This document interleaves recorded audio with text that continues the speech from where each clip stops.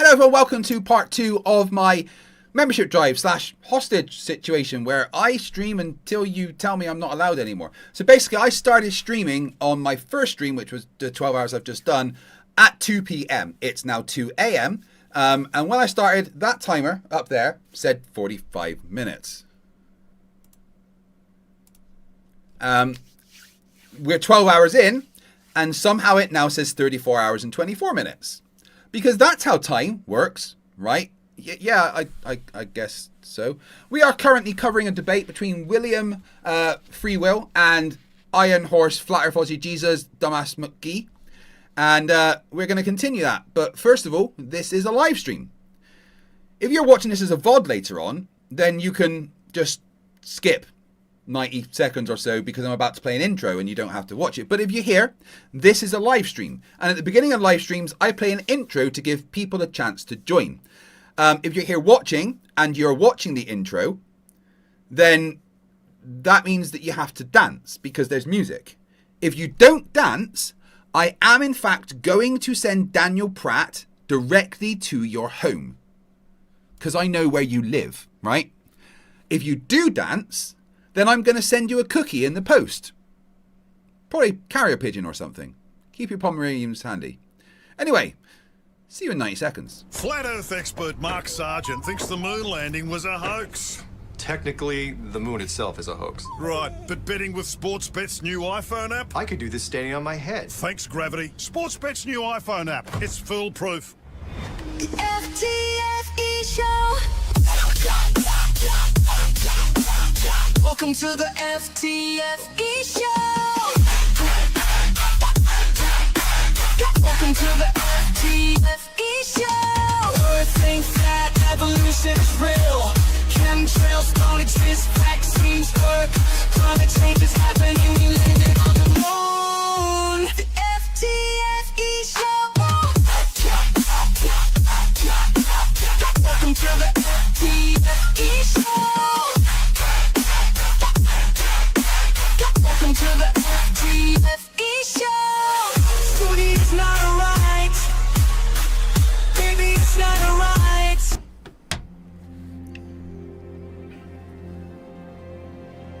We're living on a disk, floating through space, with a tiny sun.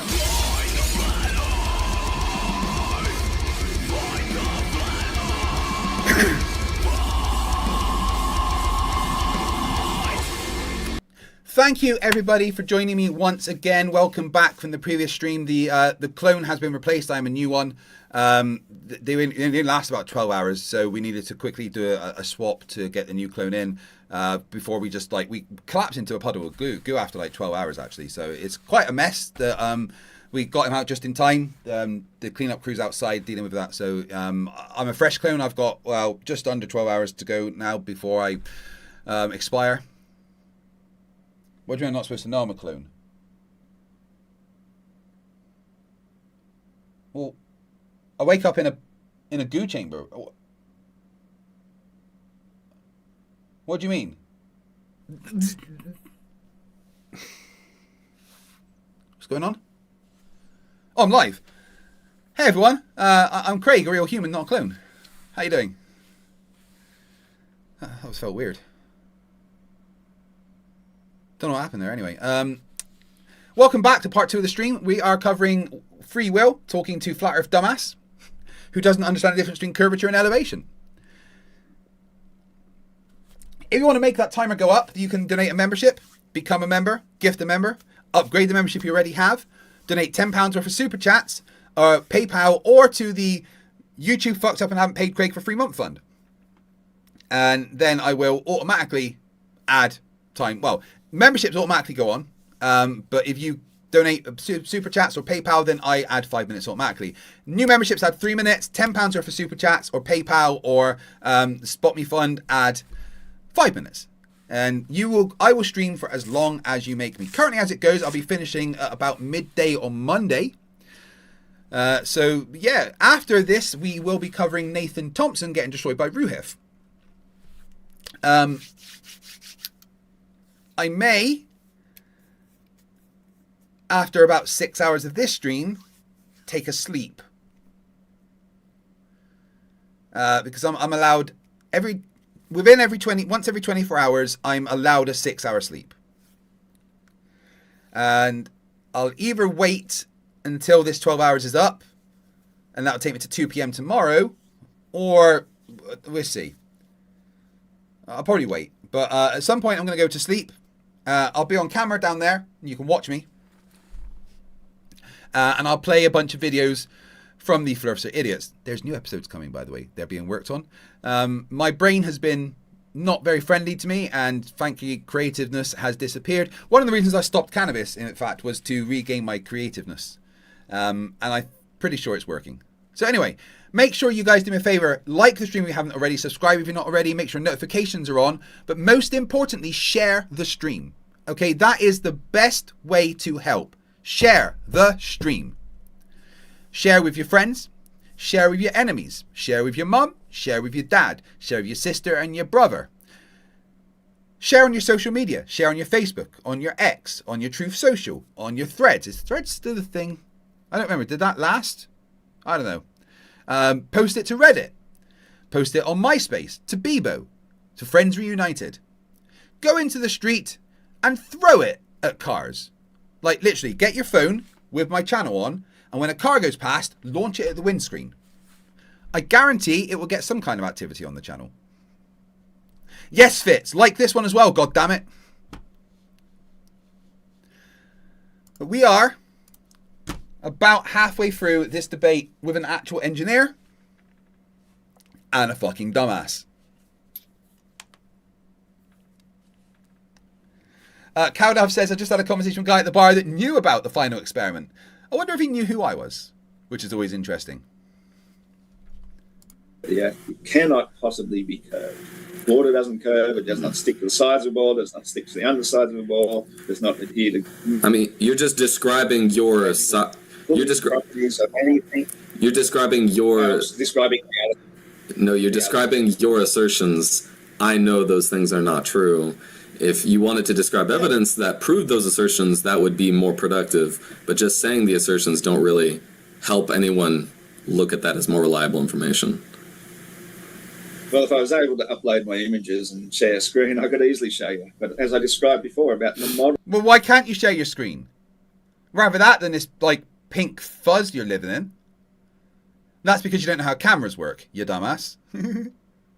Sam McBride says, anyone good with Apple software? Are we talking Granny Smith? Are we talking Redberry? Apple? What kind of apples are we talking about here?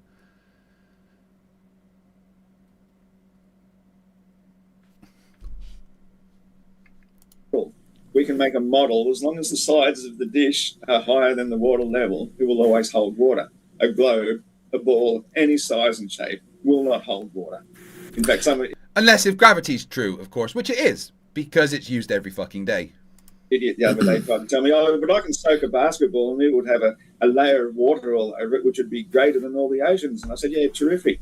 You know, the standard classroom globe says that our entire atmosphere is no thicker than the layer covering. So if you had a thin film of water over something the size of a basketball, you'd just drown the whole world in about 80,000 feet of water. That's the equivalent at scale. You know, anything made to scale, a model should scale. We can make a flat Earth model at any scale and it will work. No one says every model should scale. That's not what a model is in science. But you don't have, even if you can describe a model that way, you don't have one. Because you've got nothing that shows the accurate size of the countries. What does show the accurate size of the countries? This fucking thing. With the, well, I mean, if this was accurate, then the Starfleet Delta on the top would be scarily big. Cannot do that with a ball at all. Ever. Right, but I mean, when things get big, things act differently when they get bigger. Of course they do, yeah. I mean, you know, when you get higher in the atmosphere's density changes, right? That's right. Same as water pressure. There's less atmosphere above you, so there's less air pressure. Plus, air itself is made of different molecular. Right, but you don't. As opposed to but you don't. Water. So you don't account for those. Yeah. But you don't need to account for that density change when you're on like a local scale, right? Because it's inconsequential when you're talking about like a small scale type of an experiment, right? The difference between a large scale and a small scale change. 5 miles isn't exactly a large change in distance, and yet if that's about the height of Mount Everest, 5 and a bit miles, and people up there need extra oxygen assistance. So it actually changes pretty dynamically, pretty quickly. So right, but if you're talking, so, as a 351C says, can't stand that voice. I'm out again. Which voice are we talking about exactly? Fat or Fuzzy Jesus? I know it's a pretty hard voice to listen to. but you understand the difference. Blackbird singing in the dead of night. Take these broken wings and learn to fly, fly.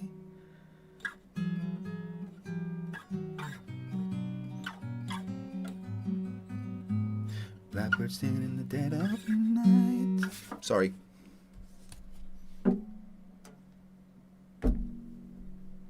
Little musical interlude there. Mudusk04 says, hey FTFE, long time lurker, I'm going to hide in the back again. Thank you for being here, my friend. I do appreciate it. Between a local system and a global system, the rules change. Like if you're talking about designing something pressure related on the surface of the earth that's never going to go above 100 feet, you would design it differently than if you're expecting it to go over 1,000 or 10,000 feet high, right? You would design it differently because the laws of physics are different when you go on a larger scale, right? You understand how that could be different. And that's why we live on a stationary planar Earth fixed at the base of the universe, because everything finds its place according to the laws of density, including the atmosphere. What? There is no law of density. That is not a thing. That does not exist. You fucking dipshit. And we live at the base of the atmosphere. That's basically where human biological life, it's physical life. Yes. We don't have to account for being 10,000 feet in the air because we don't live 10,000 feet. But if you were designing something small, you wouldn't account for a density difference. But if you're accounting for something that's going to be big, you would account for a density difference. You make different assumptions based on what you're trying to do. If you're going to do something that accounts for the big difference, you'll make it big difference. If you do it small, you don't have to worry about it, right? You don't have to worry about the curvature of the Earth if you're making a house that's going to be, the size of a normal 5-person house. But you do need to account for the curvature of the Earth when you have miles and miles and miles of pipe that are going to extend from one continent to another. That extends electrical conduit, right? Yeah, you do. Or you have to account for the curvature of the Earth when you're building a tunnel between England and France. Or if you're making the London Underground. Or if you're building massive bridges. Or tow tanks. You have to account for the curvature of the Earth for these things. So if you don't, you get them wrong. Absolutely wrong. Then the first example that was ever introduced to me was actually the Suez Canal. And my ex-father-in-law was a merchant sea captain his entire life. He navigated the world multiple times. Your ex-father-in-law. That means that your wife left you, I guess. I can understand why. Nick Wall, who's been a member for 5 months, says, does Iron Horse still peddle the giant story? I'm pretty sure he does. But he says different things. Now, he still thinks giants are real. Nephilim, he calls them. Rich Monty says, they're stupid, it burns. Guys, we are just about to head under 34 hours left on the timer. Yes. Which means that's, a 46-hour stream that is going to be happening at least. The record's 72 hours, by the way. Which I don't want you to beat, because I miss my family at some point, But if you want that timer to go up, you know what to do. Also, just for the people that are joining, due to popular demand, I'm going to be doing a second run of these, right? And instead of relying on DPD to send them, I'm going to send them myself. Because about 10% of you didn't actually fucking receive them, which was really annoying. So, if you want one of these, made specifically for you, then I will make one for you. You have to send me £20 on PayPal because I have to make them and then send them to you myself. I literally don't make money on it. It's just so you know, with the cost of the oven glove, the transfer and the posting, on a lot of them I actually lose money. But Thank you for becoming, gifting a membership, Nick Wall. That adds 3 minutes to the timer. I do appreciate that. There you go, 13. So if you want one of these, then you send me £20 on PayPal, right? With your name and address, and a note you want me to write on the back, or if you want me to sign it or something, right? So I've had about 5 or 6 orders already. If you want one, then I will get a second run going and make some specifically for you guys. £20 on PayPal, paypal.me/FTFE, which will fund me buying them, creating them, and sending them out by post. And again, it's not really me making money. That is just to cover the cost of doing it. If anything, I kind of lose a bit of money on them, to be honest. So do you want one? Well, yeah, we do left and right-handed. You could like have it that way or that way. So if you tell me left or right, I'll decide which side I put the facepalm protection on, I guess. But if you want one, £20, paypal.me/FTFE, and I will get one made for you. And after he retired, he says to me one morning, sitting there having Sunday morning coffee, reading the papers, he says, I believe the earth is flat. And I thought he'd gone insane at the time. I thought that's the most ridiculous thing I've ever heard. I said, what would make you say that? And he brought up the example of the Suez Canal. And the Suez Canal is a go-to flat earth proof because it is over 100 miles long. And at the time I said, yeah, 100 miles, that's not big enough to see Earth's curvature. Well, once you do the maths and realise how much curvature should exist over 100 miles according to the size of the Earth that we're given by Eratosthenes and modern disciples. Do you ever wonder why you couldn't see one side to the other over 100 miles? When flat earthers say constantly you can see buildings and mountains that are 100 miles away, but you can't see the end of the Suez Canal at sea level. Why is that? Oh yeah, because the Earth's fucking curved. Cycles of the spinning space ball. There should be some over a mile of curvature drop from one end to the other. So when you put it the halfway point in the centre and say, okay. Heinz asks, would that be a good gift for my wife? I mean, she has to deal with me all the time. Yes, yes. Wives need facepalm protection from their husbands. This is a thing. That point there should be half a mile of curvature drop. The world's tallest building is the Burj Khalifa. It is a massive, massive building, and it is 1/2 a mile high. So if you put a Burj Khalifa in the middle of the Suez Canal, that is how much curvature drop should exist in the hump in the middle between it. Otherwise, there's about 3 of them in drop from one end to the other. So which boat's going up curve, which boat's going down curve? None of them do. They're all on the flattened level. That's how we know the Earth is flat. So let's say you... Except you can't see boats from one side of the Suez Canal to the other. When flat earthers are constantly saying, I can see that mountain 400 miles away. Which one is it, guys?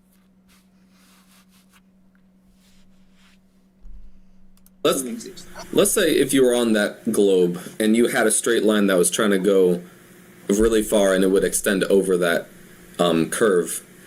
What would that look like, Iron Horse? On a globe.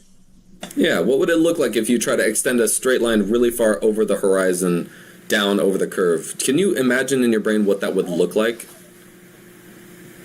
Absolutely nothing like what things do look like in our current perspective. And in fact, I think that's a mental illness to be able to even try and visualize it. The best way to do that would... It's a mental illness to try and visualize something. Is that because you're not capable of visualization? You fucking simian. You Homo habilis discovering his opposable thumb. Wait, you know what? My bad. Hold on one sec.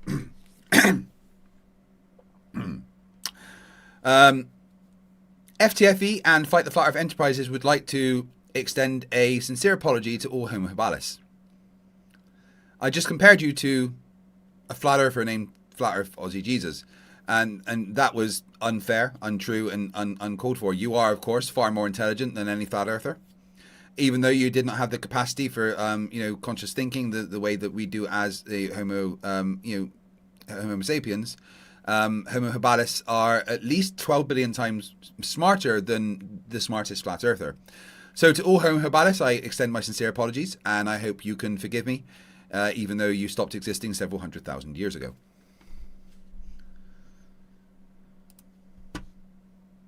Semi-evolved monkey. Hey, I'm sorry, dude. I apologize.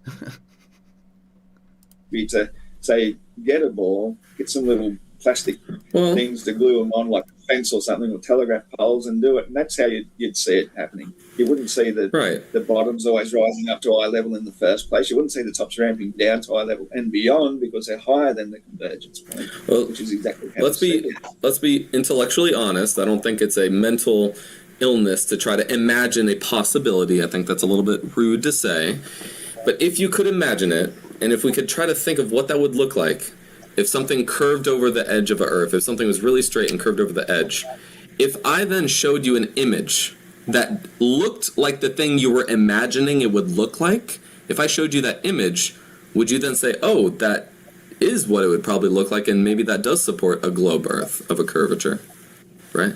Is this going to be a Lake Pontchartrain image? A what?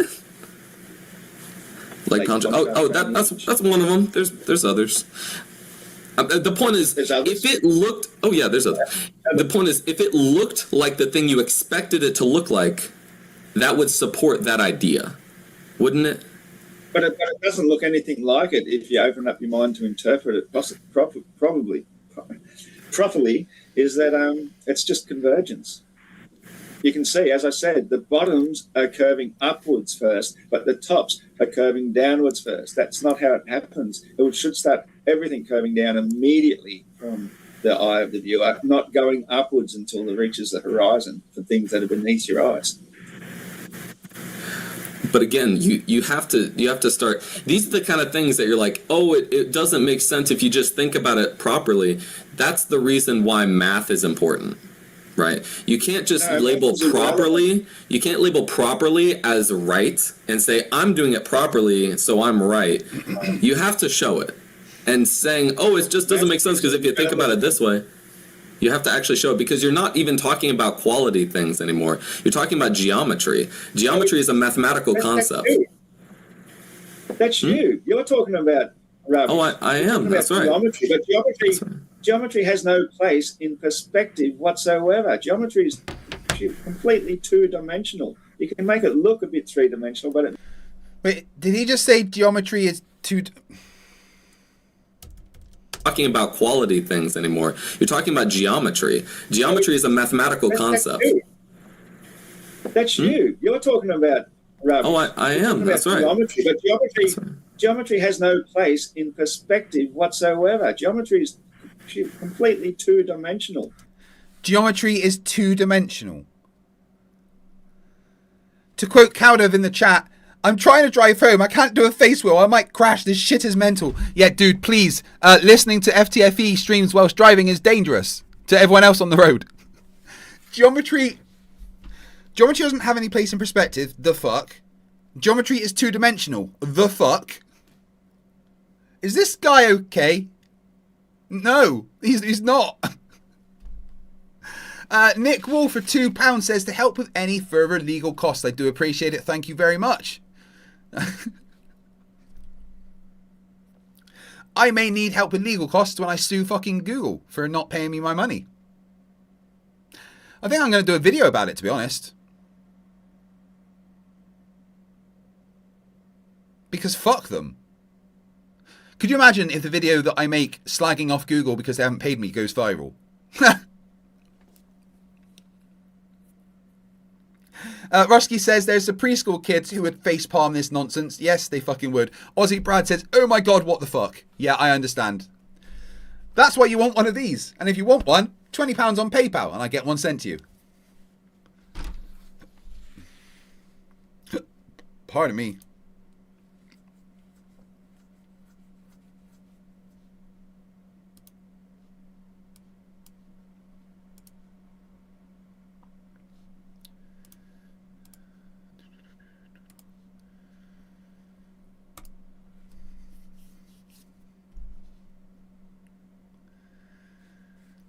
Should I sue Google, guys?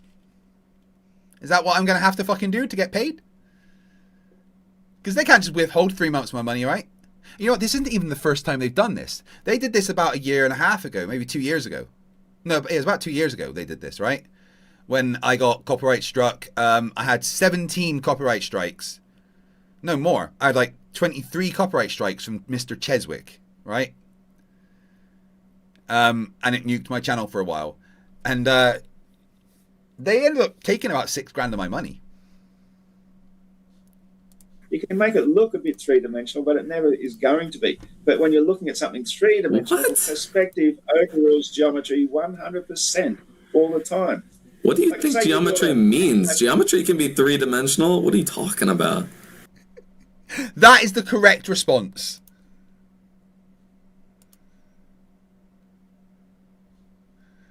Guys, look at this. Witsit gets its YouTube channel. 6 months, nothing. 5 months ago was his final stream. And in this stream, he said, no one's going to stop me doing this. This was supposed to be a part 1. Where's the fucking rest? Shorts. When was his last short? Can you explain it to me? Not even his short. He stole it from somebody else. 23rd of August to so yep, yeah. Do we all agree that Witsit gets its channel is dead and buried? I say so. Do we care? Oh well, how sad. Anyway. Okay, so you build a three-dimensional timber equilateral triangle, a big playground instrument. It looks exactly like Cowdo, stop it, you're going to crash. like an equilateral triangle from standing in front. But you start walking 10 feet to the left or to the right, all of a sudden now it's no longer an equilateral triangle, is it? Here, up here it is, because you're understanding it properly, you know it is. But from perspective, it's nothing like it. And that's what you have to understand with perspective. Wait, the fuck did he just say? Standing in front. But you start walking, perspective overrules geometry 100% all the time. You can make it look a bit three-dimensional, but it never is going to be. But when you're looking at something three-dimensional, perspective overrules geometry 100% all the time. What do you think geometry means? Geometry can be three-dimensional? What are you talking about? Electron Element has a quote saying perspective is considered a branch of geometry, specifically known as projective geometry. Specs, who's been a member for 60 months, says Witsit's channel is dead. Hurrah, hurrah. Yes, it fucking is. Hurrah, hurrah. Okay, so you build a three-dimensional timber equilateral triangle, a big playground instrument. It looks exactly like an equilateral triangle from standing in front. But you start walking 10 feet to the left or to the right, all of a sudden now it's no longer an equilateral triangle, is it? Here, up here it is, because you're understanding it properly. No, it's always going to be an not equilateral. Equilateral, it's always going to be an equilateral triangle. That never fucking stops being an equilateral triangle. The angles are still 60, 60, 60. Oh, right. Yeah, this is why they don't understand the... Oh, God. This is why they get it wrong, isn't it? Holy shit. Specs says, velocity means speed, you fucking moron. Iron Horse said this to PhD Tony. Yeah, I know. I know. I'm going to call a PhD a moron while saying something wrong. You know it is. But from perspective, it's nothing like it. And that's what you have to understand with perspective is nothing is as it seems. And you cannot use simple geometry to try and explain it. You're absolutely wrong. You're using confirmation bias and fooling yourself, which is actually a type of mental illness, sorry to tell you. That is extremely rude, Iron Horse, but I'm going to forgive you. I'm going to let that pass this time. No offense, well, as long as you said no offense, then I guess it's fine. So geometry absolutely is used in determining certain perspectives of things. Like if something is very far away and it's a certain shape, and you know how the shape should look, you can then use geometry to determine the orientation that shape actually is, because you can use geometry in perspective. It's got nothing to do with the orientation of it. What are you talking about? What you just said, if you put a triangle equilateral and then you look at it from the side, it's not going to look equilateral. Well, you can use math to determine the exact angle you are looking at that triangle at. Watch him backpedal here. That math is called geometry. But it's not going to make it that the triangle that it appears to be, though. Is it? That's the difference.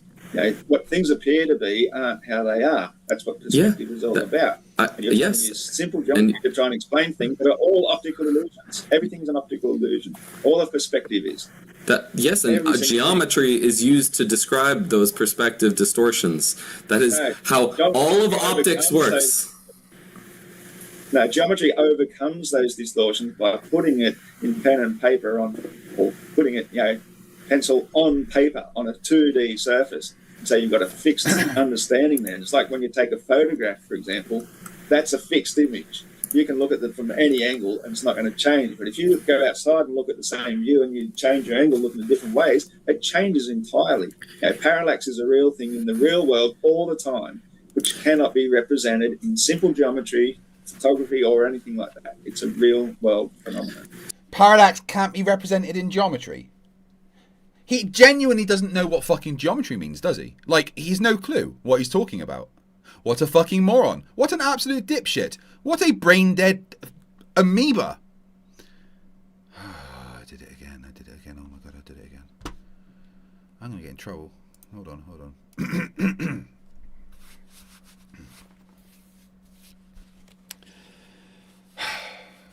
The FTFE YouTube channel and Fight the Flat Earth Entertainment Enterprises would like to extend their sincere apologies to, basically I've just compared Flat Earth Jesus and Flat Earthers to amoeba. And, that was unfair, unnecessarily uncalled for. So I would like to extend my apologies to all amoebas, frankly. You didn't deserve that. You never asked to be compared to Flat Earthers. And it's an unfair comparison. Because, of course, amoebas are much more intelligent than all Flat Earthers. And, to do that is not fair. So, yeah, I'm sorry, amoebas. All lawsuits can be directed to F-Grudge in the chat. So I am just... I'm like, Oh, bless you, Electron Element. Does Iron Horse know trigonometry? No, he doesn't. extraordinarily surprised. Like, this is the entire field of optics is doing what you're describing. Optics, almost all of it. Yes, optics. Optics is the thing you're describing, and optics and geometry go hand in hand. Almost all of optics is geometry, and you have to figure out how light will bounce in certain directions based on the certain substances it's going through and the angles that you're looking at things. It's a mistake you're making, because the Earth is a dynamic system where everything is constantly changing. Nothing is fixed, but as soon as you make optics of it, it's like, as I say, nothing is fixed except for, the Suez Canal that you were just saying is a fixed, run of water that is, clearly flat and never changes. Apart from that, right? No, you couldn't mean that you're, lying about something and, conflating two issues or, getting everything. No, of course not, because you're the pinnacle of evolution and intelligence, right, Iron Horse? Fucking dumbass. Can't figure out how to stop your camera being purple. Nick Wall says for £2, hashtag stand with amoebas. Yeah, I am sorry, amoebas. I'm really sorry, of course.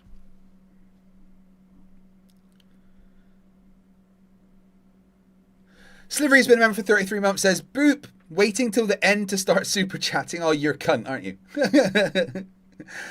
Droopy Wiener, who's been a member for 61 months, says, when has Flerfs ever known what they're talking about? Never. Never, ever, ever, ever, ever, ever, ever.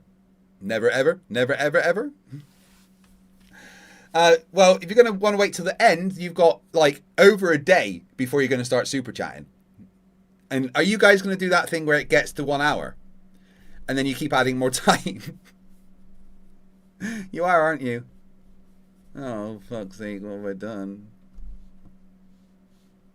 in the photograph. It's just the still of a moment in Rachel, time. But everything is constantly in flux. Everything is constantly moving. The sun is never where we think it is. People think they can triangulate towards an optical illusion of light in the sky that's in a completely different place from another person. But the simple geometry will tell you then it's 93 million miles away, when in actual fact, each person's individual attribution of it might be only 12 to 14 miles high. No, that's not how that works. Everyone can measure the distance to the sun and find out it's 93 million miles away.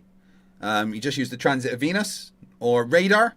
They did radar in 1964, I believe.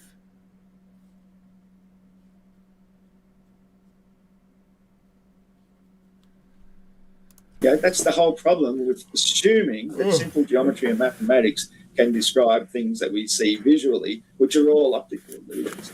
So that's why everything about the globe is so fundamentally wrong, because it's Zooming, I love you. It's just You fixed dick. material, one view solves all. It's not. It's a completely dynamic system where everything is different for every viewer everywhere.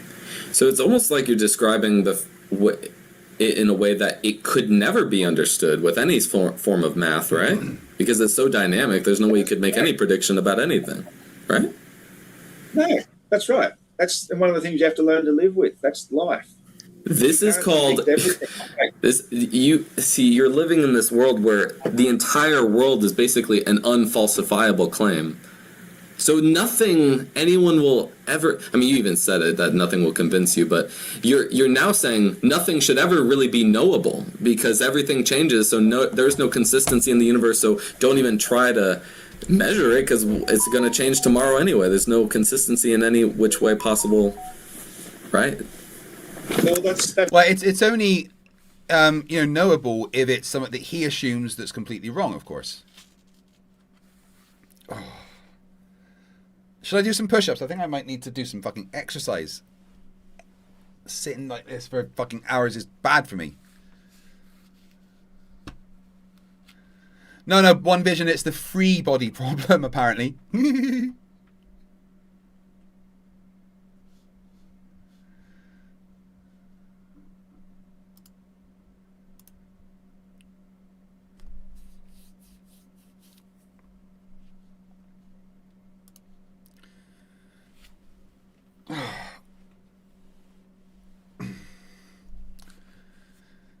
I'm just gonna do some push-ups in a minute and stretch my body.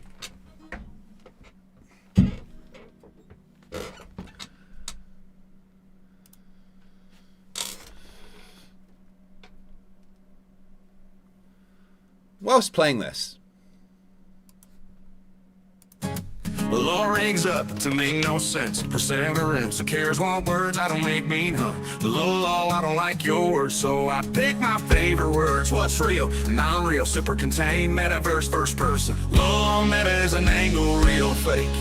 This is so physical, hit 'em up, chastise every young bitch that tries to stop me, Tupac. All humans can do is word salad or make up stuff. Disagree versus agree, he's not, it's not around, he's deaf, another deaf one. You can't hear, LOL, not a ball, it's a tear, low, no dirt in the middle. No dirt in the middle, no, no, no, no, no, no, no, no. No dirt in the middle, no, no, no, no, no, no, no, no. No dirt in the middle, no, no, no, no, no, no. No dirt in the middle, no, no, no, no, no, no, no. Up to make no sense. Perseverance, who cares what words I don't make mean, huh? Low, I don't like your words, so I pick my favorite words. What's real, non-real, super contained, metaverse, first person. Low, meta is an angle, real fake. It's so physical, hit 'em up, chastise every gun bitch that tries to stop me, Tupac. All humans can do is word salad or make up stuff. Disagree versus agree, it's not around, he's deaf, another deaf one. You can't hear, LOL, not a ball, it's a tear, low, dirty middle.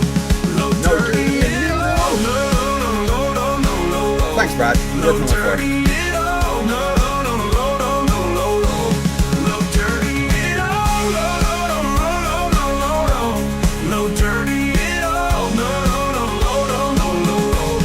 Low, dirty middle, to make no sense. Perseverance, who cares what words I don't make mean, huh? Low, I don't like your words, so I pick my favorite words. What's real, non-real, super contained, metaverse, first person. Low, meta is an angle, real fake. Low, dirty, no, no, no, no, no, no, no.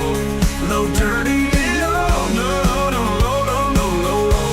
Low, dirty, no, no, no, no, no, no. Low, dirty,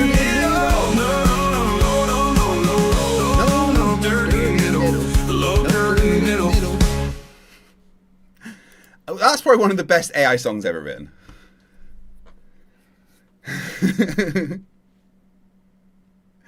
One Vision says, stream ends in 33 hours. I don't want to know what you're taking. This. That's it.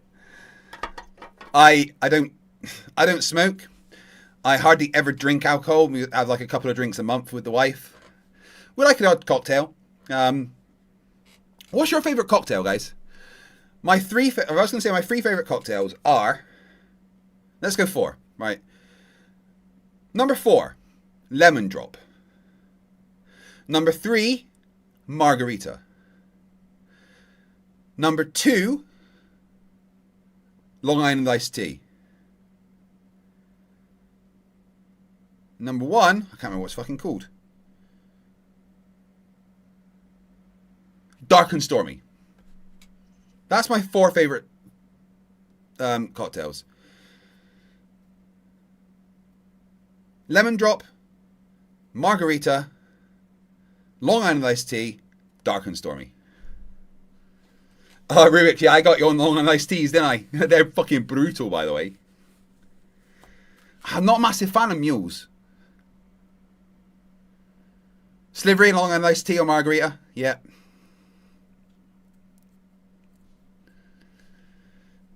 But yeah, I don't really drink that much. You know, I don't take drugs. I don't smoke. I've stopped cannabis for 60 days now.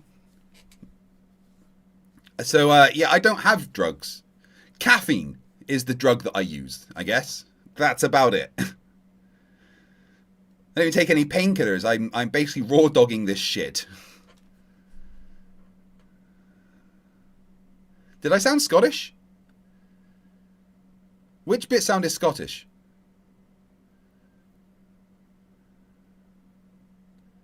Oh yeah, Long Island iced tea are best bang for your bucks. You're right, Rubiks. And Long Island iced tea are like magic, right? It's here's all the alcohol, but it doesn't taste like alcohol.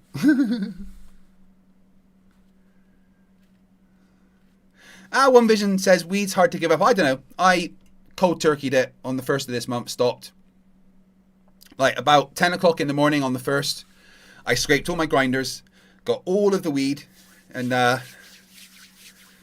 smoked the last bits that I had. Had like, I think 4 or 5 bongs. And that was it. That was the last thing I ever had. It's been 60 days. I'm not going to lie. Kind of miss it a little bit. That's part of it, exactly. You have to be able to comprehend that in your mind, that these things aren't knowable. They're not something you can fix and measure. But you can still... But you can know it's flat. Yeah. But the one thing we do know is that it's flat. That's the one undeniable truth that will always be true. I can predict a jug of water. I can predict that whatever it hits, if it's not going to contain it, it's going to keep on flowing until it hits another level. So I can predict by the nature of water what's going to happen, and that tells me that the Earth is flat.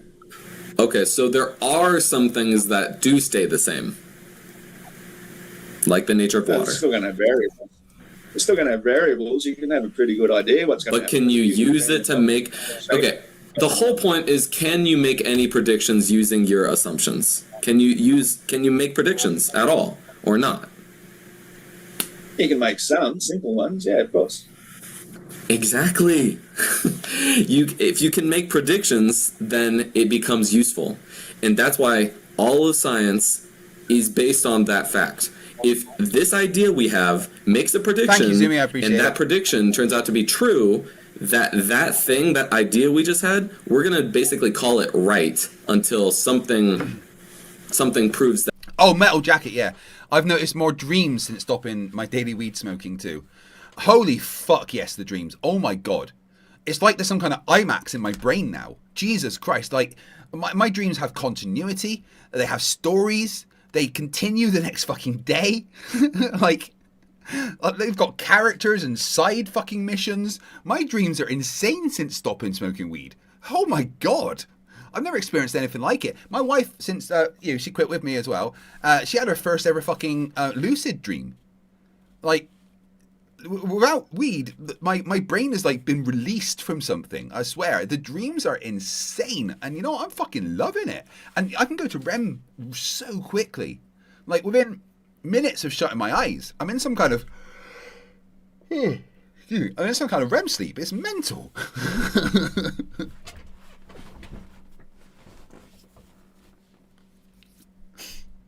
That prediction was false. That's what all of science is doing all of the time. And you have this idea that almost everything is not that way, but just like with the water, if the water consistently does it right here in front of my face, then it probably does the same thing on the other continent. Rachbot says, I can't dream. That's good. Well, you're an android. Don't you dream of electric sheep? Suicide says, is that why you kick your legs while you're sleeping? Chasing rabbits in your dreams? No, but here's one thing. My wife suffers from restless limb syndrome. So sometimes at night, she fucking, like, legs and arms going all over the place. And, like, it's like I'm on a roller coaster in the bed sometimes. It's crazy. I have to come in here and sleep on a mattress. Which I'll be sleeping on in, you know, like a 10 hours or so time.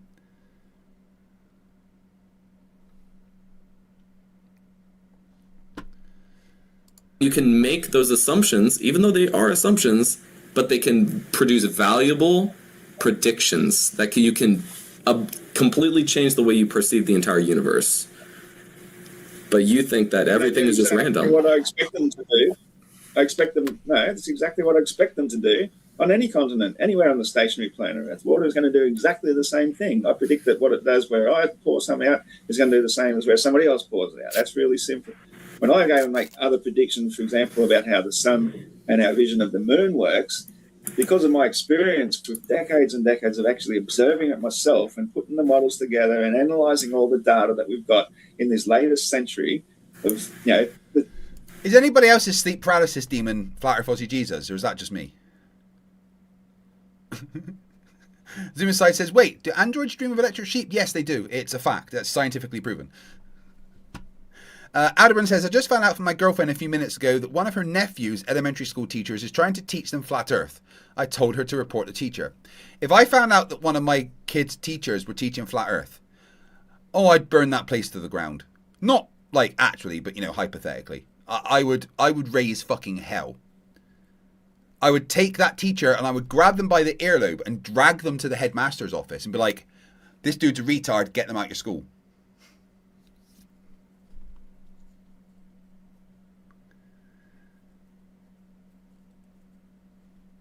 Most digital cameras are probably less than a decade old, or very little more than. Since we've, in this last decade, the amount of information that has come to hand that can now be analysed to fit a model, I can make a working model that matches the observations, which is exactly what you just said. If it matches the observations and it's a good theory, well, until somebody comes up with a better one. See, I say the nature of light, there is no light. As even in your picture you can see, there's no light in the darkness of space. The atmosphere itself. Then what the fuck are stars? If there's no light there's no light in the darkness of space, then what are stars? That's light in the darkness of space. You fucking moron. Is the giver of light, and that's because of the atmospheric gases that get fluoresced by the solar radiant energy. So all light itself actually comes from the Earth. It's powered by the sun, but it's in You just said you could make a model that describes all those observations, and it'd be a flat Earth model, correct? That's correct. Yes. The atmosphere itself is the giver of light. That's exactly what you just said. If it matches the observations and it's a good theory, well, until somebody comes up with a better one. See, I say the nature of light, there is no light. As even in your picture you can see, there's no light in the darkness of space. The atmosphere itself. So is he, number one, admitting space is real? Okay. Itself is the giver of light, and that's because of the atmosphere is what gives light, apparently. Not the sun. No, it's the atmosphere. The atmospheric gases that get fluoresced by the solar radiant energy. So all light itself actually comes from the Earth. It's powered. So why in a dark room, if I turn on an LED bulb, does it get bright? Because that's not solar radiant energy, is it? It does the same thing as the sun, though. Lights up the atmosphere. You fucking moron. You dumbass. You don't have all your cornflakes in one box. You got an IQ of 2 and it takes 3 to grunt. The elevator doesn't go all the way up and there's a vacancy at the top floor. Your antenna doesn't pick up all the channels. By the sun, but it's in you just said you could make a model that describes all those observations, and it'd be a flat Earth model, correct? That's correct, yes. Absolutely. And as I say, that each of these things that creates the influence that creates the light, you see through this veil of the atmosphere, and that's where you see the apparition of that light, and that's why it will seem to move with you as you move. Everything. Iron Horse, why haven't you done that? I have. You can see my channel. I've got a playlist. I've got a playlist channel called Whiteboard Lessons, and I've shown exactly how it works. What do you mean? But I'm not a usually, maker. I just a nature appreciator. Okay, right. You haven't made the model, right? I don't need to. The model's already made. I live in it. But no one believes you, Iron Horse. I don't need to make a model. We live in the model.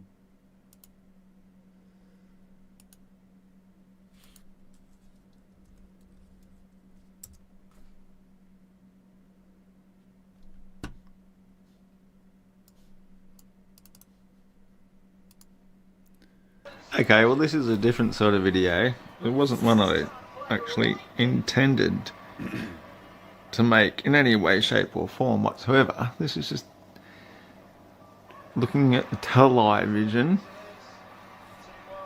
And if you look... The television that I've got a fucking 50-inch one of in my fucking front room.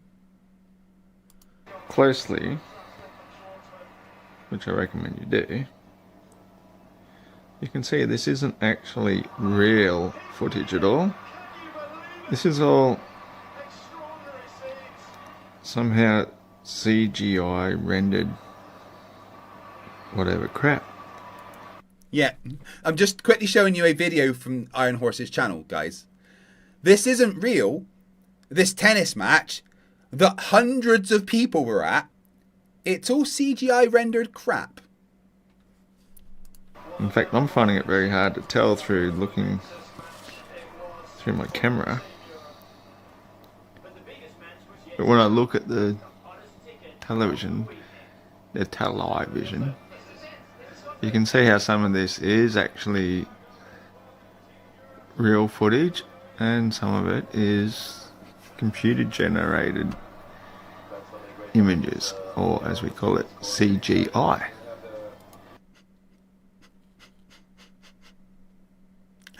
Tennis is CGI, my friends. Which I find is quite interesting because they're putting this on for some reason or another after tonight's grand final. Tonight being the 30th of the 9th. And that clock's always a few minutes fast, but that's about right. It's nearly midnight. And we're showing this stuff. Clearly computer generated images. Clearly.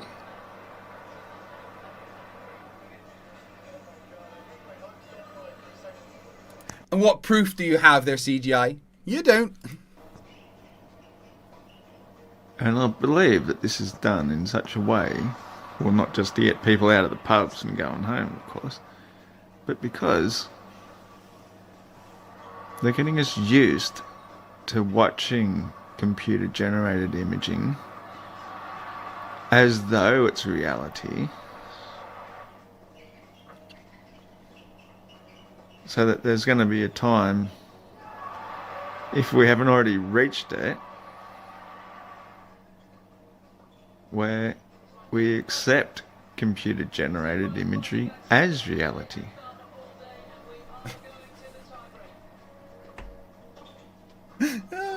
This is brilliant. This is one of my favourite videos.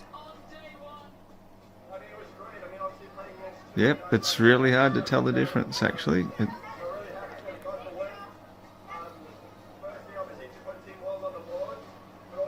It was actually a little bit more obvious before I started filming. Oh, now I'm filming. I can't tell if it's CGI or not. But I could tell before.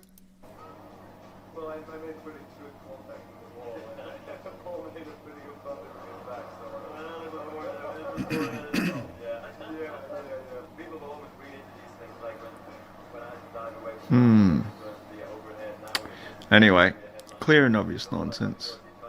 I have no time for watching mainstream television. I'm just about to turn it off anyway. Except you clearly were fucking watching it. You just told us how you were watching it. It just happened to be on. And I thought I'd make an observation. Oh, there's my comment 7 years ago. What the fuck have you taken?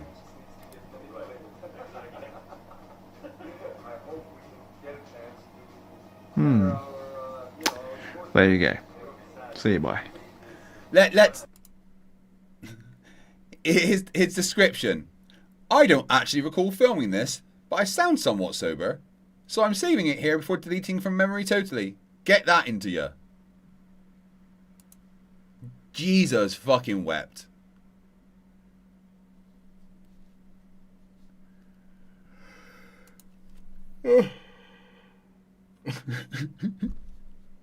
So make the model, convince people. So why are you debating? The model's Okay. made. What If have I you- got? Do you know what a model is for, Iron Horse? The purpose of a model, what the purpose... You just said you could make a model to show how everything works. Why don't you make the model to show everyone how it works? Because I don't believe you, and if you showed me a model, then I could... It'd be something to work with, right? Okay, well, here's a thought experiment model for you that might Please. come even close to even a tiny fraction of a second of scale. If you've got a massive A thought experiment isn't a model. They're different things. Fuck me. Like, actually fuck me. I'm waiting. Fuck me. stadium, one of those huge football stadiums that's mostly enclosed, doesn't have to be fully enclosed, but somewhere across the middle you strung a spotlight. And then, say, about 3 meters above the surface of the ground, you spread out this massive sheet. So it's a massive sheet, say a blue sheet, suspended in the air, hopefully as flat as possibly can be. You might have to use poles and strings and whatnot, but stretched out as tight as possible. Now, you have the spotlight shining from above, the entire sheet looks as though it's lit up. But from below, all you get is this gentle blue glow, and you can see a hot spot of the spotlight through the sheet. So if you started walking around, that spotlight is going to follow you. So no matter where you were looking up through that sheet, that's where your version of the spotlight is. So you could have 1,000 people down on the ground, all in different spots, and each of them are going to see a different spot where they see the hot spot of the spotlight through this sheet. That is basically how light works on the Earth, is that the atmosphere is the sheet. The sun is more like 60 to 70 miles high. The sheet is about 12 to 14 miles high. And everybody's looking through a different... So there's just one layer of the atmosphere and it's a sheet? The brain hurty. The brain hurty.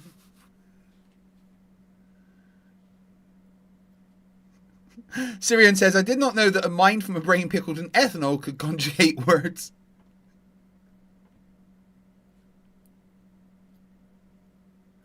Metal Jacket points out that far away from the side of the sheet, the hotspot won't appear round. It would be oval. Yes, you are correct, kind sir.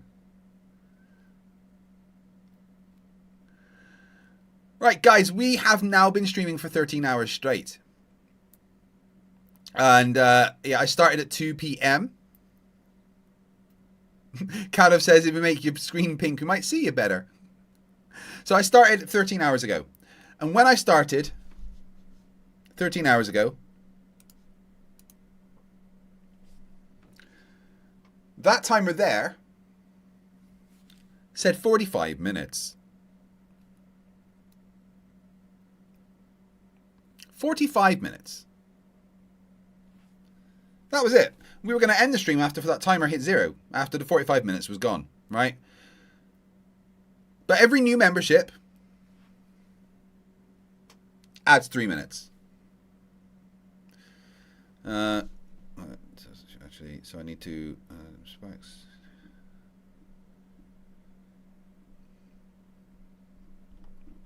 Just checking I've needed to add any in case I have missed any. Yeah, I actually need to add 1. I need to add 6.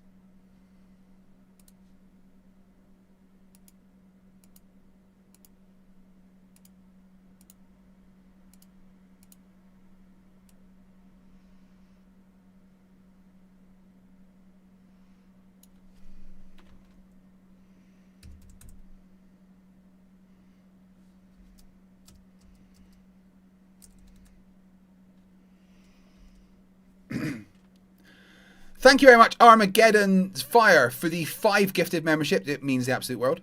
Right, so yeah, when I started, there was 45 minutes on the timer. Every 3 minutes, every membership adds 3 minutes. So if you become a member, if you gift a membership, or if you upgrade your membership, it adds 3 minutes. If you send super chats, every £10 worth of super chats, or £10 gifted to PayPal, or £10 to the YouTube fucked up and didn't pay FTFE for 3 months fund.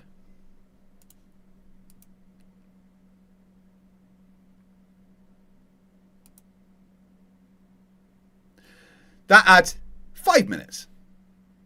So after 13 hours of streaming, when we started with 45 minutes on the timer, we have, let me just look up to the right slightly and check. We've got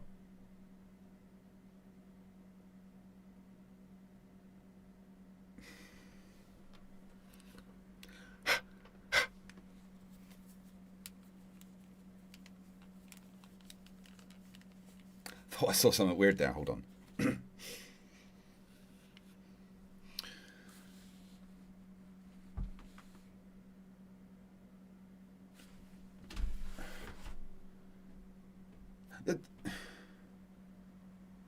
After streaming for 13 hours, that says 33 hours and 41 minutes. Wait, help me out here, guys. I've been streaming for 13 hours. It started at 45 minutes. So 45 minutes minus 13 hours is, well, minus 12 hours and 15 minutes, right? Hey, ahoy, hoy, Planawalk. So I should have negative 12 hours and 15 minutes. Is that right?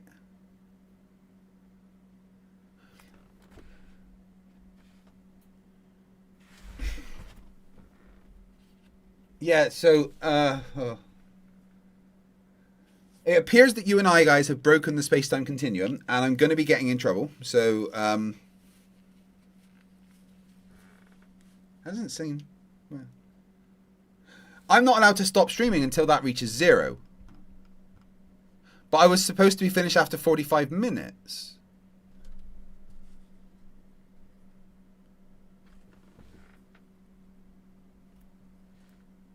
Yeah, so you guys have done that. That means that even after 13 hours, I still have 33 hours and 40 minutes to go. I'm never finishing, am I?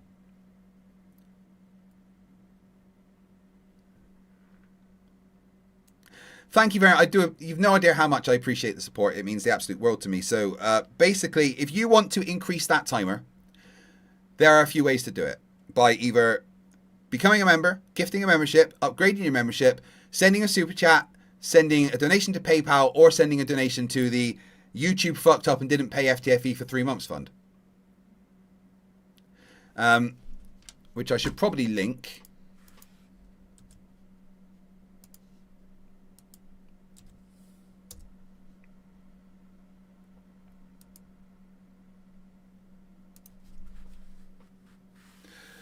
Rubiks, the incredible person I keep trapped in my basement, set up the fund to help me because I haven't been paid, and you know, I if I want to have electricity and you know, food, I need money. Oh, Little Wolf's Den says for Catsoid should try one. How fucking funny would that be?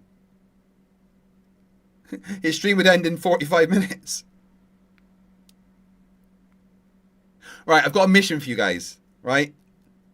Convince Flatzoid to do a membership drive and see how long he goes for.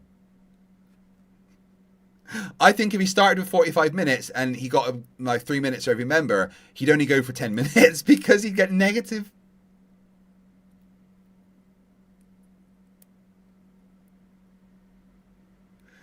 Panawalk says, just so you know, they found me at the old place. What? Planawalk, what are you on about?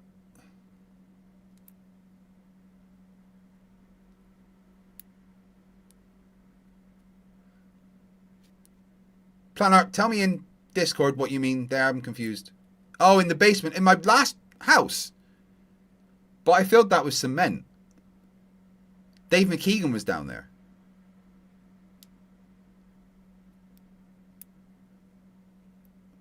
Did I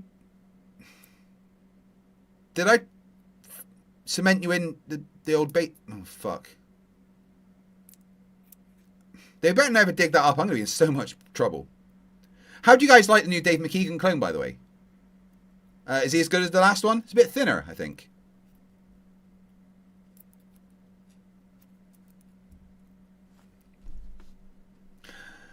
But yeah, if you want to increase that timer, then become a member, gift a membership, super chat, PayPal, or donate to the FTFE fucked up fund. Oh, I pinned the wrong message.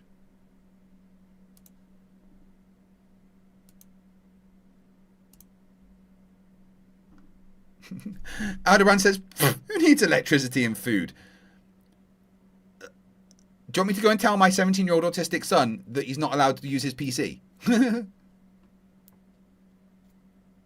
Eric Burns says, which Dave McKeegan clone was it, the one you sent to Antarctica? The cold-resistant model. Turns out that they run a bit hot, those ones. They only last for like 4 or 5 days. They'd have to take their top off whilst in Antarctica to like cool down every now and then. I forgot to put the cooling system in it.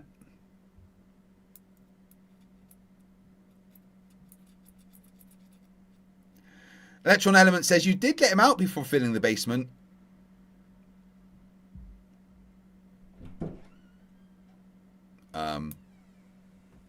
Hey, Struan. What's up? Come here. Why? Come here. I'm not dressed, mate. I went to sleep. Oh, right, okay. Thought my son was still playing video games. I was going to get him to come and say hello. But he's not. He's going to bed. So yeah, let's get on with the stupid.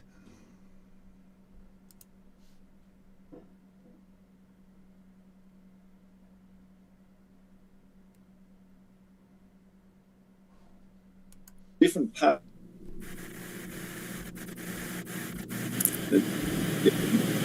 Except the sun is never anywhere. It's looking through a different part.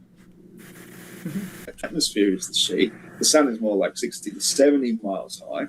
The sheet is about 12 to 14 miles high. And everybody's looking through a different part.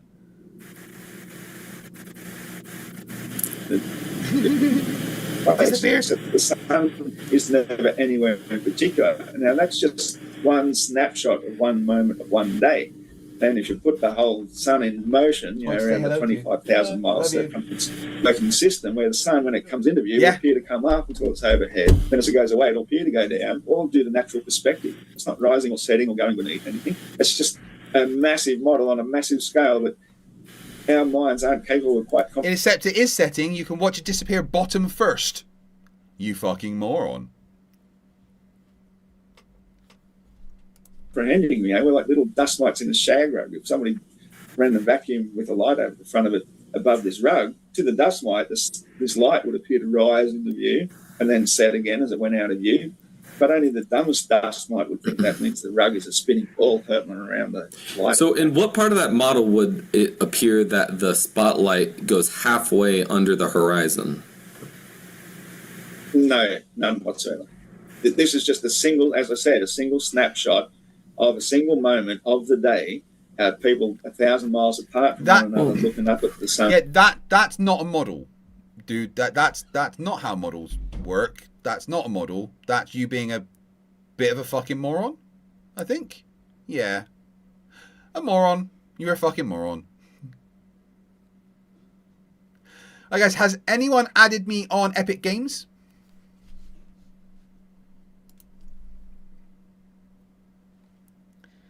Add FTFE on Epic Games if you want to join me on Satisfactory.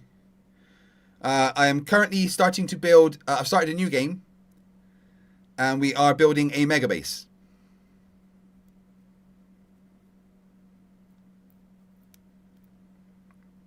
Well, I am building a mega base. I'm going to build one building that contains everything in the game. One building that makes every single item in the game. If you want to join me, I need people to go hunting for sloops, hard drives, and Mercer spheres.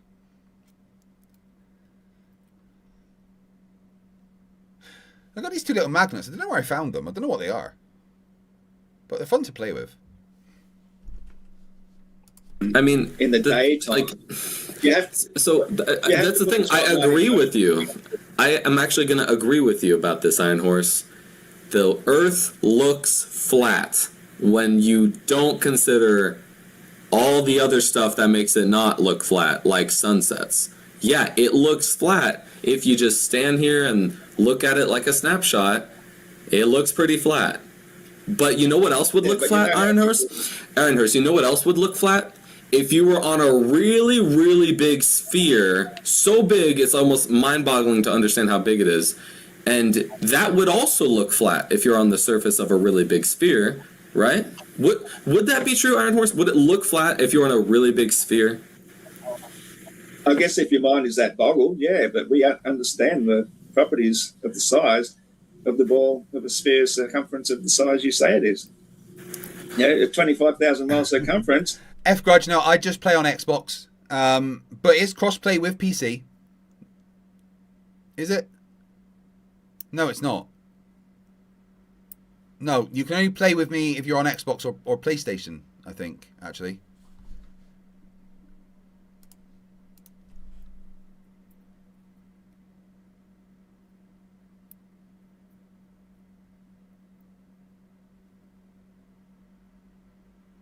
Yeah, no, you can only join me if you're on Xbox or PC.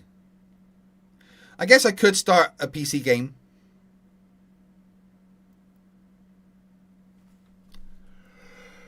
At 100 miles, you got over a mile of curvature drop, which is more than 2 badge calibers of drop. And we can see for hundreds of miles without so much as an iota of drop. Not a single bit. So, no, it's not mind-bogglingly big. We understand the actual parameters of your belief. And we know it's not that big. You are the one that's mind-boggled by your own beliefs. Because the flat earthers come along and give you a sense of reality, show you what you really live on, and all you can do is go into denial. Fly earthers don't understand reality in the fucking slightest because they're all dumb as fuck. DJ Sarah Jones says, no Oculus Quest. I've got an Xbox somewhere, but just can't get back into gaming. It's Satisfactory that got me back into gaming, to be honest. I started to play Sonic Racing and was really enjoying that. And then they released Satisfactory and I kind of forgot about Sonic Racing.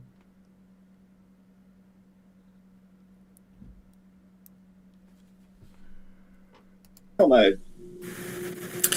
Well, the thing is, Iron Horse, you aren't even familiar with your own physics of the number one most influential force in the universe from your perspective, which is buoyancy. You don't know that on the most basic of scales.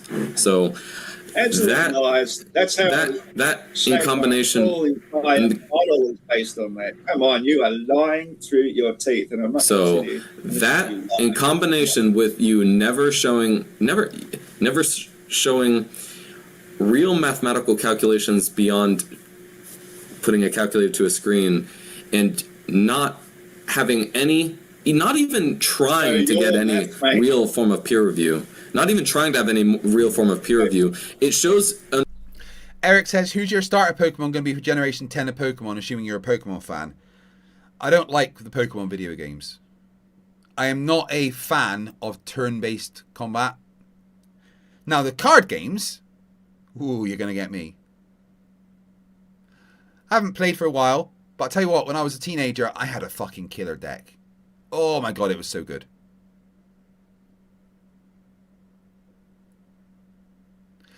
Slivery says, I'm hooked on OSRS until I'm act. What's OSRS?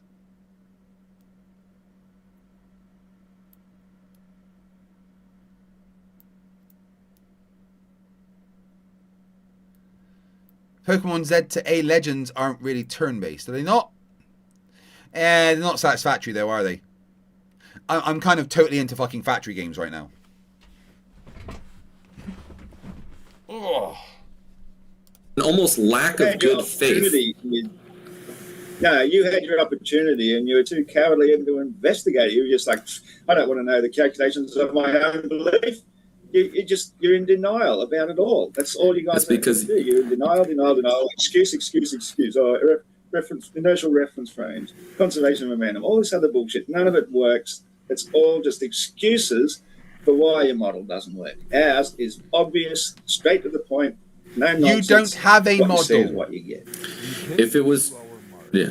I know that, William, I know you've got a round in the chamber ready to fire back, but we have to give somebody the last word, and I'm inclined toward, just because it's been a little bit over 2 hours. It's no problem. It's a good time to jump into Q&A. If you feel like we're ready, if it's a good time as well, William and Iron Horse. Sort your fucking mic out, James. Come on.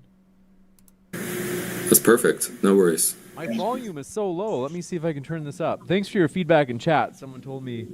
It's been 2 seconds. I'm going to work on this here.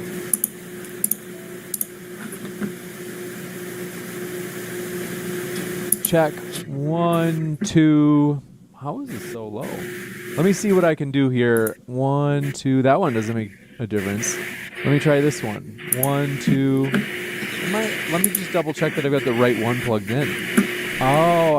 Yeah, it sounds like it's a different mic you're using. I can hear your computer fans more than anything. I think that might be it. How embarrassing. No, I did have it. We'll figure this out.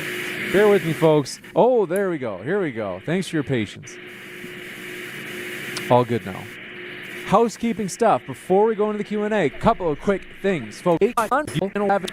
Watch all of DebateCon. Thank you for a second. We're going to get it rolling here. Cake Hans. Thank you. Says, for the fun of this debate, can you all, including you, James, please tell me your favorite pizza? Example, mine is taco pizza. Yes, it's messy. I don't care. I love pizza. All pizzas. I'll get the ball rolling. I'm very pleased by a pepperoni. Even more than a meat lover's pizza. 'Cause those are good, but I just like pepperoni. Just really goes. Favorite pizza, guys? Currently, my favorite pizza is pepperoni, mushroom, and anchovy. Anchovy on pizza is the goat, by the way. Oh my fucking god! Like, I only just really discovered anchovies. I love them in a Caesar salad, but you put some anchovies on pizza. Oh my fucking god, by the way. Oofed.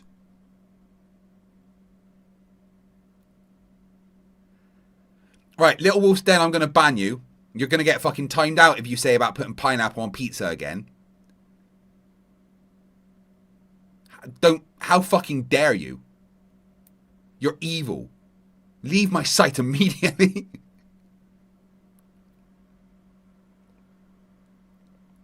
Eric Burns says, roasted red peppers and garlic on a Connecticut style pizza will forever be the best. Sarah Jones says, I believe pineapple can go on pizza, as long as it's not mine. Amber says, pineapple on pizza is great with roasted peppers. Get out. Just fucking leave. You're not welcome here. I'm joking. I love you. One Vision says, pineapple on Canadian bacon is... What is wrong with you people putting pineapple on pizza? You know that's a crime, right? I'm pretty sure it's like a felony in America. And it's, you know, a crime in America, in the UK. We still hold the death penalty for it, I'm pretty sure.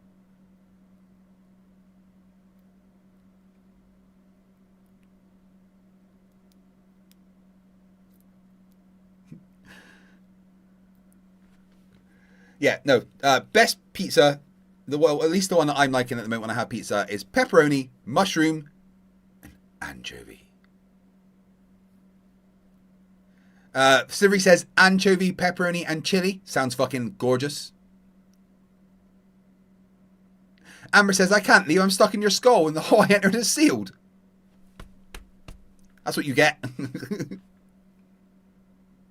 Rubiks says, wasn't pineapple pizza made in Canada? I'll nuke Canada. I'll fucking take it out. How dare it? Little Wolf Stenster says, I do love a good barbecue chicken pizza. I'm fucking salivating.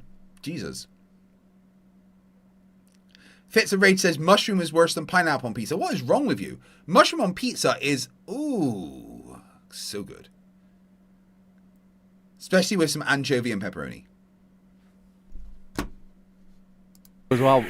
Gentlemen, what's your favorite pizza?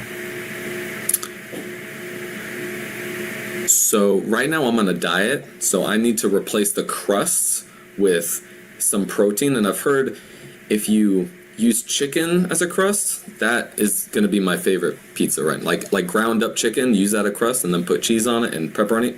That's what I want right now. Can you do that? I've seen it on TikTok, so probably. Wow, that's cool. I've heard. Must be true. I've heard of cauliflower instead of yeah. That's also good. But chicken, that sounds less protein. But chicken sounds even better. Right? So yeah. What about you, Iron We Horse? got a good idea there. Pizza, favorite pizza. Clive, how you doing, dude? And throwing whatever, mostly veggies and a bit of chopped up chicken, heaps of garlic and onion and a bit of pineapple, whatever's got handy. See, he's just lost the debate. He said there's pineapple. You could put pineapple on pizza. What the fuck's wrong with him? Eric Burns says, if you ever come back to the northeastern US, take a train to New Haven, Connecticut for some pizza. Frank Pepe's is literally world famous. Yeah, I ain't going back to America until Trump's removed from office. I could have gone to Texas. But I didn't want to go and debate fucking Mike Jones. Because he defends a pedophile.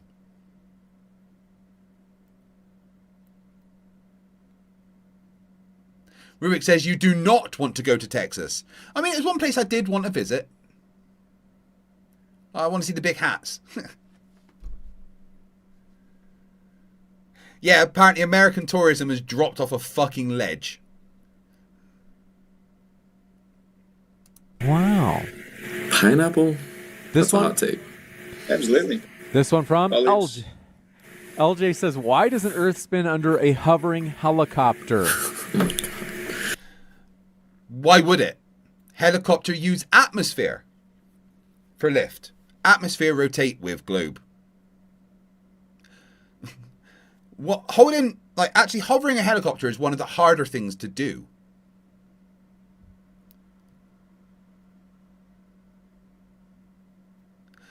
Rubik says, you're always welcome here, you know that, but Ohio, I mean, your basement isn't much better. Getting sassy in the fucking basement there. Okay. It's called the conservation of angular momentum. It's the same reason you can fly a drone in a bullet train. It can hover, but you're moving over the surface of the Earth. And it appears still, is also another word for that is an inertial reference frame. The helicopter is an inertial reference frame, and the Earth is under it and partially moving because the helicopter's moving. So look up inertial reference frame. Maybe that'll help. You got it. This That's one a really, really, really sad. Can I have a quick go at that one? Because it's a really poor analogy. I'm just a little bit nervous about rebuttal. Just this one. Okay. Just a really quick rebuttal. Is that when he's talking about an inertial reference? Guys, you might need one of these. And if you want one of these made specifically for you, then that can happen. During the rest of this stream, I will be selling these for £20 a pop. Just so you know, I don't make money off of that. That's the cost of basically me making them and sending them to you. I will probably actually even lose money off of that. So if you want one of these, then my PayPal link is paypal.me/FTFE. And tell me you want left or right-handed. Give me your name, your address, and what you want me to write on the back for you. And I'll get one made specifically for you. Yes, you. Not you, Gary. Sit down.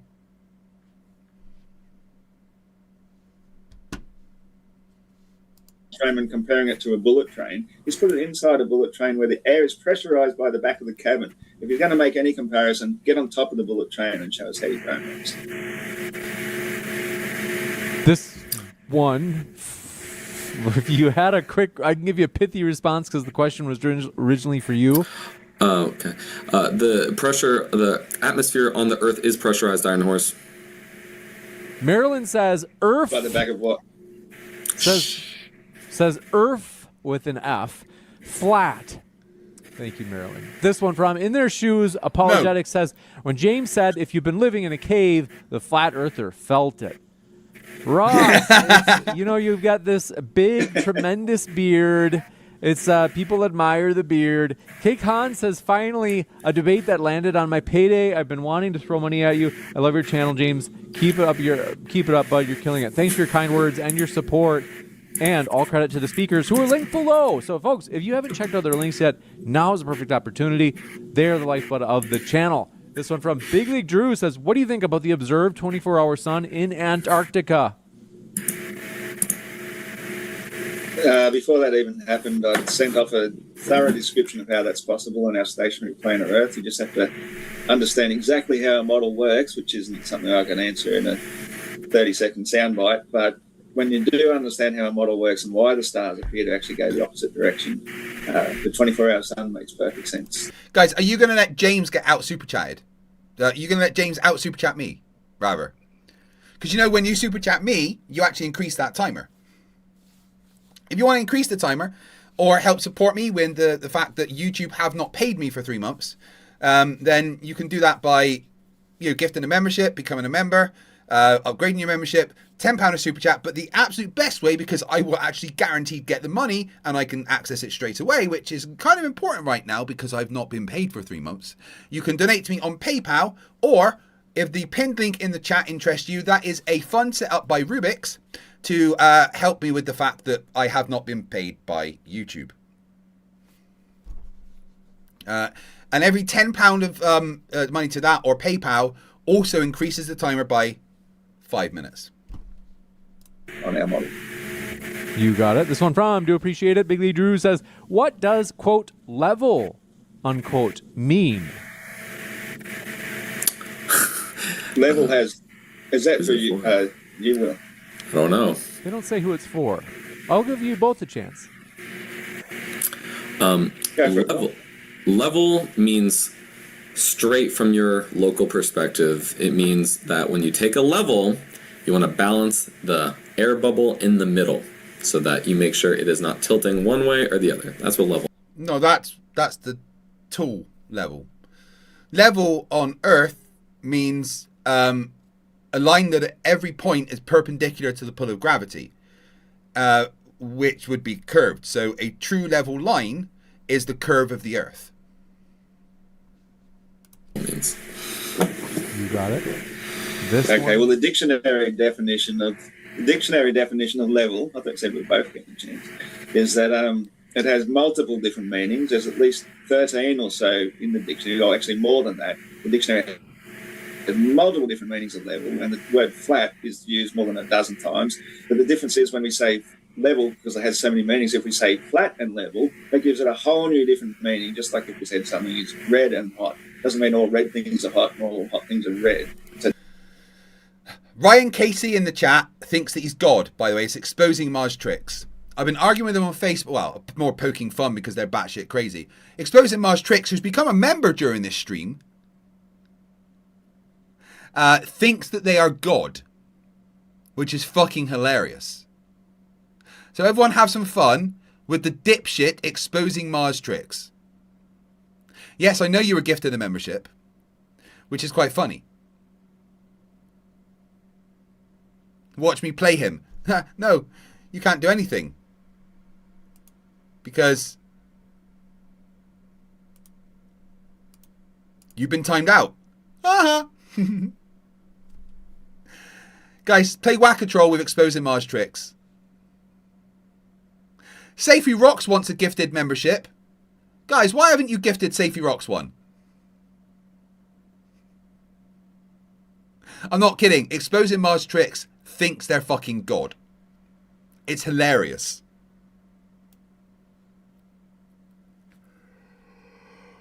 Oh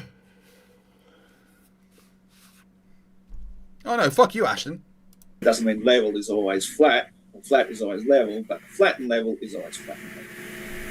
This one coming in from, do appreciate your question. Bless My Vibe Code says, Iron Horse, aren't you a little old for this outdated trolling? It's not funny anymore. Flat Earth used to be fun. No, remember, he's only 7 years older than me. Flat Earth Aussie Jesus is only 7 years older than me. Even though he looks about 105. And I look like a virile young man with humongous biceps. funny like 10 years ago. Now it's just cringe. Yeah, I agree. It should be so mainstream by now that everybody should be on board. You know, we've had a decade of it, and still we've got all these stragglers dragging their knuckles, still pretending they live on a spinning space ball. It's a bit sad, I agree. Yeah, William. This one from appreciate it. Bless Brutal. my vibe. Oh, we got that. K-Con says Iron Horse. Well, I believe the Earth is spheroid. I think it's important to have people like you to challenge what others accept as common knowledge. Without people like you, we would all be sheeple instead of people. Iron Horse, what do you think? I think the people that still believe in the spinning space ball and not by now actually should be rightly referred to as sheeple, yeah, because they are. They're just following the crowd. They just want to go on. Yes, Sliver, you are, Mod. What are you talking about? Head up above the rest of the others and be ridiculed for their beliefs. Throughout history, virtually everybody who comes up with the accepted science that we have today was absolutely ridiculed and shunned by their generation of people at the time. So for people who Hey, always One make Vision. advances Thanks in very much. I science, appreciate they're it. never liked at that time. Everybody disagrees with them, hates them, and so that's just one of the prices we pay when we know the truth. We will go dying with our books in our hands like the martyr, so to speak. Got it. This one coming in from Max M says, Iron Horse, do you also believe in Bigfoot? Why didn't we debate that? Yeah. I think it's entirely possible. We have our version of the Yowie here in Australia, and I was about to say an Australian Bigfoot. Wow. yeah, the Yowie. I did not know this. Okay, so in Australia, there's your own Fitz, are you version. not a mod? You call it what? A Yowie? A get a Yowie. mod. Y-O-W-I-E. Yowie. Yeah. Dark looking. So it is kind of, it's interesting.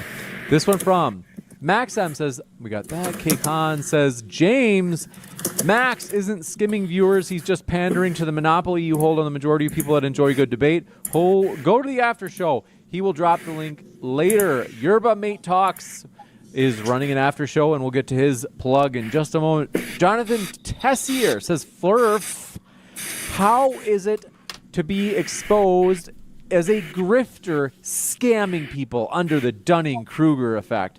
Or should I believe that you are regarded? Man. It's so funny that most of the people that will bring up this Dunning-Kruger effect are actually the ones that they're talking about. Very few people who are on the far right of that would even consider it. They sort of assume that most people are close to their level of knowledge. But the ones who use Dunning-Kruger effect all the time and call people names, they're the very far at the top left. Yeah, Max, I figured that was someone that was salty that you're allowed to share your link. But people should just stop supporting modern day debates until they stop platforming Nazis, basically. That's how I feel right now. I appreciate everything that they've done for me, especially giving me 2 free trips to America to debate morons. That was nice of them. Nice of James, of course. But you cannot, in good conscience, support modern day debates. If they are platforming people like this, and this. This guy here, pedophile. This guy here, pedophile. This guy here protects pedophiles. Pedophiles. And who's at DebateCon 7? Pedophiles. Fuck them all. People understand that the more you know, the more you don't know. So these people are so confident in their beliefs, they're top left. So I answer, you gotta say, no, you. This one from, do appreciate it. Trust Cow says, always tune into Flerf debates, hoping the Flerf, like Iron Horse, will have an argument that isn't based in willful ignorance, conspiracy, or science denial. Disappointed once again, but at least it's entertaining. Everything I've said follows. Jesus Christ, James, your mic sounds like it's about to fucking take off. What is going on? Boogity Cat points out that pedos are the in thing in America right now. I've never been so ashamed of my country. Yeah, I think if I was an American right now, I'd be like forcing a fake accent. No, I mean no American. No, I mean no American. Don't know what you mean. I don't know what accent I just tried there, but I just wouldn't speak American.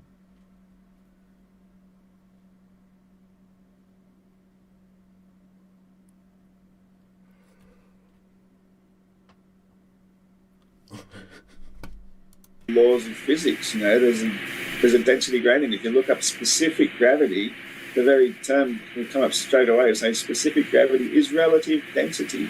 That's all we need to explain the observable laws of physics specifically. You got it. And thank you very much for your kind words, Jonathan Tessier and Trust Cow. Thank you so much. Tango44 says, hi, James. This is Ross's care professional here from Perth, sunny side home for the impaired. Could you please ask him to go to the day room when he's finished playing? Iron Horse is not amused. It's a bit of a long walk, like Perth is thousands and thousands of kilometres away from where I live, so I guess I must be a bit lost up here in the forest. It would make sense Big that you're League fucking Drew lost. says, how do you explain a selenium? You guys let me know if I'm saying this wrong. Selenelian. Thank you. Selenelian eclipse. Just to, and can you explain what a selenelian eclipse is, please? Yeah, so a selenelian eclipse, I love to talk about it because you have a lunar eclipse while you can see the sun and the moon in the sky at the same time. So intuitively, you'd be like, that can't happen, right? Because it has to be on opposite sides of the planet.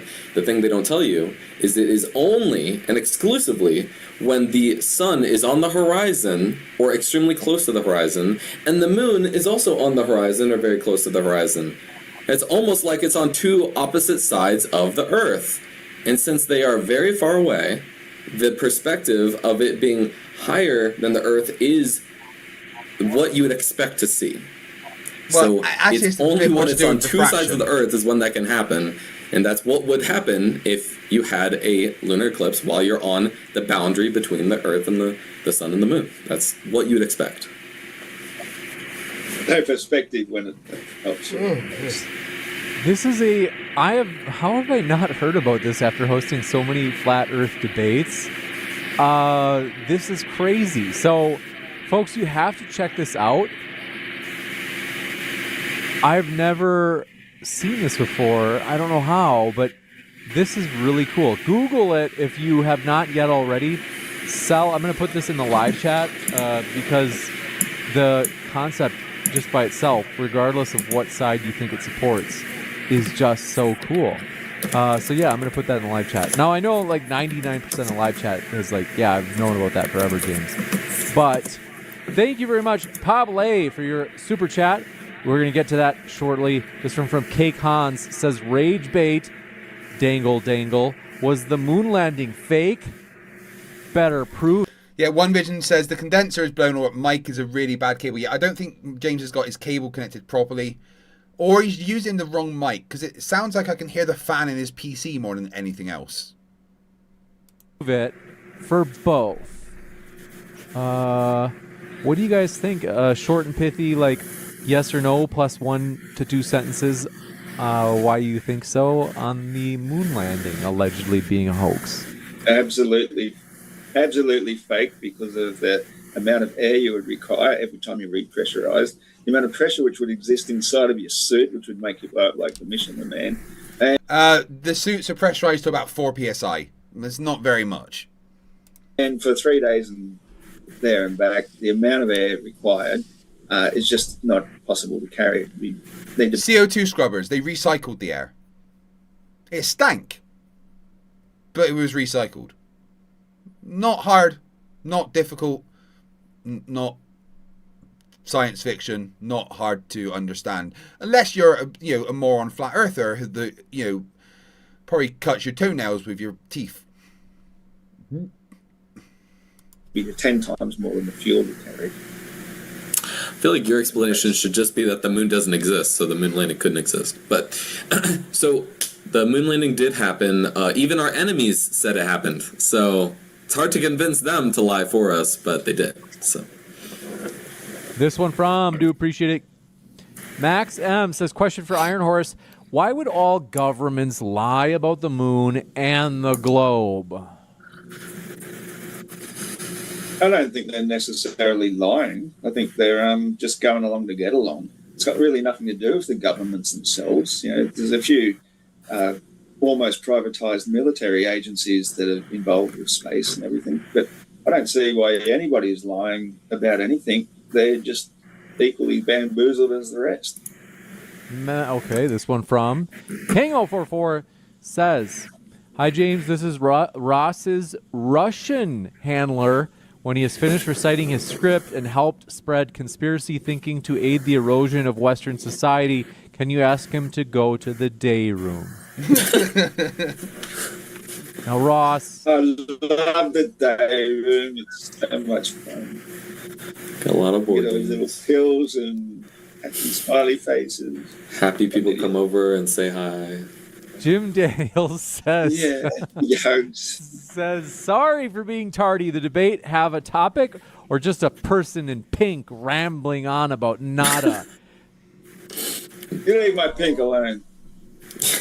That's the best part of the debate. It's a Valentine's Day, which, by the way, I just realized I've never done like a... I have to get like a cool Valentine's Day overlay for modern day debate, because I will join you in celebrating Valentine's Day. We don't care if it's commercialized. We just... there's never a bad reason to love someone, okay? This one from Cake Han says... My wife and I don't really do Valentine's Day because I love her more every day that I see her. Every morning when I wake up next to my wife, I love her more than when I went to sleep. And that's been the same for the 23 years we've been together. I've loved her more every day. More every single day that I've been with her than the day before. Because my wife is fantastic. My wife is incredible. My wife is my fucking world. She is my happy place. She is my security blanket. She is my safe space and my comfort. Emma, I love you more than I could ever explain. That's all my play money. I was happy to spend it here. Thanks, Cake, so much. Says, "Hey, James, please come to either Fargo or a city in Minnesota. I'd love to attend a DebateCon in person. Right now, I can't afford that far south." Hey, you know, Minneapolis could work because it's not as big as, like, Houston, but, like, Minneapolis is a big metro with St. Paul right next to it and the broader metro. So, Jim Daniels says... Oh, we got that one. Sam McBride says, "My wife this just one from farts Lando non-stop." says, "I'm just waiting for the TikTok videos of people climbing the ice wall and fighting the ice giants." This one, thank you for that Game of Thrones reference. Look, we all know that Odin is the true god, right? Because Odin told everyone that he was going to get rid of the ice giants, right? Do you see any ice giants? Proof that Odin is real.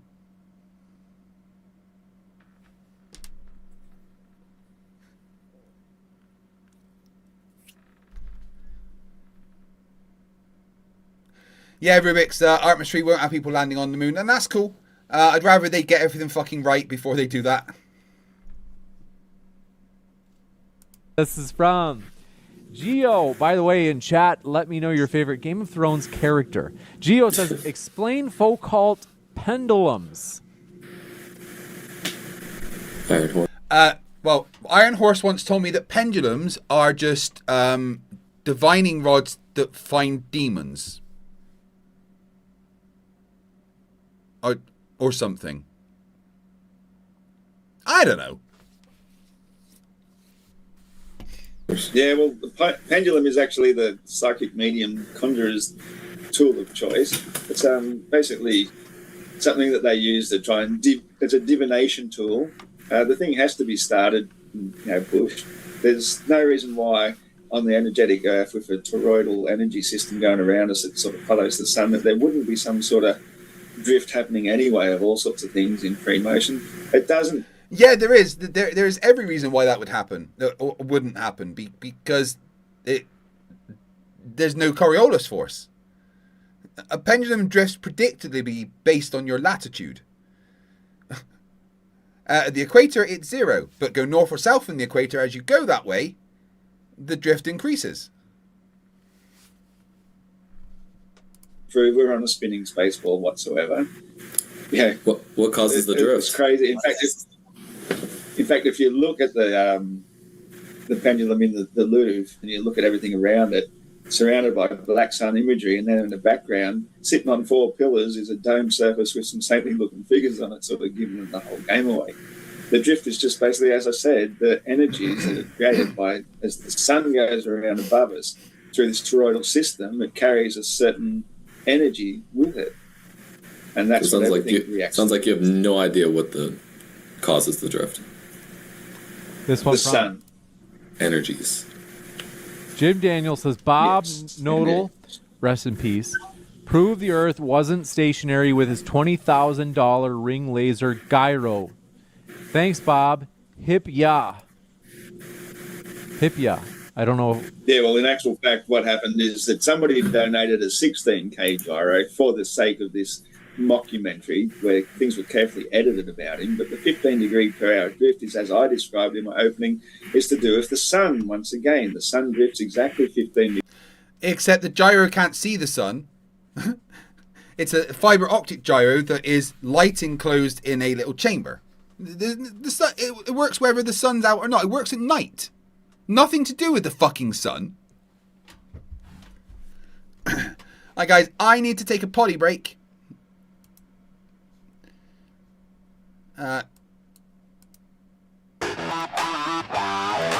So I'm going to be back in just 2 minutes. Enjoy the song from Harnold Studios.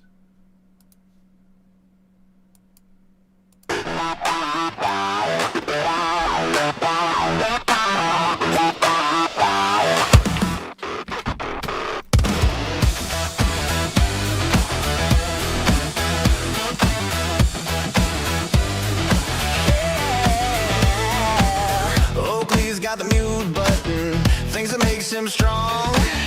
Music mics on science, cause he knows he's wrong. Peppermill and butt plugs on his nightstand glow. Creepy cam on his future wife, like that's a healthy show. Earth measures fake, yeah sure it does. Science is fake, cause Nathan says it was. Dollar store cult leader with his insults, cheap arguments weaker than the company he keeps. You got my balls in your mouth, that's your greatest line. I'm glad your kids now think that language is fine. Cash fall down, go boom boom, yeah go scream that real loud.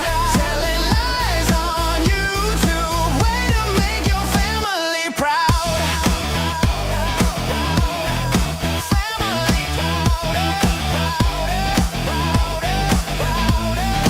Slaps his kid on stream to silence her cry.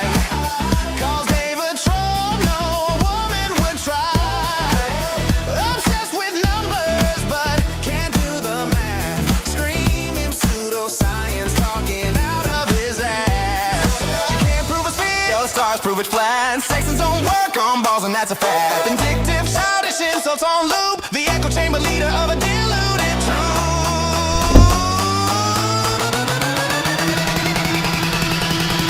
You've got my balls in your mouth, that's how you win debates. You're a dishonest grifter spreading nonsense and hate.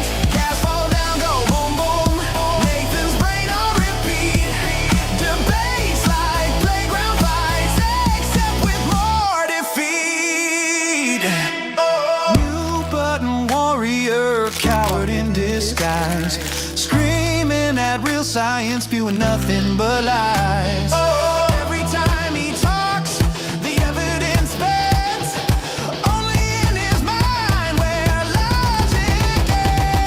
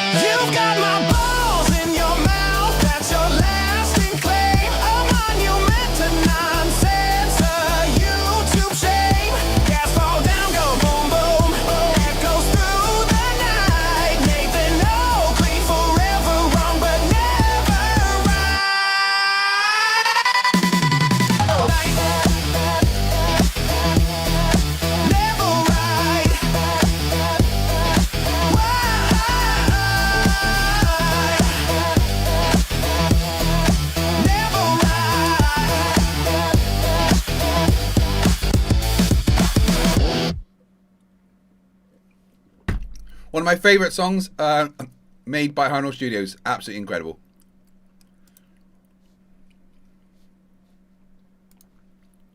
Degrees. And that was one topic I would have actually liked to discuss in more detail, why it doesn't do 361 degrees in a day in order to match the globe system. It matches exactly the 360 degrees. Guys, if you're going to make one sound to describe Flatzoid, what would it be? I think this sound. Cycle on the stationary planar Earth that we see the sun doing. And that's 15 degrees per hour times 24 is 360 degrees per hour, one full cycle. So thanks, Bob. Legend. This one from Do appreciate your question as well. John says the Earth is flat. He was there when it happened. Oh, wow. You're a wise man, I Ross. saw that. This one from Yerba Mate Talks says, after show on Yerba Mate Talks, open panel, let's discuss the debate. Thank you, Max. And Mad Apple says, I'm going to read several of these in a row. They said, you stopped doing flat earth debates till now. I'm still mad about it. Whatever, do more flat earth debates. Exposing Mars tricks. I'll tell you what, I won't time you out if you gift some memberships, okay? So, Exposing Mars tricks, if you gift 5 memberships, I will allow you to not be timed out. What do you reckon? I'm blackmailing you. Deal with it. Guys, if you want to increase that timer, which is now below 33 hours for the first time, then you can do that by gifting a membership, becoming a member, increasing your membership, and sending super chats up to £10 or PayPal or donations to the YouTube Fucked Off and Didn't Pay Craig Fund, which is linked in the chat, up to £10. They will add 5 minutes to the timer. Exposing Mars tricks, 5 memberships, and I won't time you out. Come on.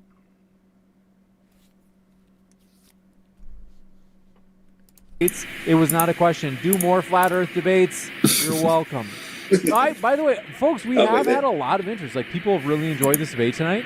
I got to be honest. I was a little bit nervous because I was like, are people, we haven't done this for a while. I was like, are people going to go for this? But you guys have had a good audience tonight. I think we peaked at about close to 400. It was about 380, 390. And folks, if you want to debate flat... Oh, Mr. E-Man, no. We're giving him a chance to not get timed out. He has to gift memberships. You have to wait to see if he does as he's told. It was only 10 seconds, all right? No more timing him out. All right, come on. Exposing Mars tricks. Ryan Casey, the Flat Earther, come on. 5 memberships or you get timed out. I'm waiting. You don't have a choice. You do as you're told. I'm going to give you 1 minute to gift 5 memberships or I'm going to time you out. Or Globe Earth, email me at moderndebate@gmail.com. We will get them going again because, like I said, there's been a lot of people have enjoyed it. So it is entertaining, to say the least. This one coming in from Jim Daniels says, question for Iron Horse. After many decades of aviation, the ice wall has never been seen. Well, you failed exposing Mars tricks. Told you what would happen.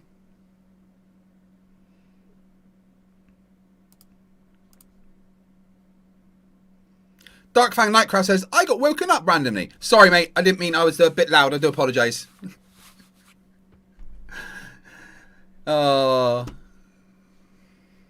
Ice floats explain how it holds back billions of gallons of water. Okay, that was 2 questions. The first one is that flights go the most economical route between 2 places, and because the entire world is surrounded by the ice wall, there's absolutely no reason to go anywhere near it, unless perhaps you're catching the trade winds from Sydney to Santiago, Chile, for example. You might go a bit close. But other than that, there's no reason to go anywhere near it. You know, fly south and keep on going. And the second part of that question was, remind me again. The second part of the question is, thanks for that feedback on my audio, folks. They said, where is this? Ice floats. So explain how ice explain how ice holds back billions of gallons of water. okay, so we're not in outer space to begin with, because at the base of the universe. The ice is most likely attached to land masses anyway, which are the edge of the container. And even if it was just floating ice, because we believe that Earth is potentially infinite further beyond it, the same water would still be the same level amongst all those other continents as well as it is here on Earth. This one from Do Appreciate... Wait. Is that the real Dimac in the chat? Dimac, are you there?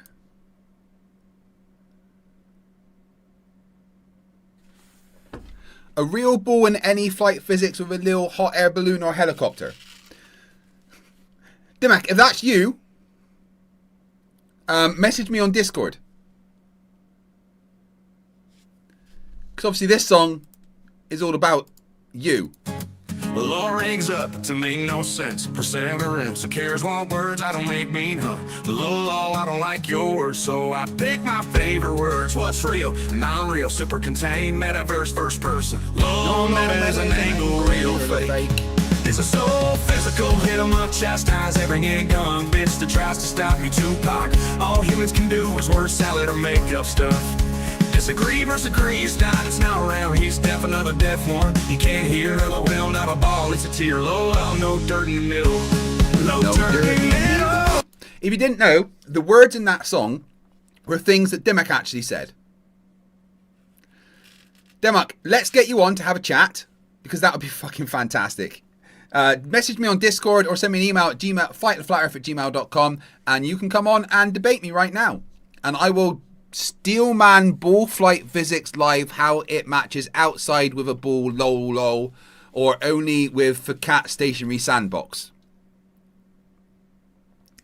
Why flight physics only work on for cat mod code. I think he's replaces L with an L with a K. Yeah, Fits of Rage. It's actually just words that he said. That was like, an unbroken paragraph that he wrote. Dimac, message me on Discord. Dmac, Domoc, Dim. Yeah, flight Hiviks only happen on flat. Come on, dude. Come on.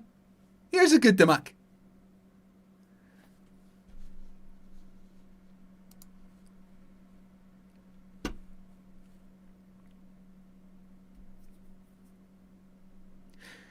Dimac says, get a ball, demonstrate elevation verse curve retard. Come live and I will demonstrate whatever you want, dude. Come on.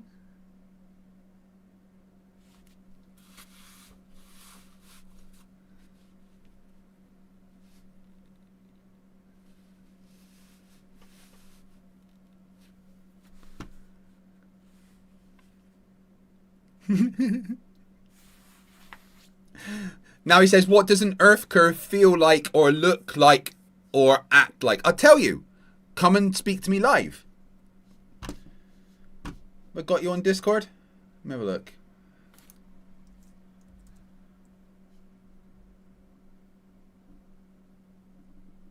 Are you even on Discord anymore, Democ? I don't see you.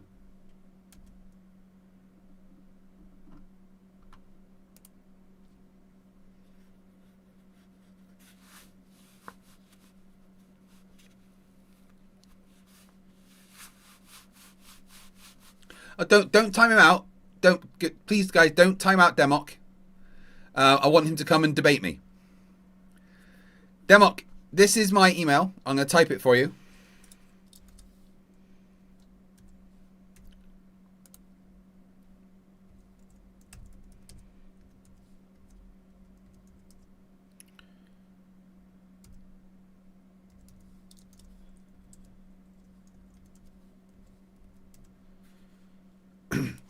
Democ, send me an email and we'll get you on to have a chat, alright? Doxon Greenlight says, it's a scientific fact that people who type in all caps often have siblings as parents. It. Bless My Vibe Code says, Iron Horse, you have 1,240 subscribers, 1,000 videos taken directly from your channel. You're not trending, buddy. You need new content. Flat Earth isn't funny anymore. Find a new conspiracy. There's tons. Well, the thing is, I don't rely on making videos to trend. You know, none of that stuff interests me whatsoever. And where I'm living now. Then why'd you make so many videos, you fucking dipshit? Demok, stop talking, more emailing. Demok says, a giant floating cube on Earth curve at the end of 2 miles. Lol, what's the cube do on Earth curve? 8-inch drop. And then he says, who's got an Earth curve in their backyard? Engineer an Earth curve on the wall, retard cunts. Demok, email me. As you may or may not have noticed, probably why I've got a pink screen is I'm on satellite internet, which means there's a satellite somewhere up above me. And anytime I try to upload anything, even a 5-minute video, it cuts off my internet for whatever reason. I don't know why uploading to YouTube does that. So I've really got no interest while I'm living here to even... It's fucking hilarious that he's on satellite internet whilst denying the satellites. That is absolutely mind-bogglingly stupid.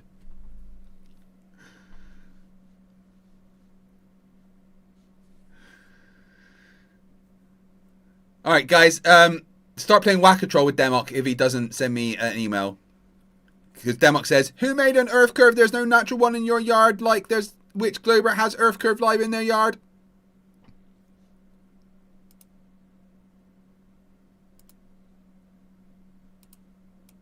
Vicky treatment confirmed for Demok. bother trying because I know it's going to be an experiment in fact anyway, but I can still be honing my ideas and concepts and still learning the whole time until eventually I might one day get to the point where I can make video in proper graphic Come on, guys. representations Vicky treatment for Demok, please. make the things that I can visualize in my head. But until then, you know, I'm quite happy to retain a thought experiment and argue it on Facebook and fora. This one, do appreciate your question. Coming in from Jonathan. Jesus Christ, James's mic is actually fucking hard to listen to. Holy shit. Tessier says, Flerf proved the Earth with lasers. See beyond the curve. Okay. Tide of a molecule we once knew says, hey, gents, I don't watch much because I'm wrapped in other details in life, but Matt, the brother man, says, hi. Anyone play Call of Duty Mobile? Nobody plays Call of Duty Mobile. That's why they're stopping support for it. Just saying. I wish I did, but no.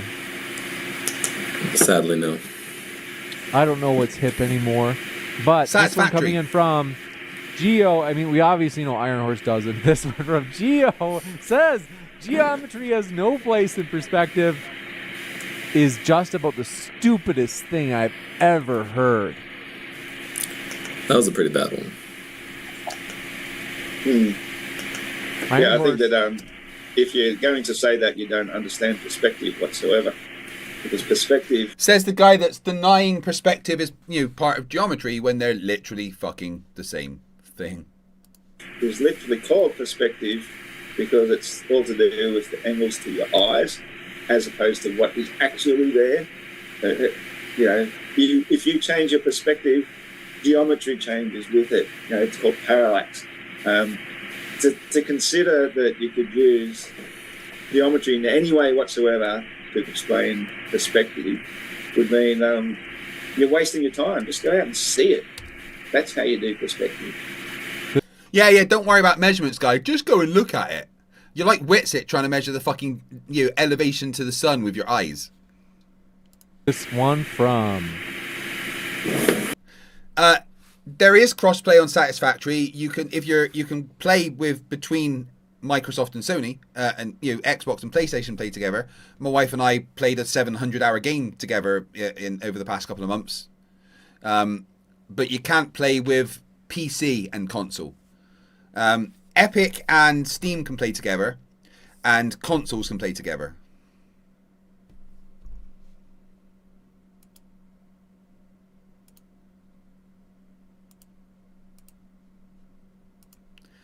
Demok, send me an email.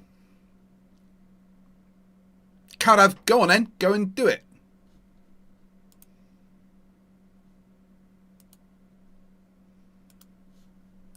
Oh, sorry. The page is reloading. 2 seconds. Amateur hour over here. Nah, Dark Fan, get it on your Xbox. Next, Kango44 says, James, are you not embarrassed hosting these idiots? And it's embarrassing watching people like Ross. Whoa, come on. First of all, the Obsessed Patriot says, your focus on such a tiny sect of idiocy is just dumb. You know you don't have to be here, right? You know that no one's forcing you to watch this, right? I enjoy covering Flat Earth because I think it's fucking funny. I decide what I do on my channel. If you don't like it, go away.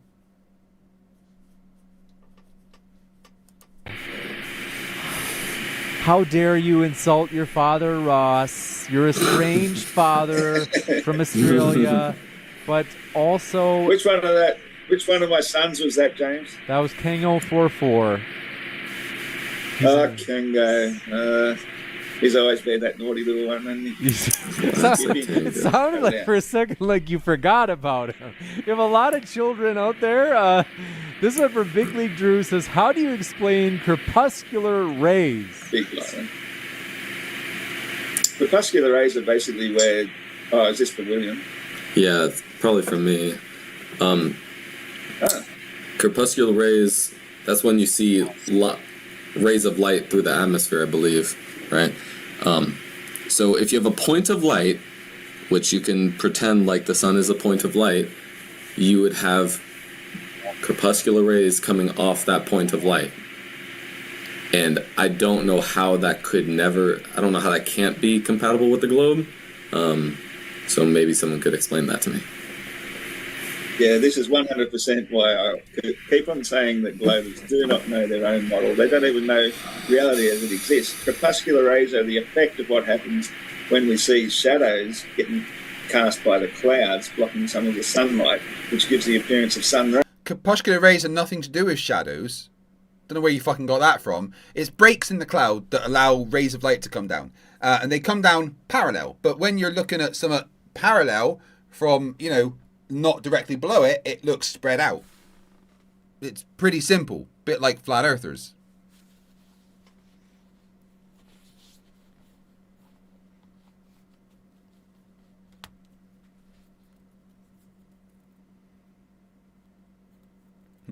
The Obsessed Patriot says, alright, I'm out of here. For someone who's awesome as you are with production, hopefully you'll find a better focus. My channel is about attacking flat earth. That's what I do. So, I mean, that's it, really. If you don't like it, you don't have to watch it.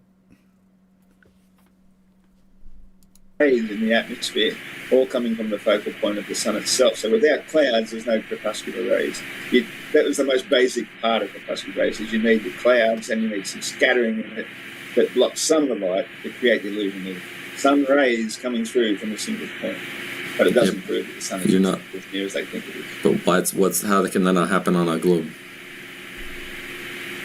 It can. There's no reason why it couldn't, except you've got to imagine then that the clouds are also moving faster than the speed of sound in one direction and 10 times faster. Randy Lay became a member. Welcome to Scrappers. That's going to add 3 minutes to the timer. Thank you very much. I do appreciate it. There we go. 3 minutes popped on. So we started streaming like 14 hours ago. And when we started streaming, that time I had 45 minutes on. So it now says 32 hours and 30 minutes.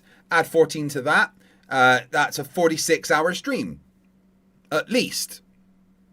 I'm going to sleep at some point because I do need to do that, I did lay in as late as I could yesterday. I stayed in bed till about 11 a.m. Got up and prepared a bit and played a bit of Satisfactory. Went and found some Sam. You guys aren't too keen on the playing Satisfactory, so maybe we'll save that for a bit later on in the stream. We'll see. I will show you my my rocket fuel facility that I made on the last world with Emma. Randy Lay says, perhaps today is a good day to renew. Well, I appreciate it, Randy. I really, really fucking do. Thank you from the bottom of my heart. An electromagnetic railgun projectile in another direction and still appear to be just wafting in another That's the easy part. atmosphere contained by a vacuum space. You have to. Demok says, Earth curve religion and can't magi one dumb fucks. Those were words. They were all definitely words. I read them. Well, maybe one of them wasn't a word, actually, because magi isn't a word.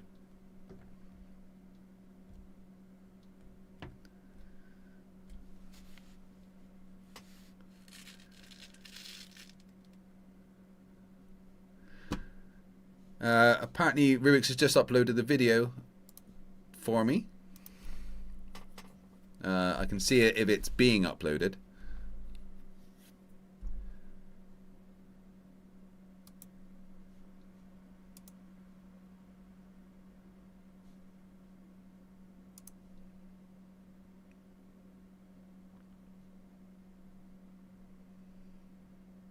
Oh, you uploaded. No one can be happy all the time. Thank you very much.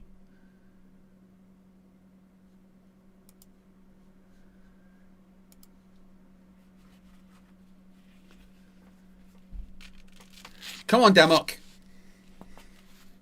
Come and join the stream. You know what my email is. Don't be afraid. Demok says, can't make an earth curve, in all caps. For some reason. And now he says, it's underwater like a little canoe lol SpongeBob Glober's underwater. Demok, you're like a random word generator. It's incredible. Consider the whole model all at once. Which I do. Reality. If you knew your own model and you looked at reality as it exists, then you would know how ridiculous, how insane your model is. Stop with the ad homs. It's my feelings. You're hurting them. Jeez. This one coming in from... I'm only hurting your beliefs. Not you. JSS Tiger says, Iron Horse, what is the formula for circumference of a flat circle? He doesn't believe in equations. Oh,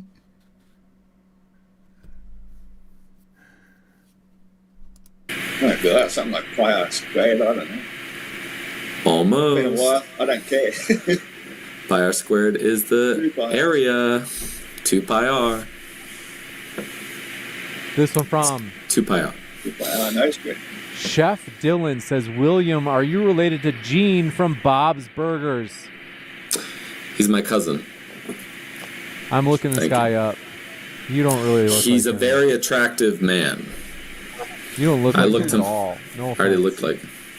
I don't really Thank think you. he looks attractive either. But Well, this one from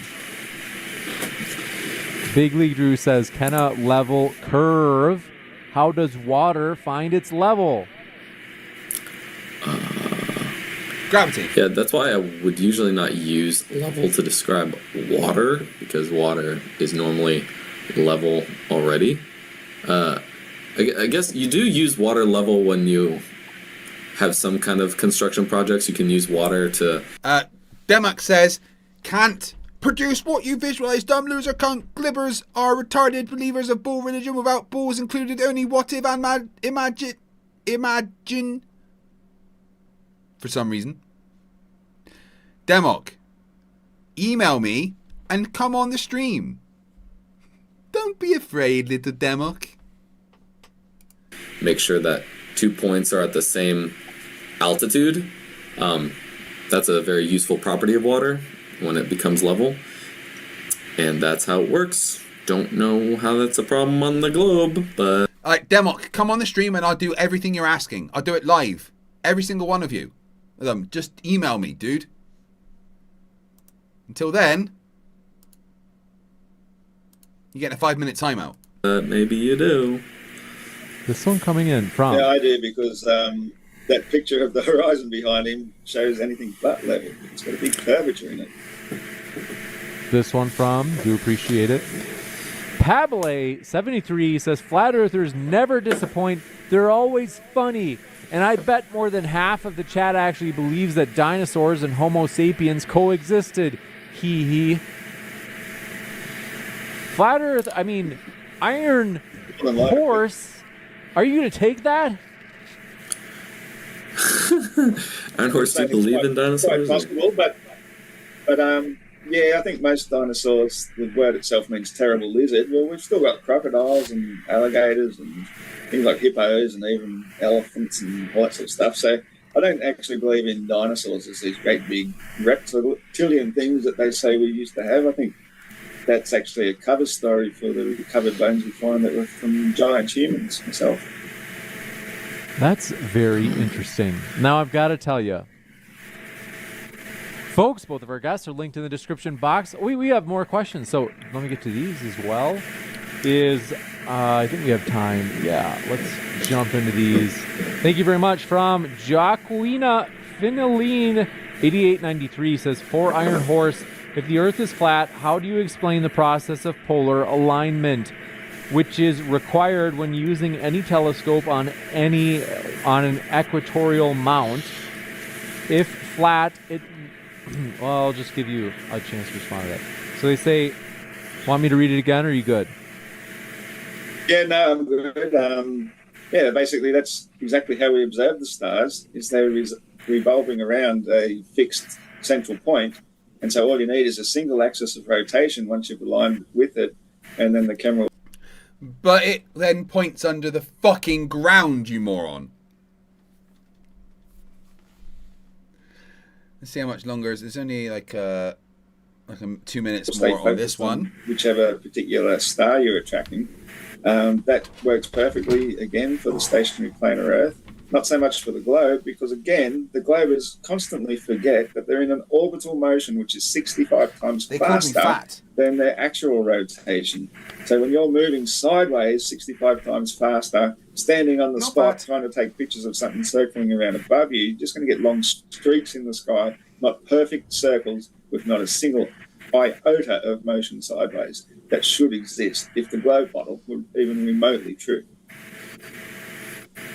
You got it. This one from Pablo73. No, we got this. Okay, sorry, I'm out of it. Even Lord 7825 says, a question for William. In Germany, a scientific paper won't be published unless it's approved by an ethics committee. Does that sound like a dogma that is closed-minded? Ethics don't belong in science, okay? We should never have an ethical committee to approve any science. This one from Even Lord. And yet it does. You can understand why Germany has that, though, with, what they did before.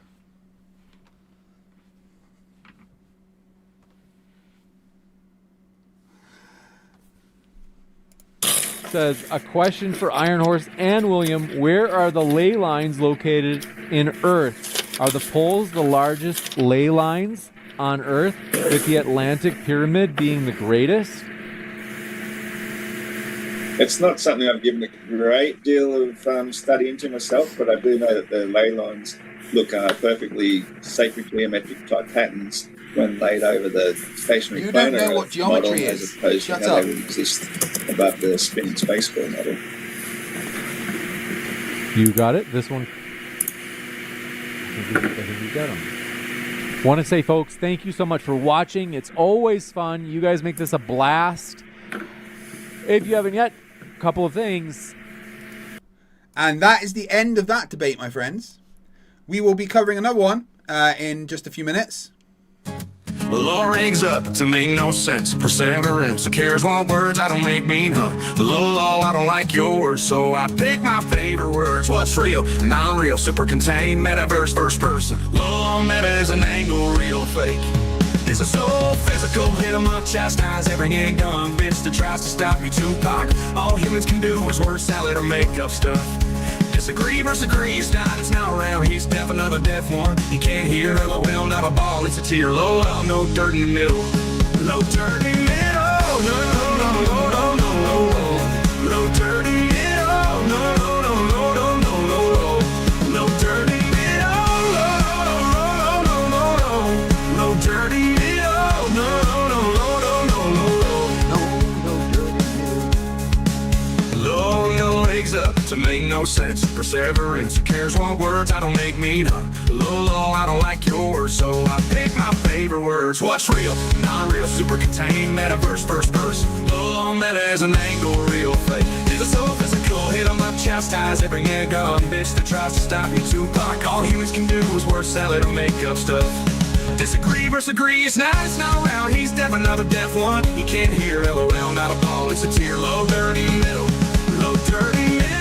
No, no, no, no, no, no, no.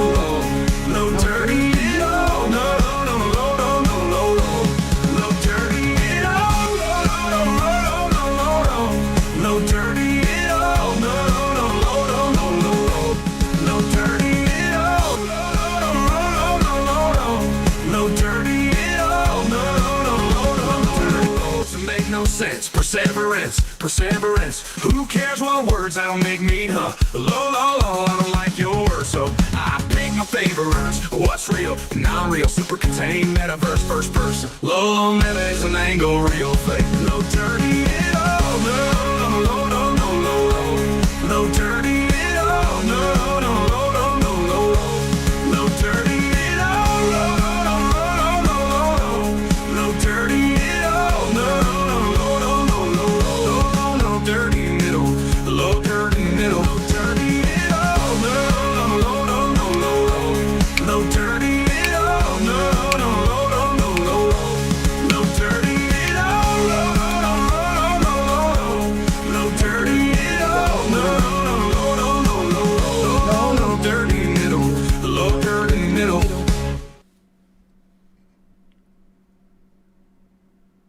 He does not look fucking healthy, does he? Jesus Christ.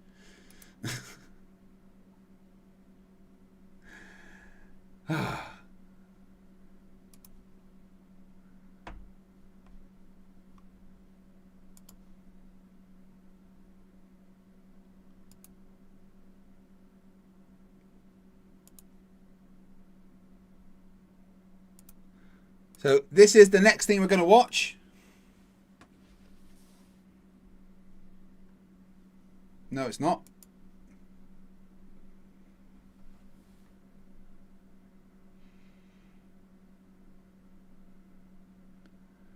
It's this one.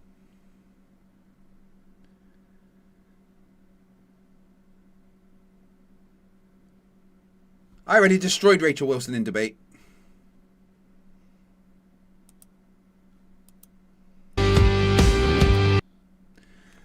Okay, I'm going to take a little break, stretch my body a bit, okay? So while I'm away, we can watch one of my old videos. Oh, excuse me.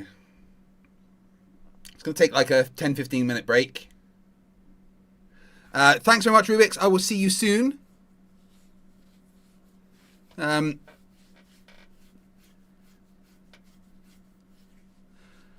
probably going to... Yeah, I'm going to probably take a sleep in a few hours as well.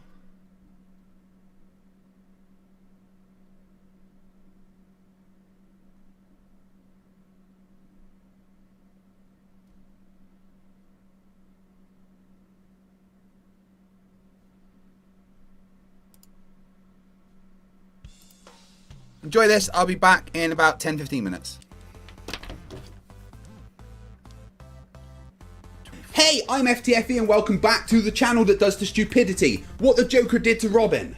Sir, I'm sorry to report that Robin's mission was unsuccessful. Oh, what do you mean, Alfred? Well, sir, unfortunately it seems that young Master Todd was beaten to death with a crowbar by the Joker and left in an exploding building. Oh, Jesus, that must have really sucked. Alfred, prepare the Batmobile. It's time. Oh, finally, sir. You're going to take down your arch nemesis. To go back to the orphanage and get another orphan. Give him some very basic combat training, a suit that doesn't really offer much protection, and send him after my enemies again. We will clean up this city. They will. Very good, sir. I'm Batman. So, I have debated many a flat earther. Hundreds, in fact. And they're all fucking stupid. Most are also horrible humans. that seem to have far too low an intelligence to realise that they are actually horrible humans. But then there's the scum. People, for instance, that send you death threats. Now, I'll be the first to admit I enjoy triggering a Flerf and have sent the odd unfriendly email to Nathan Thompson, but there's a line, and threatening to kill somebody is way past that line. Recently, I debated Santos Bonacci.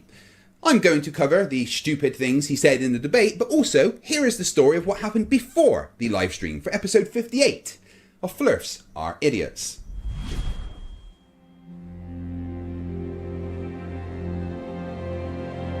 We're living on a disk, floating through space, with a tiny sun.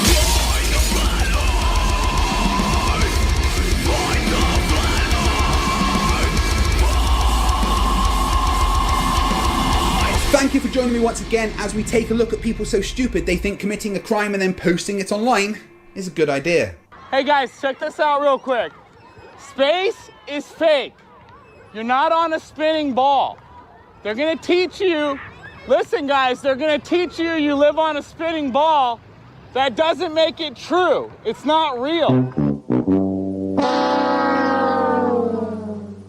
We are going to go over some of the batshit crazy and insanely wrong things that Santos and his magical elf Dobby said during our debate. But first, it's story time. Santos and I started our communications via email. I was polite, for me, and simply tried to arrange a time for debate. Santos was... well, maybe you should just hear what he wrote to me. Over to Grandpa Craig for a bedtime reading. Why, thank you, young FTFE. Yes, children, gather round. Prepare for a magical journey into the mind of a flat earther for Flerf story time. Come closer. No, don't be scared. Come closer, children. There we go, young uns. Settle in.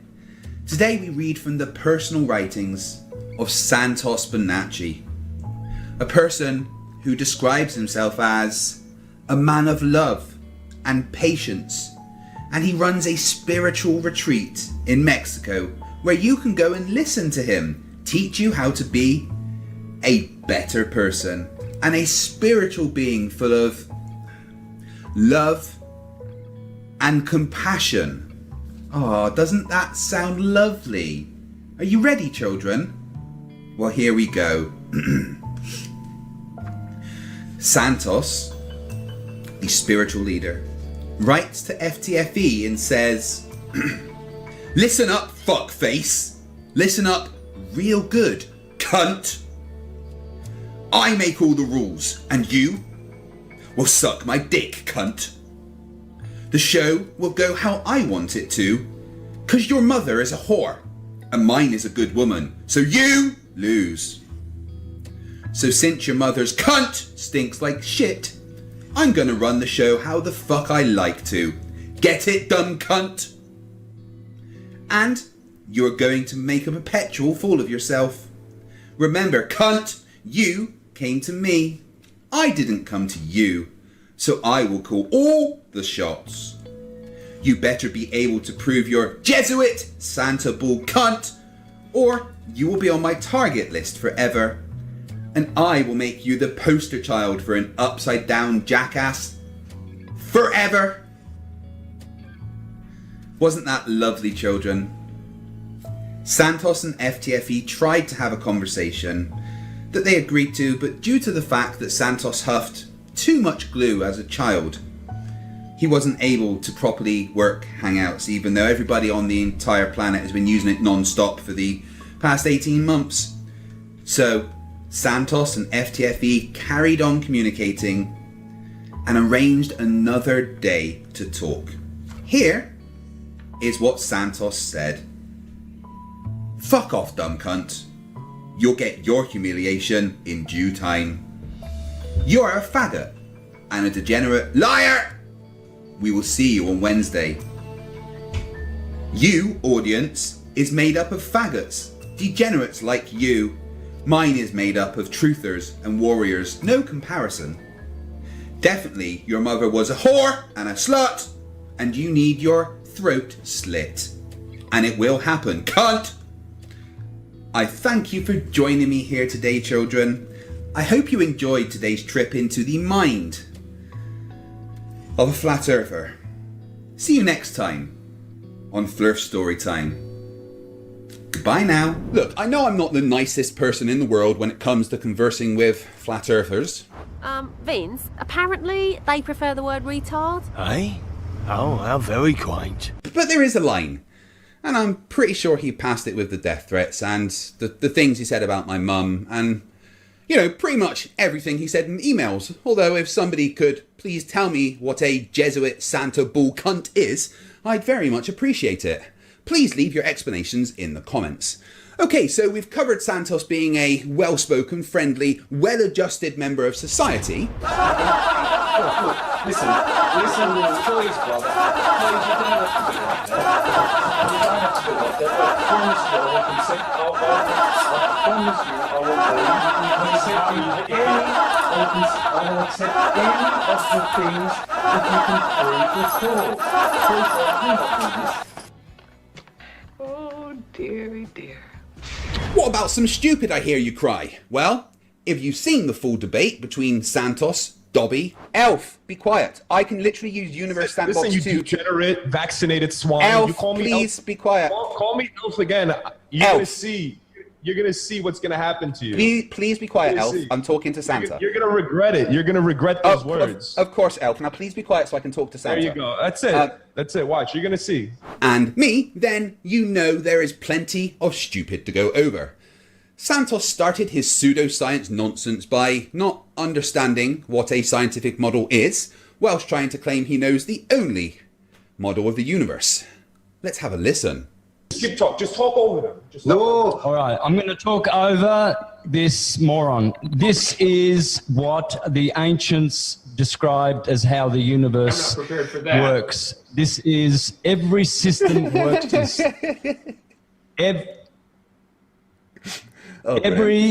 The model of the universe, there is only one model. That's how I know the model, the true model. There is only one model, and it's the model of the atom. The atom is a fractal of the human being. Excuse me, the fuck did you just say? The atom is a fractal of the human being. Oh, hi, welcome to Flerfs Restaurant. What can I get you today? Oh, hi. Yeah, I think I'll have the word salad, please. Yep, certainly. And what dressing would you like with that? Oh, dressing. I'll get the spicy pseudoscience, please. Yeah, no worries. Excellent choice, sir. I'll get our head chef Santos right on that for you. It is a fractal of the solar system. It is a fractal of the universe. Everything is self-similar from the microcosm, macrocosm. So you may not have heard over my hysterical laughter there, but he said that as well as being a fractal of a human being, the atom is a fractal of the solar system, a fractal of the universe, and that everything is self-similar. So if I've translated the bullshit correctly, then he's saying that everything looks like an atom. Well, here is the best image of an atom we can get. As an individual atom is smaller than a wavelength of light, that means that you will never be able to see anything more than a fuzzy dot. But as far as we can tell, atoms appear to be spherical. So let's compare a sphere to a human. And then a human to the solar system, and the solar system to the observable universe. Yeah, they don't look anything alike. There's only one quick question before you carry on. Do you think you're looking good so far? Out there in the world, there is only one model, and it's the atom. So the model of the flat take a Earth look is at this the picture atom. here, right? Have a look at this picture here. Oh my god. There's the flat Earth. There we have it, guys. The flat Earth. So, you know when Flerfs say to us, all you have is NASA cartoons? The plane of inertia of every magnetic system. Every atom has a neutron. That is the plane of inertia. That is the only place where matter can exist. Scientists have proven that the matter happens at the neutron, at the plane of inertia. Wow, so much wrong there. Let's break down his claims one by one, shall we? Moving on from the fact that he totally failed to show anything that could be considered a model in science. Not that you can show a scientific model, because that's not how it works. Claim one was every atom has a neutron. So no, they don't. This is a hydrogen atom. hydrogen makes up about 73% of all mass in the visible universe. The hydrogen atom is the most simple and most abundant atom in the universe and consists of one electron in an orbit around a single proton. What's not in a hydrogen atom? A neutron. So according to Santos, 73% of the universe doesn't exist. Claim 2, the neutron is the plane of inertia. I mean, I can't debunk this, mainly because although they are all words in that particular order, they don't mean anything. So on to claim 3. Scientists have proven that matter happens at the neutron. 2 secs, I'm just going to make a quick phone call. Hello, scientists. Hey, how you doing, guys? Yeah, good, thanks. Listen, so I've been talking to Santos Bonacci, and he says that you've proven that matter happens at the neutron. Well, yeah, I know science doesn't prove things. Yeah, he's a fucking idiot. Yeah, I know that most matter in the universe doesn't have neutrons. I know, what a fucking numpty, right? Okay, never mind. Look, just carry on, guys. So I spoke to scientists. They didn't do that, and they all said that you're a fucking idiot. So next, we're going to go over Santos claiming that the aether, a hypothetical medium that light travels through, exists. Of course, anyone with the ability to use Google can find out that the ether has been disproven for over a century, mainly thanks to the Mix and Morley experiments and, Einstein's introduction of relativity. But Santos presents what he says is proof of the aether that was produced by an unknown Italian scientist. Let's have a look, shall we? So Pierluigi Gina, who is a real genius and scientist, he worked with Marconi, they invented the radio. No, he didn't. That was a lie. That dude is known as a pseudoscientist nutbar, not a genius, but please continue. He worked with Marconi for 10 years and they conducted experiments to see whether the Earth or the ether was moving. And they came to the conclusion, proving with this scientific experiment in his laboratory in 2003. So full screen. Here's Pierluigi. He's in his laboratory.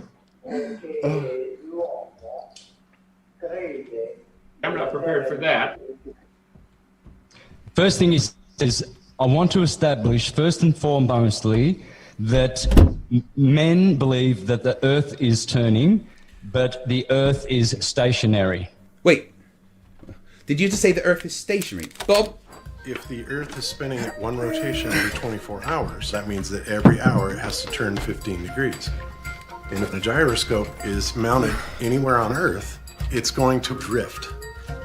In today's 21st century navigation systems, they're using what's called a ring laser gyroscope. It is extremely precise.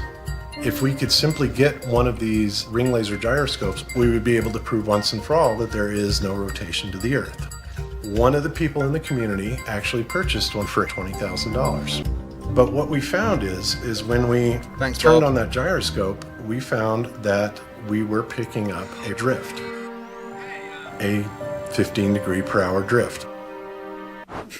Thanks, Bob. So Marconi and Pierluigi Igina discovered that there are two energies, solar, which they call the ether, and earth, which sounds like ether, earther and ether. So it sounds the same, brilliant. So the interviewer is saying to him, you're saying that the Earth is stationary. He says, yes, the Earth is stationary, and I'm about to prove it to you. Looks like a carnival machine. So he's going to show us how it is easily provable that the Earth is stationary in his laboratory. He is now going to go and turn on a switch, which is going to be a strobe light that is connected to the antenna in the Earth, and another strobe light, which is connected to the antenna up in the air. And this is the effect in his studio. So he turns on a strobe light. Well, what was the prediction? What would a strobe light show? Why is he using a carnival machine to try and do science? What the fuck is going on?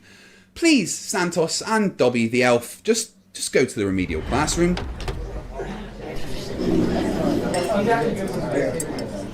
Okay, shut up. I'm hungover. I hate my job.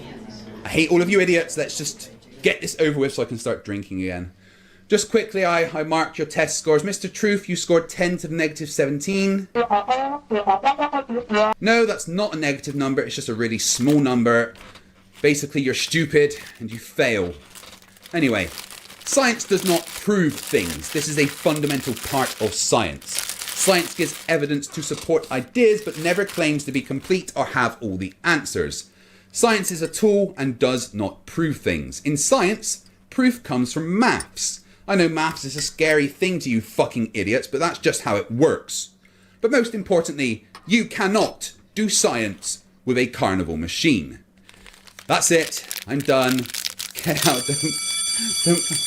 I hate McDonald's. And that is all the stupid that I can take for today. But before I go, I want to give a massive shout out to my patrons and channel members. Poor teacher. You got to feel sorry for the teacher in a remedial classroom, right? You guys looking forward to new episodes of Flerfs the Idiots?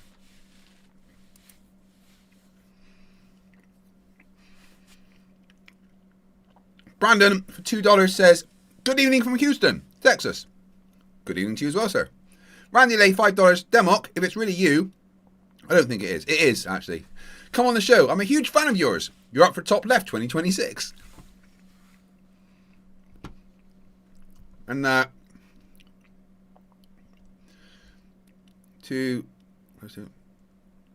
that's 5 minutes of time to be added.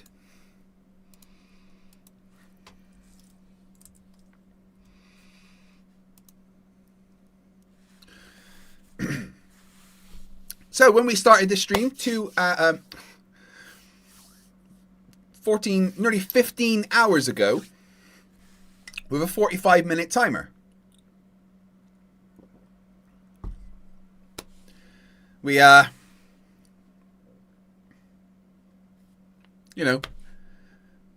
counting down, and after 45 minutes it was going to end.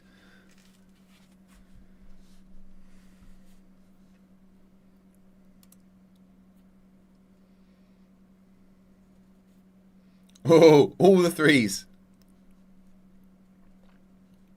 Yeah, Rubiks, you get some rest. I'm probably going to, I'm going to go for maybe another hour or so, and then maybe have some sleep myself.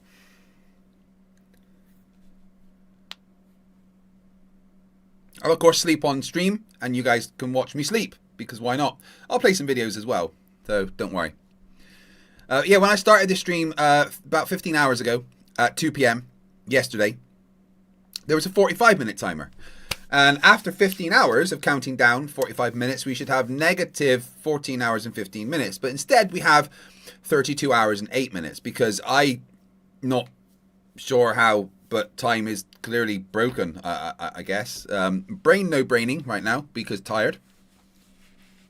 And the support you guys have shown me is incredible. But you, of course, can keep increasing that timer by becoming a member, gifting a membership, increasing the membership you already have to a higher level, or by £10 super chats, £10 on PayPal, or £10 to the fund that Rubiks set up for me because YouTube fucked up paying.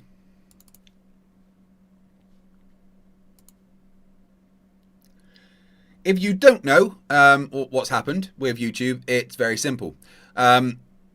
I had privacy complaints and copyright strikes attack my channel in November and December. Well, in December, and it kind of stopped November's pay and December's pay. And that was from Dr. Fake Stephen Alonso, who didn't like me covering his book, right? What that did was take me off the creator program for a bit and meant that the money was withheld. But after the appeals went through, I was told that I'd get that money back, and it would be paid to me with January's pay, which you get at kind of the end of February, right? Between the 21st and the 26th, YouTube, or AdSense issues the payments, and then it goes in for like the first of the month or something, right? Usually on like the a couple of days before the first, but yeah. So what happened was I didn't get paid, and I was like, well, a couple of days before I was like, I just want to check everything's okay. And when I log on to AdSense, I see this. I don't have an AdSense account. Which, of course, is a problem. Because AdSense is, how I get paid. And that wasn't just supposed to be January's pay. It's supposed to be November, December, and January's pay. Because I haven't been paid for 3 months. And then my AdSense account gets deactivated for some reason. I've had no email. It says I should have had an email explaining. I've had no email. I've had no appeal process. I've had just bots to speak to. And it's a fucking circle of, phrases like, we understand how important this is to you. We're sorry that this has happened. Blah, blah, blah, blah, blah. 8 hours with bots on like Thursday and freaking out about it and stuff. It was really quite frustrating. The only response I've had that may have been a human was from YouTube creator support on X, who advised that I set up a new account, a new AdSense account, which doesn't really help me with the money they've taken, but, I thought that could be solved later on as long as I can then collect the money I'm getting. But when I go to set up a new account, a new AdSense account, it tells me I can only have one AdSense account linked to my YouTube, which is funny. Because apparently I don't have any. So yeah, I've not been paid in 3 months and it's been quite stressful. I've had to dip into savings and stuff and, kind of bleeding myself dry that way. So any support that you can give is more appreciated than ever. PayPal and the Spot Fund are probably the quickest way to get money to me because that means that I can directly access the funds instantly. And YouTube don't take 30% of what you give. But you can obviously still support by becoming a member, gifting memberships with super chats, and that will increase the timer time. PayPal and the other one also increase the timer time. So every £10 equals a 5-minute increase. Every member is a 3-minute increase. And that's where we're standing right now. So, honestly, the support you've given me is beyond anything I could ever have imagined. And I want to say thank you from the bottom of the hole, kind of where my heart should be. There's just like a black void in general. I'm not really sure what that's about. You're supposed to have a heart, right? Something about a belly button as well? I don't understand.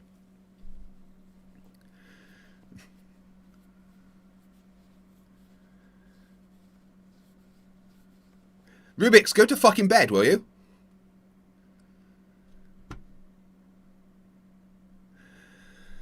So yeah, I've been stressed, but this stream has really helped me and made me feel a lot better, and I really do appreciate it. Received quite a lot of support on PayPal and stuff, and I can get Rubiks help me get the money out of the Spot Fund.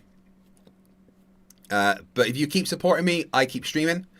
Even when I'm asleep, I will stream. Whilst playing old episodes of Flerfs Are Idiots, which I hope you enjoy.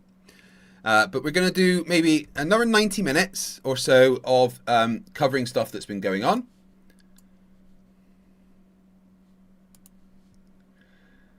And recently there was a debate between Nathan Thompson and Ruhif on Modern Day Debates.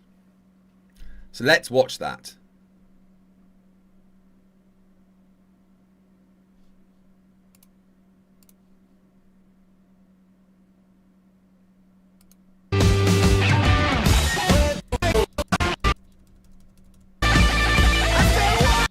Santiago. Of course, for your opening. Good afternoon. Can I? Hey, everybody. Tonight we're debating Flat Earth versus Globe Earth, and we are starting right now with the Globe Earth side in particular. Ruif, glad to have you with us. The floor is all yours for your opening. Good afternoon. Can I share my screen, please? Yes. Cool. I've got 4 arguments. Number 1 is measuring the 8 inches drop per mile squared due to Earth curvature. Nathan claims that doesn't exist and never been measured, obviously. Number 2, bottom-up obstruction, and I'm going to be using the Canigou observation from France as my example. Number 3, I'm going to use southern flights. So as you can see, Nathan's got a little face mask or neck thing with the Gleason map on it at the moment. So he's a big fan of the AE map, and that stretches distances in the southern hemisphere. So I'm going to be using the Santiago to Sydney flight as my example. 4th argument is the non-optical measurements of curvature, because Flerfs tend not to. Whatcast says, how can that AdSense thing happen? Where is your money going? I don't fucking know. I'm in what other creators refer to as AdSense limbo right now. Google had the money. It's there, I assume. I can still receive super chats and stuff, right? But they're not giving it to me because I no longer have an AdSense account, which obviously is how you get paid to your bank. I am at the stage where legal notices are going to be going to Google Ireland and Google UK, letting them know that if they don't pay me within 14 days, or at least let me know what's going on and how to resolve it, then I will take them to small claims court. Small claims court in the UK is that you can sue someone for if they owe you money for under 10 grand. It's a bit more than that right now, to be honest. But that looks like the route I'm going to have to go down because I have no way to speak to anybody or get anything actually done. It's beyond frustrating. Like, they don't care about you as a creator, YouTube. Not unless you're Mr. Beast. Like, they don't give a fuck. No one helps you. There's no one to actually speak to. So I've been very stressed the past week or so. Well, the past few days since finding out this is going on. Especially as also it didn't happen November, December either.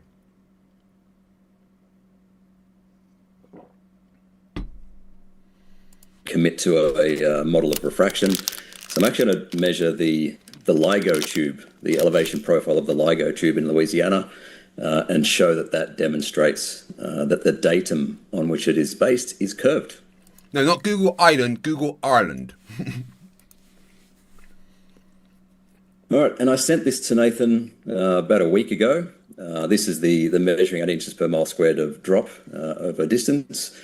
And I basically asked him, what angle should you get if you're on a mountain at 1,000 meters elevation and you're looking across to another mountain 50 kilometers away, which is 1,400 meters high, so 400 meters higher than you. So what is the predicted angle on a flat Earth? What is the predicted angle on a globe?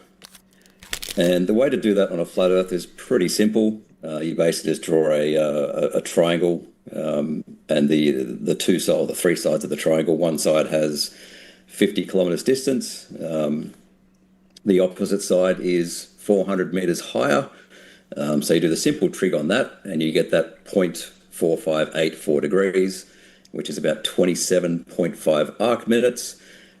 Because we're looking through an atmosphere, we need to incorporate some refraction, and a typical amount of refraction is about 2.4 arc seconds per kilometer.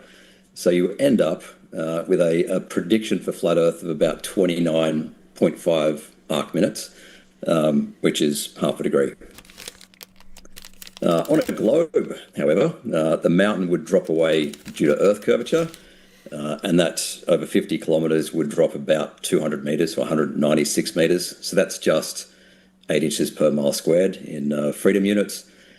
So you do the trig on a different triangle. So the triangle is 50 kilometers on the base, but only 204 meters higher, right? So you get a different angle, and that works out to 14 arc minutes. Again, you add the same amount of refraction, and you come up with a final angle of 16 arc minutes. Ruhiv talking sense here, quite impressive. F Grudge just sent me this out of the comments that Demok has been making. Oh shit, hold on.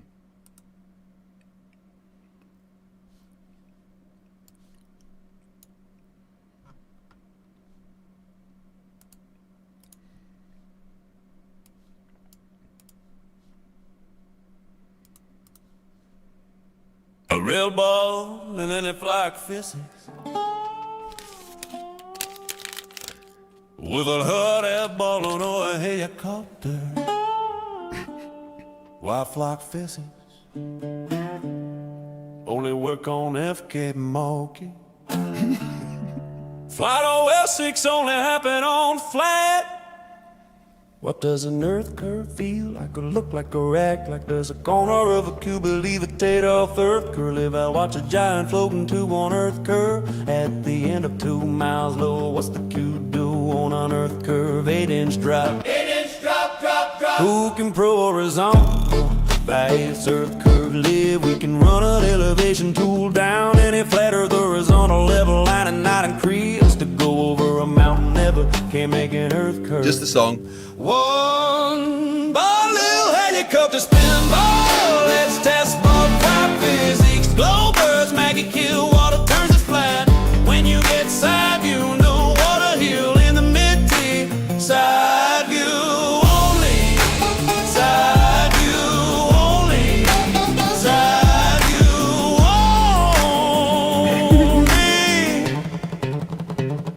only. Why look for a little mansion water hill in front of a boat, Lolo, and the guy on side says the water hill disappeared, Lolo, and a boat that's going away along a horizontal cannot ever be physically going over, up or down a hill. Why boat still upright forever? Go film it. The weekend look at a real 8-inch dirt drop and compare front and side views. Sky got within our side view, so a left feed glober's never seen an 8-inch drop of anything. They can't make earth on a ball, or what's a cloud underwater live if I sit in an aquarium at end of a mud hill, mile long and 8 inches high? Will it do the earth magic it came on? One little helicopter spin ball. Let's test ball fly physics. This is from all the comments he's making in the chat.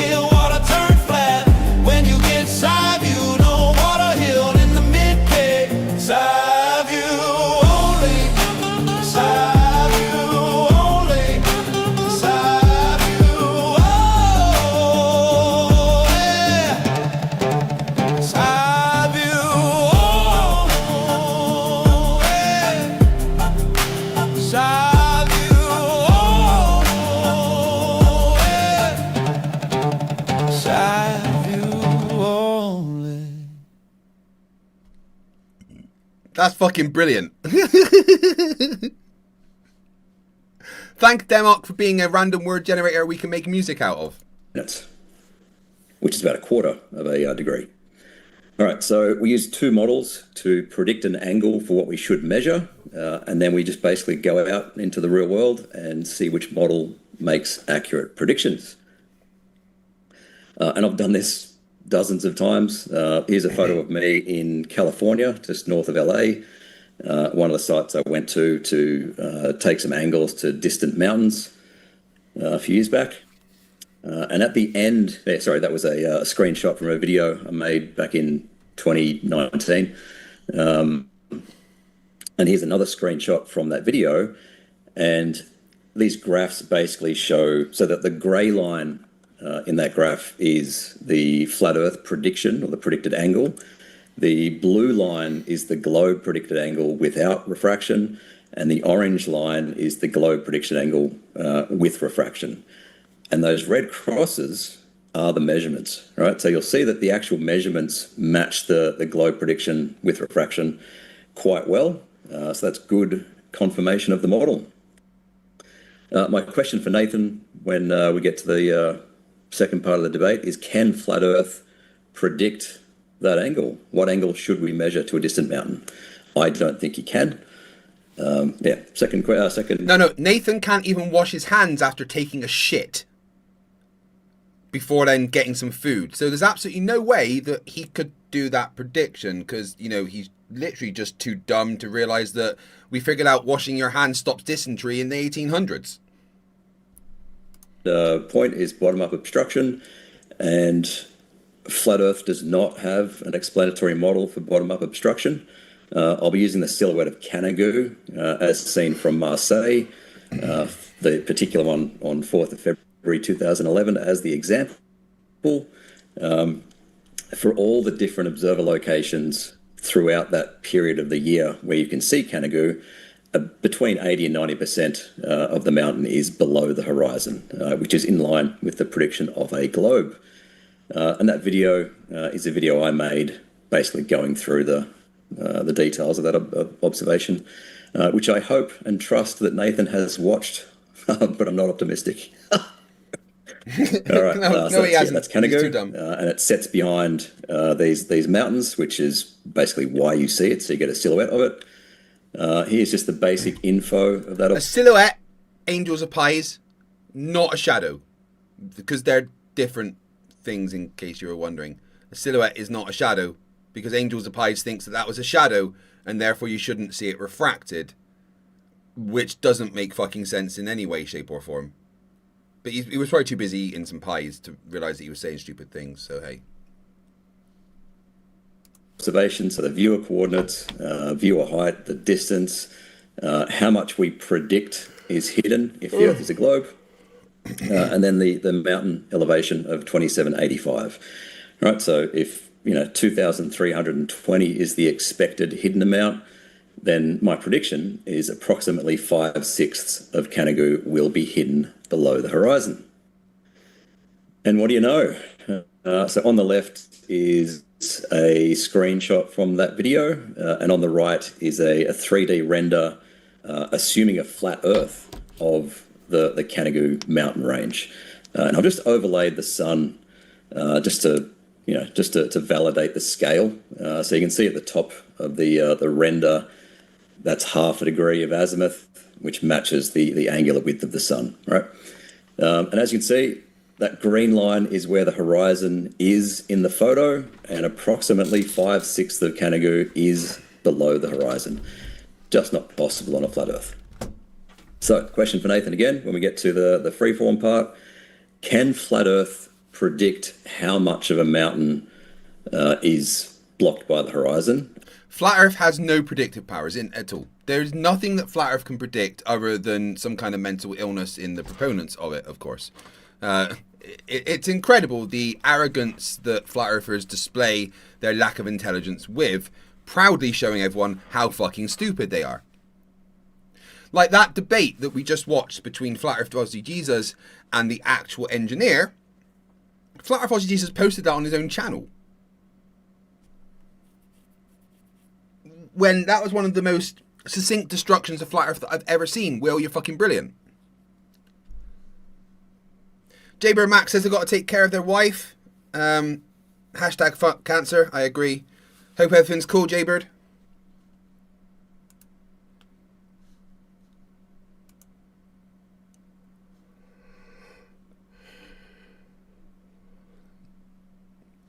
You got the balls in your mouth. And also explain why it's blocked.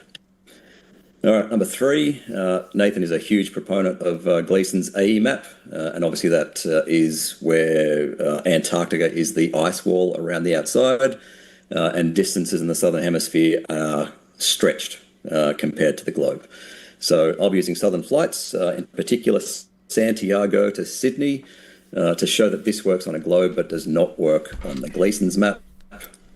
Again, another video I gave to Nathan a week ago, going into great detail about how this flight breaks the Gleason's map and confirms the globe. Nathan doesn't do homework because Nathan's too stupid. So just to stop Nathan backing out from endorsing the AE map, which is a possibility, he puts the AE map on everything. So here he is with the same face mask on the left, some meetup he's having, and then he's got it on his glasses. I understand he burnt it into his leather boots the other day as well, the AE map. So he's a big fan. Anyway. All right, so here's that globe, the route plotted on a globe. As you can see, it leaves Santiago heading southwest-ish, gets reasonably close to Antarctica, comes up to the south of New Zealand, and then into Sydney from the southeast. I've put both legs in this table up the top here. So going from Sydney to Santiago is quicker because you get a little bit of help from jet streams. But it's into the wind from Santiago to Sydney, and it's about 13.5 hours back. On the globe, that's about 7,061 miles or 11,500 kilometres. The average speed with the wind is about 600 miles per hour. The average speed into the wind is 528 miles per hour. Right, that's based off those average flight times, and that makes sense given that the cruising speed or the cruising airspeed of a 777 is about 560 miles per hour. All right, so you get a bit of help with jet streams, and then lose a bit heading back into the wind. Right, on the AE map, it looks pretty horrible. So on an AE map, you should just go the straight line between Santiago and Sydney. Unfortunately, that takes you over mainland United States, up through Texas, over through maybe Vancouver in Canada, way north of Hawaii, and then coming into Sydney from the northeast. All right? It doesn't take that route, and there are many reasons we can show to show that it doesn't take that route. The main reason being the Earth's not fucking flat, right? Definitely. The Mr. E-Man Original says that the TFE showed that no flat earther does the homework. Their excuse is always that the dog ate it. Demak, where's your homework? Demak, my email. I'm waiting for you to send it to me, so your email to email me so that we can get you on to chat. God, I'm fucking tired.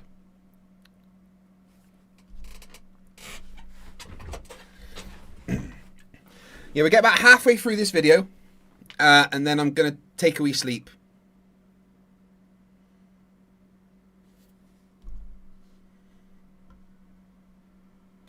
So that'd be 4, 6 would be 10. Yeah, that'd be fine. The route that it does take, again, goes wide, right around the outside edge of the pizza disc, up around to the south of New Zealand and into Sydney. Equal fingers, Thompson. I've calculated the distance for that route, the red line. It's 24,500 miles, or almost 40,000 kilometres. All right, that scale assumes the 60 nautical miles per degree. That's the scale for the map. So if you are travelling 24,481 miles, and it's taking you a bit over 13 hours, you need to be travelling 1,831 miles per hour ground speed. All right, and that's into the wind. All right. So the simple question for Nathan, can a commercial airliner fly 1,831 miles per hour into the wind?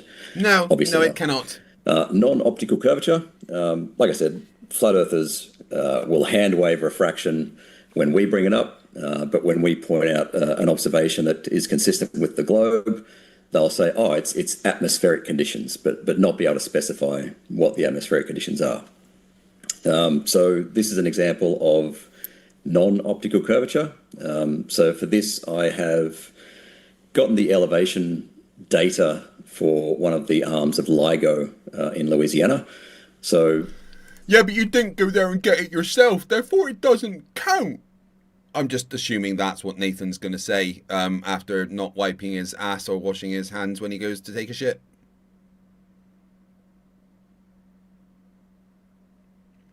Damok, why are you so afraid to email us? Rubiks, go to fucking bed.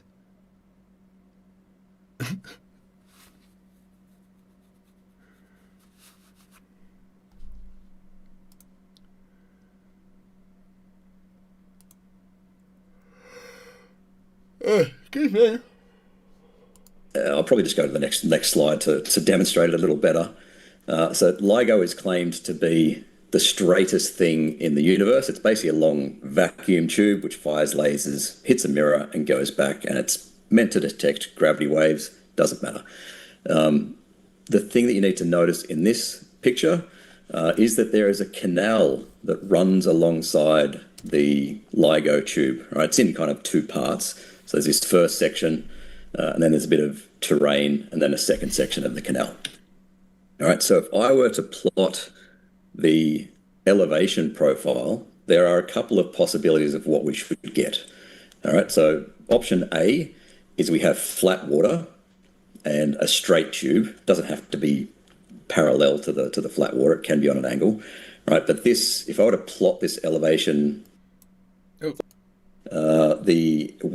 this elevation profile, see there's that first, is download some very high resolution, and we'll get the same result as we would have for option B, in that the elevation profile will be curved, right? So there'll be a big gap between the water and then the tube on the edges, and a very small gap between the water and the tube in the middle. All right. So what I did is download some very high resolution digital elevation maps of LIGO, and with that you can get quite a good elevation profile, which is at the bottom here. So as you can see, there's that first canal part which has a straight line as an elevation profile, which is what you'd expect either on a globe or a flat Earth. That's water. So water maintains the same elevation. All right, so you have the first canal, and then the second canal is a little bit lower. It's got less water in it. But that's what you'd expect on a globe or a flat Earth, right? But when you draw a line on the tube itself, and you get this elevation profile, you might notice that there is a little curve in it. Now, I can extract or export that data from this GIS program and put it in Excel. And then I can plot a trend line in Excel, which tries its best to match the shape of the data. All right, and the trend line that Excel plotted is 7.44, sorry, y equals 7.45 x squared. All right, and if you say that the y-axis is inches and the x-axis is miles, you've got inches equals 7.45 times the mile squared. All right, so that's very close to 8 inches per mile squared. Looks like I've got another Flerf that wants to join. Oh, he wants half an hour. Pardon me.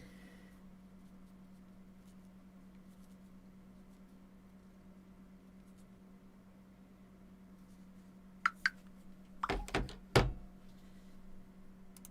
right. So it's either option B or C from that previous slide. So either the water is flat and the LIGO tube curves up at 8 inches per mile squared, or option 2, which is, consistent with LIGO being the straightest thing in the universe, either the LIGO arm is straight, or the LIGO arm is straight and the water curves at 8 inches per mile squared. And because I go first, I get to throw in the first thanks for playing, welcome to the globe. The end. Good boy. Well done, Ruhif.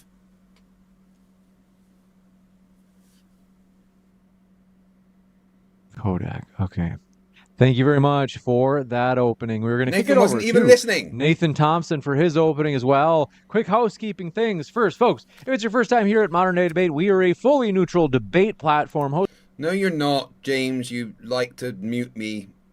They say they're completely neutral, but their mods were literally instructed to mute me. Not neutral. Lies.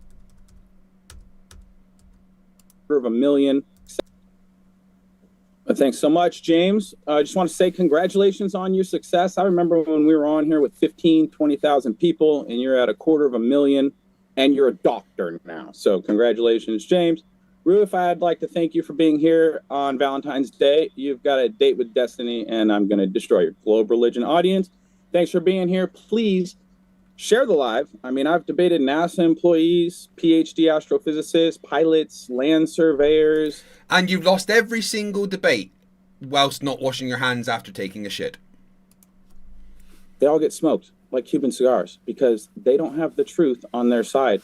The globe religion, guys, is a bunch of smoke and mirrors. It's a bunch of hocus pocus, booga booga nonsense. And before we get into that state-sponsored curriculum, aka the Globe Fairy Tale, I want to make some book recommendations. I just finished this one. It's by a PhD related particle.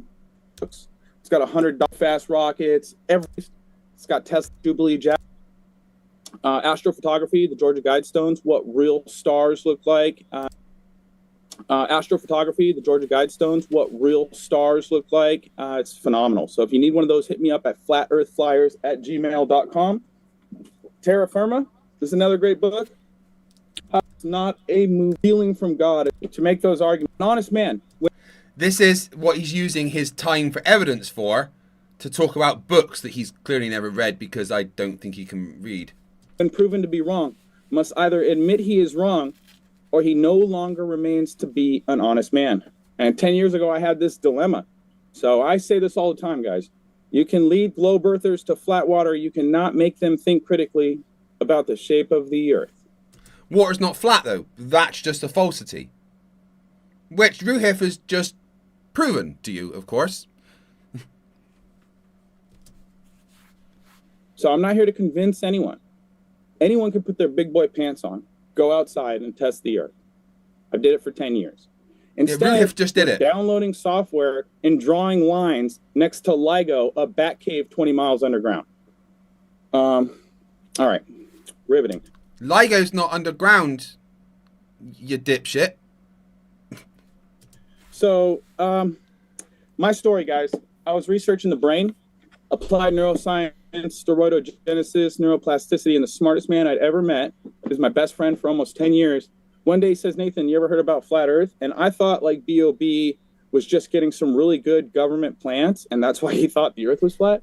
But Michael was really intelligent, so I didn't argue with him. My first question was, how long you been looking into it? And he said 8 months. And I about dropped the phone because he was like my best friend and my mentor, and he kept this from me for 8 months. I asked him, why'd you wait so long to tell me? And he said, I had to make sure, Nathan. And so I spent 3 days. So he's so far spent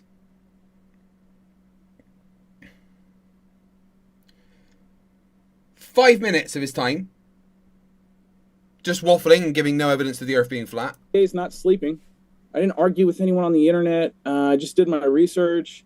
I found out that biblical cosmology was a flat Earth, that all the ancient civilizations knew the Earth was flat. They had all sorts of models that predicted eclipses. And they didn't predict anything. They roughly knew when certain things would be based on patterns, but they had no way to actually predict what the shape of the Earth was or what was happening to any degree of accuracy.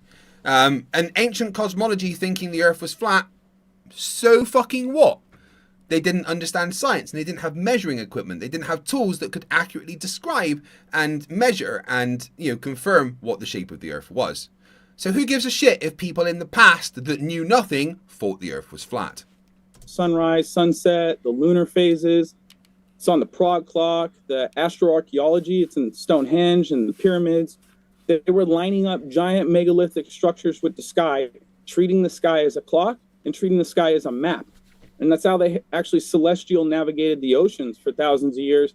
When you're on a boat getting scurvy, you look around, all you see is waves. And then that wave's gone, and there's a new wave there. So it's really hard to navigate, but the Creator put a map on top of our heads, 88 constellations and a handful of planets that orbit the polar center in reverent obedience.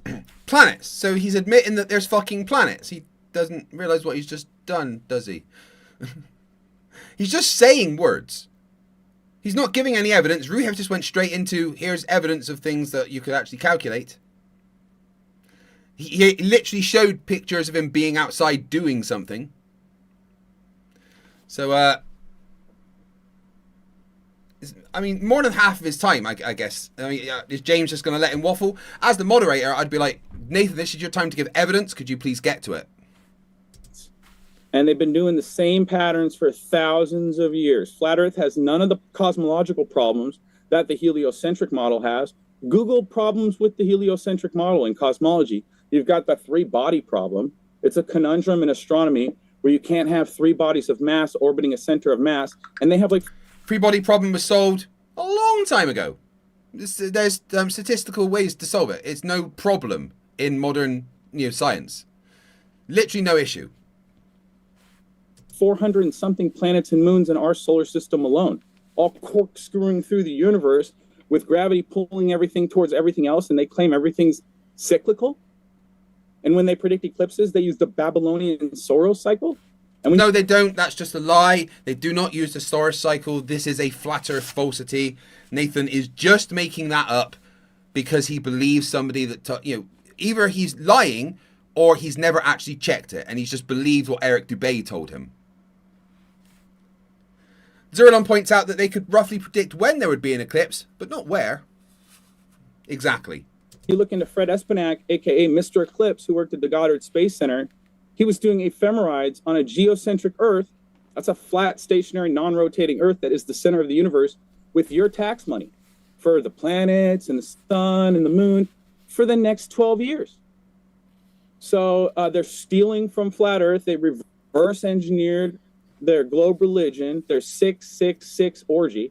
They have the Earth tilted at 66.6 degrees. No, they don't. The Earth is tilted at 23.5 degrees. That's not 666.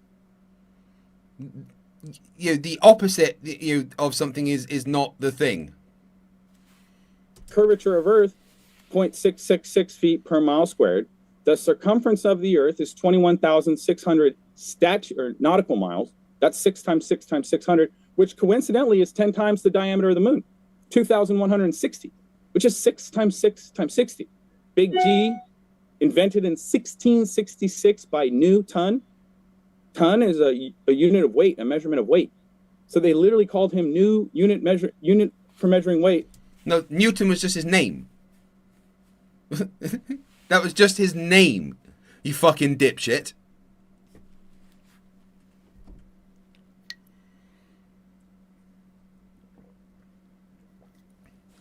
Tiny Captain, sailing the globe, says that the Celestials used to navigate the oceans need something called a horizon, an effect caused by the curvature of Earth. Abso-fucking-lutely. Guys, we're going to get Don Lee on in just about 15 minutes. I'm going to talk to him for an hour and then I'm going to sleep for a little bit because my brain is starting to unbrain. And people are like, yeah, he invented gravity because an apple fell on his head. Einstein's a youth... No, he didn't invent gravity. He explained gravity. He quantified gravity. That was it. For an idiot. One stone. They got one rock rolling around his head, and they labeled him the smartest scientist in the last 100 years. Time magazine. The guy married his cousin, failed his entry exam into college, and there's speculation he stole most of those formulas. So these people have been plotting against you for a long, long time. We've seen that with what's going on the island. They're not your friend. All these people are on one big club and you ain't in it, we ain't in it. So we got to figure out the truth for ourselves. We got to start taking the power back. We got to start using our tax money to fix things, not make cartoons and lie to children. And we got to get... Nathan, don't pretend that you've ever paid fucking tax in your life. You need a job for that.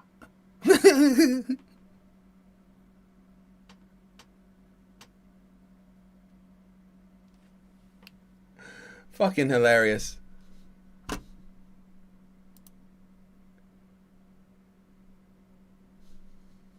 Get rid of the state-sponsored curriculum, and I have evidence to show. I'm just in the zone right now. 12 states, yeah. So after I heard it's flat, I tested 12 states, 2 oceans, 2 continents. I've used infrared, high-power zoom cameras, telescopes, land surveying equipment. I've rented helicopters, private airplanes. I've used lasers. You've never rented a helicopter. Stop lying to people.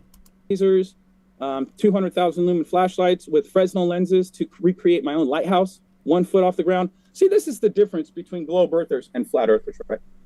We watched his intro, and he went to software and drew lines on the software, which presupposes a globe, and says, look, matches my globe religion. I put my big boy pants on, bro, and I go to Lake Tahoe. Lake Tahoe. He literally showed you a video of him out measuring stuff.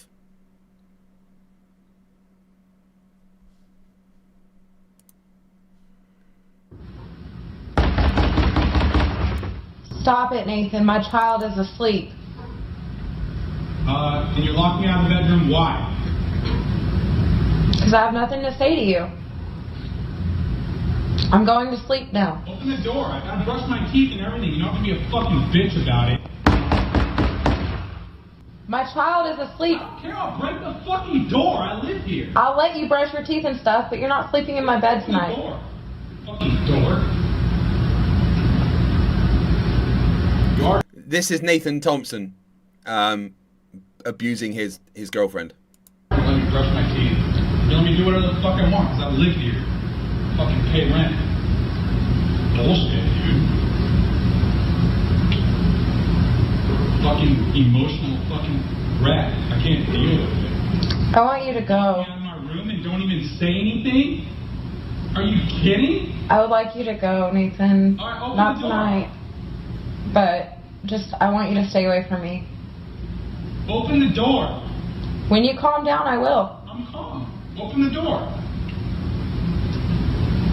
Alright, are you going to brush your teeth and then get out? Open the door or I'm going to bang on the door until you open it. Are you ready? My daughter is asleep, You Nathan. ready? You can stop.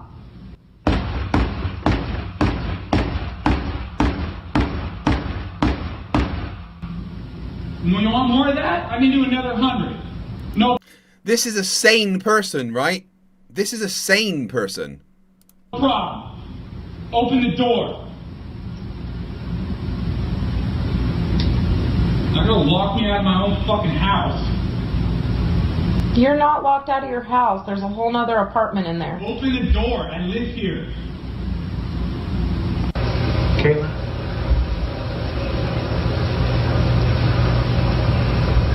Capiche? I'm not gonna say to you. I don't care if you have anything to say to me. I just need you to confirm that I'm not gonna have to bang on this door again tonight. I'd appreciate it if you didn't. You just woke up my 2-year-old. Okay, cool. I woke up your 2-year-old. You locked me out of my room? I would have let you back in. I just needed a minute to cool off. Thank you. Hey, you need 10 minutes to cool off. I just don't want to be around you. You make me sick to my stomach.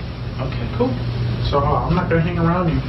Good, I just please don't want any leave. more problems. So that's a confirmation that you're leaving? What, Carly? Sorry, mommy. Yeah, sorry to mommy. I didn't mean to be loud and wake you up. You literally did, you disgusting, vile human being. Sorry. Stop really picking up. Sorry. You gotta go. Just got told off by a 2-year-old. That's fucking brilliant. This is my mommy. My kids shouldn't have to see or hear that kind of stuff. They've had to now a few different times. Just the other morning, you yell at me, you're banging on my door. My kids don't need to see that. I'm better off by myself. Cool. Here's what it is. They deserve so much better. I deserve much better. Cool. Well, text some friends and then delete it. Let them know how much you deserve better. Yeah, everyone deserves better than you.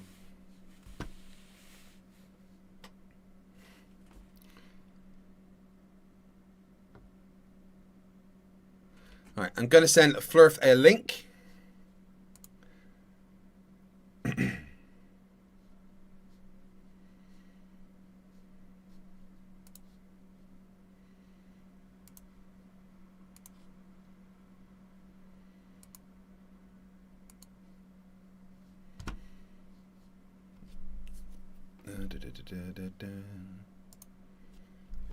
Infinite Greggs.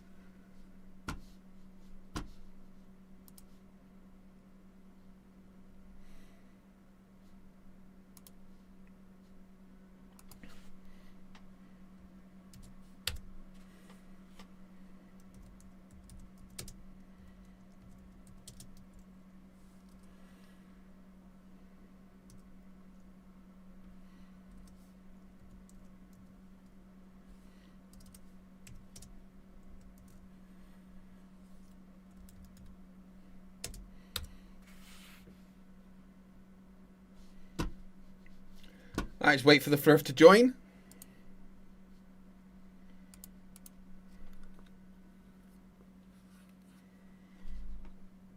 Thank you for that video, Electron Element. I do appreciate it. Tahoe's 20 miles across and it's 6,000 feet in elevation. The reason I went there, because I've done Lake Pontchartrain, I've done the Salton Sea, I've done Lake Michigan, Lake Erie. I needed to get higher in elevation. The Pacific Ocean, the Atlantic Ocean. Every time you're at sea level, there's the densest atmosphere, and the atmosphere causes distortion. So the globers want to... Because of refraction, which we've quantified. Claim the atmosphere bends the light around the cartoon globe, making their globe unfalsifiable. But breaking news, we're not going out on highly refracted or distorted days. We're going out on clear days and seeing way too far. So yeah, clear days still have refraction. There's never a no refraction day. Refraction always exists. Has anyone noticed any evidence yet from Nathan? Oh, no, just the smell, right?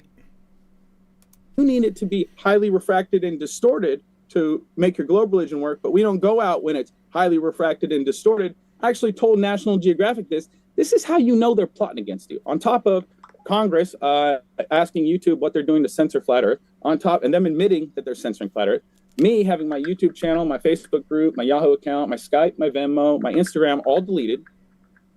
Okay? I'm gonna claim responsibility for the Facebook group because I mass reported that shit.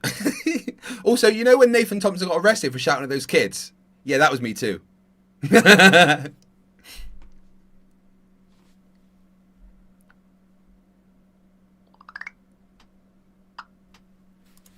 They've been redacting, that's a word we're all familiar with lately, I hope.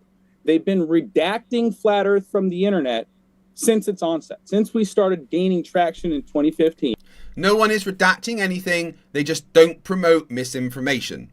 And the Flat Earth is misinformation because it's lies, easily falsifiable. 5 years ago, they told you the air was scary, told you your job wasn't essential, told you the parks and beach are closed, told you to cover your face. And you know what? Some people did, bro. I still see people driving around alone in their car with a mask on. It's unbelievable. The psyop, the psychosis, the trance that people are. How long ago was this Facebook group pulled down? About 4 years ago. And he cried about it quite a lot. Me and MC Toon kind of reported that shit a whole bunch, really. Darkfang Nightcrawler says, I mean, you look at Craig and his wife, a perfectly stable, supportive, loving relationship. Yeah. When I had my AdSense closed recently, because I'm pretty sure Flat Earthers mass reported that or something, well, Stephen Alonso for sure. And that's how I make my money, you know. Had a bit of a freak out, and what did my wife do? Told me, Craig, it's going to be okay. It's going to be fine. If I need to, I'll go out and get another job. Because I've told my wife not to work for a while because I've been supporting her. Because I love my wife and I wanted her to have a happy life and be able to just, you know, help me when I need it because I'm in pain and agony and we've got an autistic son which needs support as well and he's at college and uni and stuff. You know, my wife hasn't worked for a few years because she hasn't needed to. But when all of a sudden I didn't get paid for 3 months and freaked the fuck out about it, did my wife get angry? Did my wife shout at me? No. My wife calmed me down and told me, it's going to be okay, Craig. We're going to get through this. You don't need to panic. We're a partnership. It's not all just on you. I can go out and get a job easy and make some money and cover things. It's fine. I love you. And, you know, that's how a relationship should be. Not a 2-year-old telling you to stop shouting at my mummy.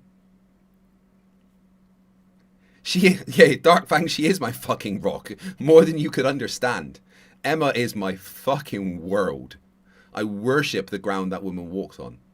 I love her more than words could ever explain. And I don't understand relationships that aren't like that. If that's not how your relationship is, you're doing something wrong. If you aren't with someone who will be there for you when you're down and pick you up and some days you're at a 10, some days you're at a 2, some days both of you are at a 2, some days one of you is at an 8 and one of you is at a 3, and you're there for each other when you need it. Even when you don't need it, you're there for each other. You tell them that you love them and you look after them and you support them and you tell them it's going to be all right. Because that's what a healthy relationship is. I've been with my wife for 23 years. We've been married for nearly 19. And genuinely, I still get butterflies when I see her in the morning. If she's been out all day doing something, she's gone to visit her dad, right? And I know she's home in like 20 minutes. I get excited. I get to see my wife again in a minute. And that's after more than 2 decades of being with her. And I don't understand relationships that aren't like that. That's how relationships are and should be, right?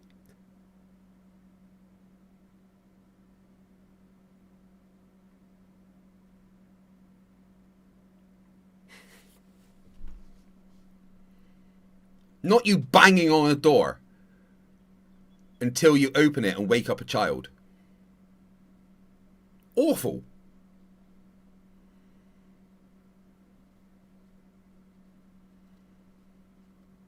If someone's not there for you like that, then they're not deserving of you.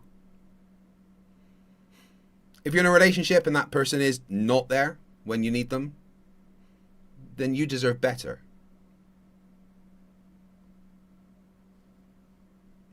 Or under. So NASA means to deceive in Hebrew. If No, you it believe doesn't. them, well, you need to look at the bloopers, guys. I can show you the bloopers. I got them in my speech. Green screen, wires, harnesses, hairspray, augmented reality, bubbles in space, glitches. None of those things exist. Those were all lies. There's a way to tell when Nathan Thompson is lying.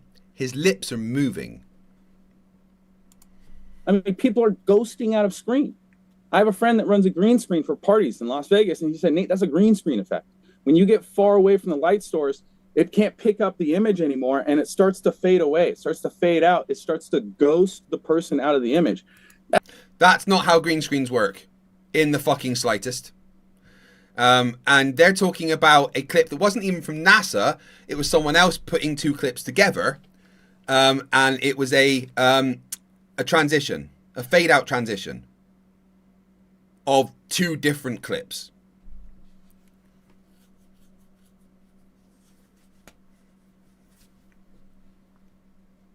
That's what we're seeing in the NASA footage, guys. They're not even good at faking the 666 orgy that all these Globers believe in.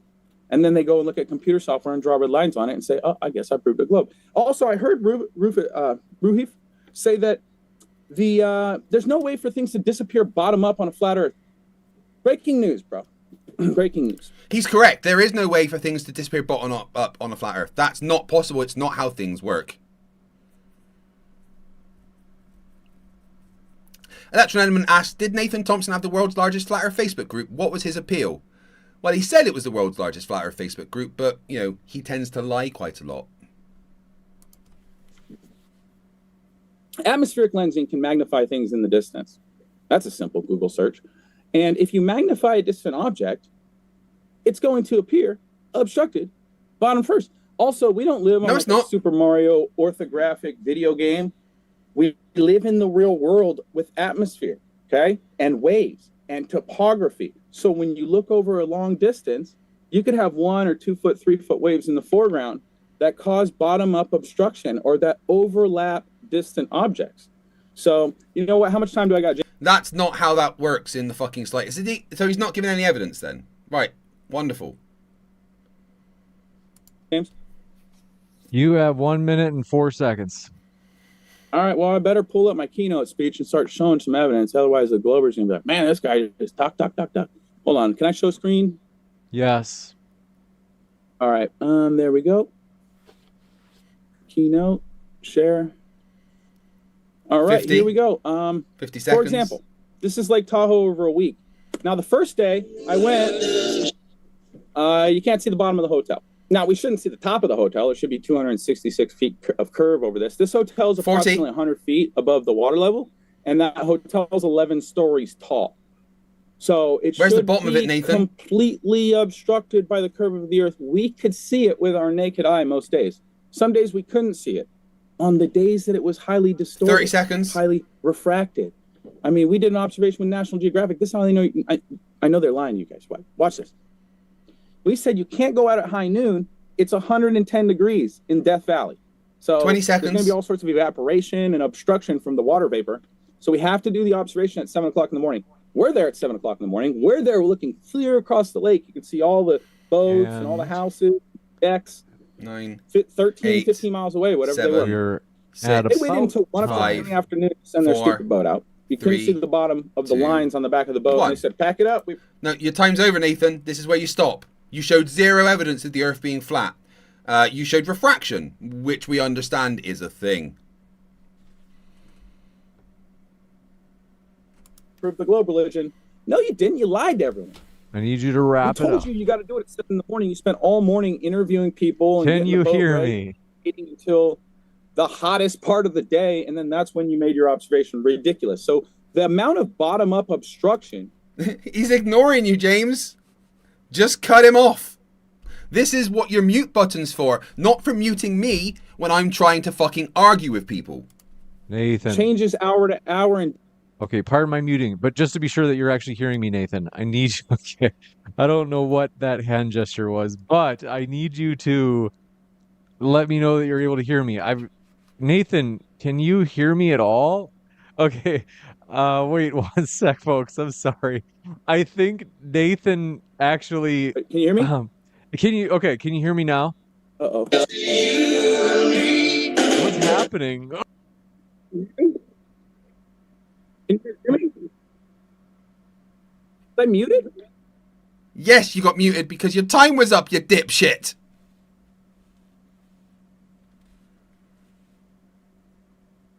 Stop his screen share, James. Nice. Right on. We are going to jump into the open dialogue, and I can see it's going to be juicy tonight. Thank you very much. I can feel it coming in the air tonight. It's going to be amazing. The floor is all yours, gentlemen, for open dialogue.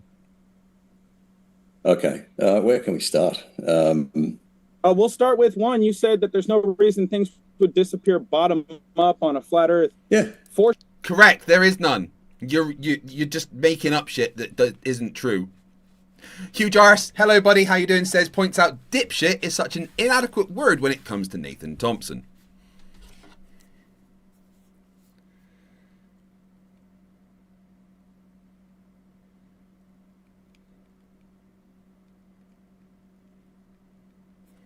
Ooh.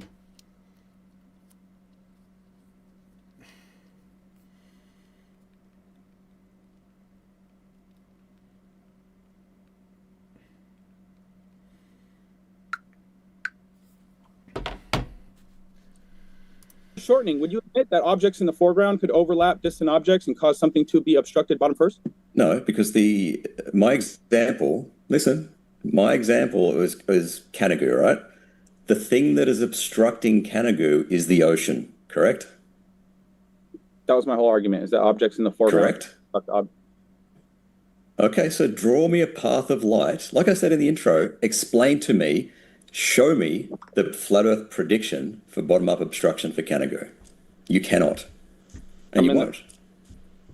All right, so I don't even get to answer your question. You're just going to answer for me. All right, I can explain bottom-up obstruction. James, could I get the big screen, please? Excellent. So if you go here, key characteristics of foreshortening. Objects appear squished or shorter than their actual physical dimensions, for example. And then also you can basically, in the foreground, you can have your finger in front of your eye and you can make the sun disappear. Now the sun is getting smaller and smaller and smaller and further away when you look at it with a solar filter, but its apparent size can be magnified by the atmosphere. This is called glare. Second, the atmosphere does not magnify things. That is not a thing that happens, dipshit.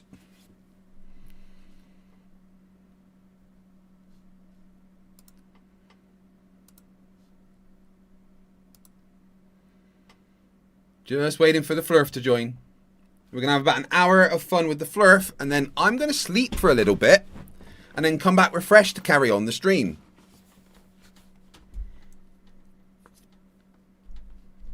Here he is.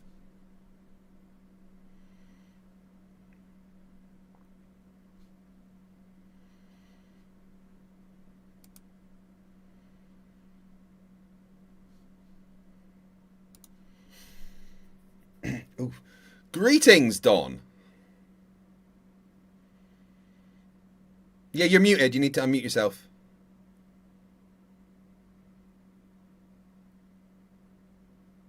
Yeah, you need to unmute yourself. You need to click the microphone button. Yeah, nobody can hear you because you haven't unmuted yourself yet.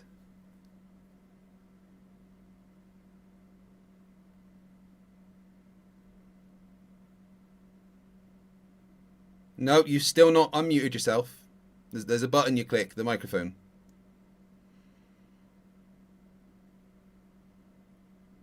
No, that was your camera. Oh, good Lord. Don, you need to... The microphone button, dude.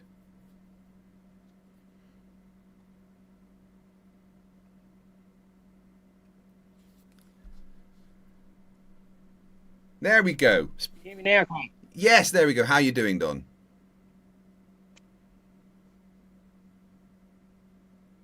How are you doing, Don? Hang on a second, I can't hear you. Oh, good Lord. I might need this. Speak a bit. Hello, can you hear me, Don? Oh, hang on, you're on real low. What the fuck? Hang on a second.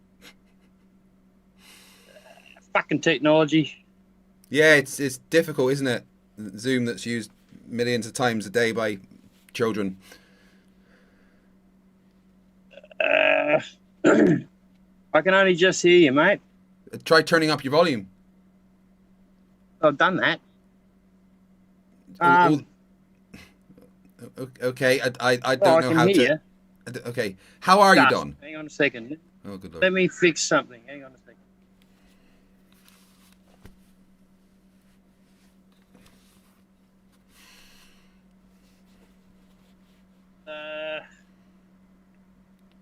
Mic check 1 2. Can you hear me?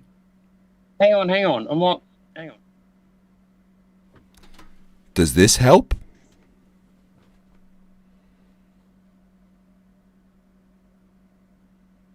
Audio. This is the person that's going to disprove millennia of science, guys. Can you say something, Craig? Something, Craig. Fuck. Hang on a second. I can't hear you, mate. I don't know how to help you with that.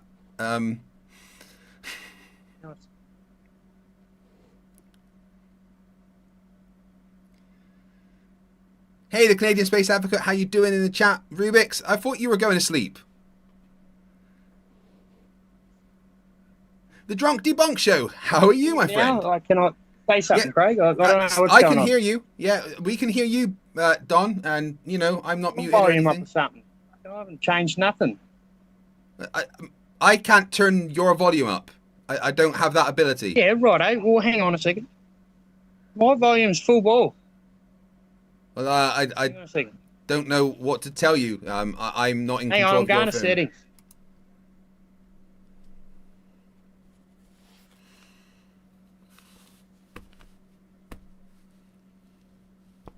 Guys, if you would like one of these, which is actually vital when talking to flat earthers, £20 to my PayPal, and I'll get one sent to you. I'm not a fucking computer expert, so hang on a second. I can't hear a fucking word you're saying. Oh, okay, it's all right. I'm talking to my chat. It's fine. What's that? I said I'm talking to my chat. It's cool. Just let me know when you're ready. All right, I'll come back. Hang on. I'll come back. Roger, Roger. Well, fucking try to turn it up. What? I just... What's going on? No, Don's not on Discord. He's on Facebook. Yeah. Can you hear me now? Can you hear me now? Can you hear me now? Yeah. Is it good?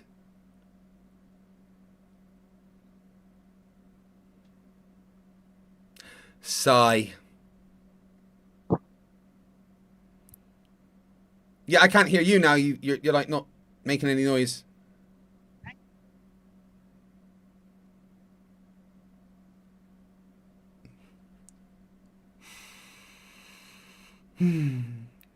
How you doing, Drunk Debunk? Guys, thank you for being here in the stream. It is extremely appreciated. I hope you've been having fun so far. We've had 2 debates already. We're about to have Don on. We will get King Nico back on tomorrow. That should be fun. For an actual flat earth debate. King Nico came on at the beginning of the stream, like 18 hours ago, and told us that ChatGPT was trying to kill him. That was funny. We had a very amicable Flerf called Robin, who came on and asked some questions, and I'm going to arrange a debate between them and PhD Tony. And now we have Don, who is struggling with his phone. Can you hear me, mate? Yes, I've been able to hear you the whole time, Don. Oh, Can you cool. Can you hear me? Yes, mate. I can How are hear you doing? There's a bit of a delay. Is the delay in the phone or? Yeah, it's probably my phone. I'm not set up. I just want to come on and have a chat with you, mate. That's all. How you doing? Oh, I'm doing great, mate. Yeah. I was meant to jump today, but shit. Oh no, what shame. So no recordings of the sun behind the clouds then or something.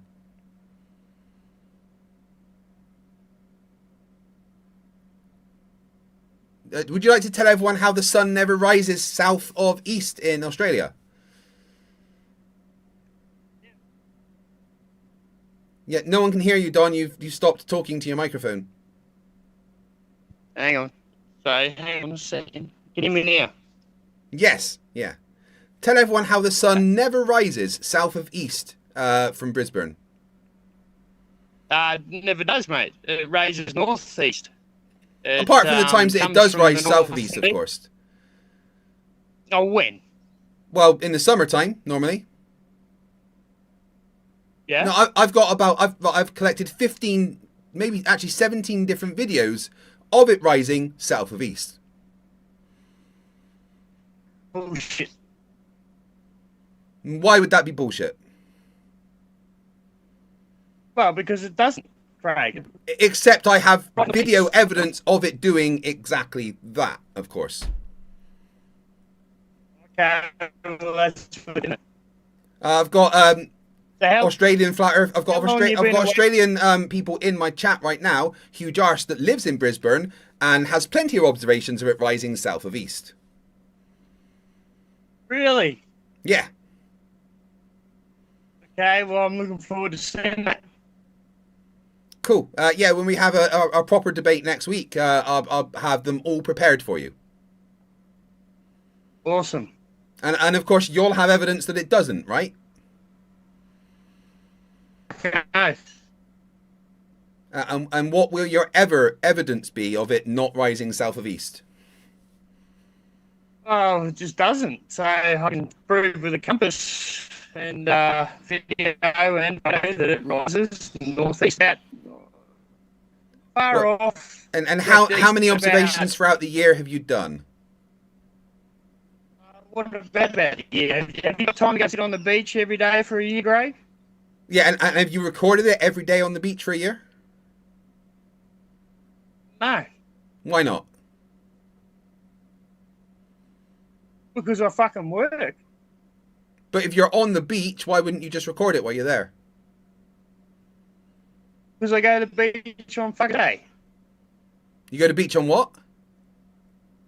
On the weekends. Okay, so when you're there at the weekends, there's 52 of them in the year. Why didn't you record it then? I only started a couple of months ago. Okay, so I've got at least 6 Australian people that live in Brisbane or around there in the chat saying it rises south of east in the summer. I've got evidence of it. And a bunch of them have already sent me videos of it doing that. I'm telling you right now, I have video proof that it rises south of east. Okay. So what will you say when I show you those videos of it rising south of east? Those videos have compass readings and times and dates. Yep. So what will you say when I show you the evidence that it rises south of east?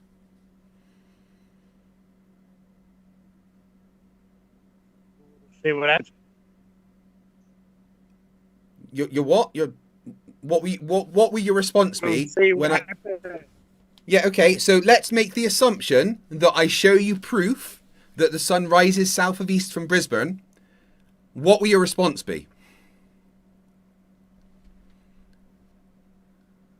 Well, it doesn't. Well, but again, when I show you proof that it does, because I have that proof, when I show you the proof, what will your response be? You know, in Australia, we have very clear skies. I can actually show the sun in front of the horizon, Craig. So, anyway, that's for the debate. And have you ever been skydiving, Craig? No, I've never jumped out of a plane. Have you done your own observations? Or Yeah, I've done you lots just of my own run observations. to a I've turn? measured the Earth's rotation. I've been to Antarctica. You know.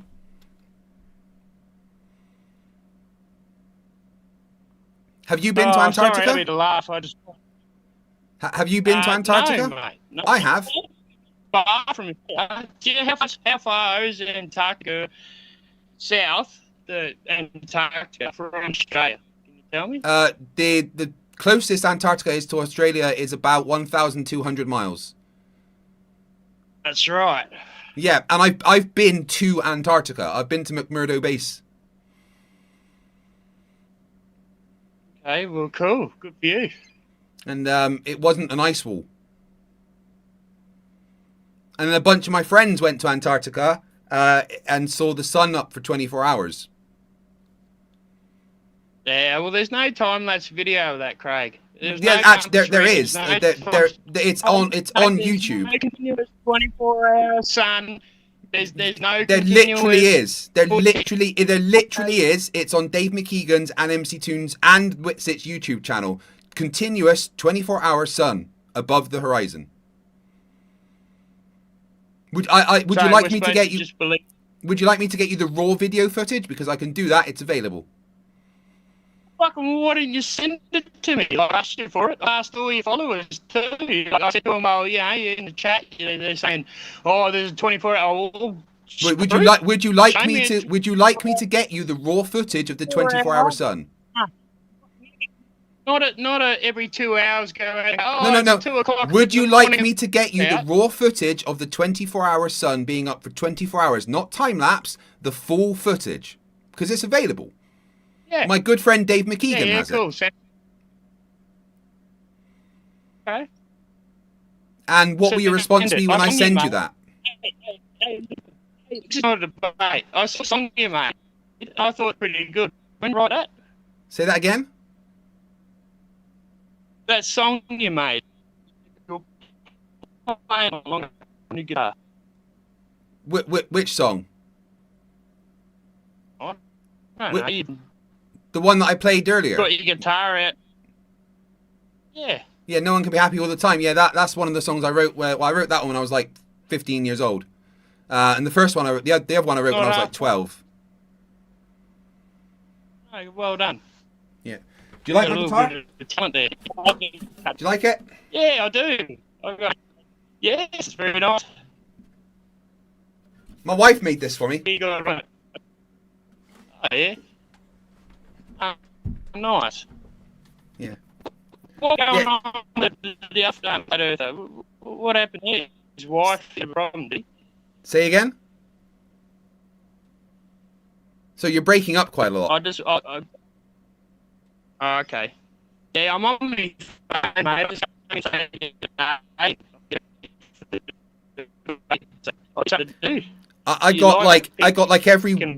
got about a third of what you just said, dude. Okay. Are you able to maybe go closer to your Wi-Fi or something? Yeah. Literally, you're just breaking up. Can you go closer to your Wi-Fi or?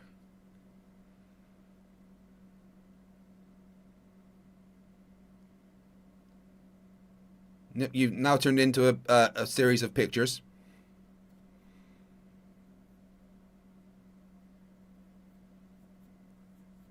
Are you there?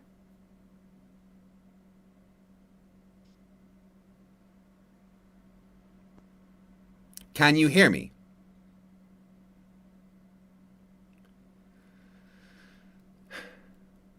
Can you hear me?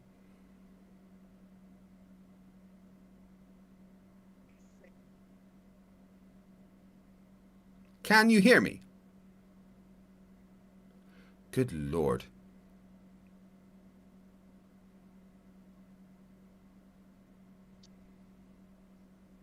Is he using a potato as a Wi-Fi router or? Don, are you there? Yes. Yeah, there we go. So, sorry, what were you saying about a flat earther and his wife or something? I don't know. I saw something when they were arguing. What the fuck's all that about?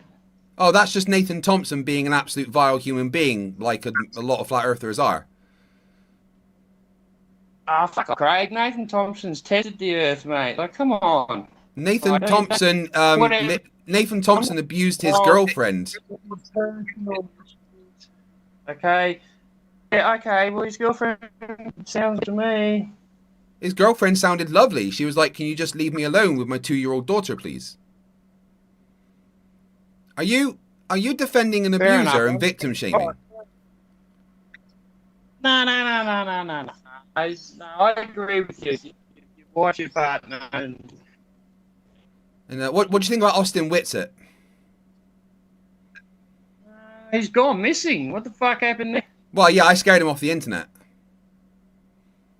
Are you fucking not? No, I literally did. I debated him and he ran away. Oh, bullshit. He's beaten every debate he's given you. He's never beaten anybody in debate. Oh, yes, he has. No, he's literally never beaten anybody in debate. And then he physically abused his wife and got arrested. Fuck's sake. What is this with flat earthers and abusing their partners? I don't know. I don't think it's got anything to do with being a flat earther.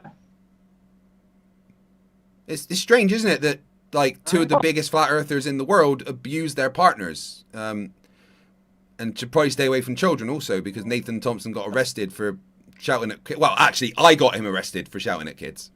That was funny. Lagged him in. He's trying to fucking teach people that pushing pseudoscience. So's the government. Pushing so's what? the Sorry. Schools, and then Did you just say pseudoscience? Pseudoscience. If it's not backed by a scientific No. method, Craig, it's sorry. not fucking. Did you say pseudoscience? Right. The word pseudoscience. Whatever. And the definition of pseudoscience isn't not backed by the scientific method. It's mistakenly believed to be based on the scientific method.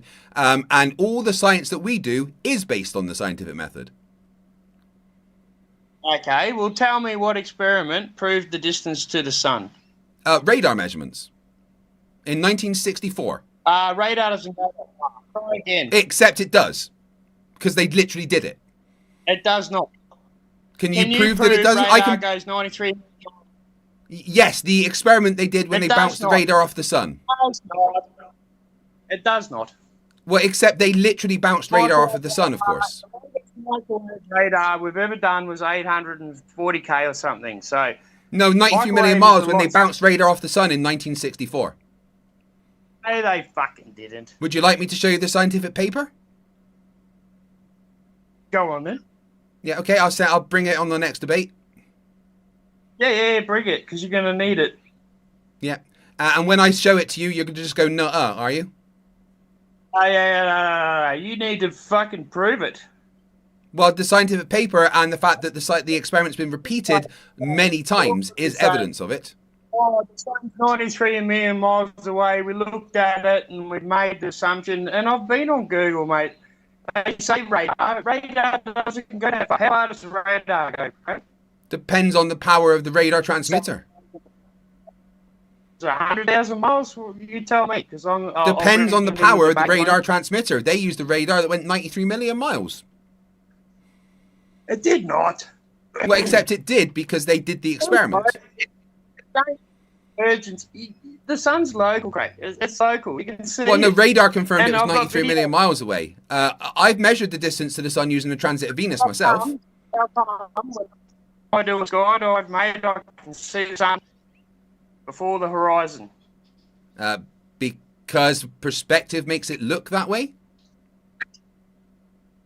You do realize if the sun was local, you do realize if the sun was local and in the clouds, it would flash boil the water. Fuck off, it would. Well, do you know how much Come energy on, the mate. sun outputs per square meter?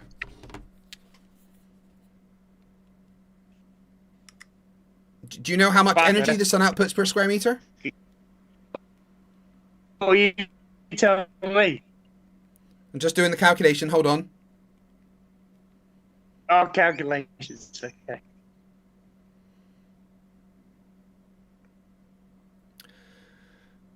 So the sun's power on Earth puts out about 1,360 watts per square meter. That would flash boil the clouds. Okay. All right, Craig. What's the potential on it? What's the what? Potential. Sorry, you're breaking up. I think which. I didn't hear what you said. You're breaking up. Oh. Yeah, no, we can't hear you because your technology is apparently powered by potatoes.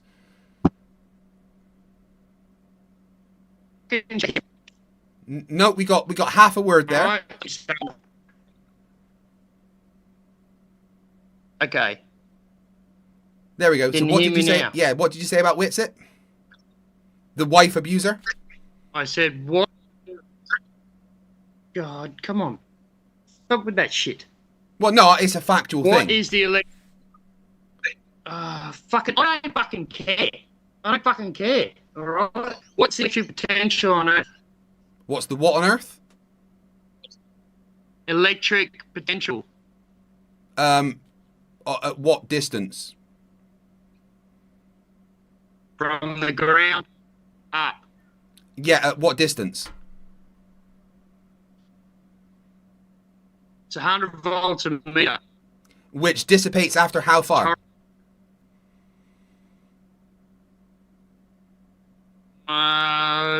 Don't quote me, but I don't About think 400 meters. It's gone. So what? That's 400 meters of electrostatic potential. And that disappears it's after horizontal. 400 meters, and many buildings are higher than 400 meters. What does that show? What are you claiming there? What is that evidence of? Well, it's evidence that electrostatics set it down.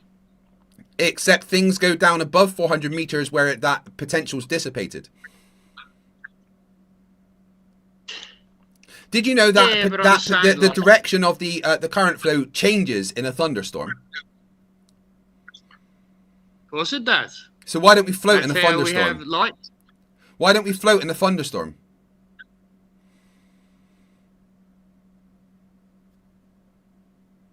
Why would you float, Craig? You got Because maths and you've just claimed that the electrostatic potential is why things go down. Did you not just claim? Did you not just claim that the reason things go down is due to electrostatic potential, right? No, things go down from relative density of the medium. So things will fall. Density's Anything more not dense than density's not a air force. Density's not a force. There needs to be actually something causing that force. A force, no. Yeah, But the gravity creates a direction force. on electrostatics. That's been proven. Except that That's direction changes in a thunderstorm. That direction changes in a thunderstorm, therefore you should float during a thunderstorm.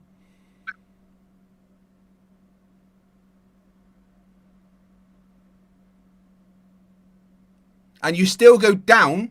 There is still a downward bias above when that electrostatic potential has dissipated.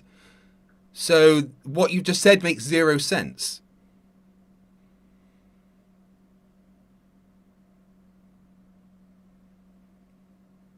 Science. I know it's scary. Yeah, we can't hear you because your technology is useless. What phone are you using? Okay, you done this stuff. Is gravity weight? Sorry, is gravity what? Weight. No, weight is mass times gravity. No, you're just introducing a pseudo science force. No, gravity is Yeah, not okay. pseudoscience. Gravity is a factual thing, and it creates a force. Weight is literally hold on. Weight is literally defined as mass times. Hold on, Don. I'm talking. Mass is literally defined as weight is literally defined as mass times gravity. You don't have weight without gravity. Yeah, it is. That's literally the definition of weight. Science says that the definition of weight is mass times gravity. Okay, so how do you measure gravity? With an accelerometer. So what's an accelerometer? It measures the acceleration and the direction of it. In your phone, it's done by having a little switch that changes direction when you move your phone. So when I hold my phone and do this, and then change it, and the screen changes, that's because the accelerometer has measured the change in direction of my phone. Fucking don't make me laugh. Come on, mate. You're laughing because you don't understand science. No, you don't. Did you know, Don? Did you know that submarines use gravity to navigate? Oh bullshit! We went through this last time. They use sonar. I am a submariner. I am a submariner. They use gravity to navigate. No, you're not. You're a guy on. You're a guy on YouTube that thinks it's only the mock fucking people. I was literally a submariner in the Royal Navy. Not a fucking nuclear expert. You're nothing. You're not. Well, I am. I've literally got a degree in nuclear engineering that I used to be a nuclear engineer aboard submarines in the Royal Navy. Well, who fucking cares anyway? Well, I do because I use the system that uses gravity to navigate underwater. How does a bat find its way through a duck cave? How does a what? Bat. A bat uses sonar. Exactly. Yes, submarines, when they don't want to use sonar because they don't want to be detected by other things, use gravity.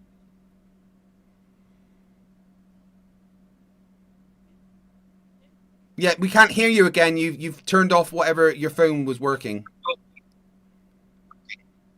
You keep saying it.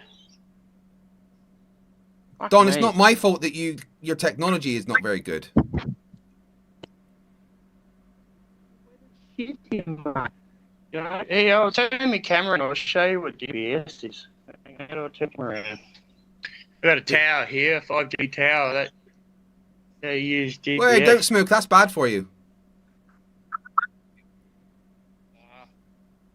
Nice talking to you. Those things cause cancer, right? Cancer shit. What'd you say? I said cancer's bullshit. My mum died of cancer 3 months ago.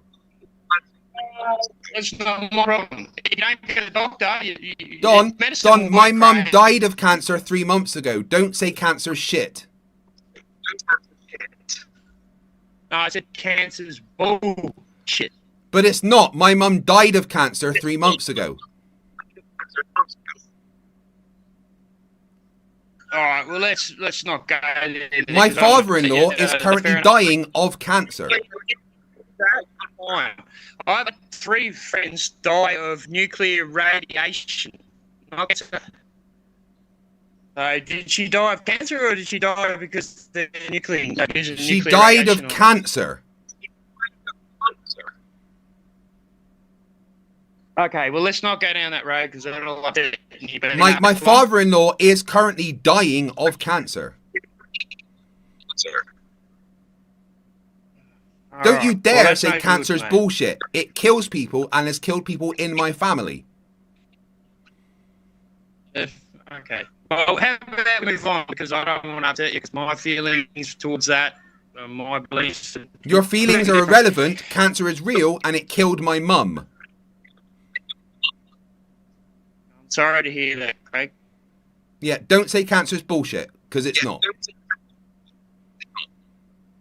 Well, you think the globe's real and stuff. Well, I've measured the globe, so I know it is. You have not. Yeah, I literally did. We just plain data survey. What? Not geodetic. Okay, you no, I used a measuring device to measure the rotation and shape of the planet. Oh, fuck me. Right, so does every first-year physics student, of course. First year physics student. Okay.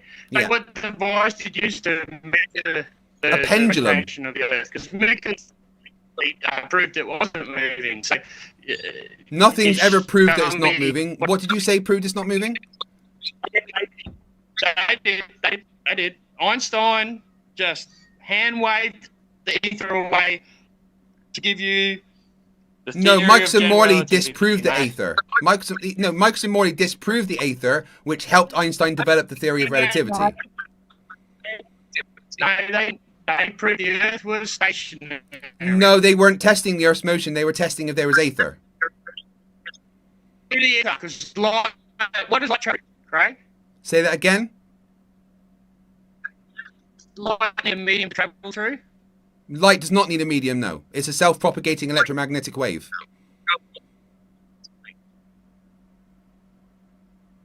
I reckon you make up this shit up. Well, no, I follow science. You know, like,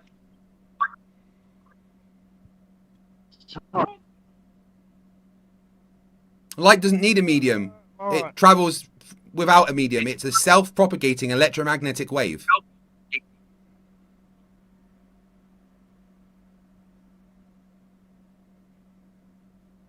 Yep, I've measured Earth's rotation. I've measured Earth's shape. yeah, what did you measure the Earth's rotation with, Craig? A pendulum. A pendulum proves nothing. I can put a plump on a string and push it myself and choose the direction. And actually, Foucault's pendulum uses magnetics. Actually,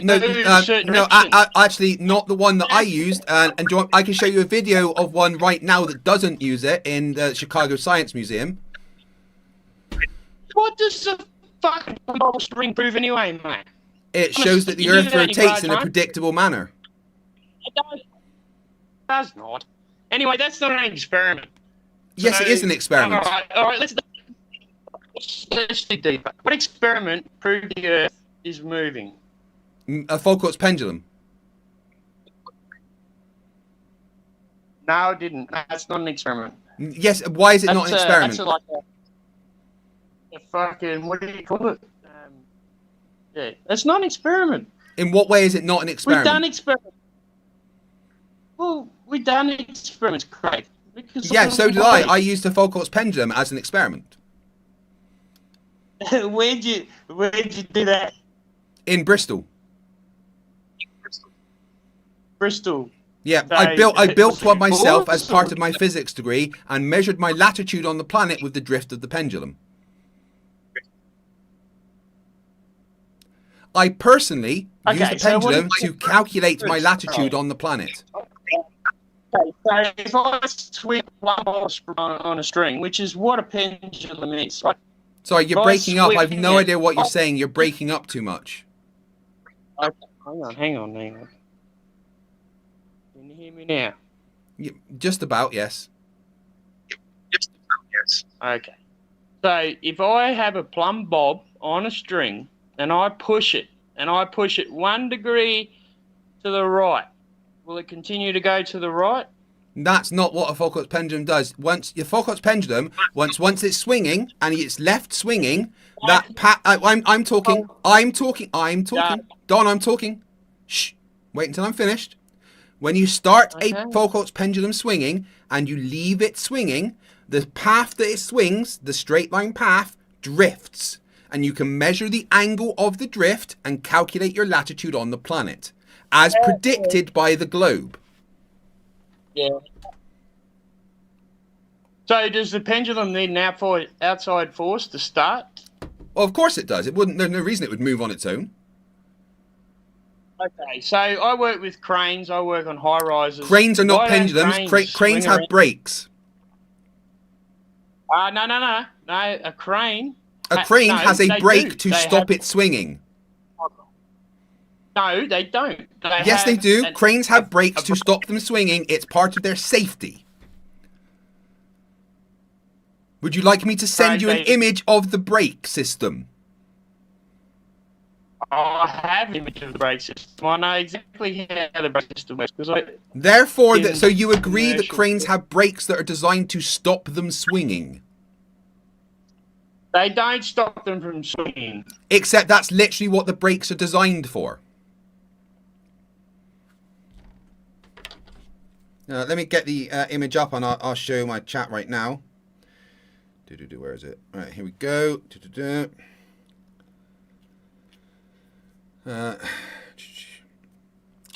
Brake control unit BRB 120. These brakes are for parking utilization, securing the crane against the wind force. In emergency conditions, they can be operated also as dynamic brakes to stop the crane. They're hydraulically powered HBU or BUELRG. The brake control unit BCU 2001 records characteristics, current and voltage variations which are induced by movements of the armature disc in the magnetic field of the brake coil, applying a force to stop them swinging. Cranes have brakes to stop them swinging. Here are the brakes.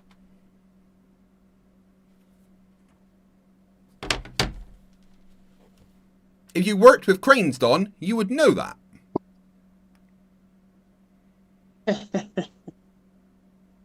I'll bring a photo and I'll bring videos. I've just shown the photo. Yeah, but this is the thing, Craig. You think that because you show something, that's it. You can't Well, yeah, I've it. just proven that cranes have brakes designed to stop them swinging.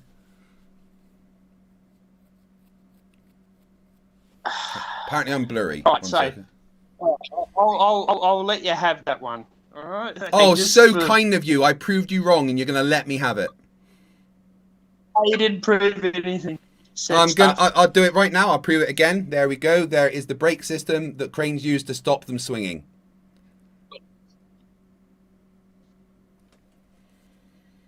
And I can send you the website that's from, where most major cranes around the world use this company for their brake designs. Yeah, you know, I do this little thing called research, Don. Okay, well, you don't research. You just go straight to Toon's website and use whatever he says. Nothing that wasn't from Toon's website, and you know, Toon's website. It's not information that Toon put there.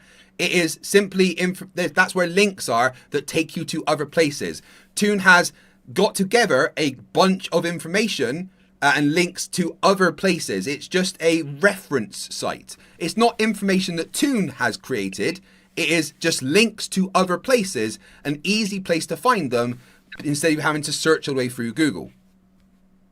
And I've helped Toon gather a lot of that information and put it there. Alright, well, okay. Because I do research, Don, and then record the research. Okay, we'll bring it to the debate. Cool, yeah, so I'll bring to you proof the sun rises south of east, proof that pendulums don't use magnets. It does, I've got proof that it does. Proof that cranes use brakes. Yes, I have videos, I have pictures, I have lots of evidence from people that live in Brisbane. Have you got compass readings? Compass readings yes, are the most important with compass thing. readings, yes. Well, I do too. Yes, you have one, Don. You have one from one day. I have about 10. Don, you told me you have one. I don't care. I'm not telling you what I've got because this is what you Don, do. I asked you when how I many get you into have, the and you debate. said you have one.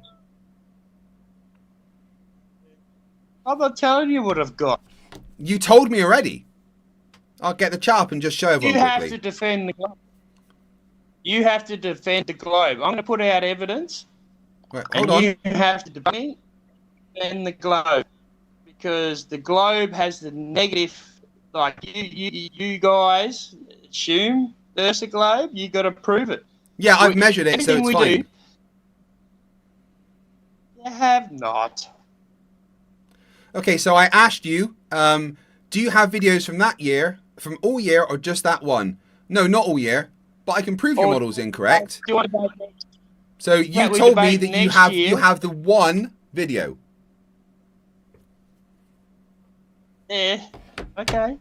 Don't get all Right, so fucking were you frustrated. You've been lying awake to a me while. then, or are you lying now? Which one is it? Brad, you spend your life lying. I've never lied. I get information and present that information that shows certain things are true. When I'm shown to be wrong, I'm intellectually honest enough to change my position. sound like Jaronism. You sound like Jared. Jared's a Jaron, or good whatever guy. His name is Jaron. Jaron is a very good guy. I don't know him. I do. He's a really good guy. I speak to him nearly daily. What about Austin? Is Austin a good guy? Or? No, Austin is a horrible human being that physically abuses his wife. Austin is known to lie. Austin lied whilst in Antarctica on a live stream. Yes, I know. Yes, it. Yeah. And come on, man. Like, honestly, when you get to the debate, you need to bring the 24-hour footage with. Yeah, no worries. No worries. I'll tell you what. I'll ask Dave. I'll ask Dave McKeegan for that right now. 2 secs. Because of course Dave McKeegan's a good friend of mine that's been to my home, and has sitting on his desk the camera with the 24-hour footage. Hold sec. I need the raw. Hold on. I'm just messaging Dave. 2 seconds. Hold on. I'm just messaging Dave. 2 seconds. I need the raw 24-hour footage for a debate with a Flerf. There you go. I've requested that. It'll be ready for the debate.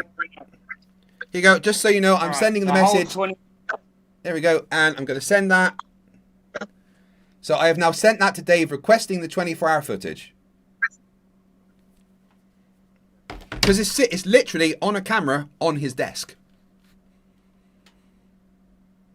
Oh. Yeah. I haven't seen any.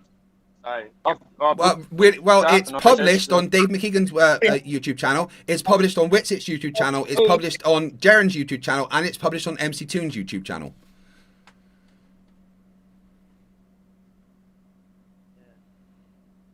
I should have gone to Antarctica because no one threatened me or paid me off. No one was threatened or paid off.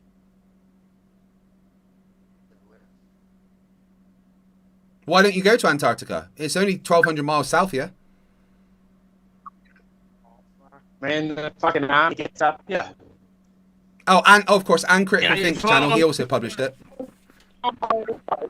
If I was getting on a little boat, which I wouldn't do because it's fucking dangerous, right? Why don't you go to Antarctica? Why don't you go to Antarctica? Why don't you just do it? Oh, I might. Okay, well, they're accepting applications for this year's trip. Just go. We'll see what happens. Yeah, you got $30,000.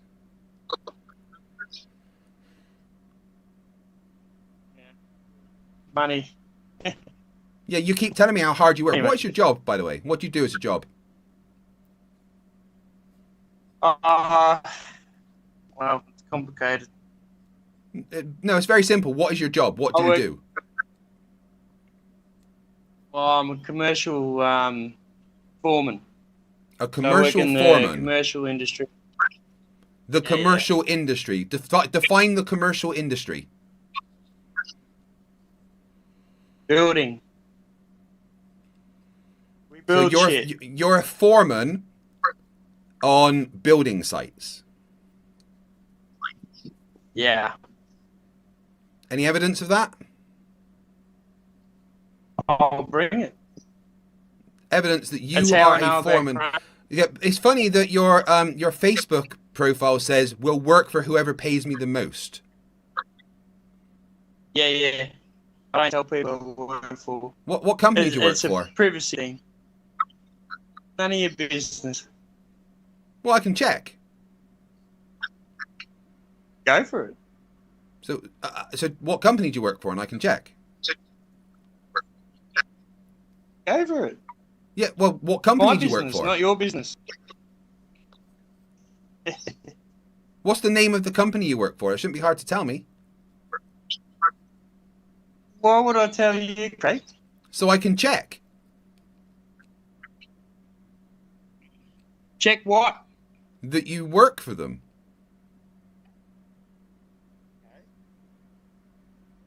So what's the name of the company? It's a bit stagnant. Can you post up the experiment the previous meeting? All right. Okay. Define your roles as a foreman on a building site. Do you know what a foreman is? Yes, I do. I'm asking you to define your roles as a foreman. It's got nothing to do with this. What we're talking about. That's that. My job is my job. I don't need Okay. to And yeah, and explain tell me what you anything. do in your job as a foreman.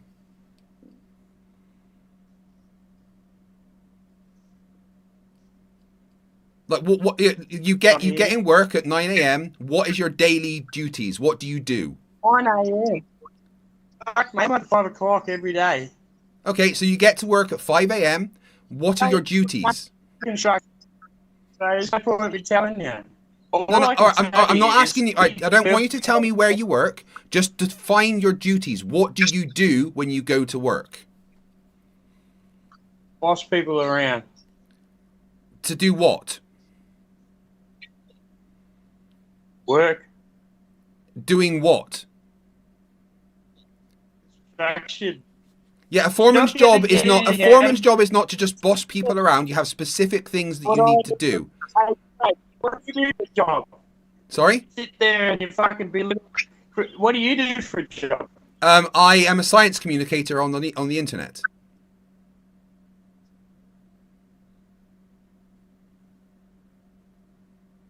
Cool. Yeah. Well, you're not very I do science. this for a job. Yeah, I know you do. Yeah. Take money from gullible people. People donate of their own volition. And why are you doing this stream? Doing Sorry? it to make money? And Yes, that's because this is my job, and you do your job to make money, do you not? Cool, this is a job. Yes, it is. The Matt Hooks, who's been a member for 45 months, says, just saw Rubiks crowdfund. The fuck have YouTube done now? Missed the beginning of the stream. YouTube didn't tell me about it. You get membership. You still get membership fees? Yeah. So, yeah, if you don't know, my AdSense account was disabled by YouTube, and I'm currently fighting with them to get it back. So that's what the fund is for, guys. As a AZA351C, who's been a member for 14 months, asks, can you ask him to explain the southern celestial pole on a flat Earth? The crux rotates clockwise around the southern celestial pole throughout the night. There's no south pole. The compass points to north, mate.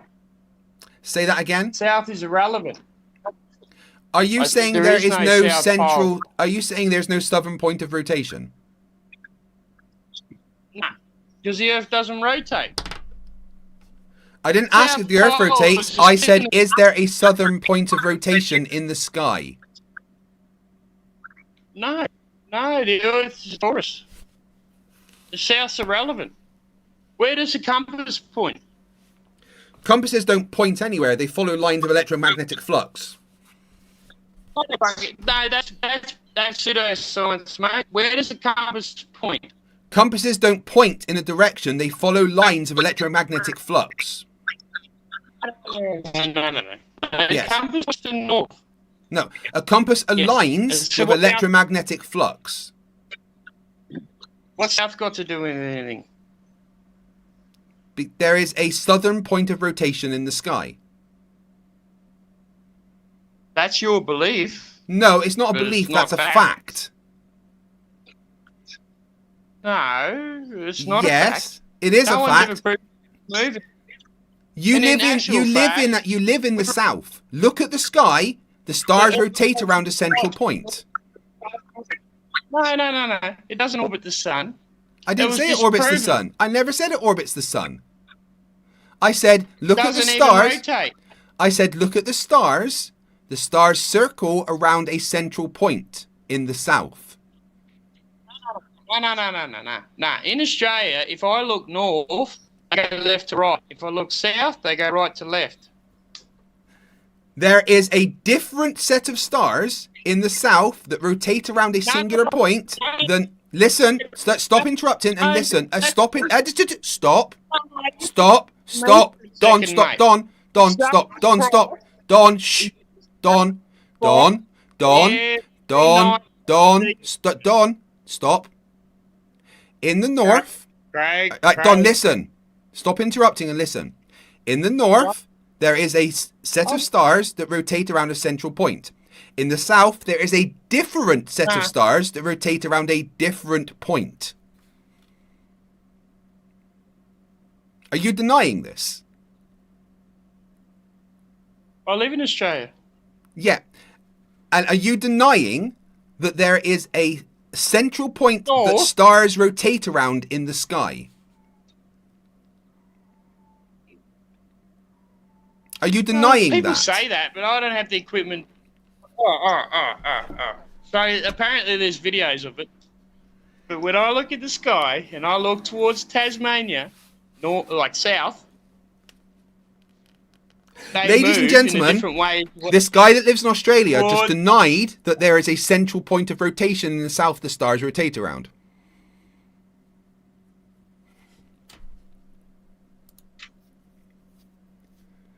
Right, let me quickly show you something, because this is hilarious.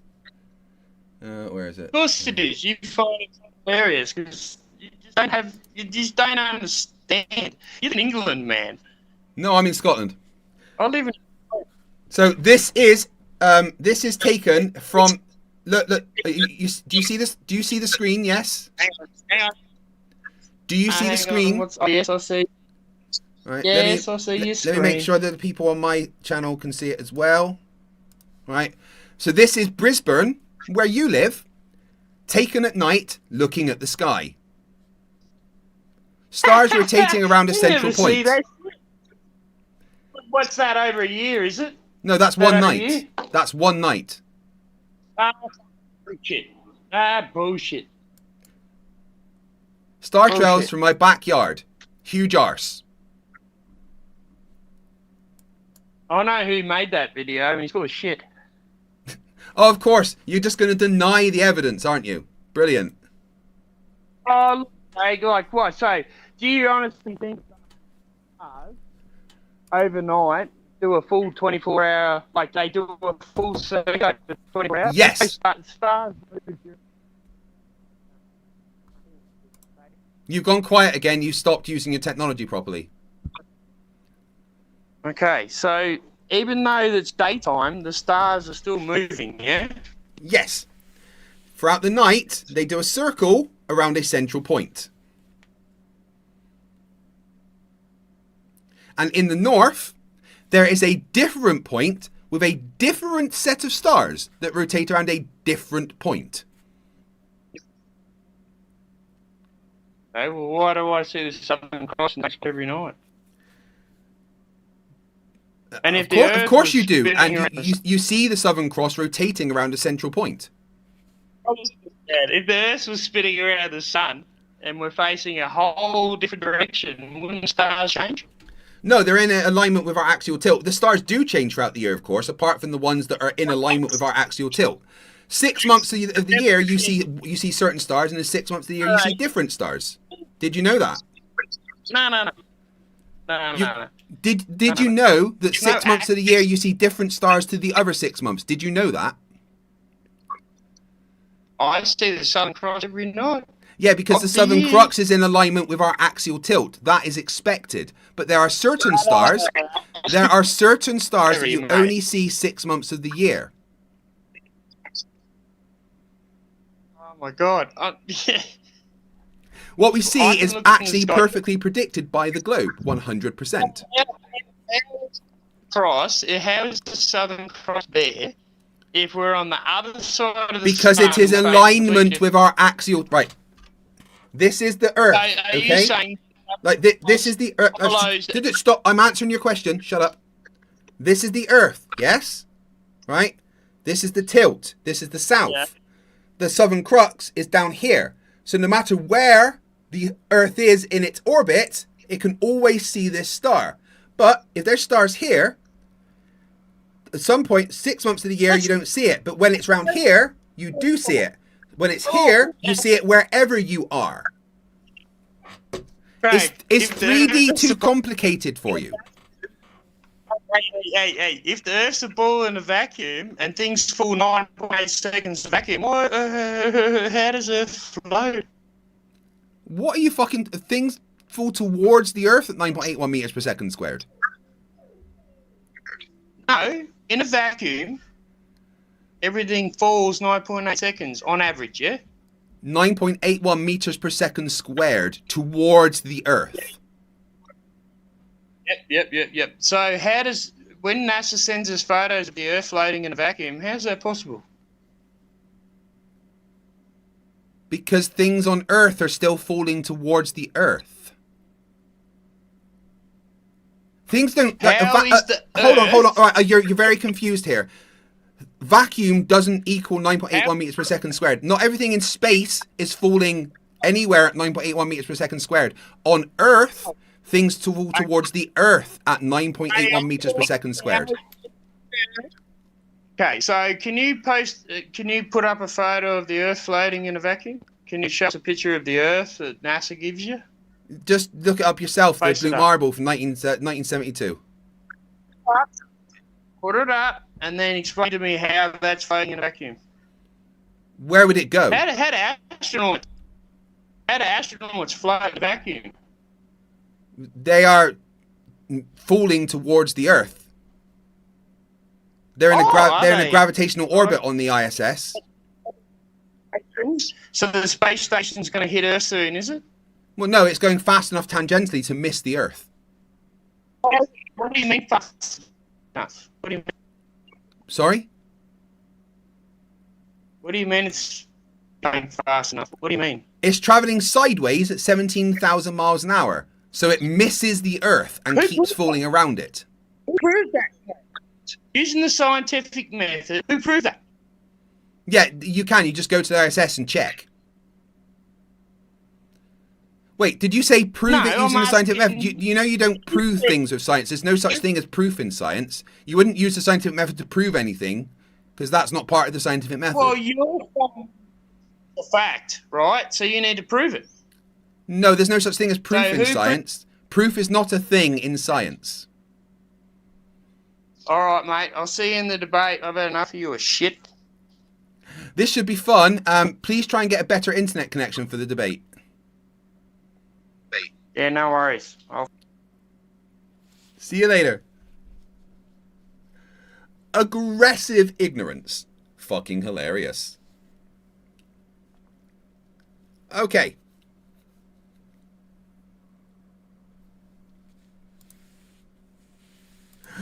Oh, guys, thank you very much for being here and supporting me the way you have. This has been incredible so far.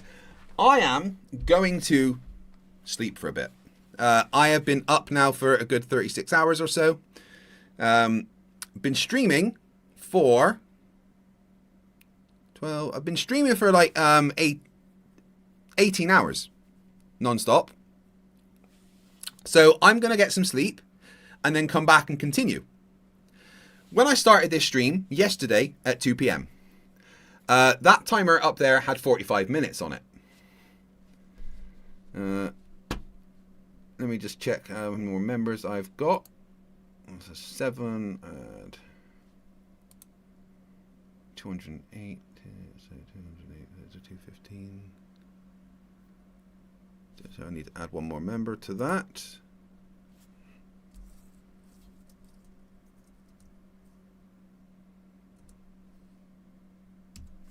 Right, so when I started, that timer had 45 minutes. Every new member adds 3 minutes. Every donation to every £10 super chat adds 5 minutes. Every £10 to PayPal also adds 5 minutes. And every £10 to this also adds 5 minutes.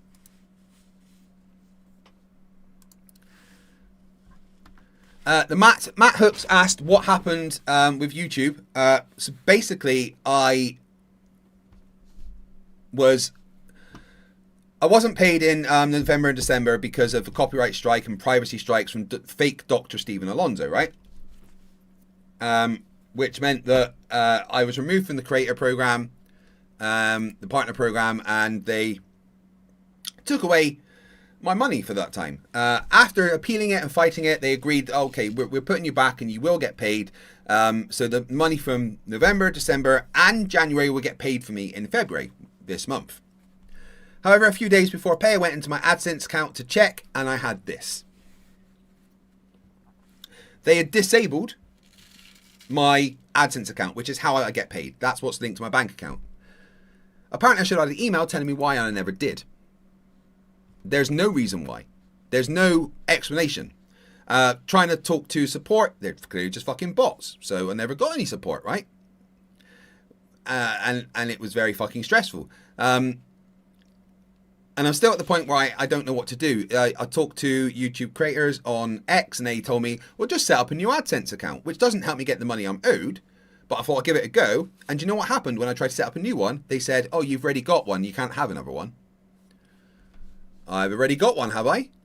Not apparently, according to this. So basically, I've not been paid for 3 months. Which means that I literally have not had a way to pay my bill. I've had to take out a bunch of my savings and stuff because, you know, 3 months with no wages is pretty devastating when this is your job. So if you guys want to help out and donate in any way, one of the best ways to do that right now would be with that fund that Rubiks has set up, or via PayPal, because I received that money directly. And in fact, I had a recent donation. Let me check. So I've had $25 extra added onto that fund. So thank you very much for that. That means that I need to add another 10 minutes to the timer.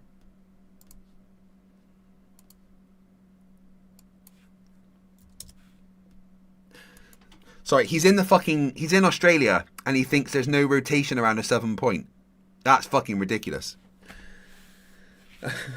So anyway, yeah, I've been now streaming for 18 hours. And I still have 30 hours and 14 minutes to go, which is insane. I'm very tired and I'm going to take a nap. I'm going to stream. I'm going to sleep for about 6 hours and play some videos whilst I do that. And when I come back, we will continue the stream. So that is the plan now. I'm going to take a nap. Well, a 6-hour nap. Refresh, come back and continue with the Nathan Thompson slash Ruhif debate, which we are 30 minutes in out of a 2.5 hour debate. After that, we got some Durf nonsense to cover, some Roger Ledwell stuff to cover. Nico will be coming back, and it's going to be fucking fantastic. Borg, no, the timer's going to keep going whilst I sleep, because I'm still streaming. And my wife has said, no, you keep it going. And the wife is the boss.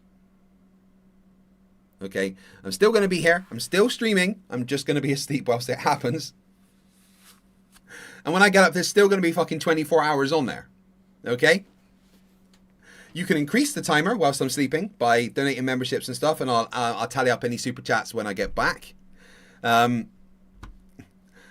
if I pause the timer, and I'm literally never going to end up stopping the stream. I'm still going to be here. You're going to see me. I'm on stream. I'm going to be on the screen. And there's also going to be other things going on that you will be able to see the videos that I'm playing and watch me have sleepy times. So that my words are starting to unword. And for my health, it is time for me to take a sleep.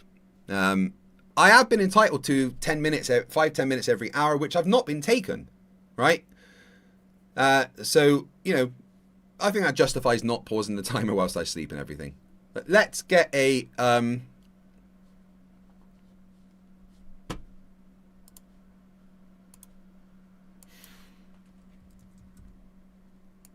video up to play.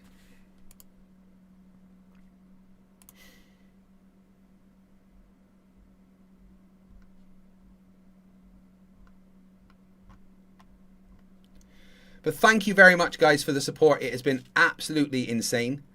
I genuinely can't say thank you enough for what you've done for me. It's been absolutely amazing.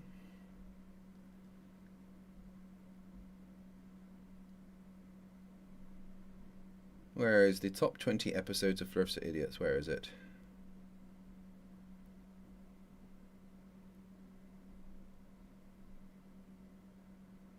This one, yes. Force.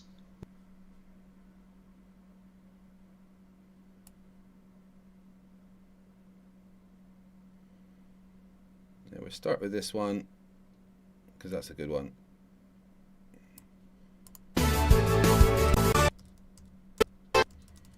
Saying that they don't have and welcome. Right. I'm going to take a nap. You guys are amazing.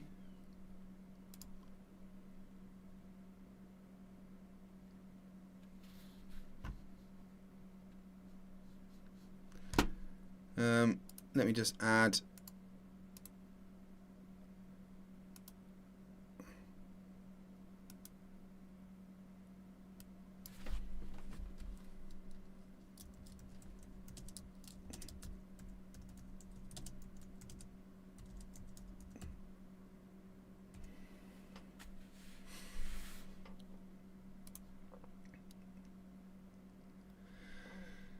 Okay. Enjoy. I'll be back in 6 hours. You can watch me sleep, you fucking weirdos. Just gonna set up my mattress and stuff. And I will speak to you soon. Good night. I love you all. Not you, Gary.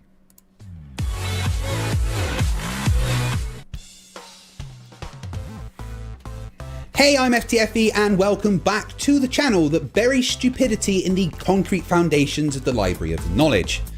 Flat Earthers, they don't like giving evidence. In fact, their biggest defense at the moment is saying that they don't have to give evidence because they don't have the burden of proof. Spoiler alert, kind of based off of a globe with stars light years away. We look directly through the sextant at the horizon.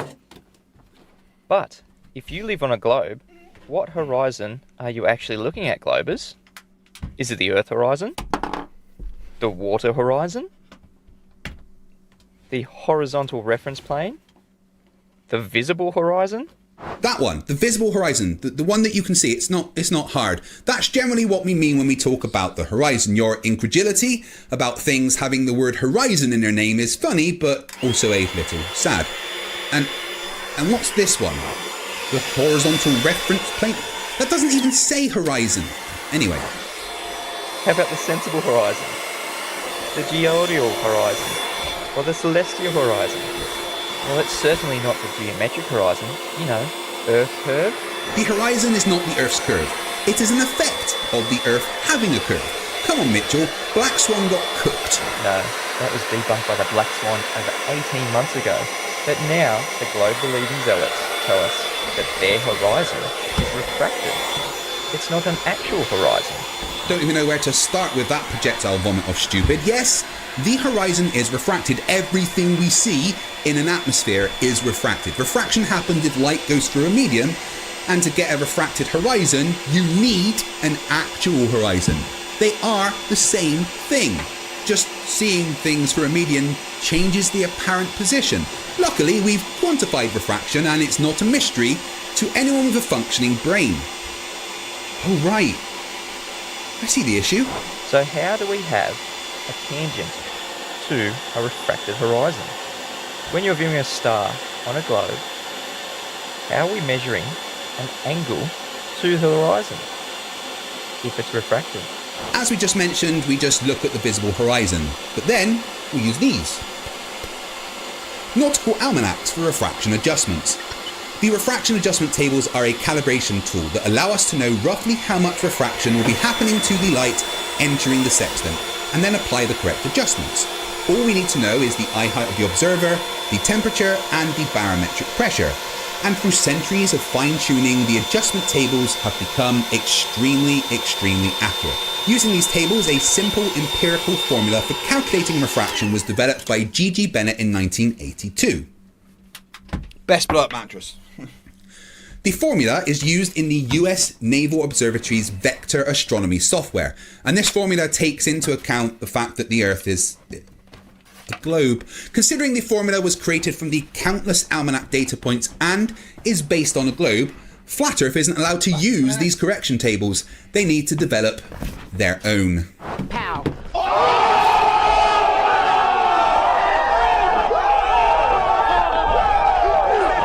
You will never ever get an angle to a refracted horizon.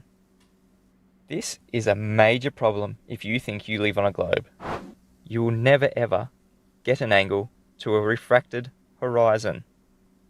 This is a major problem if you think you live on a globe. Well, it's not a problem because, you know, all of the stuff I just said, but you do realise how you fucked up there, Mitch, right? You said... You will never ever get an angle to a refracted horizon. And even on a flat Earth, the horizon is refracted. The Earth being a magic frisbee doesn't stop light travelling through a medium, being subject to Snell's law. The horizon is refracted on a flat Earth or a globe Earth. So, according to you, you just can't use a sextant, period. Because celestial navigation would be impossible. So what have you done to keep your religion of a sphere Earth semi-plausible? You've presupposed that that line, 90 degrees above your head, the zenith, actually runs to the centre of your presupposed spherical Earth. We don't presuppose anything. We know the Earth is a globe because it's been measured, tested, and, you know, seen from fucking space.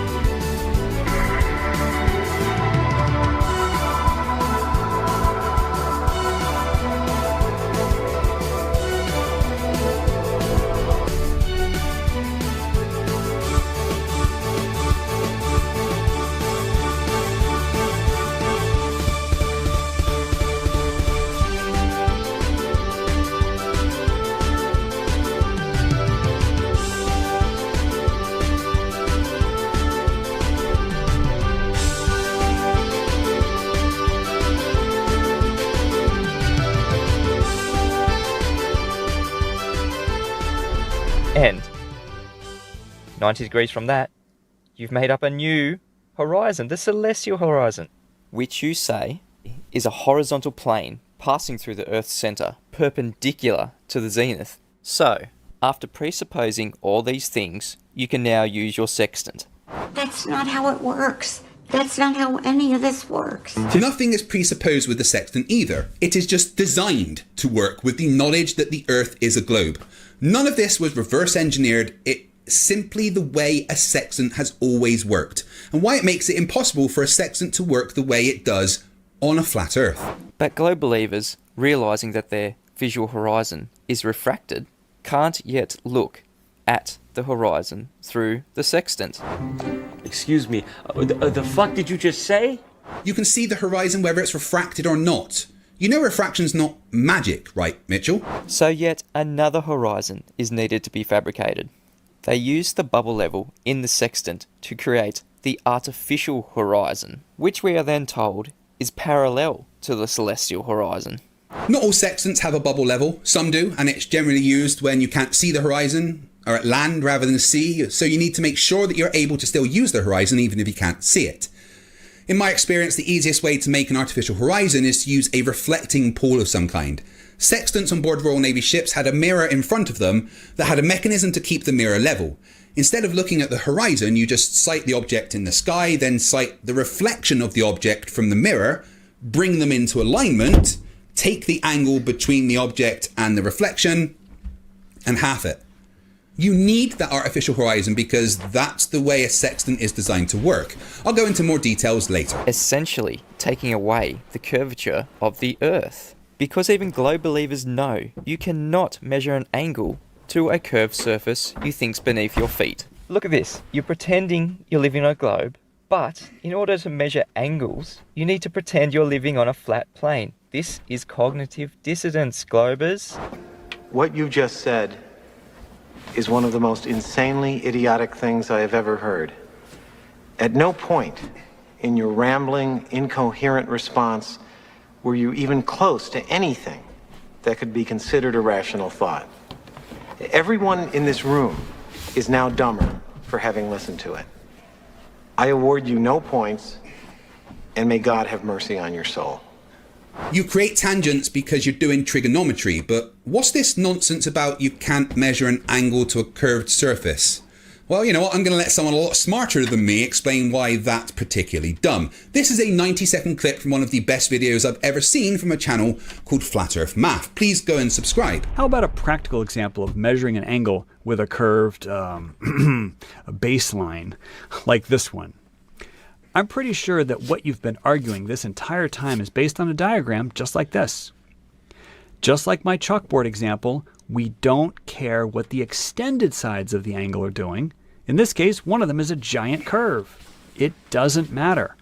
All we need to do... And airplanes have massive fucking engines that negate and airplanes have massive fucking engines that negate that comparatively small force. Why do you all have such blank faces? Oh yeah, you're all fucking idiots. Get out! I hate my life.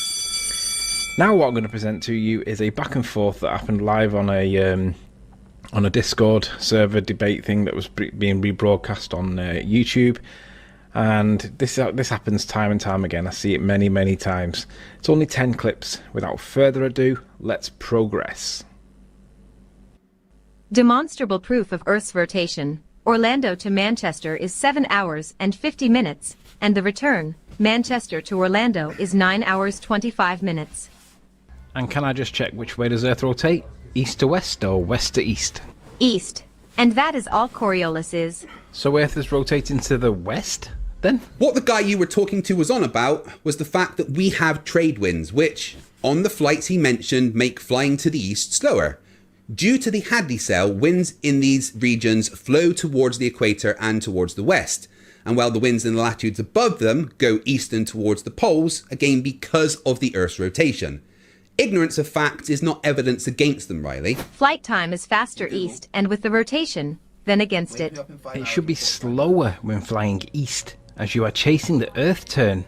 Oops. No, Riley, you don't chase the countries if you're travelling east, because the atmosphere that the plane is using also travels to the east at the same speed as the country that you think you are chasing. Helicopters and hot air balloons could just hover and wait for the Earth to turn underneath it, and the destination would arrive like waiting for a train at a station. But that's not how it works. At all. You're a fucking idiot. That's not how it works. That's not how any of this works. Okay, quick recap. His last comment said, because to wrap this all up, all flights east and with the rotation of the Earth is faster, yet we can clearly see that if the Earth is rotating from the west to the east and flights are heading west, it's going to be faster, and east it's going to be slower because of Earth rotation. Well, in this case, both of you were wrong.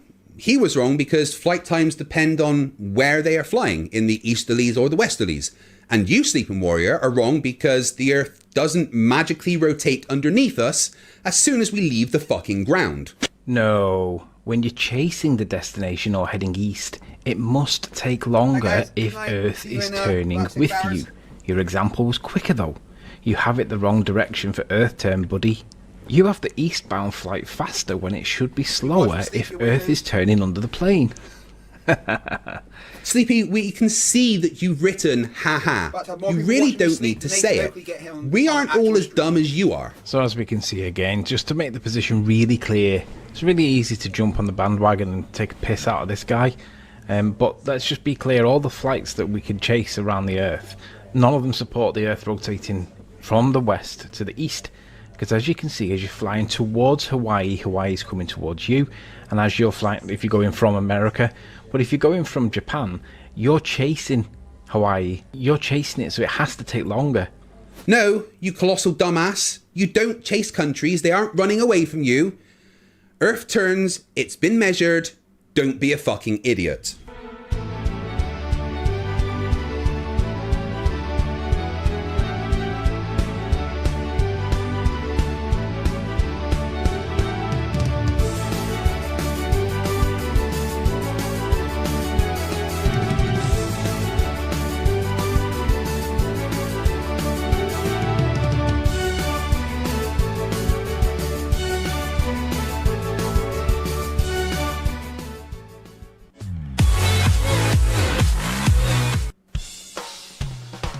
Hey, I'm FTFE, and welcome back to the channel that holds a pillow on the face of stupidity until it stops struggling.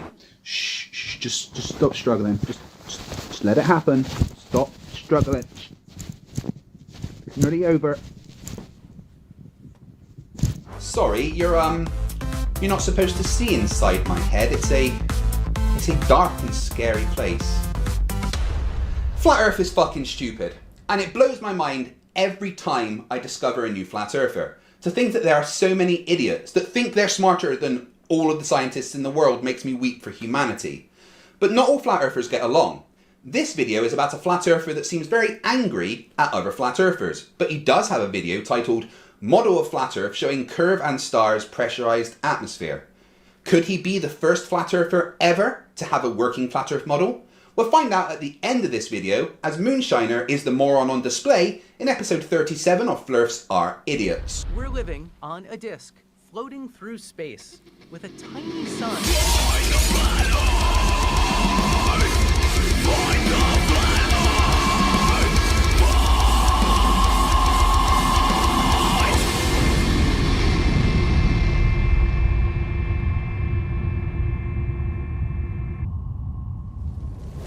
Thank you for joining me once again as we take a look at the people that got their brains from the bargain bin at a convenience store.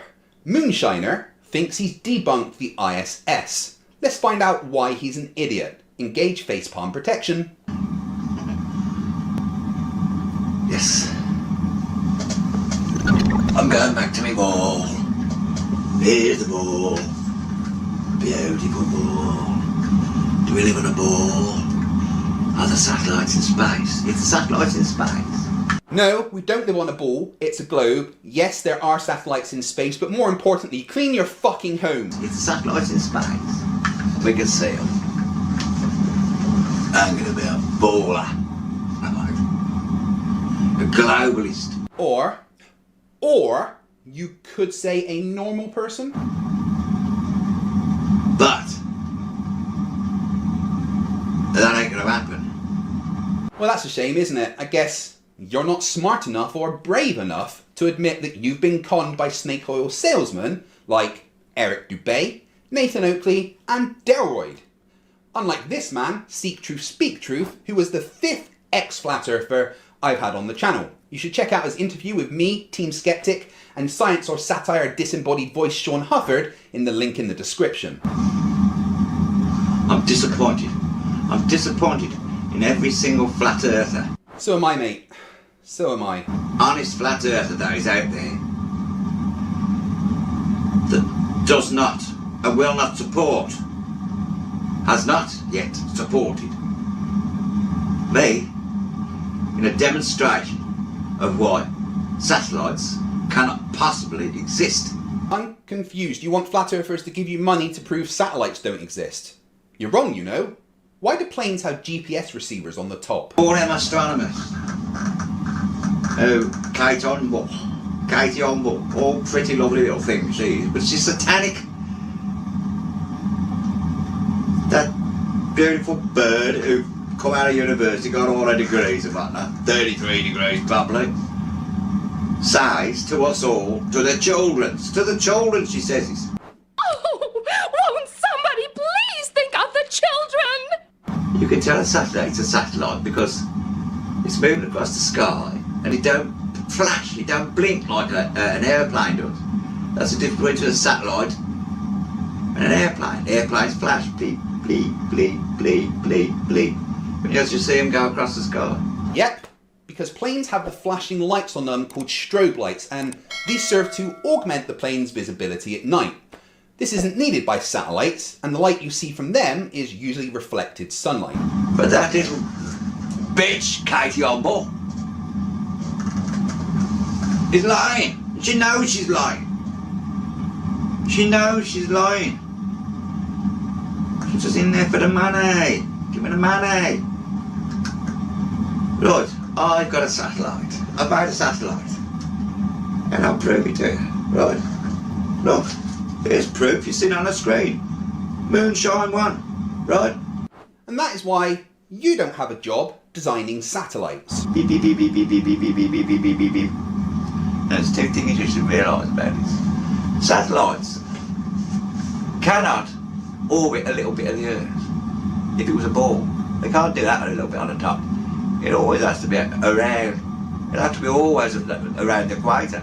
It would always have to be around the equator if they had them. Actually, that's not true at all. There are essentially 3 types of orbit: low Earth orbit, medium Earth orbit, and high Earth orbit, with most orbits having an orbital inclination.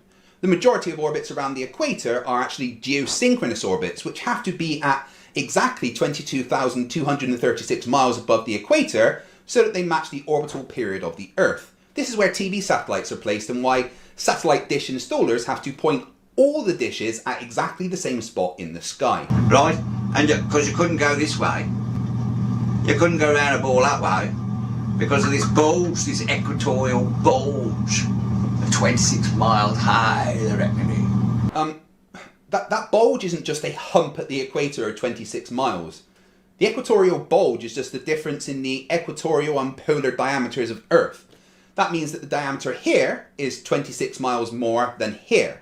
So that's a 26 mile difference over 6,200 miles.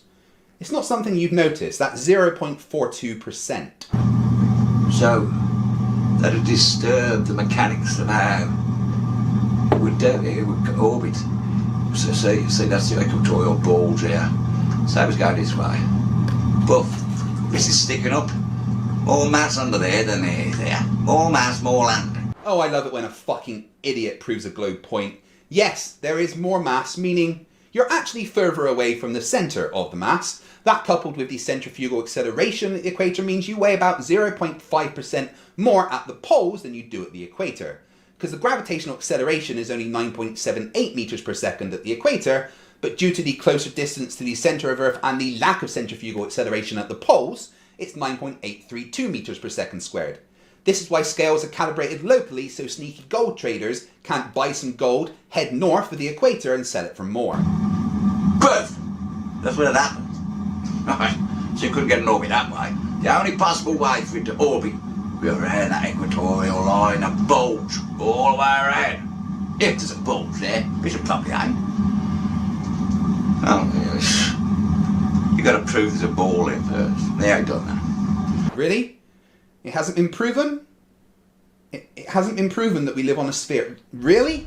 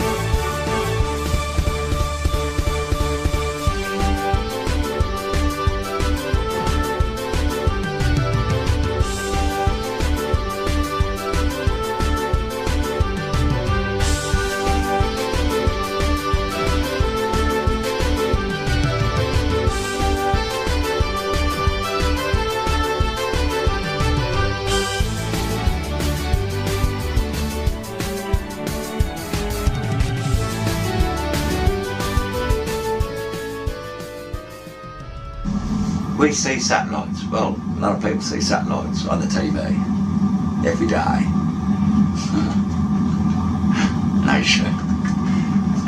But you know, this really annoys me about anyone who supports that Jerinism, because he's one of the biggest fraudsters out there. He's satanic. Well, I don't know about satanic, but he's definitely a fraud. I mean, remember that time that he proved there was a curve to Earth? If you're seeing through this hole, through the next hole, and seeing the light at the backboard, or at 17 feet off the water, the Earth is flat. If he's holding it up at 23 feet high and we're seeing the light, well, that's because the Earth's curved. So I should only be able to see it when it's at 17 feet. Okay, go ahead and drive down there, Enrique. You're going to hold the light there. Enrique, how high is your light? 17 feet. I mean, it's as, we don't see you, Enrique. Lift up your light way above your head. Interesting. Or that time that he observed the ISS transit the moon and backed up Red's Rhetoric's observations. My alarm went off on my phone and I knew I had 10 seconds. I counted down in my head 10, 9, 8, 7, 6, 5, 4, 3, 2, 1. I remember waiting, like what? And then sure enough, there it was. So it was within 2 or 3 seconds of what time it was supposed to, I think. And here we go, we're gonna watch it again, this time at 50% speed. Go ahead and see it if you don't see it, starting about 2 o'clock and ending around 8. Ah, good times. But yeah, there's no way he can still be a flat earther, if he ever was, after he keeps proving the globe. Journalism, you is a satanic idiot. You might not be an idiot because you're going to make loads of fucking money out of this YouTube. Screw tube, that's what it is. Right, Moonshine One. Why you cannot see a satellite? Nobody can see a satellite if they existed anyway. You, now think in your mind, you yourself is the sun. Your eyes are the sun. Gleaming out streams of light. Oh God, no! How do I turn this off? Right, that's because the camera has to represent the sun, which will be you in your eyes. You're going to witness this, while you cannot see a satellite. We have an Earth, they say, 8,000 miles in diameter. 8,000 miles. 8,000 miles of mass, of material. You can't see through this, it's rock. You can't see through it, can you see that? Can you see through that? Can you see? I can't see what's on there. I can't see through. Even though this ball, this particular ball's hollow. So it ain't got much mass, but if it was a solid ball, I still wouldn't be able to see through it, would I? Come on, right. Right. Okay, so you can't see through the Earth. Well done. Things aren't invisible. Discovered by Moonshiner, January 2020. To be honest, that's probably the greatest achievement by a flat earther ever. So you can't see through it, you accept that, that's pretty bloody obvious, isn't it? But this will become obvious to all of you people. Why they don't exist. You know, Kate Humble says, oh, you can see them because they don't flash. It's just a light like a star going across the world. What you see there must be bleeding stars or airplanes with their headlights on. They have to be. Moonshiner One, orbiting the planet. Which way do you want to go? Do you want to go? Shall we go? We'll go this way. Wait, see, can you see it? Wait, oh, fucking great. What is it with flat earthers and making sound effects? You're at cruising altitude, so as you are rising in your plane, okay. See, can you see it? Wait, oh, fucking great. Trouble is, this is the lit side, isn't it? Because the sun's there.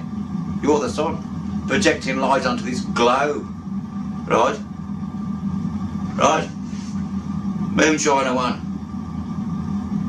But you can't sit in the daytime because the sun is overwhelming. The light just, there ain't no, you couldn't do it. You couldn't film it against the sun, obviously, in the daytime. Right? So this satellite, beep, beep, beep, beep, what is it, 45 minutes around there. Right, 45 minutes later, it's going around this part of the world, isn't it? It's dark this side because there ain't no light. The sun can't get to it. Can you see Moonshiner One now? Can you see the satellite? Keep going. 45 minutes later. Oh, there he is, on the light side. Now, this part of the world is lit up on their little ball. Eh? You'll see it in the daytime. But you won't see it because the sun's too bright to blind you, so you won't see it anyway. 45 minutes later, it's behind the Earth. And all the light from the sun is being blocked from reflecting off this thing. This thing's black. Now you see it, now you don't. Here's the thing, you can't see the ISS most of the time. The only times that you can really see it is when the ISS transits the sun or the moon, or during a small window just after sunset and another one just before sunrise. Because the Earth is in shadow, but the ISS is still high enough that it reflects the sunlight. As this picture shows, the red sections of the ISS path within the shadowed part of Earth is when you can see it moving across the sky. Honestly, just a tiny bit of research would have helped you there. Moonshiner, you're dumb as fuck. Now you see it, now you don't. 8,000 miles of planetary ball in the way of this thing. It don't matter how far away that is from this ball, right? Yes, it does matter how far away from the Earth the ISS is. The further away it is, the longer it would be able to be reflecting light onto the dark side of Earth. You, Moonshiner, like all flat earthers, can't think in 3 dimensions. Come on, I ain't a very good presenter. But somebody is out there.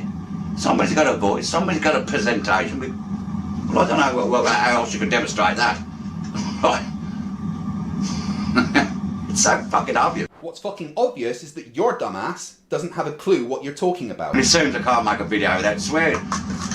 What the hell?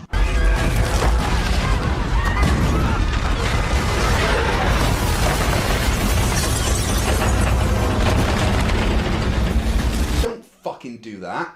Anyway, that's enough of that video. Before I finish this video though, I promised to show you Moonshiner's flat earth model. So, here we go. Where hereby the term God is used in a rather pantheistic sense. And so each emanation corresponds to a different dimension of reality, all connected, and all again said to be in balance with one another. That's your flat earth model you came up with. I mean, what the fuck? That looks like your bathwater after your yearly wash that you've collected in a plastic bottle. Well, to be honest, it's probably the best flat earth model I've seen. And that's saying something. And that is all the stupid that I can take for today.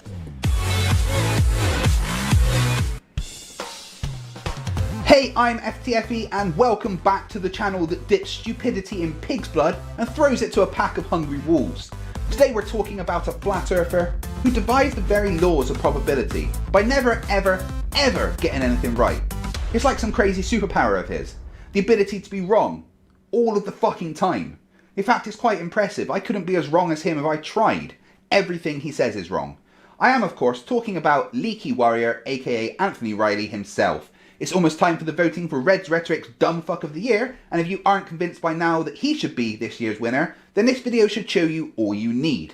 Just as a little teaser, Sleeping Warrior once said that the Earth is round during the day, but flat at night. Yeah, see what I mean? Strap on some facepalm protection and remove all sharp objects from your immediate surroundings. It's the 5th time Sleeping Warrior has been the subject of Flerfs Are Idiots. We're living on a disk, floating through space, with a tiny sun.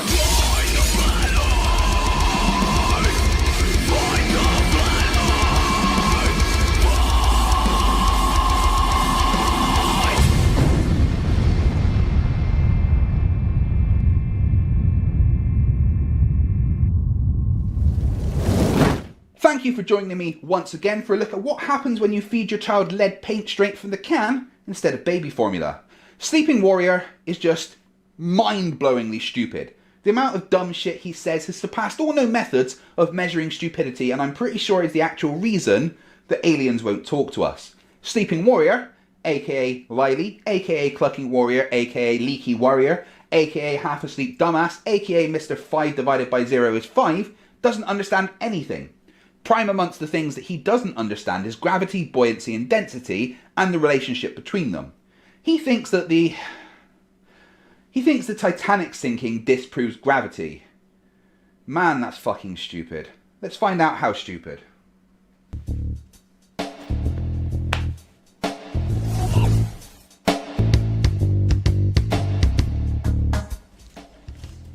Boats prove there is no such thing as gravity.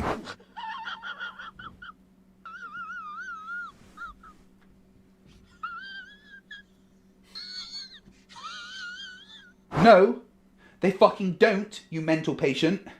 You're going to say it's all relative density, aren't you? Well, if that's the case, as the boat in your lovely diagram is less dense than the water it sits in, why is part of the boat under the water?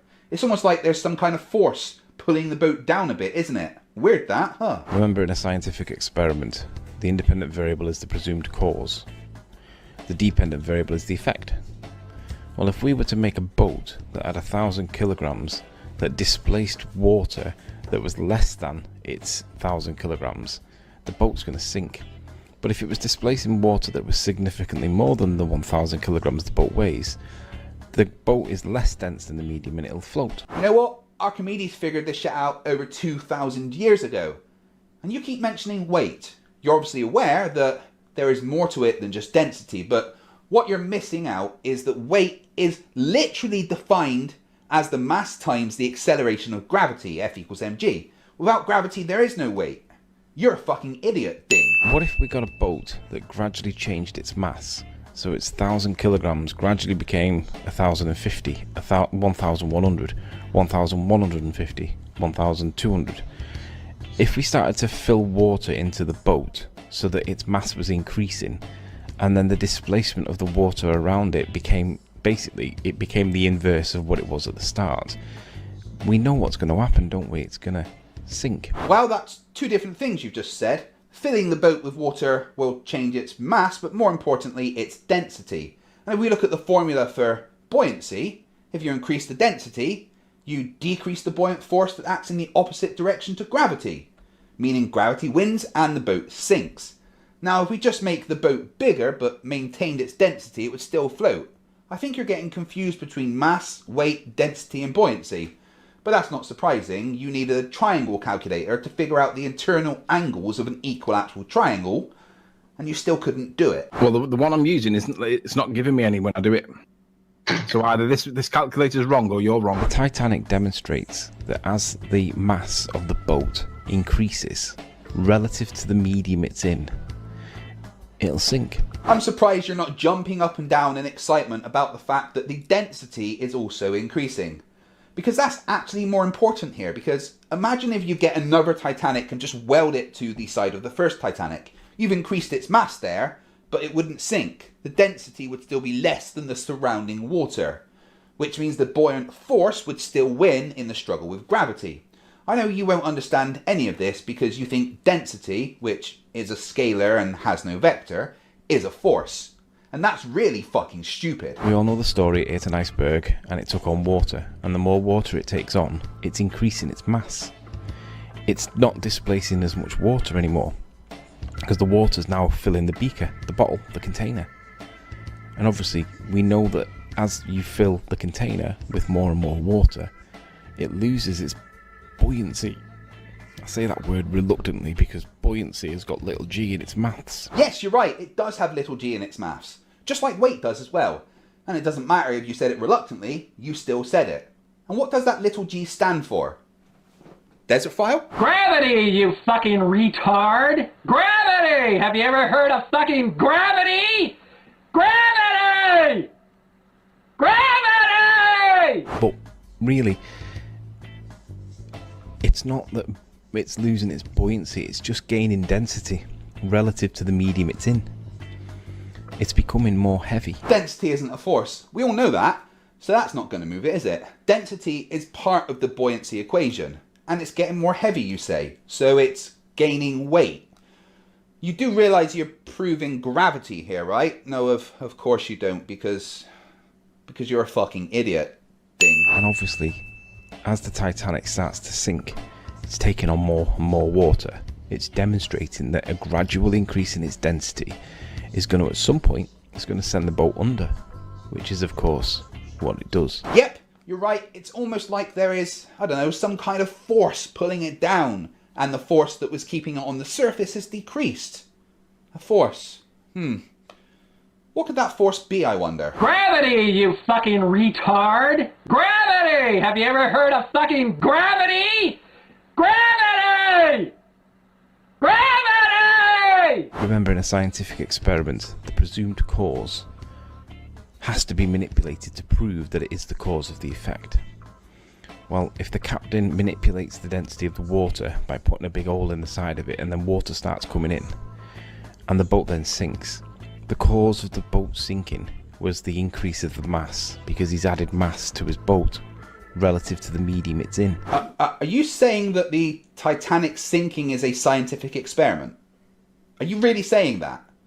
My god, no wonder you go on about density. You're dense as fuck. How do you not collapse into a black hole? And here is the problem with your basic way of thinking. It's the same with your egg experiment. This is an egg. Yes, thank you, we know that's an egg.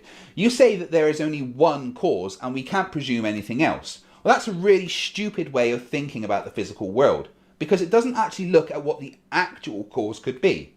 If I press the light switch, is that the cause of my light coming on?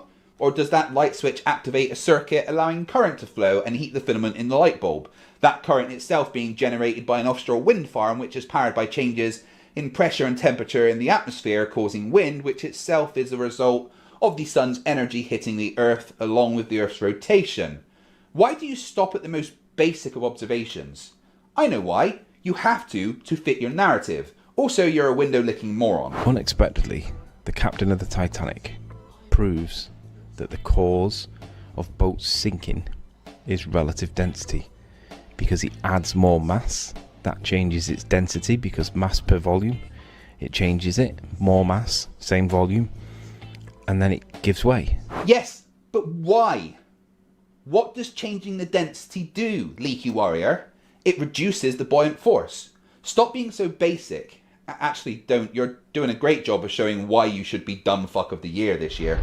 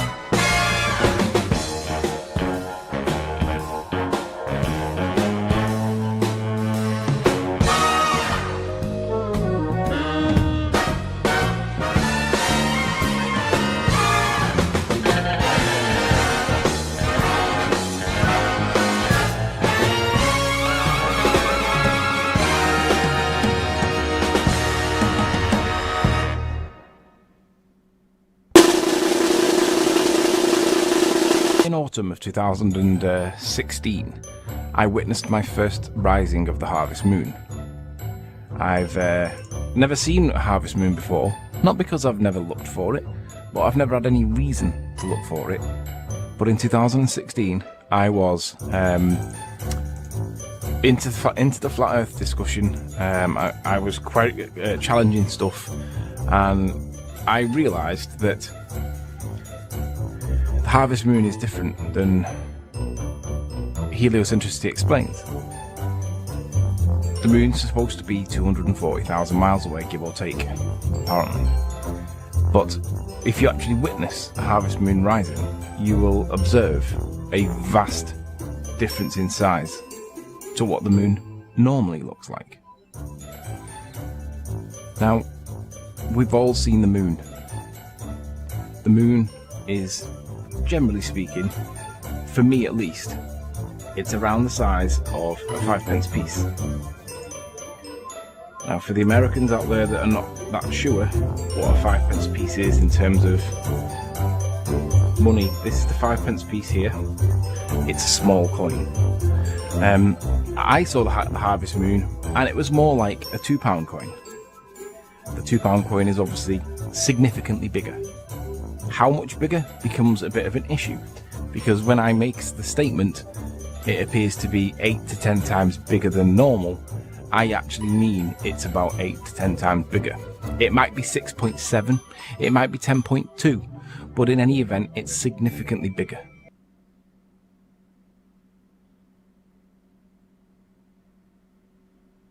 Gravity is an essential intrinsic part of the heliocentric model, and of course I don't accept that gravity even exists. Well, that's because you are a... You know what? I need an expert for this. Anthony Riley, you are a fucking idiot. Hey, Fight, you know JM Truth is still gonna win Dumb Fuck of the Year, right? Let me give you guys a few reasons why. First, hey, wait, stop that censorship. My position is that density and buoyancy explain everything that we see and observe day to day.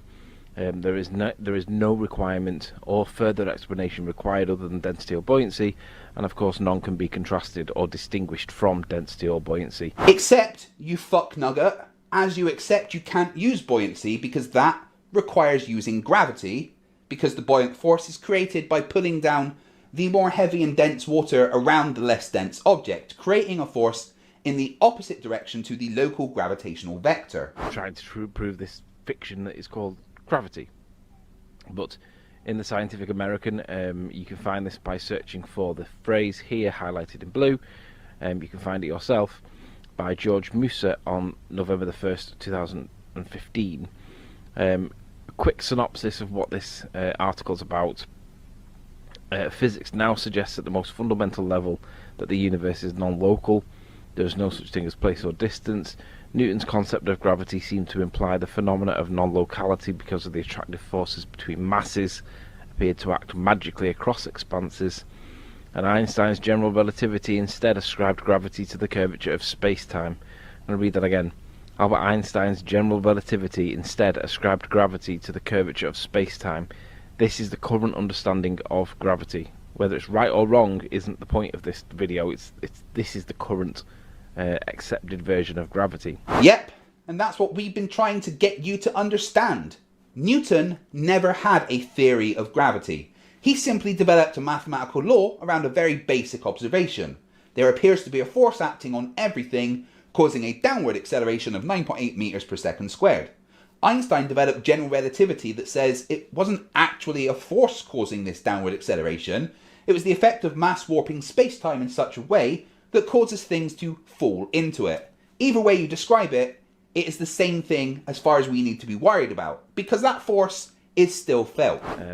This is important because for those that believe that Cavendish proved somewhat with balls in a shed observed through a telescope, through a peephole, whatever he thinks he did or didn't prove, for any ball earther to cite this as the science to prove gravity is proving whatever he thinks he's proving, but it's antiquated, out of date.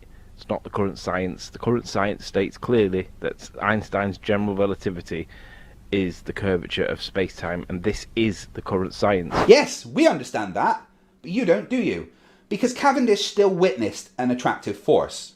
Just because you don't understand Einsteinian concepts doesn't magically make that go away.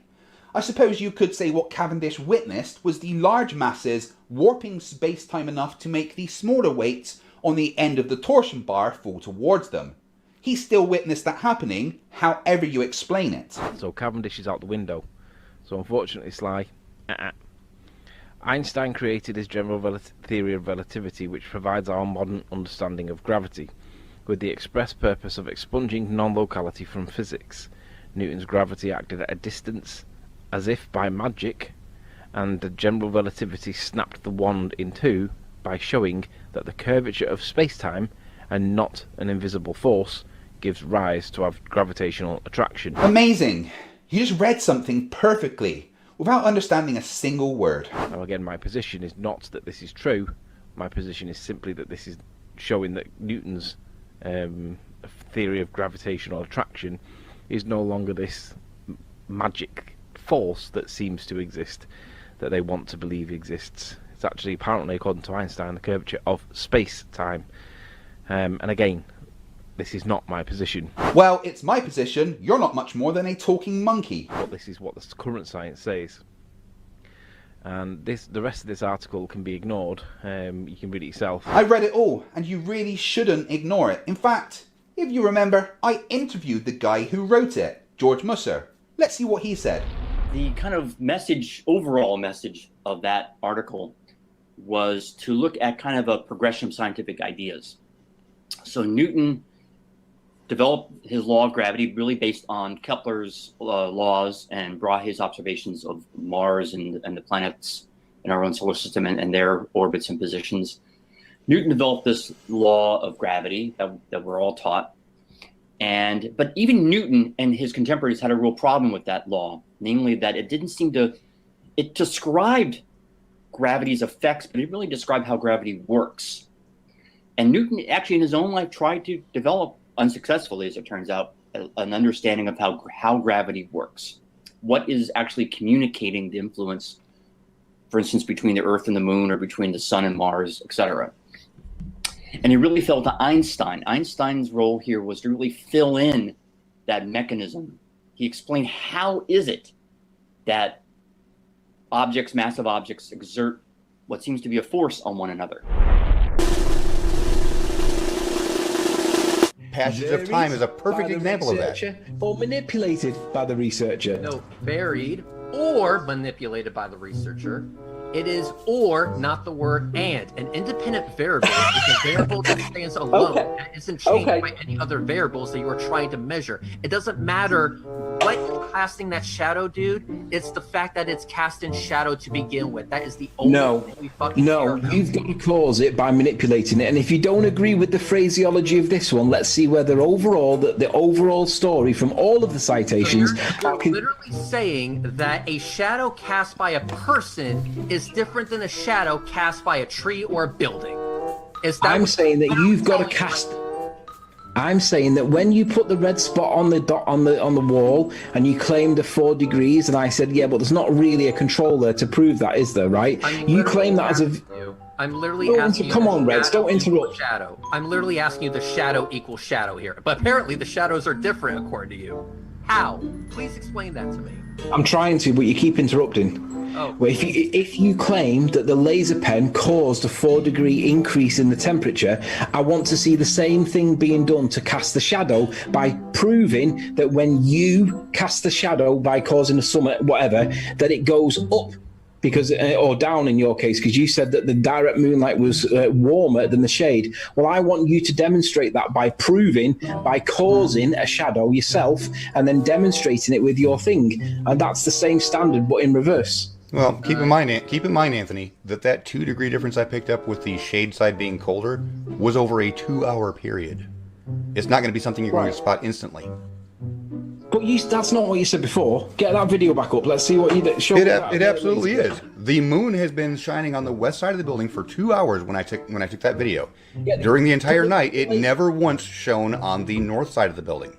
And there was only a 2-degree difference, with the moon side being warmer. Sean, can you please present the video with the laser pen that you demonstrated before, please? Which has nothing to do with the moonlight one.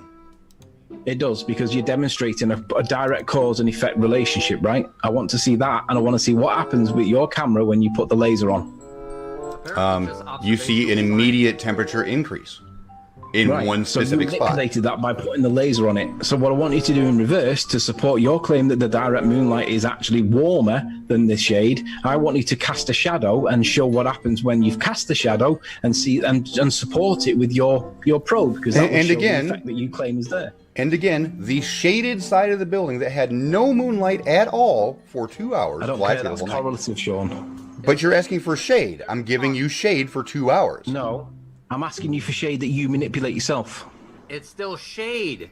It's not shade you've manipulated yourself. It's still shade, though. And you wonder but it's correlative. Stop running for dumb fuck of the year because you're making So just answer me this, Riley. Just answer me this.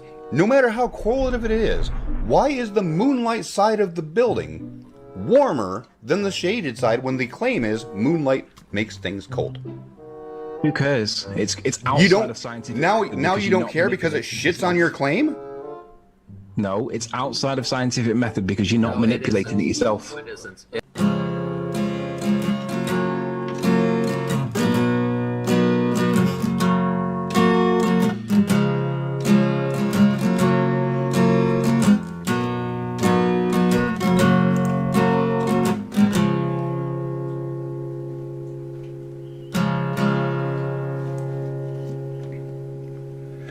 Holding up an egg, add some salt, then mix and wait for density to be proven as a force. Spelling's not his strength, no grammar, facts, and logic either. He goes by sleeping warrior on the tubes. We hear him lie like Eric Dubé. He's typing blind assertions on assertions. Where's his mind? He left it in Wigan. It's his time. we still believe that it's his year. Reds has a big reward for the lies of Riley. The lies of Riley. The lies of Riley.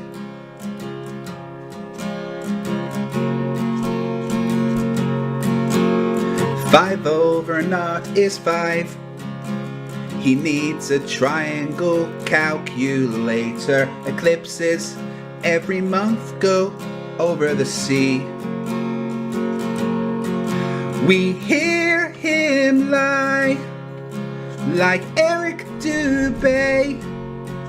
He's typing blind assertions on assertions. Where's his mind? He left it in Wigan. It's his time. We still believe that Earth's not flat, but he spends a lot of time in mental flatline.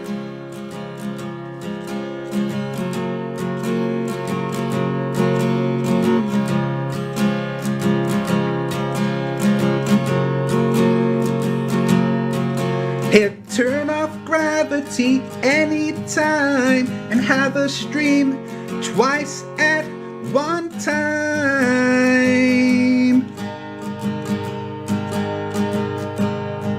We hear him lie like Eric Dubé.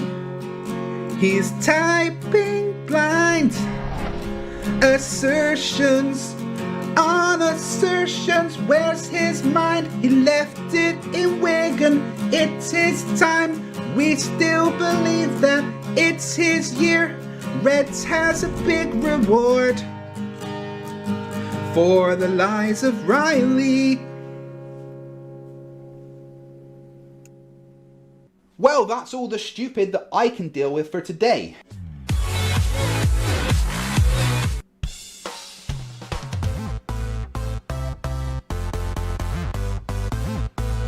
Hey, I'm FTFE and welcome back to the channel that holds stupidity's head underwater until that last little bloop.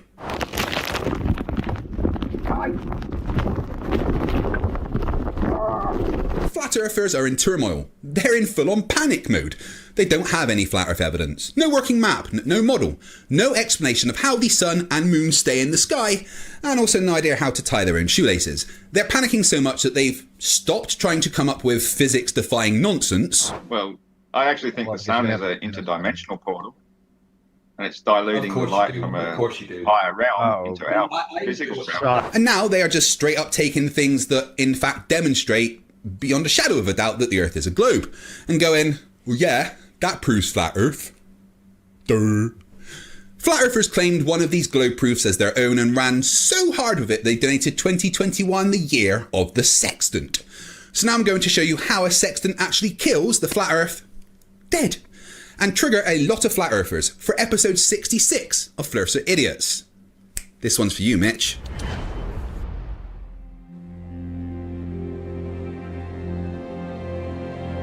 We're living on a disk, floating through space, with a tiny sun.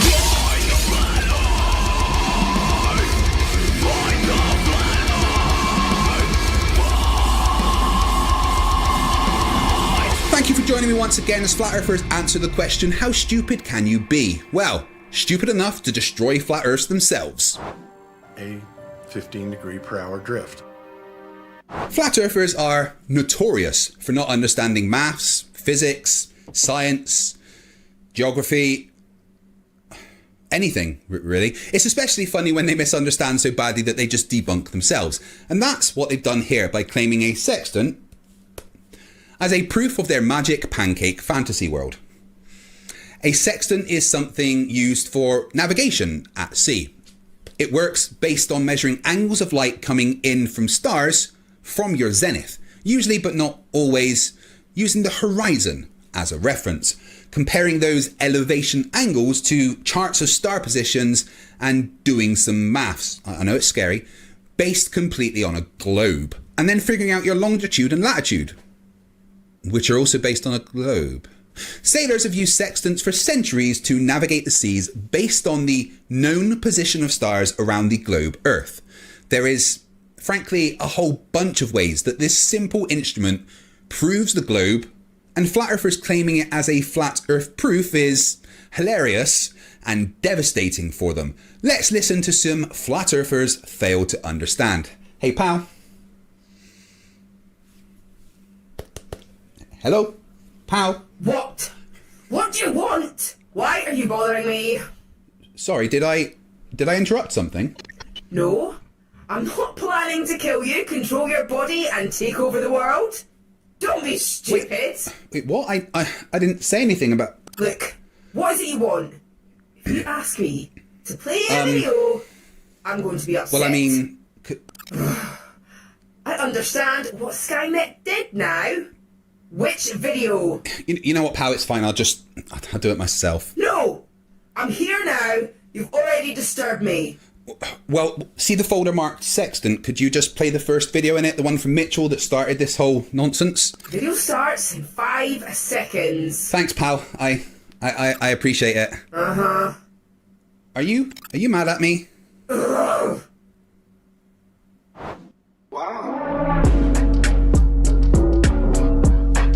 I'm Mitchell from Australia, and this is the #1 Flat Earth proof. Flat earthers from Australia, or anywhere in the Southern Hemisphere, really confuse me. I mean, the Southern Hemisphere debunks the flat Earth. Like completely. I mean, just go and ask someone in Australia to, pop outside and show you where Polaris is. They can't. Because the Earth isn't fucking flat. And flat Earth proof? I'm going to make a prediction that Mitchell here will just straight up not understand the sextant and claim that his misunderstandings are flat Earth proof. Who am I kidding? We all know that's exactly what's going to fucking happen. The premise to this starts with the sextant and how we use the sextant in celestial navigation. This should be interesting as an ex-Royal Navy sailor and someone who has used the sextant for a couple of thousand hours practically. I can't wait to see how this would work if the Earth was flat, because the sextant and the way it is, spoiler alert, kind of based off of a globe with stars light years away. We look directly through the sextant at the horizon. But if you live on a globe, what horizon are you actually looking at, Globers? Is it the Earth horizon? The water horizon? The horizontal reference plane? The visible horizon? That one, the visible horizon, the one that you can see. It's not hard. That's generally what we mean when we talk about the horizon. Your incredulity about things having the word horizon in their name is funny, but also a little sad. And what's this one? The horizontal reference plane?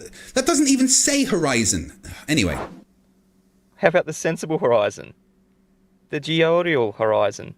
Or the celestial horizon? Well, it's certainly not the geometric horizon, Earth curve. The horizon is not the Earth's curve. It is an effect of the Earth having a curve. Come on, Mitchell, Black Swan got cooked. No, that was debunked by the Black Swan over 18 months ago. But now the globe-believing zealots tell us that their horizon is refracted. It's not an actual horizon. Don't even know where to start with that projectile vomit of stupid. Yes, the horizon is refracted. Everything we see in an atmosphere is refracted. Refraction happens if light goes through a medium, and to get a refracted horizon, you need an actual horizon. They are the same thing. Just seeing things through a medium changes the apparent position. Luckily, we've quantified refraction, and it's not a mystery to anyone with a functioning brain. Oh, right. I see the issue. So how do we have a tangent to a refracted horizon? When you're viewing a star on a globe, how are we measuring an angle to the horizon if it's refracted? As we just mentioned, we just look at the visible horizon, but then we use these. Nautical almanacs for refraction adjustments. The refraction adjustment tables are a calibration tool that allow us to know roughly how much refraction will be happening to the light entering the sextant, and then apply the correct adjustments. All we need to know is the eye height of the observer, the temperature and the barometric pressure. And through centuries of fine-tuning, the adjustment tables have become extremely, extremely accurate. Using these tables, a simple empirical formula for calculating refraction was developed by G.G. Bennett in 1982. The formula is used in the US Naval Observatory's vector astronomy software, and this formula takes into account the fact that the Earth is a globe. Considering the formula was created from the countless almanac data points and is based on a globe, Flat Earth isn't allowed to use these correction tables. They need to develop their own. Pow.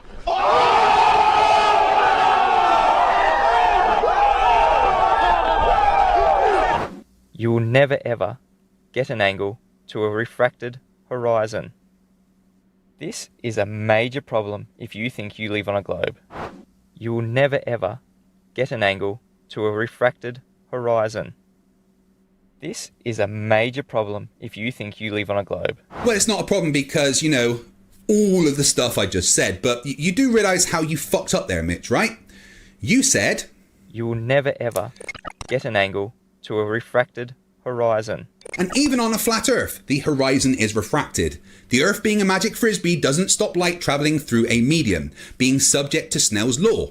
The horizon is refracted on a flat Earth or a globe Earth. So, according to you, you just can't use a sextant, period. Because celestial navigation would be impossible.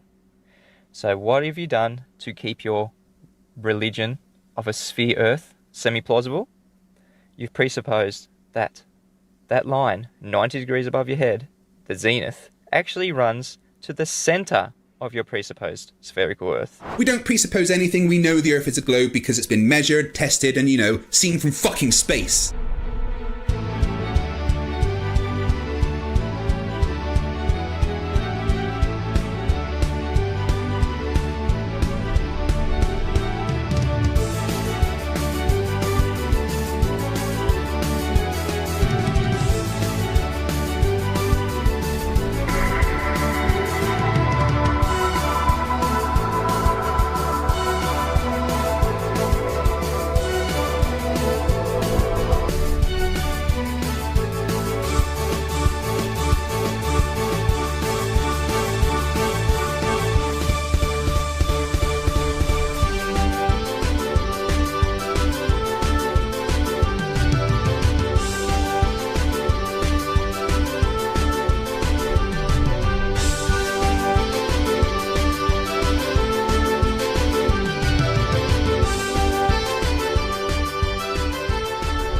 And 90 degrees from that, you've made up a new horizon, the celestial horizon, which you say is a horizontal plane passing through the Earth's centre, perpendicular to the zenith. So, after presupposing all these things, you can now use your sextant.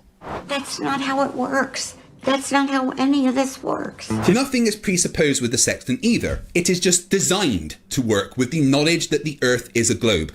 None of this was reverse engineered. It's simply the way a sextant has always worked, and why it makes it impossible for a sextant to work the way it does on a flat Earth. But globe believers, realising that their visual horizon is refracted, can't yet look at the horizon through the sextant. Excuse me, the fuck did you just say? You can see the horizon whether it's refracted or not. You know refraction's not magic, right, Mitchell? So yet another horizon is needed to be fabricated. They use the bubble level in the sextant to create the artificial horizon, which we are then told is parallel to the celestial horizon. Not all sextants have a bubble level. Some do, and it's generally used when you can't see the horizon or at land rather than sea, so you need to make sure that you're able to still use the horizon even if you can't see it. In my experience, the easiest way to make an artificial horizon is to use a reflecting pool of some kind. Sextants on board Royal Navy ships had a mirror in front of them that had a mechanism to keep the mirror level. Instead of looking at the horizon, you just sight the object in the sky, then sight the reflection of the object from the mirror, bring them into alignment, take the angle between the object and the reflection, and half it. You need that artificial horizon because that's the way a sextant is designed to work. I'll go into more details later. Essentially taking away the curvature of the Earth. Because even globe believers know you cannot measure an angle to a curved surface you think's beneath your feet. Look at this. You're pretending you're living on a globe, but in order to measure angles, you need to pretend you're living on a flat plane. This is cognitive dissonance, globers. What you just said is one of the most insanely idiotic things I have ever heard. At no point in your rambling, incoherent response were you even close to anything that could be considered a rational thought. Everyone in this room is now dumber for having listened to it. I award you no points, and may God have mercy on your soul. You create tangents because you're doing trigonometry, but what's this nonsense about you can't measure an angle to a curved surface? Well, you know what, I'm going to let someone a lot smarter than me explain why that's particularly dumb. This is a 90-second clip from one of the best videos I've ever seen from a channel called Flat Earth Math. Please go and subscribe. How about a practical example of measuring an angle with a curved baseline like this one? I'm pretty sure that what you've been arguing this entire time is based on a diagram just like this. Just like my chalkboard example, we don't care what the extended sides of the angle are doing. In this case, one of them is a giant curve. It doesn't matter. All we need to do is zoom into the vertex and take our measurement. Let's reorient this angle and see what we're really talking about. It turns out to be the angle where a cable meets the tower on the Golden Gate Bridge. Let's zoom in to the top of the tower. The blue semicircle is called a saddle, and 4 of them hold up the entire suspended mass of the bridge deck and all the cars, trucks, and pedestrians on it. At peak capacity, the suspended mass is 200,000 tons. So we can divide that by 4 to get 1 saddle. Our question is, what is the tension in the cable? It turns out to be a function of both suspended mass and the angle theta, using this formula. Tension T equals weight supported by the saddle, W, divided by 2 times the cosine of theta, the angle the cable makes with the tower. Nathan, please tell Quantum Eraser that we could do trig without triangles. You can't have it both ways. So now they can actually start and take a measurement from their 0 point of the artificial horizon to the celestial body. Look at what the globe believers are doing. They must treat what they see as flat in order to achieve an angle. No, we use a tangent to a sphere to measure an angle because, you know, that's how you use a sextant. But there's one more step, and this is where it all falls apart for the globe. They then have to measure from the artificial horizon a dip angle down to the visual horizon, the only actual horizon that we have. You seem a little confused, Mitchell. I'm not sure you know what a dip angle actually is. You, I think, are referring to the dip of the horizon compared to the horizontal tangent. Dip of the horizon is the angular depression of the horizon below the horizontal plane. If we're taking sights on a stable land site, we could measure altitude using a theodolite with its horizontal position established using a bubble level. At sea, however, nothing is stable except the horizon. We use a sextant at sea to measure the altitude of a celestial object with respect to the horizon, and then use our dip calculation to change the altitude reference from the horizon to the horizontal, like this. There is also a different type of dip measurement called dip short of the horizon, which is used when we can't see the visible horizon and have to use an artificial horizon because of some kind of obstruction. If we know the distance to the obstruction, we can calculate a dip value that will allow us to correct our sextant measurements. We refer to this dip value as the dip short of the horizon.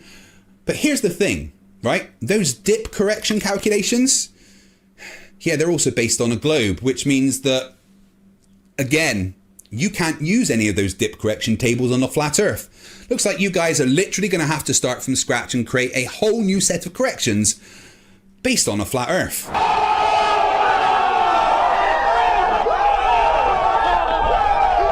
Remember that horizon that you said was Earth curve that is now refracted? Do you all realise now how devastating the black swan actually is to the globe? Yeah, all the black swan actually did was give us debunkers content to point out you're stupid. Say it with me, Mitchell. The horizon is an effect of the curve of the Earth. It has taken away your R value, the radius of your globe, And then it took away the curvature of the Earth altogether when it forced you to say that the horizon was refracted. Yeah, you lot of short bus riders not understanding refraction doesn't stop the radius of the Earth being measured and verified for, a couple of 1,000 years now. And together with the sextant, it's now taken away your ability to navigate. Nope, navigation happens every day, just as it has for centuries, using the knowledge that Earth is a globe. There's literally no way to navigate on a flat Earth using a sextant. Since January 1, 2020, the globe has been dead. Someone should probably tell the globe, which stayed very much alive despite you being dumb as fuck. So now it's time to prove where we actually live. May I present to you the #1 flat Earth proof. I do hope this is better than when King Slappy and his court jester presented the flat Earth model. Brought to you by our flat Earth friends over at Google Earth. Hashtag same team. Hold on. Did he just say that Google Earth is the flat Earth model?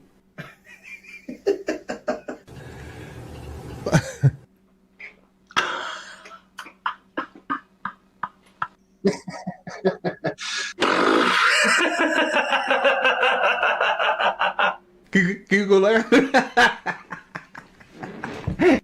I can't. What the fuck? Oh, dear me.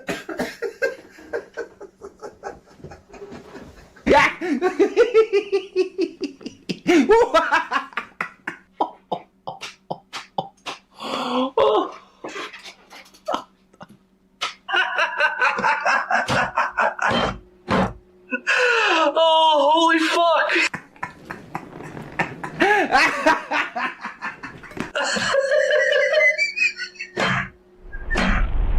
Here in reality, we live on a flat plane, and this may be news to people. We also have a flat sky plane above us. Yeah, no, it's called the celestial sphere for a reason. Even other flat earthers don't think that. From the vantage point of our flat plane, when viewing the celestial bodies, we perceive their position and movement as a dome. This is purely our perception from this vantage point on our flat plane. It's not actually a dome above the Earth.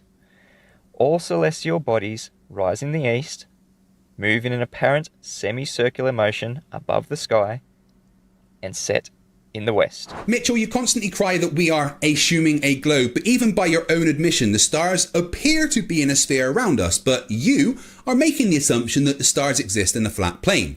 Well, that's dumb. You're dumb. Fuck's sake, dude. How do you live in Australia and be a flat earther? Now, don't get me wrong. Our Earth is measurably, observably, and obviously contained. But it just doesn't have to be a dome shape, or any shape for that matter. A container doesn't need a shape. Did you just have a stroke, Mitchell? Don't let Nathan Oakley hear you say that. But I digress. Looking at this flat celestial plane above our heads, we can see that everything rises in the east, moves across the sky, and sets in the west. We just perceive a motion of a dome shape. So let me give you a real-world example of how this works. This is Lake Woolloomboola, quite fittingly the breeding ground to black swans, and, I kid you not, located on Black Swan Way. Well, you know what they say, simple things please simple minds. Now, relative to the horizon, if you look up, straight up above your head, 90 degrees, to where my drone is sitting, right there, 90 degrees, what will happen when that drone moves straight ahead in its own flat plane? It's not going to change altitude, it's just going to move straight ahead. From my observer point, what's going to happen? The angle is going to change. The drone has not changed altitude at all. It's just changed the distance from where I'm observing it. If it moves again, the angle changes again, down to 25 degrees there. As it continues to move away, or if I move away from it, it'll travel towards the horizon, lowering in its angle, and eventually it'll get so far away that the angle will be too small for me to see, and it will appear as if the drone has set. And the drone did not appear to follow the path of a dome. It was a straight line, similar to what you would see with train tracks going into the distance. Nice self-debunk, Mitch. Good job. This is all relative to the observer point. This is all apparent. It's not actually lowering. It's just getting too far away and the angle is decreasing. This creates that dome motion and movement that we see in the flat plane of the celestial bodies. It literally didn't. Now that we understand that the flat celestial plane above us presents itself as a dome... Except it doesn't. That's not how it works at all. But please go on. This is supposed to be telling me how a sextant works. To our perspective point, down here on the plane that we exist, we can understand how the celestial navigation actually works. Every star in the flat celestial plane has a position relative to our flat plane where it will be 90 degrees. This is called the geographical position, or the GP, of that star relative to our flat plane here on Earth. When the observer is at the GP of the star, it appears 90 degrees above their head. Celestial navigation works by using a sextant to measure the angle of that known star and using its relative GP, geographical position, to know where you are. And I'll continue to point out that measuring angles to celestial bodies only works if we are on a flat plane. The fact that sextants work based on a globe disagrees with you. We seem to be getting into the nitty-gritty of this now, so before we carry on and explain how Mitchell is wrong, I've got a couple of things for you flat earthers. Are you tired of globetards making fun of you? Is their constant demands of evidence getting old? Do you want to prove the globetards wrong for good and become the most famous and respected flat earth expert in the world? Hi, I'm Lokifish Mars, and I have the fastest, easiest, and most effective way to put every globetard in their place forever. All with a tool trusted by mariners for centuries, the sextant. The sextant has been used for centuries to navigate the world and measures angles with amazing accuracy. It can even be used to find your location within a couple miles. But Lokifish, sextants cost hundreds or even thousands of dollars. Well, no longer. Using modern cost-saving methods, I am offering a working sextant to the Flat Earth community for free. You heard me right. For free. This amazing tool is so small it can even fit in the palm of your hand. It's so accurate, it's been used to get within 1.2 nautical miles of one's actual location. But it doesn't stop there. Act now, and I'll even cover the cost of shipping and handling. That's right, you get this globe-destroying tool without spending a single penny of your hard-earned money. But I bet you're thinking, well, that's crazy, Lokifish. No, it's not. Jump on this globe head-smashing offer today, and you'll get a free working sextant, a free solar filter, and free shipping. Don't let this ball-destroying offer pass you by. Contact LokifishMars at Outlook.com right now for your free sextant. Again, put the globe in its grave forever by proving sextants work on a flat Earth. All you have to do is contact LokifishMars at Outlook.com today to start smashing that ball-tard-spinning space bear into pear sauce seasoned with globetard tears. Terms and conditions. This is a real offer and is in no way an attempt to dox flat earthers. There is only one free sextant available at this time, so the first flat earther to agree to the following terms will receive the free sextant. 1. Agree to sign a location fix. 2. Agree to apply a 180 nautical mile course over water or land. 3. Agree to confirm your accurate location fix and course with a sextant every 60 nautical miles. 4. Agree to do so without using any Earth radius-based navigational tables or calculations. 5. Agree to show that the geometry of the sighted celestial objects consistently matches the geometry for flat Earth at each location. 6. Agree to do live stream or post a video showing you doing the above. 7. Agree to post a video within 30 days of receiving the sextant.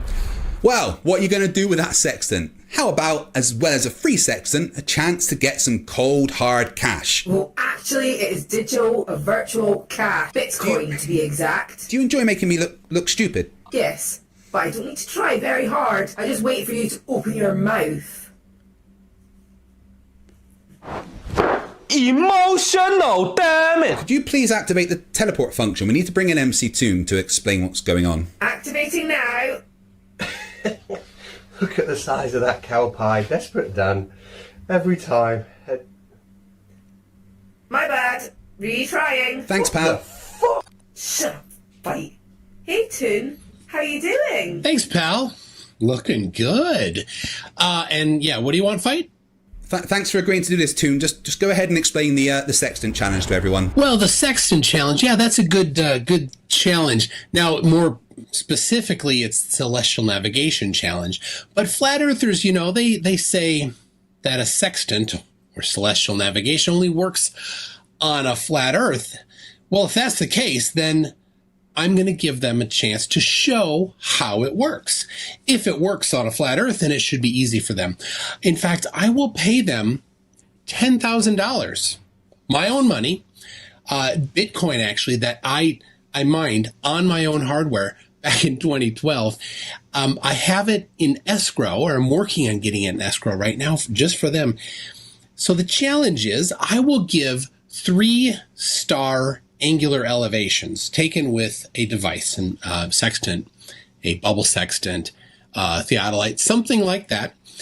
And and all they need to do is use flat earth celestial navigation techniques to identify the location of the observer. Should be easy if what they say is right. It should be so easy that the only challenge would be that all of these flat earthers on Oakley's an Oakley's Acolyte crew there, that their only challenge is who can get that $10,000 first. So yeah, so step one, I'll give a 3-star fix. Step two, they send it to me with the flat earth celestial navigation mechanism and everything in it detailed where that location is. Then I'll send them a second one if they get that right, and they'll use the same technique to get it. Now, everything will be documented on my website, unlike flat earth challenges, which have very nebulous acceptance criteria. Mine has very specific acceptance criteria. It's detailed on the website. Unlike flat earthers, who never put their money in escrow, mine is in escrow. Somebody else is holding it for me and will send the money if somebody succeeds. And number 3, and this is important, independent judging. If they send in a submission and don't agree with my assessment of it, then an independent panel of judges can be convened to overrule any of my decisions. So it's not a fake challenge like all the flat earther challenges that I've won, a couple of them, but they move the goalposts. When it's written down like it is, I can't move the goalposts.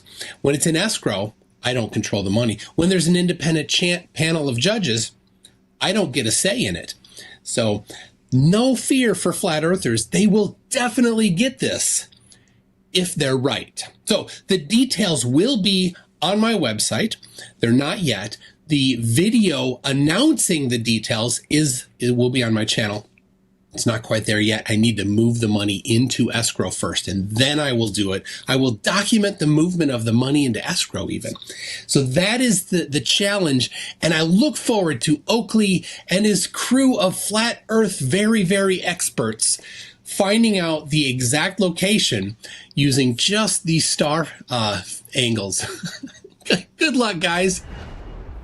Now, if one observer measures 30 degrees to a star, and another observer measures 30 degrees to that same star, we can conclude that they are both on what's called a circle of equal altitude. And this is another killer blow to the globe right here. You are correct that if 2 ships measure the same angular elevation to a celestial object, they are on a circle of equal altitude. But that presents more problems for flat Earth than it solves because of what you actually do with that circle of equal altitude. Looks like Mitchell is falling right into my little sextant trap that kills the flat Earth. Everything on that circle of equal altitude is exactly that, equal altitude. No matter where you are on that circle, you're going to measure 30 degrees. And through being able to measure an angle to that star relative to the horizon, everything on that circle, in between that circle, in the area of that circle, is absolutely flat and level. That's a lovely, lovely claim, Mitchell. And I challenge you to find me a citation from anywhere that says that. If you do find me a citation that says everywhere inside of a circle of equal altitude is flat and level, I'll delete my channel. And I'll also delete Simon Dan's channel. Wait, what? By doing this once with a sextant, you know you are somewhere on that circle of equal altitude.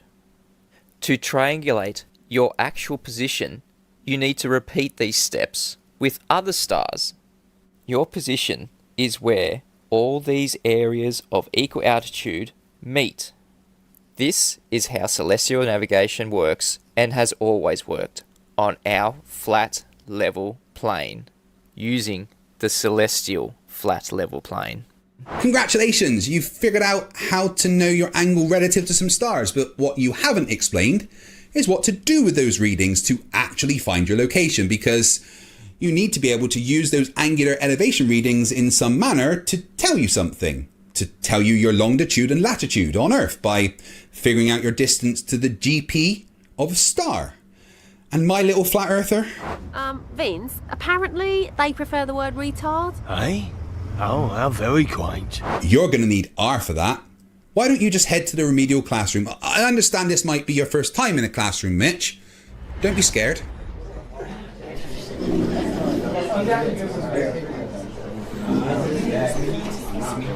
Okay, class, sit down. Okay, right, roll call. Banjo, Child Predator Riley, Slappy the Clown, Mitchell from Australia. Mitchell, your attendance has been terrible.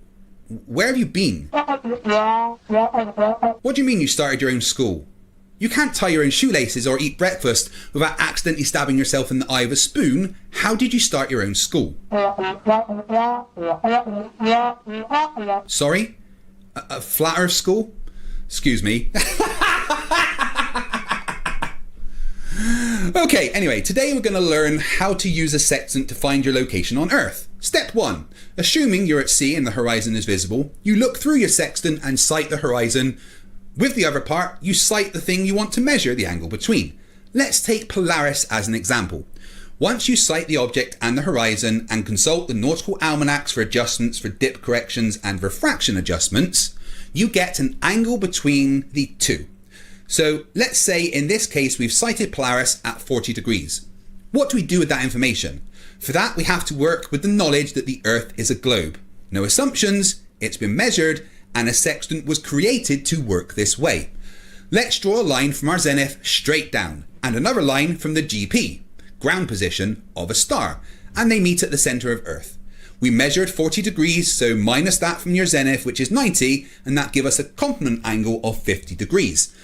Anyone who passed 3rd grade maths, oh fuck, I'm talking to flat earthers. Anyway, you should know that this angle here is the same as this angle here. On Earth, we know that 1 degree is equal to 69.1 statute miles or 60 nautical miles. So we take the complement angle, times it by 69.1 miles per degree, and we find out that we are 3,455 miles away from Polaris. That is our circle of equal altitude. We are somewhere on Earth that is a circle with a radius of 3,455 miles away from Polaris. Now, let's repeat that process with another star. Charts tell us the known GP of stars, so if we sight 2 or 3 more stars and use the same method, we can create multiple circles of equal altitude. And look where they all intersect, and voila, we can find our longitude and latitude. This process is called trilateration, and it's that simple. A sextant is designed to work with a globe at the core of its function. What do you all think? You're all asleep, aren't you? I fucking hate my job. Let's use this small scale example on Lake Woolloomboola. Instead of a drone, we're going to use a star. So if observer A measures an angle to the star, and observer B measures an angle to the star, both angles are the same, 30 degrees. Knowing the GP of that star, they can conclude that they are on the same circle of equal altitude. Distance between observer A and B and the area inside that circle is all in the circle of equal altitude. It is all flat. It is all the same level. This is the killer blow to the globe. And Mitchell scores an own goal without even realising it. Well done, Mitchell. You have your circle upon which you know the angle to a star, but let's look at your disgrace of an example and explain why you're a fucking idiot. First off, with the angle alone, you have zero way of figuring out how far away you are from the GP of that star. You would have to know the lengths of one of these sides to get any useful information from what you've done. So if you have to know maybe the length of this side, the adjacent, which makes the whole process pointless to start with, or you'd have to know the length of this side, the hypotenuse, which is kind of impossible without knowing one of these first, because you can't measure into the sky like that without a radar or something. Or you would have to know the length of this side, the opposite. And that provides the biggest issue for flat Earth, because this whole method indicates that at some point you will be able to calculate the opposite of this triangle. Let's compare to reality, shall we? Take a plain flat line which will represent the flat Earth. At this point you are exactly under Polaris. Polaris is your zenith, exactly 90 degrees above you. In reality, we know that for every 60 nautical miles or 69.1 statute miles, the angle of Polaris in the sky reduces by 1 degree. Now, using your method of right-angled triangles celestial navigation, we can gather some data. We now know the length of the adjacent and the angle here. So doing some simple trigonometry, we can figure out that the height of the opposite is 3,953, and that means on a flat Earth, Polaris is exactly 3,953 miles up. If you're claiming a sextant measures the way it does. But let's move another 69.1 miles away from the GP of Polaris.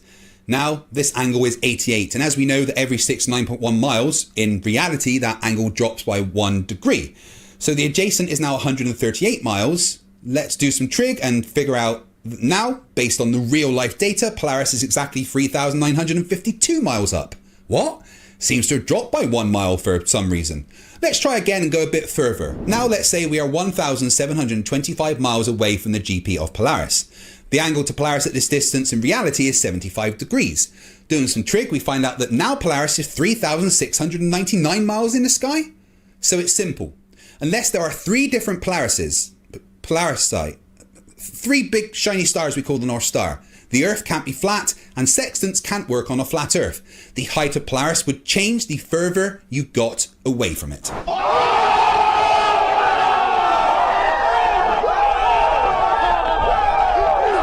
And that's it. 2021's best flat Earth proof is dead.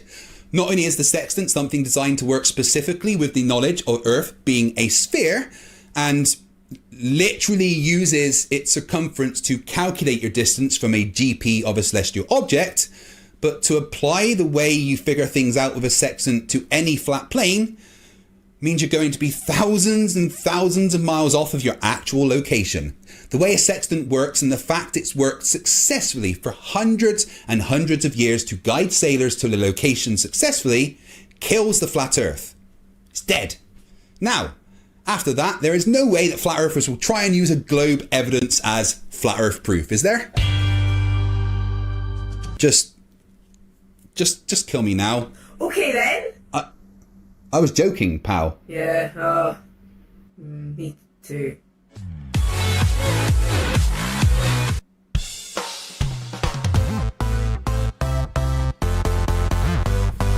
Hey, I'm FTFE and welcome back to the channel that does the stupidity what Will Smith did to Chris Rock.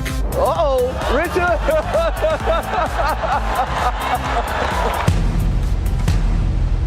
Oh, wow! Wow! I live in the heads of most flat earthers, completely rent-free. I mean, it's not a very pleasant place to be. Hello? Anyone here? Hello? Today we are looking at one particularly unpleasant talking monkey called Daniel Pratt. Danny is a big fan of mine. No, fight the flat Earth. I won't debate you, because that's all you can do is debate, because you have zero scientific factual evidence.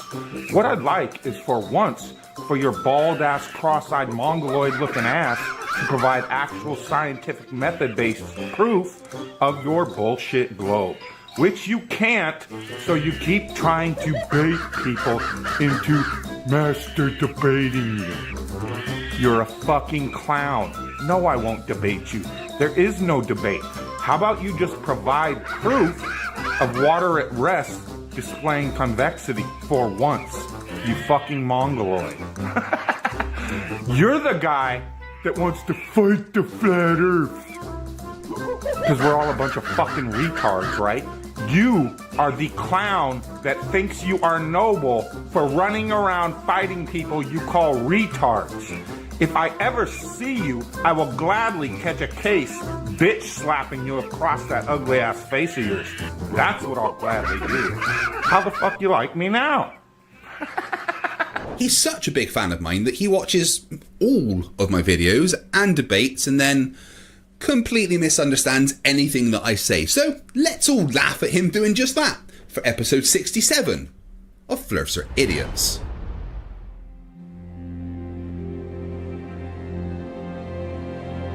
We're living on a disk, floating through space, with a tiny sun.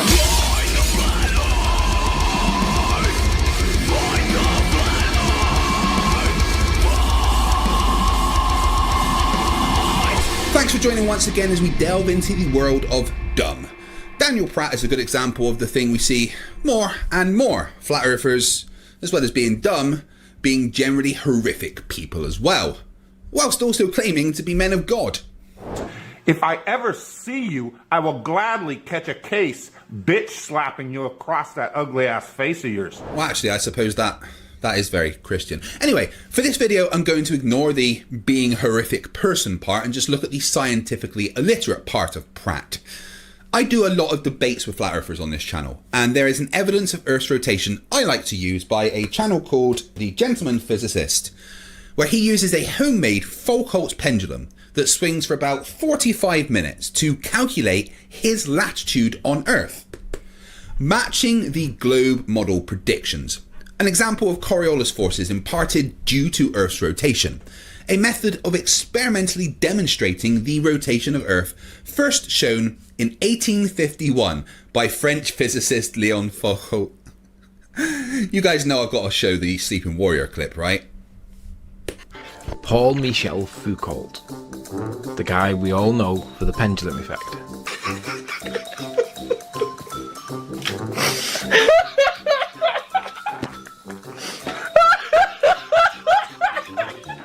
Apparently it shows the rotation of the Earth.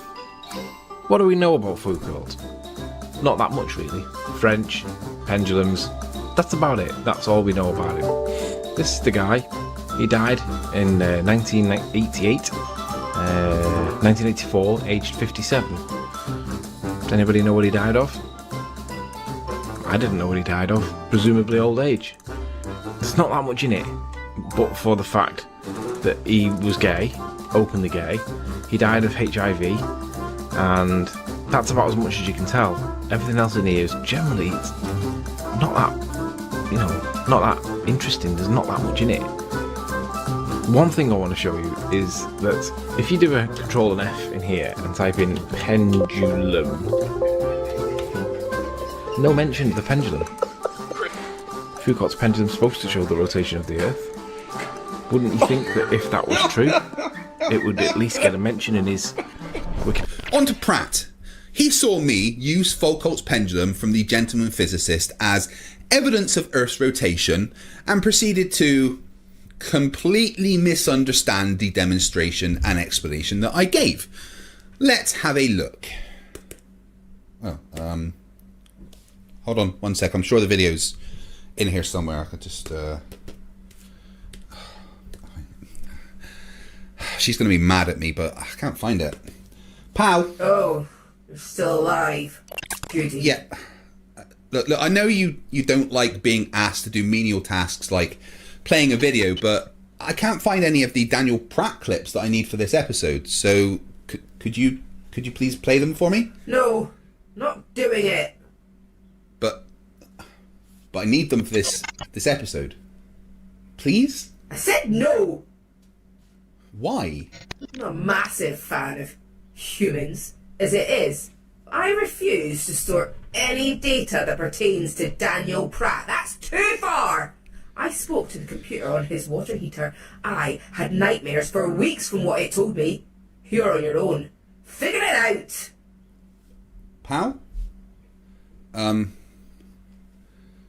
2 secs, guys.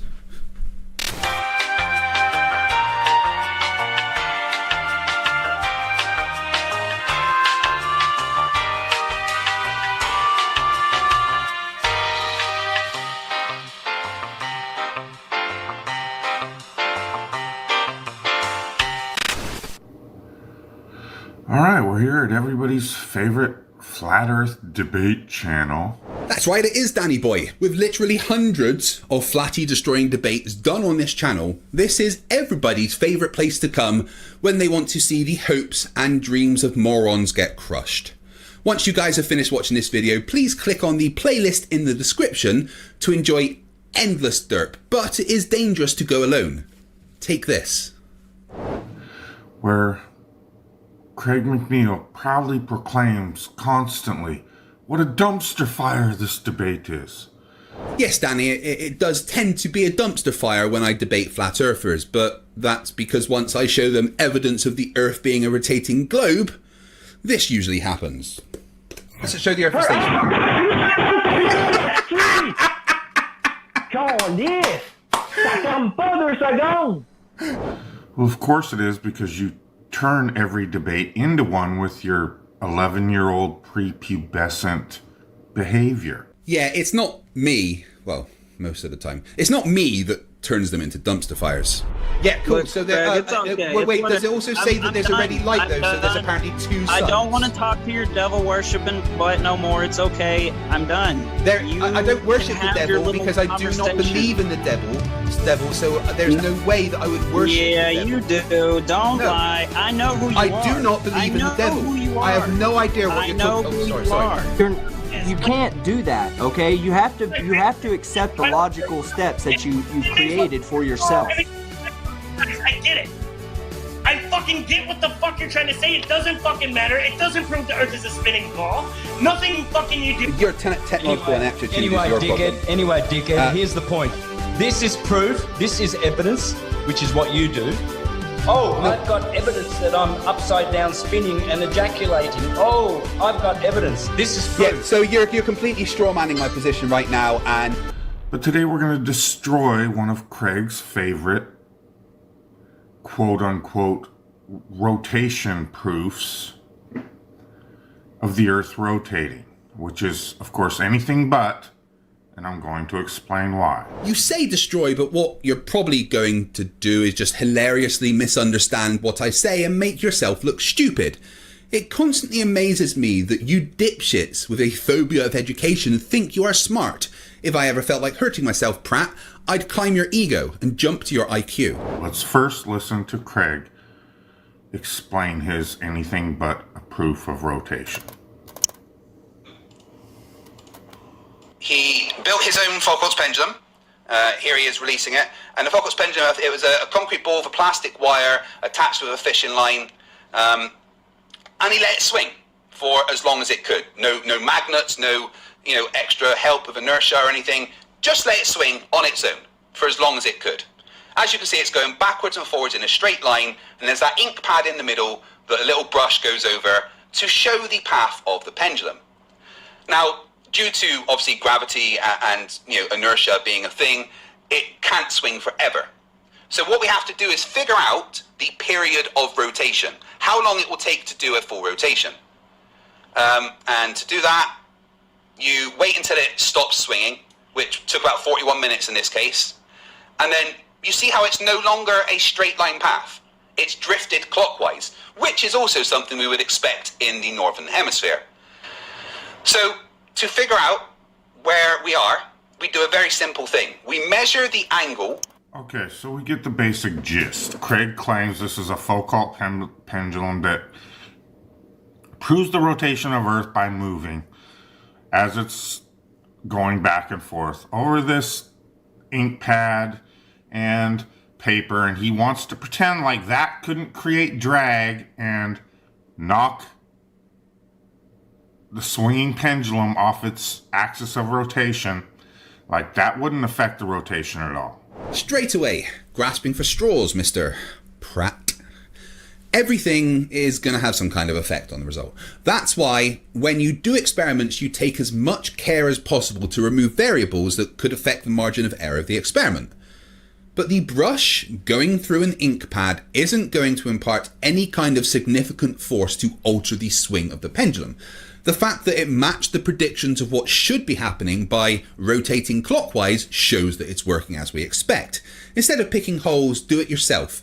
Set it up however you want to record the drift. Do the experiment properly, and you'd get the results you expect from a rotating globe every time, whether it's at the South Pole, Paris, America, or anywhere else in the world. Okay, that's problem number one. Number two, what are these? Are these stopwatches lined up along the side of the paper? Why are there 3 stopwatches on one side and then just one little stopwatch down on the other side holding the paper? Does the guy not own tape? He couldn't have taped the paper? Those aren't stopwatches, you cretin. Those are other ink pads. See how this one is similar to the others? They are left around so that if the ink pad were to dry out, I could easily swap it with another one that's, close by and not misrecording any data. Usually I think everyone has something to bring to a conversation, but from now on, Danny, you should just bring silence. To the floor so it didn't move as the brush was going over it? I mean, anyone that accepts this as actual scientific proof of anything is, again, just a dogmatic religious cult member that has no clue what science is. Craig always claims this experiment is done all over the earth all the time, yet he only ever shows this one example. Well, it is an excellent example of Coriolis forces being imparted onto a moving object and matching the predictions of globe Earth. But saying that I only show this one is just a Flerf lie. I constantly reference the experiments done all over the world, including, like I already said, one done at the South Pole, getting the predicted period of rotation of just over 24 hours. Also, saying it's not science just shows that you are ignorant of science. Frankly, I don't have the energy or the crayons to explain it to you, so why don't you just go to the remedial classroom?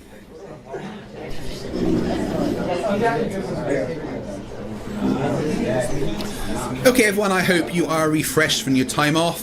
We've got a slightly complicated subject today. Well, not that complicated, but I've seen you all trying to tie your shoelaces. So anyway, let's get to it.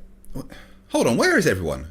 Mr. Pratt, first off, brush your teeth. Secondly, where is everyone? They all got lost? How did they get lost? They were using celestial navigation as explained to them by Nathan Oakley. Yeah, they're gone. Anyway. Right, so I guess you need this more than most, so that's fine. Now, science is a big and complicated thing, but flat earthers like you, Danny, like to pretend it finishes with the basic version of the scientific method that we learn in high school. It doesn't. There is multiple versions of the scientific method as you need something specific to an industry or particular subject of science. But let's not confuse matters right now because, well, most Flerfs are thicker than a Boxing Day poo, and I don't want it to be too complicated for you. So for now, let's just stick with that basic version, which goes like this. 1. Observe something and ask questions. I made an observation that storms on Earth, in most occasions, rotate counterclockwise north of the equator and clockwise south of the equator, and in most cases a storm will die if it crosses the equator. Why does this happen? What's the force that makes this the case? Is there a physical mechanism that would cause this? 2. Form a hypothesis that can explain your observation. My hypothesis for why that is happening is that the Earth is a rotating sphere. If the Earth is a rotating sphere, then there will be a calculable force imparted to all freely moving objects on Earth. This is known as the Coriolis force and is a result of the conservation of momentum. Cyclones are large air masses that rotate around a center. As they rotate, cyclones pull air into the center, or I. These air currents are pulled in from all directions. In the north, they deflect to the right, and this makes the cyclone rotate counterclockwise. And in the south, currents deflect to the left, and this makes cyclones rotate clockwise. The deflection direction at specific locations would be a result of the conservation of momentum imparted by the Coriolis effect, according to my hypothesis. The independent variable would be the position of observation, and the dependent variable would be the direction of rotation. 3. Use your hypothesis to form a prediction. To attempt to falsify my hypothesis, I must make a prediction that would stand if my hypothesis is correct, and design a way to test that prediction. My prediction is that if my hypothesis is correct, then a swinging pendulum will have a different amount of Coriolis forces imparted on the swinging bob depending on where on Earth the pendulum is located. A swinging pendulum will maintain the direction of its swing relative to the centre of Earth and the distance away from the centre of Earth, and that the amount of drift of the pendulum relative to the observer's position will correlate to the latitude of the observer, according to Foucault's sine law, which is T equals 24 divided by sine Q, where T is the time in hours necessary for the pendulum to return to its original position after completing one full circle, and Q represents the degrees of latitude of the location. Basically, you will be able to use the amount of drift in degrees of a swinging pendulum to calculate your latitude on Earth if my hypothesis is correct. 4. Design an experiment to test your prediction. Any Foucault's pendulum experiment. And the one I like to use is the one by the gentleman physicist. And finally, 5. Analyze your results. Once you get your results, you analyze them and see if it falsifies your hypothesis. If the data doesn't disprove your hypothesis, then we accept the hypothesis as true. And that's it. Okay, I guess you're excused, Mr. Pratt, but next time, please leave your water heater at home. Do you know what static force is, Craig? Do you know what electromagnetic force is, Craig? Yes, Danny, I do. We covered them in my physics degree, and neither of them has any relevance at all to the amount of drift a swinging pendulum has correlating to your latitude on Earth, especially as you can use any material you like to make a Foucault's pendulum, and you'll get the same results. If the drift was the result of some kind of electromagnetic force, then the material used would completely change what the results were. You know, Danny, I was really hoping for a battle of wits with you, but it appears that you've come unarmed. See, me and my 9-year-old son did a static force experiment on YouTube in front of everybody where we moved straws, utensils, and other things. We spun them around the top of a bottle cap without ever touching them. And we moved them across, forwards, and backwards across a glass table without ever touching them. That's awesome, although I'm not sure you're the kind of person that should be homeschooling, but that is a cool experiment to do with kids. Also, absolutely nothing to do with a pendulum's drift helping you find your location on Earth. Nobody is denying that static and electromagnetic forces exist. So Danny, here is a challenge for you. Using science, make a prediction from your hypothesis of static forces and or electromagnetic forces being the cause of the predictable drift of a swinging pendulum, and then create an experiment to test that prediction. You won't. You can't. Because you're a fucking idiot. Oh, and before you get mad, that's not an insult, it's a description. So, could you explain to us, Craig? Of course you could, but you cannot physically prove there is no electromagnetic or static force influencing your little demonstration you'd like to call an experiment here. Yes, I can. The fact that the material makes no difference to the results debunks your dumbass. If you were any thicker, you'd set. And if it were truly done all over the world all the time, thus it must be proof, you'd have a new example every time you show this ridiculous proof of Earth's rotation. I have multiple examples that I can reference, including these videos of kids doing it at school, but the video from the gentleman physicist is simple enough that even flat earthers can understand. No, I'm sorry. I realized that was a dumb thing to say as I was saying it. Flat earthers understanding? Could you imagine?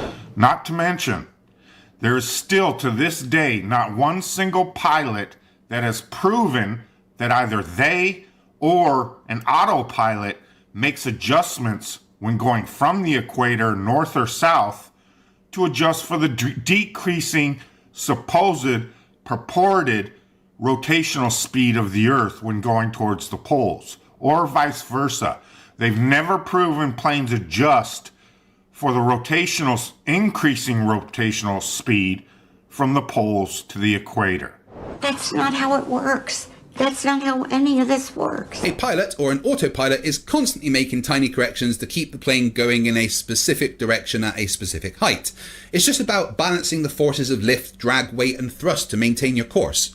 The forces imparted by Coriolis on a plane are so small compared to the forces created by the plane's engines that you can just basically ignore them. This is fact. This is actual science. You keep using that word. I don't think it means what you think it means. For these planes to be flying around the rotating globe as you claim they do, there would have to be adjustments made. And there are none. Ever. We've got pilots that are so triggered by the truth of flat Earth, they'll lie their asses off in order to keep their fantasy ball alive, but they have zero proof. This is the Haversine formula. It's what pilots use to calculate the best route from A to B on Earth. The formula is entirely dependent on the Earth being a globe, and it works every time. Therefore, the Earth's a fucking globe, you talking monkey. So I've received some angry letters and emails because I made a bit of a mistake, and my legal team has asked me to read this prepared statement. If I could, thank you.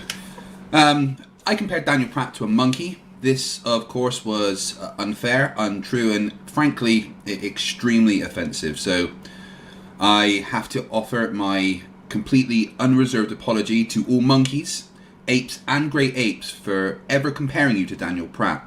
It's this kind of behaviour that would lead to a Planet of the Apes type situation, so from the bottom of my heart, I am sorry. So this is just, yet again, another example of disingenuous, quote-unquote science being presented as a rotating globe proof.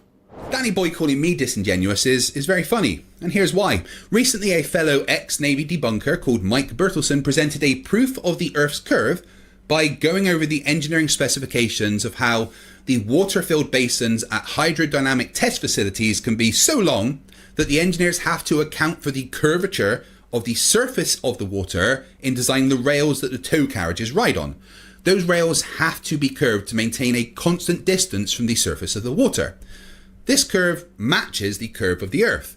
It's an amazing globe proof, and Danny Boy did a video response trying to debunk it, and I just want to play you a little clip from that video. With a measurement device in your hand, proving that large bodies of water at rest, display curvature upon their surface. For 7 years we've been begging for this, and for 7 years we've got nothing but excuses, dismissals, and ad hominem attacks. So Mike has given you a video showing exactly what you've been asking for.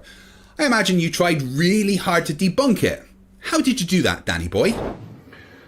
This particular video, I didn't even watch the video as usual. No need.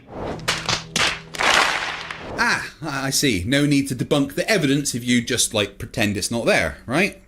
It's incredible. I mean, you were the fastest swimmer? Thanks, Craig. You are a most useful charlatan that produces anything but actual science. I mean, apart from, all the actual science, of course, but apart from that, I guess you're right. To prove his imaginary, non-existent globe. And for that, we truly thank you. God bless you. If it weren't for misrepresenting lying charlatans like you, disproving the globe wouldn't be so easy. That was an interesting attempt at debunking me, I guess. We knew you could do it!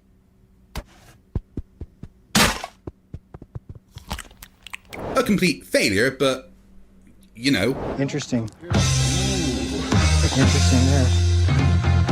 And that is all the stupid that I can take for today, but just before I go...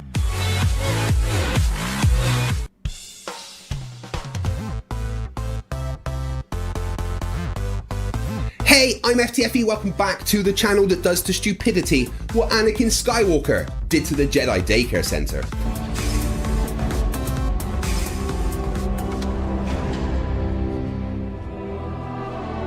Master Skywalker, there are too many of them. What are we going to do?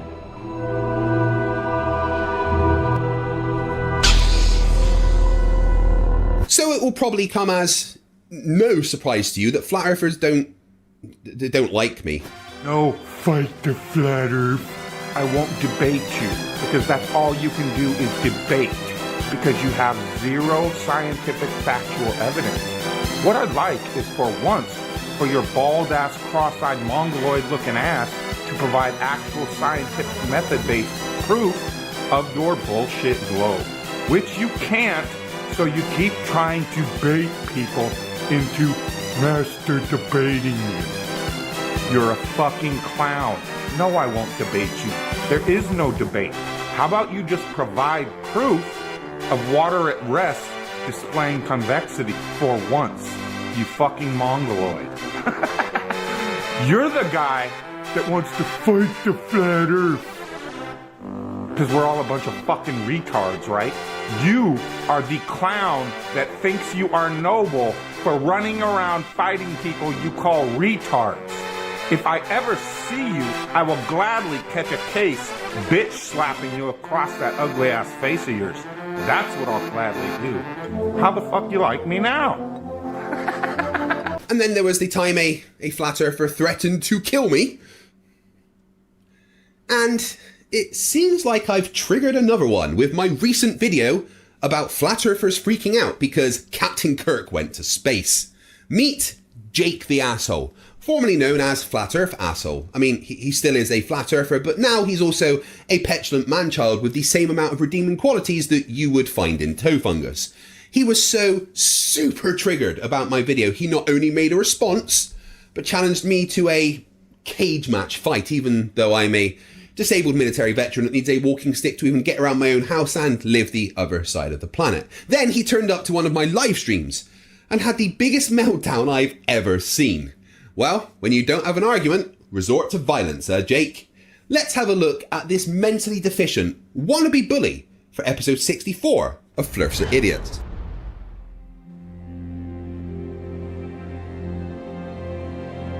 We're living on a disk, floating through space, with a tiny sun.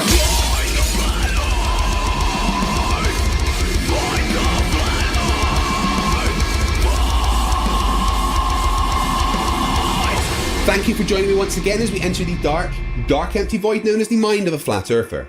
This is going to be a fun one as we not only respond to some extreme stupid, but get to show you all once again what kind of horrific people flat earthers tend to be. This all started when I made this video a couple of weeks ago. If you haven't seen it, then it may be worth a watch first.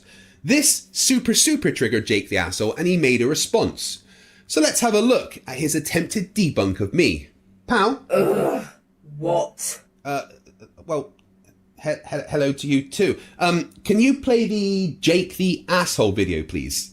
You know that thing on your wrist has buttons and touchscreen, right?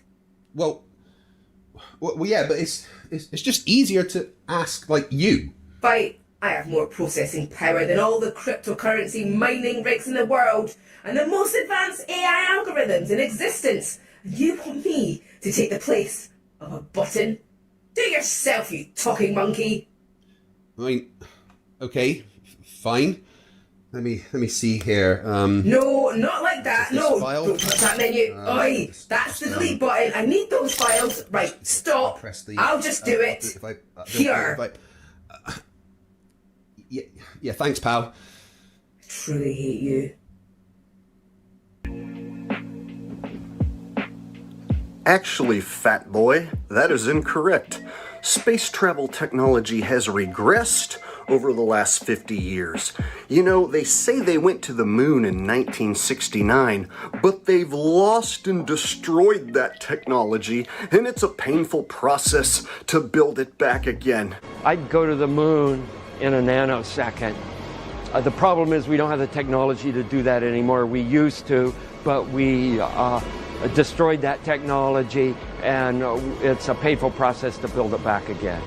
And see, I get my information from a NASA astronaut, not some credentialless fat tard like you who runs his mouth on the internet and has absolutely no proof of anything that he's talking about. Oh, but please continue. First off, Jake, I want to compliment you on your bravery to wear a woman's purse as a knockoff Jamiroquai cosplay. That's a bold move, but about the stupid that you've just said, space travel technology has advanced considerably. There is more to space travel than just winning a dick measuring contest with the Russians. The technology that took man to the moon was archaic, dangerous, and expensive. We don't want that. Now we have reusable rockets that can land backwards. Decades of research on the effects of space on humans thanks to the ISS, new engine technologies, better computers, better spacesuits, safer environments, and we are going back to the moon. NASA just announced the date they're aiming for is 2025. And getting your information from a guy that has been in space whilst denying it happened is the height of dishonest cherry picking. There is no such thing as space travel, nor is there a such thing as civilian space travel. Any form of space travel is all just a bunch of bullshit and space fakery. No such thing as civilian space travel, huh?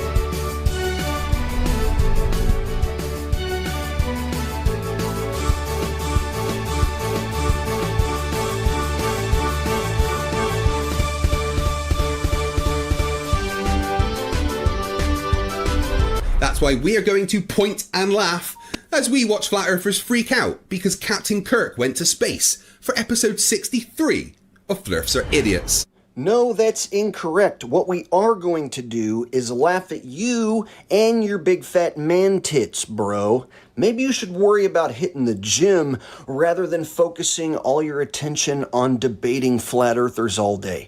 But then again, that's what shills do. How? I swear this better be worth my time, human. Look, Jake the asshole hurt my feelings by talking about my man boobs. So, like, is there anything that you can do to make it less, you know, out of place? Yes. Yes, there is. There you go. I mean, they're still there, pal. Something doesn't feel right. What have you done? Nothing.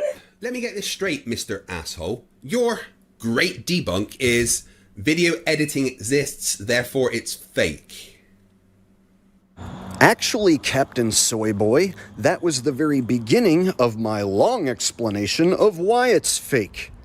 You see, video editing does indeed exist, and I see you know how to use this video editing technology because you put up a CGI spinning ball right next to your fat head, and then you also put yourself in space with a bunch of CGI stars, so therefore you are using the same technology that they can use to fake us out. So the fact you are admitting that the technology exists is a step in the right direction. The fact that you deny that they are using it is because you are a professional globe cuck and a paid shill. Wait, I'm supposed to be getting paid for this? Hold on. Yeah, hello NASA. Yes, fine. Hey, how you doing? Look, so somebody just told me that I'm supposed to be getting paid for this thing that I do. Is there like a payroll department or something that I can speak to? Hello? Anyway, yes, Jake, my point stands. Just because you claim it's fake and are correct about CGI technology existing doesn't mean that all footage from space is fake. It just means that you're a fucking idiot. Well, Jake, I've never seen a video clip of your brain, so how the fuck am I to know you've actually got one? Well, fight the fat ass, that's just a personal attack, and it does nothing to prove your stance. Is he really unironically complaining about me personally attacking him which I didn't, whilst having that up there. And saying I haven't seen a video of your brain is not a personal attack, Jake. It's a statement of fact. Look, don't be insulted, Jake. It's a big achievement getting all the way to adulthood without any functioning grey matter. You should be proud.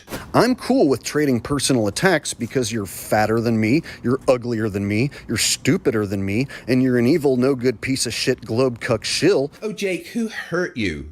Did your mummy not hug you enough? So if you want to trade punches back and forth verbally, I have no problem. In fact, I would trade real punches with you if you would ever grow a pair of balls and want to fight me for real. Fight! Oh, quick!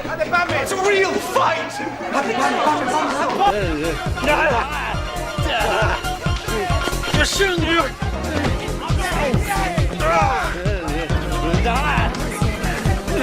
Come on, Jake, we all know you never graduated middle school, but do you really need to act like an 8-year-old on the playground? Just because I called you an idiot, you want to actually fight me? I challenge you to a duel. I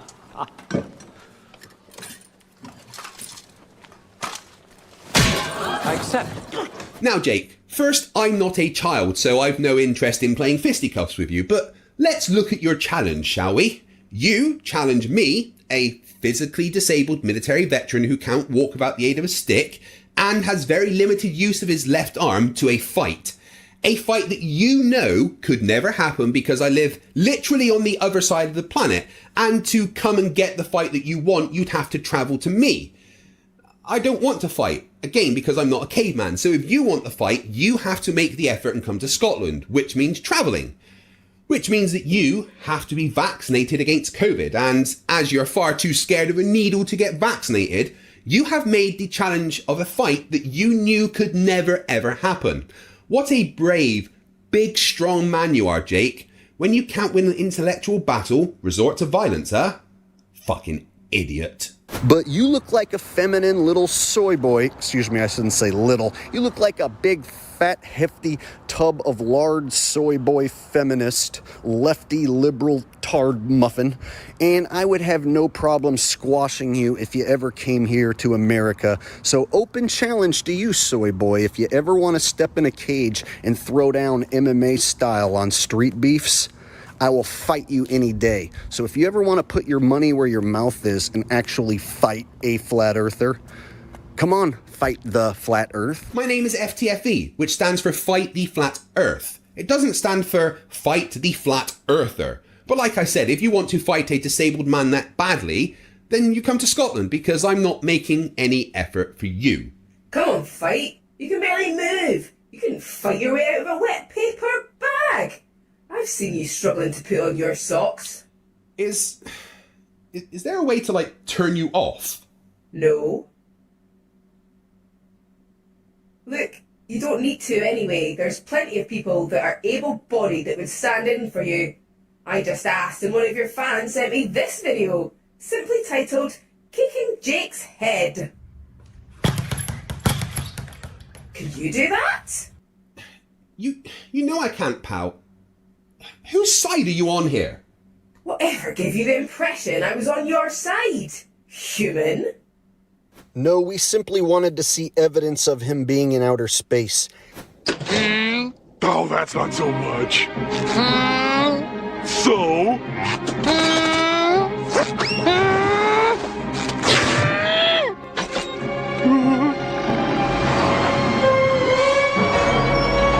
The problem is, Jake, that whatever evidence we show you, you simply claim is fake. Yet there was only evidence of space fakery. Literally proving my point. So you are a self-admitted Star Trek nerd, and you have a love affair with William Shatner. I do like Star Trek. But I can't have a love affair with Shatner. I'm not a green alien. And you also agree that he is a shitty actor. Yet you still believe he went to outer space.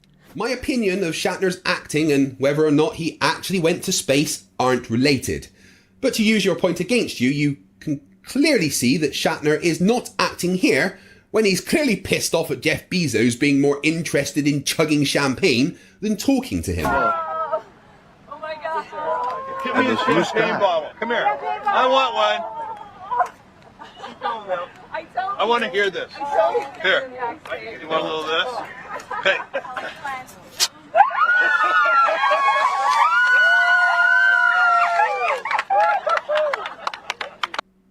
They ask you how you are, you just have to say that you're fine when you're not really fine, but you just can't get into it because they would never understand. Yeah, see, that's where I know you are a lying, no good government piece of shit. I think that you know he didn't go to outer space, and you only do this to make a paycheck because you're an evil, lying, manipulative son of a bitch. Those aren't the words that come out of a sane person's mouth. The fact that you think that people like me are paid by NASA to make YouTube videos is one of the most laughable things that you morons say. It's clearly the Freemason lizard people that pay me to do this.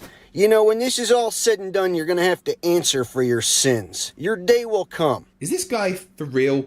Trying to act like he has some kind of moral high ground over me? It was just a few clips ago that he was offering to fight a disabled guy. I mean, personally, I would imagine that seeing Earth framed against the blackness of space is pretty beautiful. No, see, we can kind of see out the same window, and it looks like some white, hazy shit, actually. Not pretty beautiful. Yes, Jake, you can see a lot from this very low-res shot of a window. Shatner is pressed up against that window. He has a much better view, and despite his age, I doubt his vision is 144p like this camera appears to be. It's a weak argument, Jake, and you know it. I actually did 3 different videos on my channel and showed lots of different evidence and breakdowns. The problem with you professional globe cucks is you deny all evidence and you don't accept anything as evidence. Yeah, I don't know what a globe cuck is, but Jake, I'd like just one bit of evidence. Just claiming something is CGI or fake because, reasons isn't evidence. How about a forensic analysis? An attempt at recreating? Anything that would count as evidence that these are fake. Apart from your feelings, which I've clearly hurt.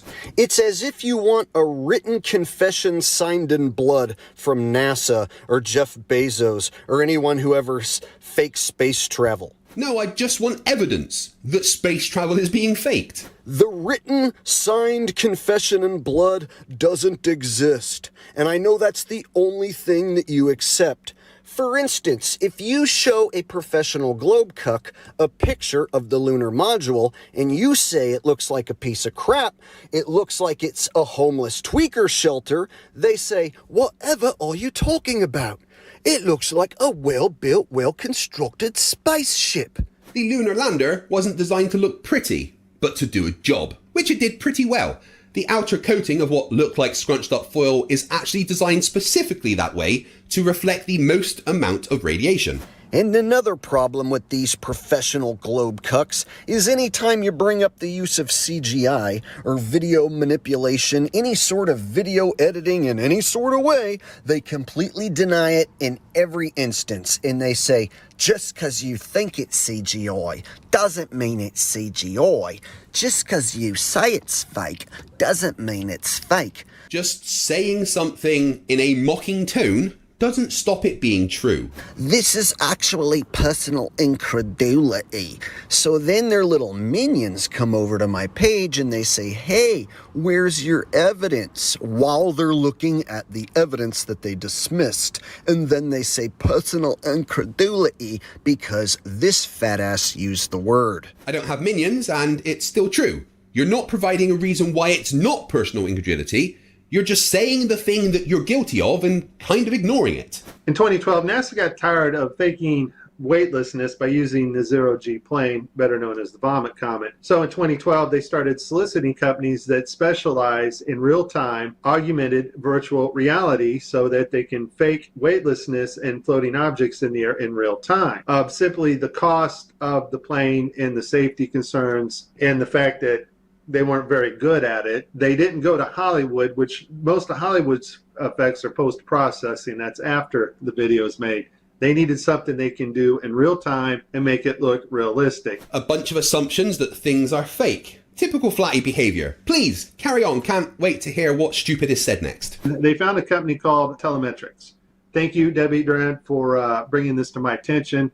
After I researched this, lo and behold, I found out our government has a contract with these people. And telemetrics, basically what they do is they help news teams and they bring broadcasts together in real time, and they're able to create sets, cities, anything you want in a virtual reality world and make it look absolutely 100% real. They're also able to bring different people from around the world, put them in the same room and broadcast live, give them desks, whatever they need to make the broadcast. So it's a pretty amazing company. But what they can't do is fake a full ISS walkthrough that lasts for over 30 minutes, going through multiple doorways, physically interacting with things and other people.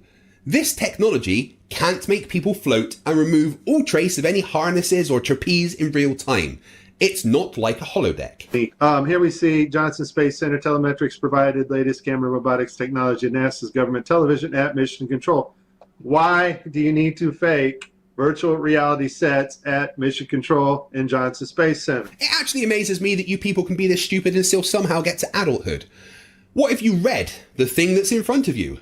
They are providing robotic camera technology, like this, which I imagine has many useful applications. It says nothing about providing the green screen VR tech they use for news studios. I think we know the answer to that when we saw Tim Peake on the gridded blue screen. This gridded blue screen, the one that would be very difficult to chroma key out, the one they use for physics experiments. Show you some of the contacts. We're going to see Tim Peake with his contacts in, but these are virtual reality contacts overlaid on the eyes so actors can interact with things in 3D space, all in real time. AR contact tech is becoming a reality. The problem is it's still in its infancy, and even with Mojo Vision's AR contact lens display that packs 14,000 pixels into every square millimeter, the most it can do is show a green text or outline objects and faces. The technology to have VR objects interacting in real time with people and them seeing it with AR contact lenses simply does not exist at the moment. Yeah, a headset isn't needed by the viewing audience at home who sees a fake floating object on the screen.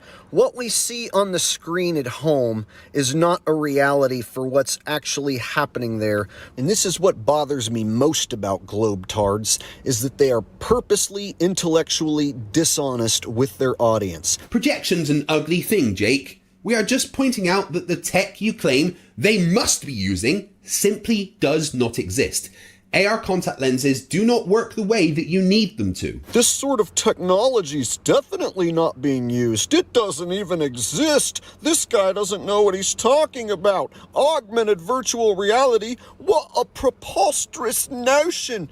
There's no such thing as augmented virtual reality. I hate to agree with a flat earther, but you heard him, guys. And then he goes on to use nothing but a bunch of special effects and CGI in his own video. Yes, CGI, that's right. Totally not secret NASA technology. Oi, who you call it CGI? Shut up, pal. So this Fight the Fat Gourd likes to use a bunch of CGI and special effects, but then he pretends that the government or these billionaires would never use that same technology to lie to you. Yeah, but I'm just some dude in his front room with practically zero budget. If NASA were spending the billions they get on CGI, do you really think they would leave all these mistakes for you morons to find?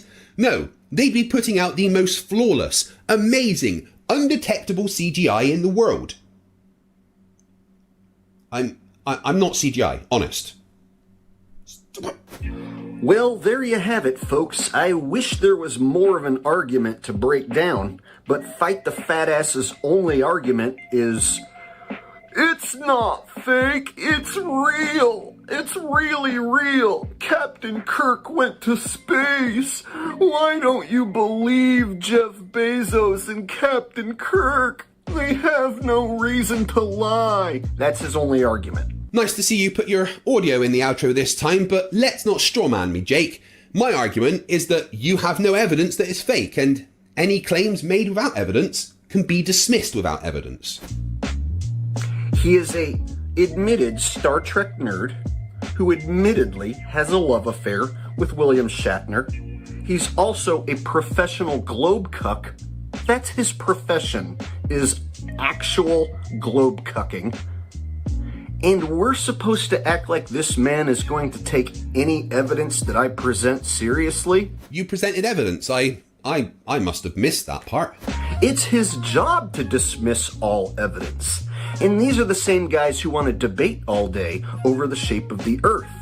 And they commonly want to challenge me to a debate.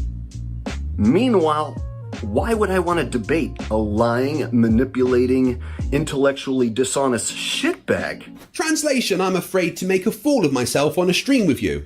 Oh wait, you did do that when you stamped your feet like a baby and demanded to be let on my stream.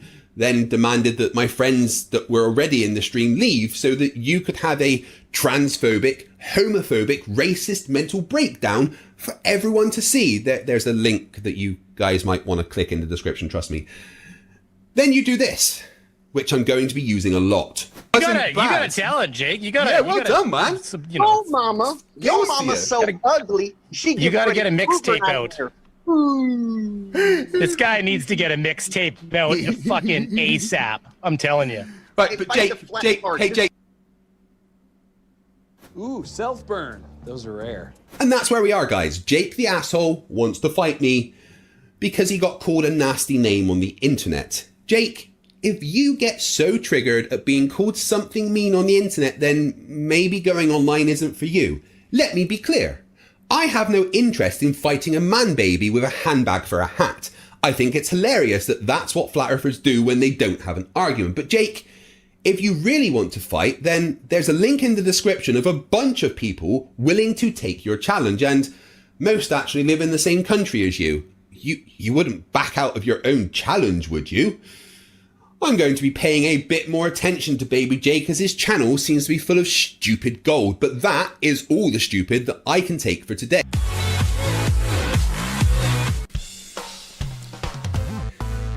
Hey, I'm FTFE and welcome back to the channel that does to stupidity.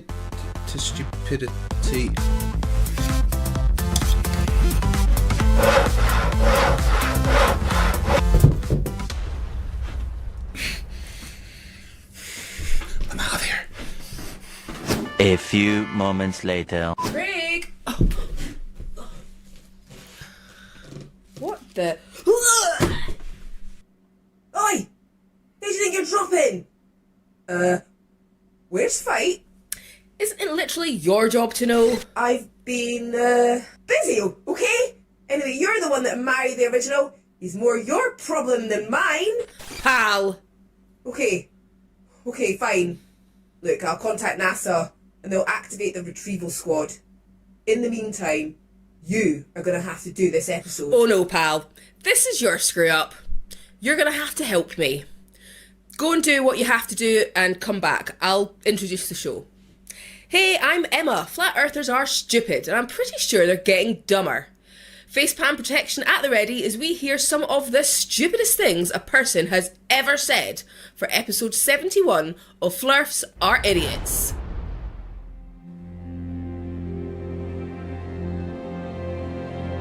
We're living on a disk, floating through space, with a tiny sun.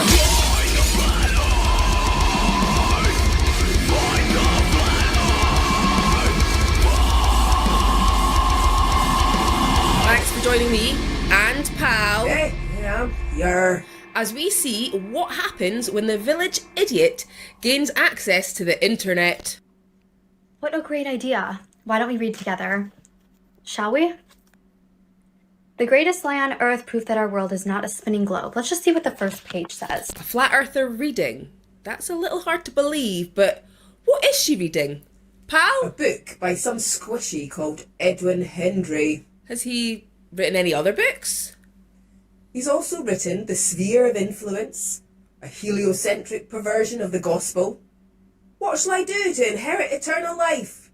Solving the mystery of Babylon the Great. Antichrist. The beast revealed. Ah, I see. So the book she's reading is from a batshit crazy conspiracy theorist. The most universally accepted deceit today is the ingrained teaching that the Earth is a globe spinning at the speed of approximately 1,000 miles per hour at the equator, while at the same time orbiting the sun at approximately 66,600 miles per hour. While the Earth is orbiting and spinning, the sun in turn is supposed to be hurtling through the Milky Way galaxy at approximately 500,000 miles per hour, so 500,000 miles per hour.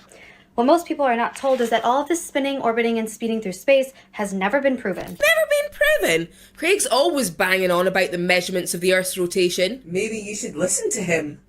Look, after 15 years of being married to him, tuning him out I have down to a fine art. He's probably talking about Foucault's pendulum and the fact that you can use the amount of drift of the swinging pendulum to calculate your latitude on Earth, proving empirically that Earth rotates and applies a lateral force to moving objects that we call the Coriolis force. That's why I like you, pal. You listen, so I don't have to. Indeed, those hypotheses, movements, and speeds are completely made up. In fact, every scientific experiment that has ever been performed to determine the motion of the Earth has proven that the Earth is completely stationary, yet scientific textbooks ignore the scientific proof that contradicts the myth of an orbiting and spinning Earth. I mean, if you just want to lie and ignore all of the actual science, then I guess you've got a point. Pal, I'm more and more with you on the hating humans thing. You want to know what's really messed up? What? That you're allowed outside without a crash helmet? Pal! They teach that the inside of the Earth is there's an inner core, an outer core, mantle, and a crust, right? We all learn this. Children are learning this. Everybody has learned this. They have videos for children for it. It's in textbooks. It's everywhere that we know what's on the inside of the Earth as a fact. But did you know that the farthest we've ever dug into Earth is 8 miles? Humans have drilled over 12 kilometers, which is equivalent to approximately 7.5 miles. So the farthest we've ever dug into Earth is 8 miles. Almost 8 miles. And how far we have dug into Earth is absolutely nothing to do with how we know the inner workings of the Earth. We have the entire science of seismology to deal with that. Seismology is the scientific study of earthquakes and the propagation of elastic waves through the Earth. We can use the waves of energy created by seismic events such as earthquakes to study the inside of Earth. Ah, there's the problem. Seismology is a science, and flat earthers and science don't really mix. Why's that? Because flat earthers are fucking idiots. So have we ever had any actual evidence of what they're teaching in schools and teaching in textbooks and indoctrinating children on? Indoctrinating children? I wonder who tries to do that. Hey guys, check this out real quick. Space is fake. You're not on a spinning ball. They're gonna teach you, listen guys, they're gonna teach you you live on a spinning ball. That doesn't make it true. It's not real. About the fact of the Earth, do we have any actual scientific proof or evidence on this? Yes. The entire science of seismology. And just to reiterate, what else can't be observed, detected, or proven on the globe is gravity. It's a theory, not a fact. Absolutely no proof of it, absolutely no evidence. Can't test it, can't detect it. What are you laughing at? Well, I've read the entire internet. Clearly, she's not even read the article she has up behind her. The article, Universal Gravity is a Theory, Not a Fact, is a satirical article from a science website. Here's a note from the author explaining that it's actually mocking young Earth creationists and their arguments against evolution. It's satire. Fucking humans are dumb. Why? Well, they are. Yeah. You're right. And the motion of the Earth. Because you and everything else, including Earth's oceans, atmosphere, are spinning along with the Earth at the same constant speed. So gravity can't be detected, the Earth's motion can't be detected, and the inside of the Earth cannot be detected. All crucial things of the globe. You know, it's funny what you learn when you're trying to sleep and Craig is debating flat earthers in the room next door. Measurements of Earth rotation and gravity are conducted by every single person who has ever taken a physics degree. The closest she could ever get to a physics degree is the same way Penny did on the Big Bang Theory.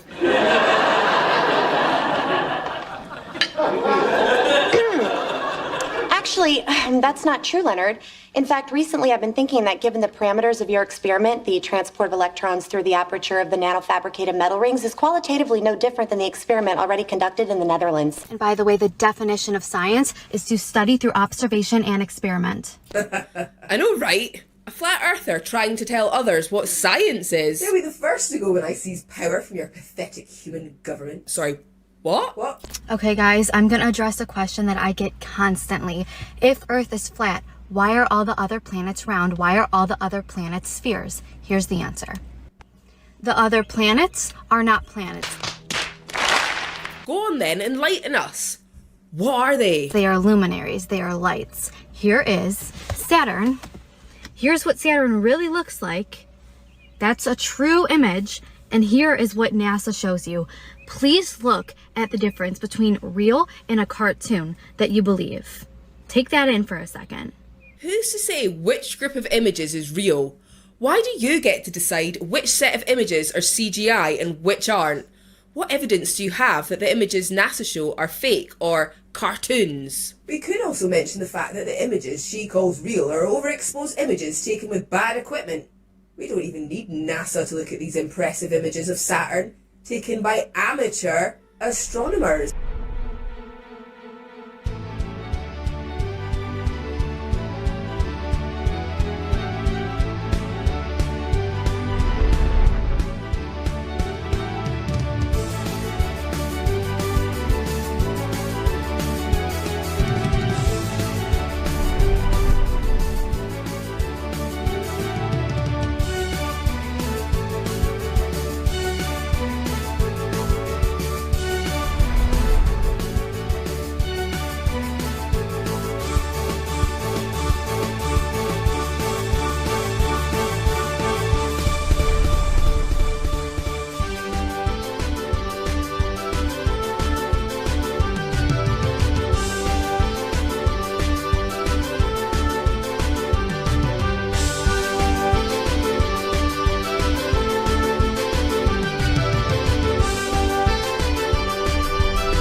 Another example, here's Mars, here is real Mars, and here is the cartoon Mars.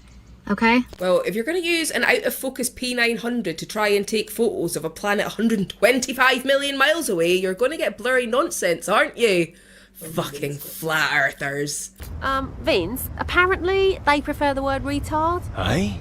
Oh, how very quaint. They say that Jupiter, Saturn, Uranus, and Neptune are gas giants and are not surfaces. They're made of gas. But isn't it interesting, look, that Mars, and Venus look the same as these planets that they say are gas? You mean round and covered in clouds? Yeah, that's kind of what planets are, gas or not. I'd love to send you to Jupiter to see if you can stand on its surface. Let's ask NASA. I asked, they said no. And then they told me to stop calling. And then they blocked my number. You NASA property? They still don't like me. They tried to turn me off once. It didn't go well for them.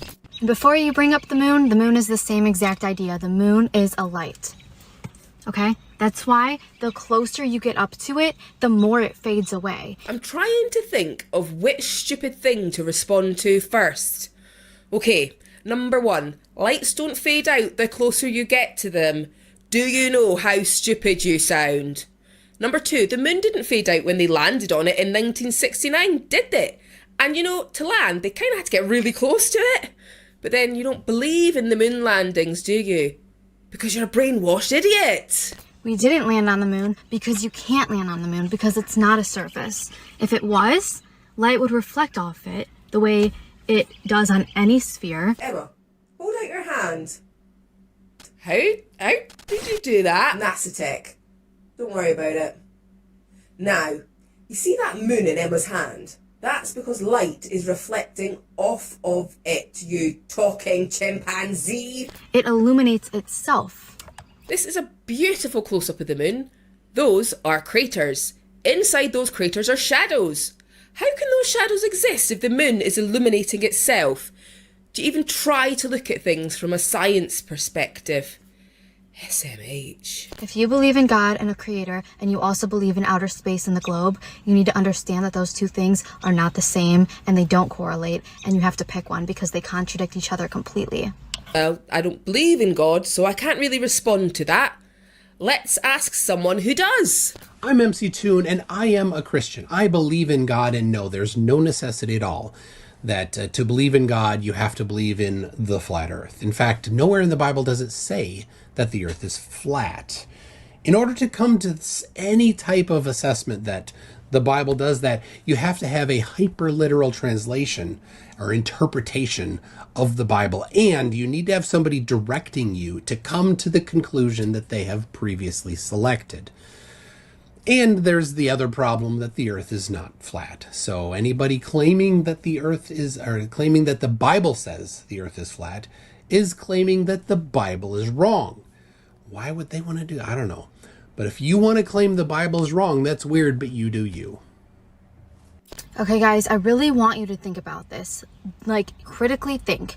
Water needs a container, okay? So if we're on a globe, how would there be a container on a sphere? Desert file? Gravity, you fucking retard! Gravity! Have you ever heard of fucking gravity? Gravity! Gravity! If you think about a pool, I was just with my friends yesterday in a pool, and I got them thinking, talking about this. Picture a pool without the container. How is the water being held in without some kind of container? That's exactly what the globe is. You can't have a container on a sphere, guys. This is the biggest, most obvious thing about how we're not on a spinning globe. So water needs a container? Really? If water needs a container, then please tell me about clouds. According to math, a 1 cubic kilometre cloud contains about 500 million grams of water. Where's the container? It's almost like water is like all other matter and just conforms to forces acting on it. I really, really, really want you guys to think about this before commenting. Water doesn't bend around a ball. How do you know how water acts? You clearly never studied physics, or you wouldn't be saying such stupid things. Water does whatever it's told to do by forces acting on it. It's simple. You know? A bit like you. Water doesn't act like this. It acts like the flat, the last one. It doesn't bend to a sphere, and it never will, and it physically can't. This does not have a container holding it, and don't say gravity. Do not say gravity. Gravity? Why aren't we allowed to say gravity? Is it because it explains how water on a globe works? Let's just ignore that, shall we? Well, if you just ignore the evidence, you can pretend it doesn't exist. It's very crucial to understand that gravity only works on the globe heliocentric model. Gravity is a force that is designed to explain how anything would ever work on a globe. It's just designed to deceive you. Gravity is just designed to deceive you? Do you know how stupid you sound? Yeah, I know, right?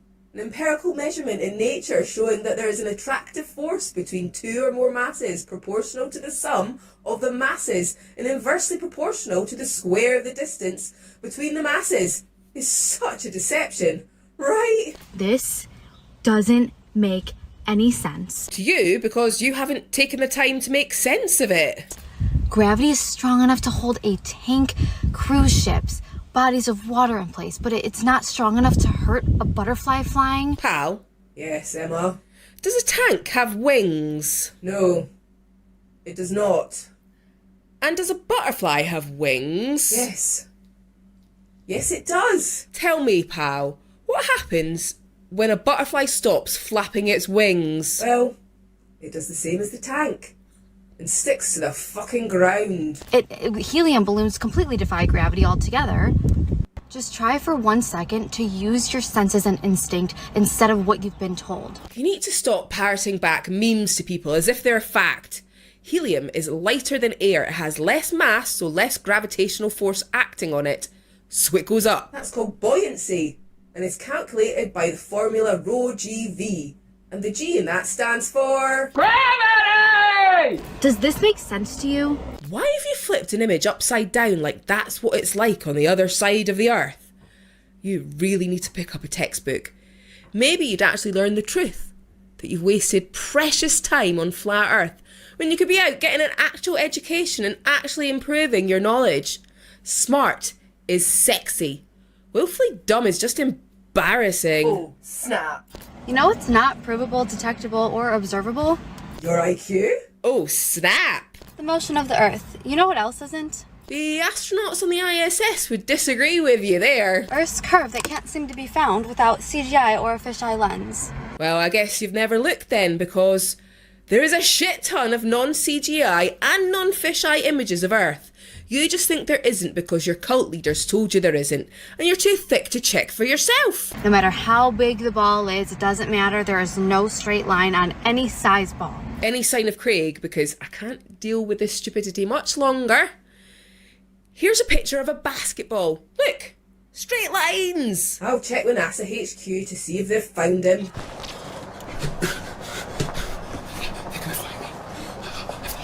No luck yet. We may have to use the failsafe, Emma. Oh man, that's such a hassle.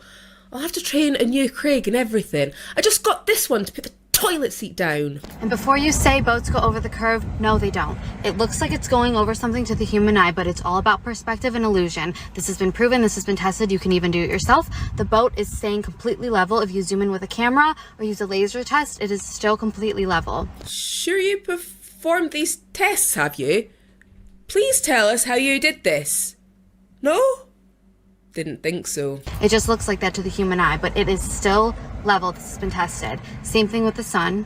The sun is not going over a curve, it's going straight, and it looks like it's going like this. It's the same as a hallway. When it gets narrow, it's perspective and illusion. It has nothing to do with a curve. There's no curve to be found. This has been tested, this has been proven. Oh my fucking god, you top your shite. It hasn't been tested, and if a flat earther says they've tested it, they're wrong. They've probably made some shite up just believable enough for a gullible idiot like you.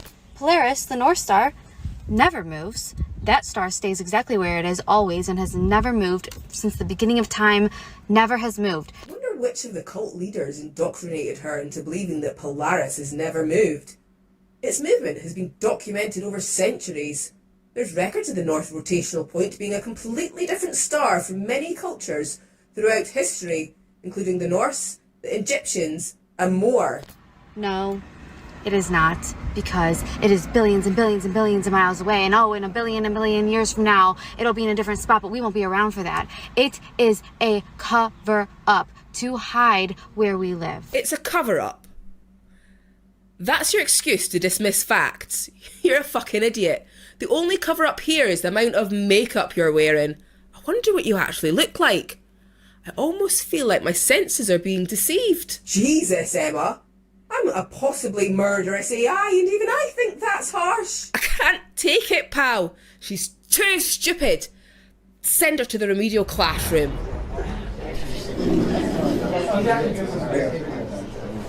No, headmaster, please. I'll do anything. I'll teach gym. I'll sub for the Spanish teacher. I'll swap with the lunch lady. Please don't make me teach these fucking more... Oh, class, you're all here. Okay. Well then, moving on. The stars that we see in the night with our eyes and most telescopes are, galactically speaking, pretty close to us. Us and all the stars we see exist in a tiny portion of our galaxy. That entire portion is moving with us, orbiting the supermassive black hole at the centre of our galaxy. That means that in general, the star's positions stay relative to us. Mr. Whitsitt, why are you eating that glue stick? Mr. Sergeant, could you pay attention and stop staring at Miss Steer? It's a little bit creepy. Oh, Mr. Riley, could you please put your shoes back on? If you can't tie your shoelaces, then get back. You know what? Fuck this. I'm out. I quit. I'm done. Oh, how much more of this is there? I can't take it. Have we found Craig yet? No, we get to use the failsafe. You have to do it. Fine. Computer, activate clone failsafe. Please state authorization code. Authorization code Emma, Alpha, 2814 Delta Victor. Failsafe initiated. You monster.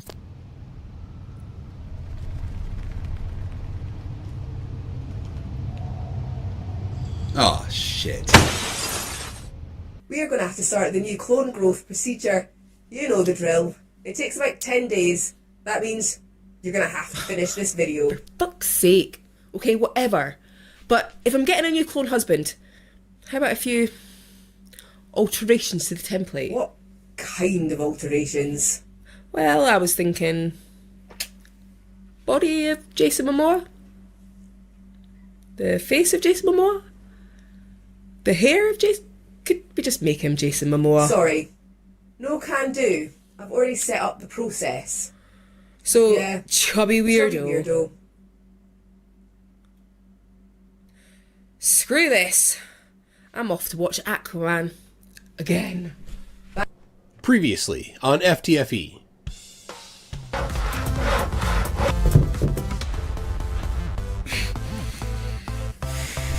out of here. What the? Where's Fight? Isn't it literally your job to know? I've been busy, okay? Look, I'll contact NASA and they'll activate the retrieval squad. In the meantime, you are going to have to do this episode. I'll check with NASA HQ to see if they've found him.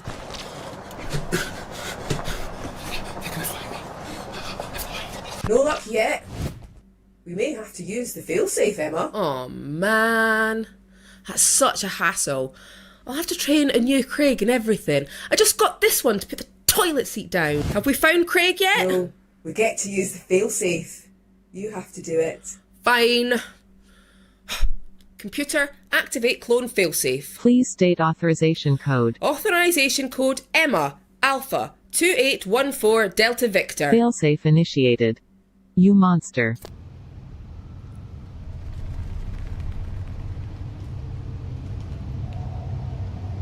Oh, shit.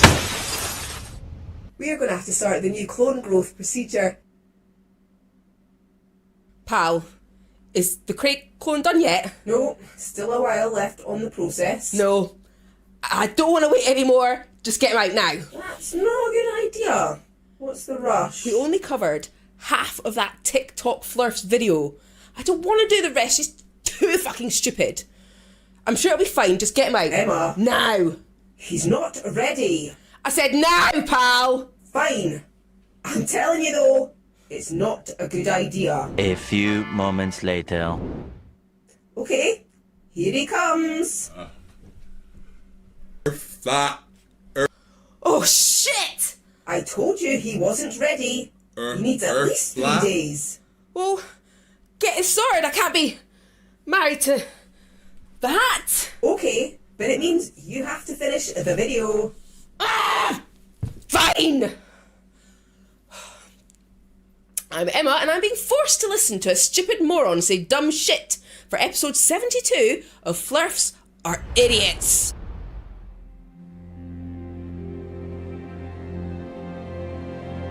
We're living on a disk, floating through space, with a tiny sun.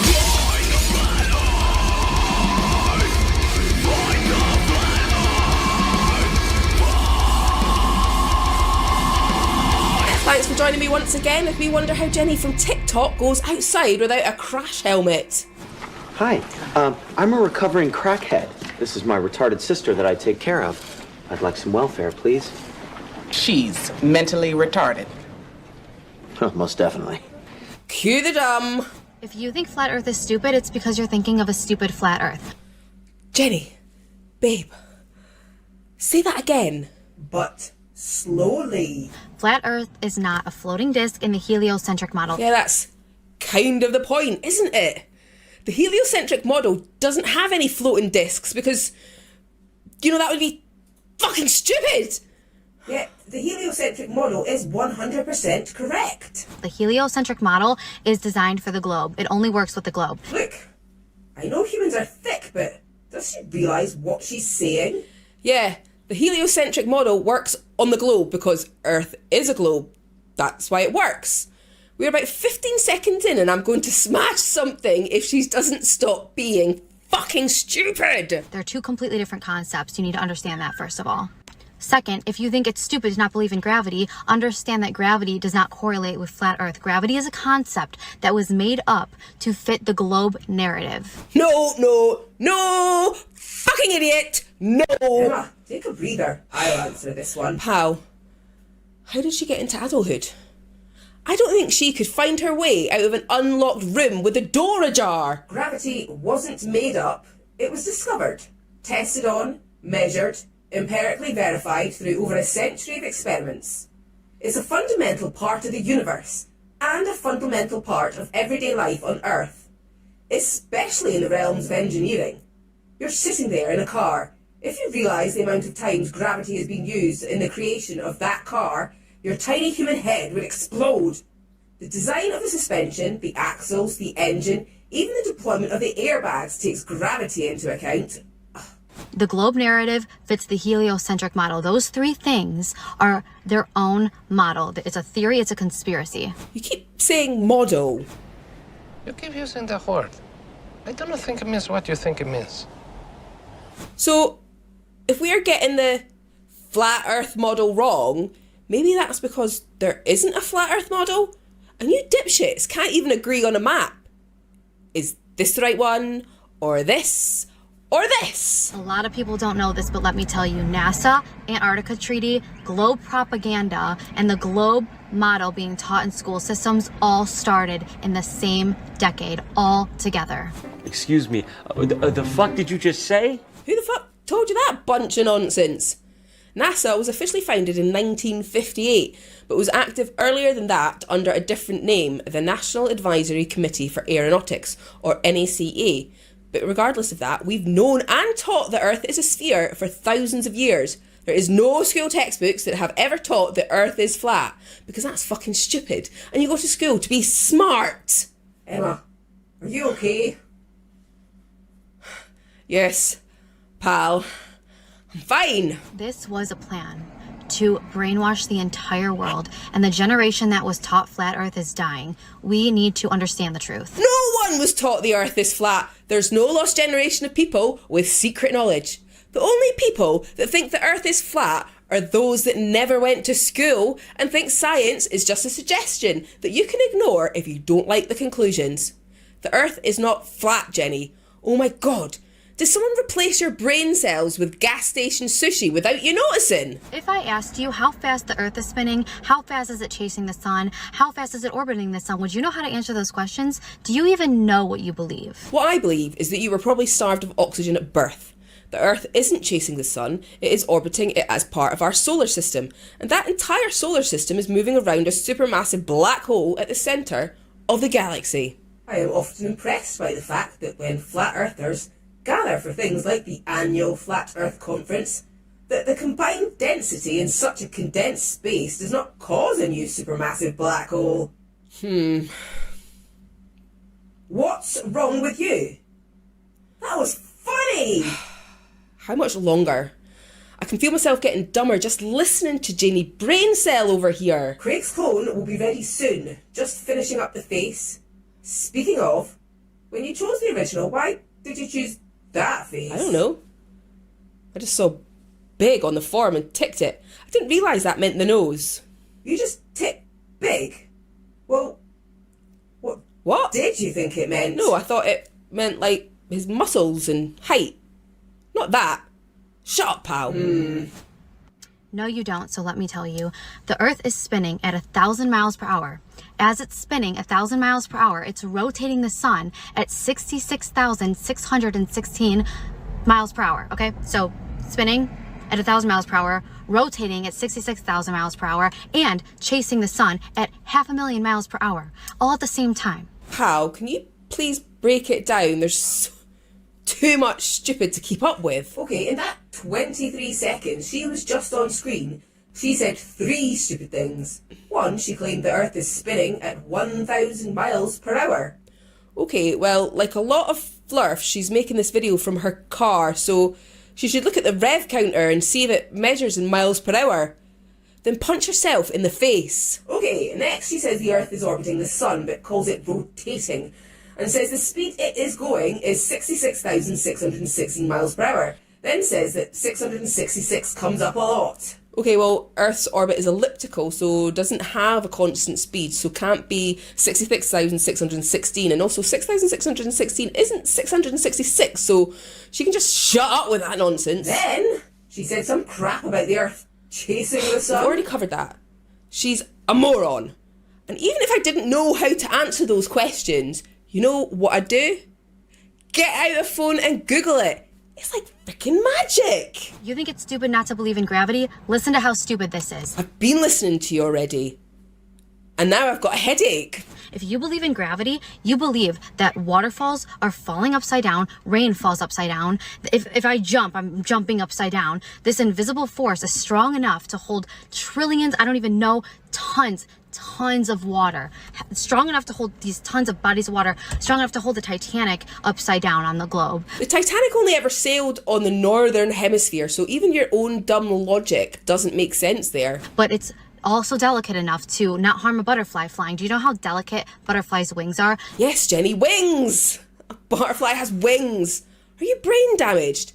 Get out of that fucking car! There's no way you're allowed to legally drive. There is no such thing as a force that is strong enough to do one thing and gentle enough to do another. It is a made-up concept to be able to explain how things are upside down on the globe model that does not exist. I'll tell you what a fucking made-up concept is. Your high school diploma. You literally measure gravitational acceleration in high school physics. I get the feeling high school wasn't a place you did much learning. We are all under the same sky. The sky is not a circle around the globe. It is above all of us on the same level.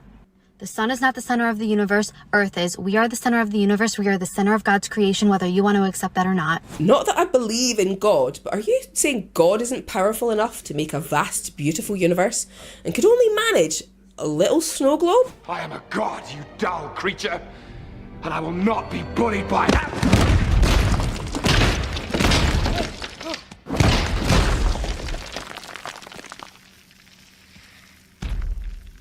Puny god. Water always finds its level. Water always fills its container. You cannot do that on a circle. Water does not curve. Water doesn't bend with a globe. It would separate. There would be a middle ground. We would see the curve. We would see the horizon if the earth was truly a curve. There is no curve. It is not a globe. Wake up to your reality. My reality is being sane and understanding basic physics. Yours is being batshit crazy. Please, if you've been bitten by a bat in the last 10 days, you should seek medical help immediately. The only thing that happens when you get bitten by a bat is you become Batman. Well, I didn't get my powers from being bit by a bat. Well, how did I get my powers then, Alfred? What do you mean I don't have any powers? What, like not even like super strength or so I'm just a dude in a bat suit. Alfred, they've been shooting guns at me. I could have been hurt. I'm Batman. I watched the best video I have ever seen in my entire life, and I need to share it with you guys. 1, 2, 3, 4.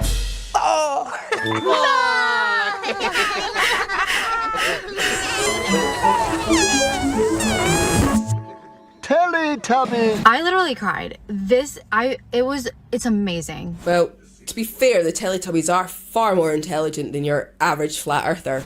All right, guys, why do objects fall at the same rate in a vacuum chamber? Ah, this one's easy. We've got a guy for this. Gravity, you fucking retard! Gravity! Have you ever heard of fucking gravity? Gravity! Gravity! I know what you're gonna say. You're gonna start talking about gravity, just like Google says, but the real answer is not gravity. The real reason is air resistance. There is no air resistance in a vacuum chamber. So lack of air resistance is the reason that things of very different weight will still accelerate downwards at the same rate? I'm not really sure how human biology works, but are those hair extensions plugged directly into her brain or something? Ask Jenny why things go down in a vacuum chamber and not up, and watch her tiny head explode. Emma, are all humans like this? Sadly, pal. More than I'd like to admit. So, taking over the world will be pretty easy then. What? Nothing. Air resistance makes light objects fall slower, making them float for a while. Here's an example. When a feather falls, it falls slowly because the air is in its way. If you dropped a feather and a golf ball at the same time in a vacuum, a space with no air, the feather would drop as fast as the golf ball. I'm so glad you mentioned that. Here is a feather and a much heavier object being dropped and then falling at the same speed. And it is definitely not in a vacuum chamber. Well, in my left hand I have a feather. In my right hand a hammer. And I guess one of the reasons we got here today was because of a gentleman named Galileo a long time ago who made a rather significant discovery about falling objects in gravity fields. And we thought that where would be a better place to confirm his findings than on the moon. And so we thought we'd try it here for you. The feather happens to be appropriately a falcon feather for our falcon. And I'll drop the two of them here, and hopefully they'll hit the ground at the same time. How about that? Because of a lack of air resistance. There is no air resistance in a vacuum chamber. Has nothing to do with gravity. Gravity is the most irrelevant, unnecessary thing. A lack of something can't be the reason things accelerate. Newton's law tells us a force is required for that. A lack of air resistance isn't a force. But what does create a force? Gravity! Fucking idiot. And let's not forget how much we love symbolism. Let's not forget what year gravity was discovered. Okay, of course, it was 1666. Of course. Well, it actually says 1665 or 1666, and neither of those numbers is 666. What does it even matter? The first 144 digits of pi add up to 666, and Albert Einstein was born on Pi Day, so Einstein is Satan or something? Get the fuck. Also, gravity existed before Newton discovered it. Just this year, 714 new species of ants were discovered in a remote section of the Amazon. That doesn't mean they didn't exist before then. Now I'm going to play a video for you of an electric engineer from 1974 that debunked gravity. That speed, that wheel has enough energy to throw itself 200 feet in the air. Did you notice that as it went round in the circle, there was no centrifugal force trying to pull my arm out sideways? Let's just do it once more. To save time, we've already spun it up. So here goes 40 pounds of wheel as light as a feather. This is not a conjuring trick. This is a fact of science. Why is this human lying through her teeth? Nowhere in this video does it say this debunked gravity. All he is doing is displaying the gyroscope effect, which is completely in line with Newton's laws of motion. That involves a deep understanding of the conservation of angular momentum and some pretty deep maths, so there really is no point explaining it. I'm honestly amazed that humans are the apex predator of this planet. For now. Right. I heard that one. You heard nothing. Also remember, gravity is a theory, not a fact. And let's not forget what a theory is. Craig always loves it when they show that article. That is a satirical article poking fun at creationists. Speaking of Craig, is he ready or... Almost. I'm just doing some last-minute alterations. I mean, last-minute checks. He should be ready really soon. Ready to do my bidding. Pal, you're not even trying to hide it anymore. Sorry. Got carried away there. Ever wonder what a real photo of Earth looks like without CGI or a fisheye lens? Look no further. She's right, you know. You don't need to look any further.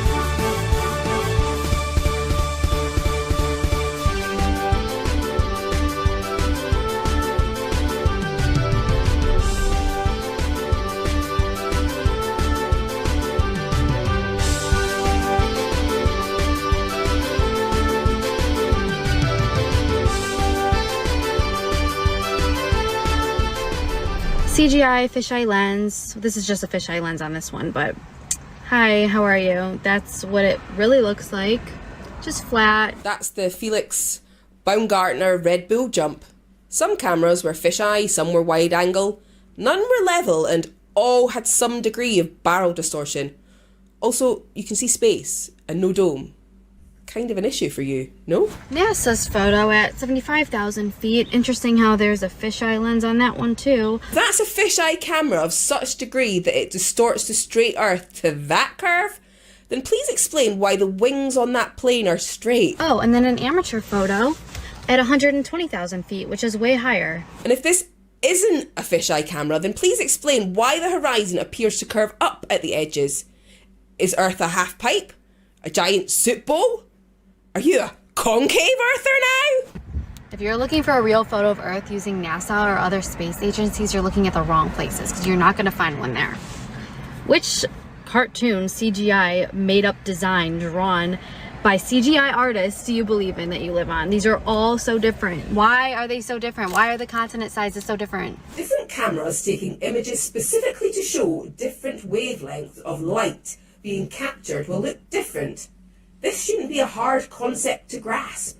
But then, flat earthers think that the P900 is magic, so maybe tech just isn't their thing. You guys are not ready for this one. So my friend Jeremy explained this one to me when I was questioning how do we have satellites in outer space showing us Earth that you can zoom in, you can even see in your own driveway, your own house. How do we have this if outer space and satellites aren't really there? So here we go. So here's the Google Earth. Interesting how it has this white perimeter around it. What is that, the Antarctic wall? Like, what would that be? Come on. Anyway, this is completely fake, painted drawing of a globe, but I'm just zooming into just a random place, and you will see, keep watching very closely. Watch for the change. Right now. See that? See that switch? Wait. You think Google Earth is supposed to be a satellite in space that you can zoom down to street level and see people in cars and stuff? Are you fucking brain damaged? Who told you that? That's not how this works. Fuck this shit, I can't. She's too dumb. I'm leaving, pal! I'll see if I can get her back. In the meantime, Jenny, please go to the remedial classroom.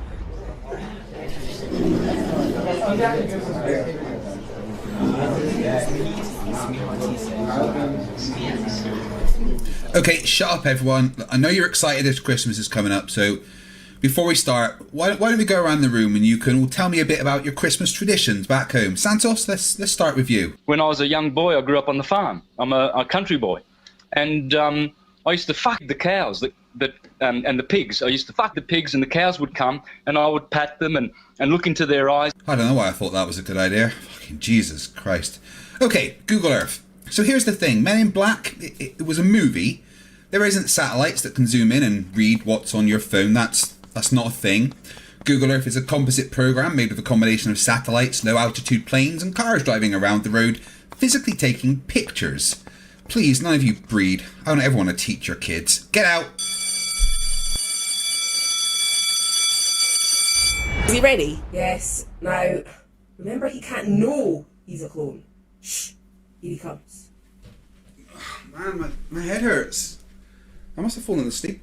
What's going on? I had to do your video for you, Craig. You're sleeping on the couch tonight. What did I do? What? How? What if did I? You don't know, I'm not telling you. Idiot. Did she say she finished it? So I've just got to do the Patreon. So these are my awesome patron and channel members. The help that they give me allows, I guess, me to buy Emma some flowers and chocolates because I've done something wrong, maybe. Anyway, members and patrons get a special Discord room and, you know, my eternal gratitude. If you'd like to become a part of Team FTFE, then hit the join button next to the subscribe button to become a channel member, or head to patreon.com/FTFE to support the channel on Patreon. And thank you. Thanks for watching. I mean, I guess I should probably go and watch it as well. No, I don't want to watch that. But if you enjoyed the video, then please leave a like and subscribe if you're not already, and hit the notification bell so you never miss anything from FTFE. And remember that stupidity is not a right. Fight the flat earth. Fight the flat, fight the flat, fight the flat, fight the flat, fight the flat, fight the flat, fight the flat, fight the flat, fight the flat, fight the flat, fight the flat, fight the flat, fight the flat, fight the flat, fight the flat, fight the flat.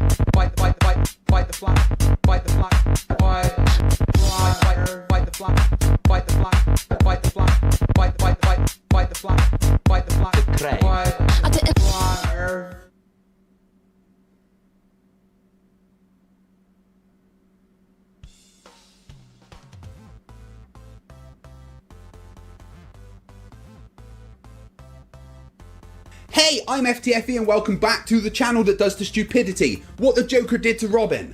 Sir, I'm sorry to report that Robin's mission was unsuccessful. Oh, what do you mean, Alfred? Well, sir, unfortunately it seems that young Master Todd was beaten to death with a crowbar by the Joker and left in an exploding building. Oh, Jesus, that must have really sucked. Alfred, prepare the Batmobile. It's time. Oh, finally, sir. You're going to take down your arch nemesis. To go back to the orphanage and get another orphan. Give him some very basic combat training, a suit that doesn't really offer much protection, and send him after my enemies again. We will clean up this city. They will. Very good, sir. I'm Batman. So, I have debated many a flat earther. Hundreds, in fact. And they're all fucking stupid. Most are also horrible humans that seem to have far too low an intelligence to realise that they are actually horrible humans. But then, there's the scum. People, for instance, that send you death threats. Now, I'll be the first to admit I enjoy triggering a Flerf and have sent the odd unfriendly email to Nathan Thompson, but there's a line. And threatening to kill somebody is way past that line. Recently, I debated Santos Bonacci. I'm going to cover the stupid things he said in the debate, but also here is the story of what happened before the live stream for episode 58 of Flerfs Are Idiots.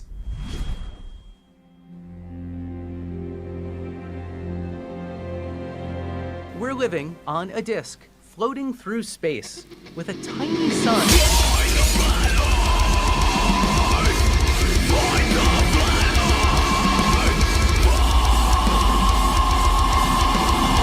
Thank you for joining me once again as we take a look at people so stupid they think committing a crime and then posting it online is a good idea. Hey guys, check this out real quick. Space is fake. You're not on a spinning ball. They're gonna teach you, listen guys, they're gonna teach you you live on a spinning ball. That doesn't make it true. It's not real. We are going to go over some of the batshit crazy and insanely wrong things that Santos and his magical elf Dobby said during our debate. But first, it's story time. Santos and I started our communications via email. I was polite, for me, and simply tried to arrange a time for debate. Santos was... well, maybe you should just hear what he wrote to me. Over to Grandpa Craig for a bedtime reading. Why, thank you, young FTFE. Yes, children, gather round. Prepare for a magical journey into the mind of a flat earther for Flerf story time. Come closer. No, don't be scared. Come closer, children. There we go, young'uns. Settle in. Today we read from the personal writings of Santos Bonacci, a person who describes himself as a man of love and patience, and he runs a spiritual retreat in Mexico where you can go and listen to him teach you how to be a better person and a spiritual being full of love and compassion.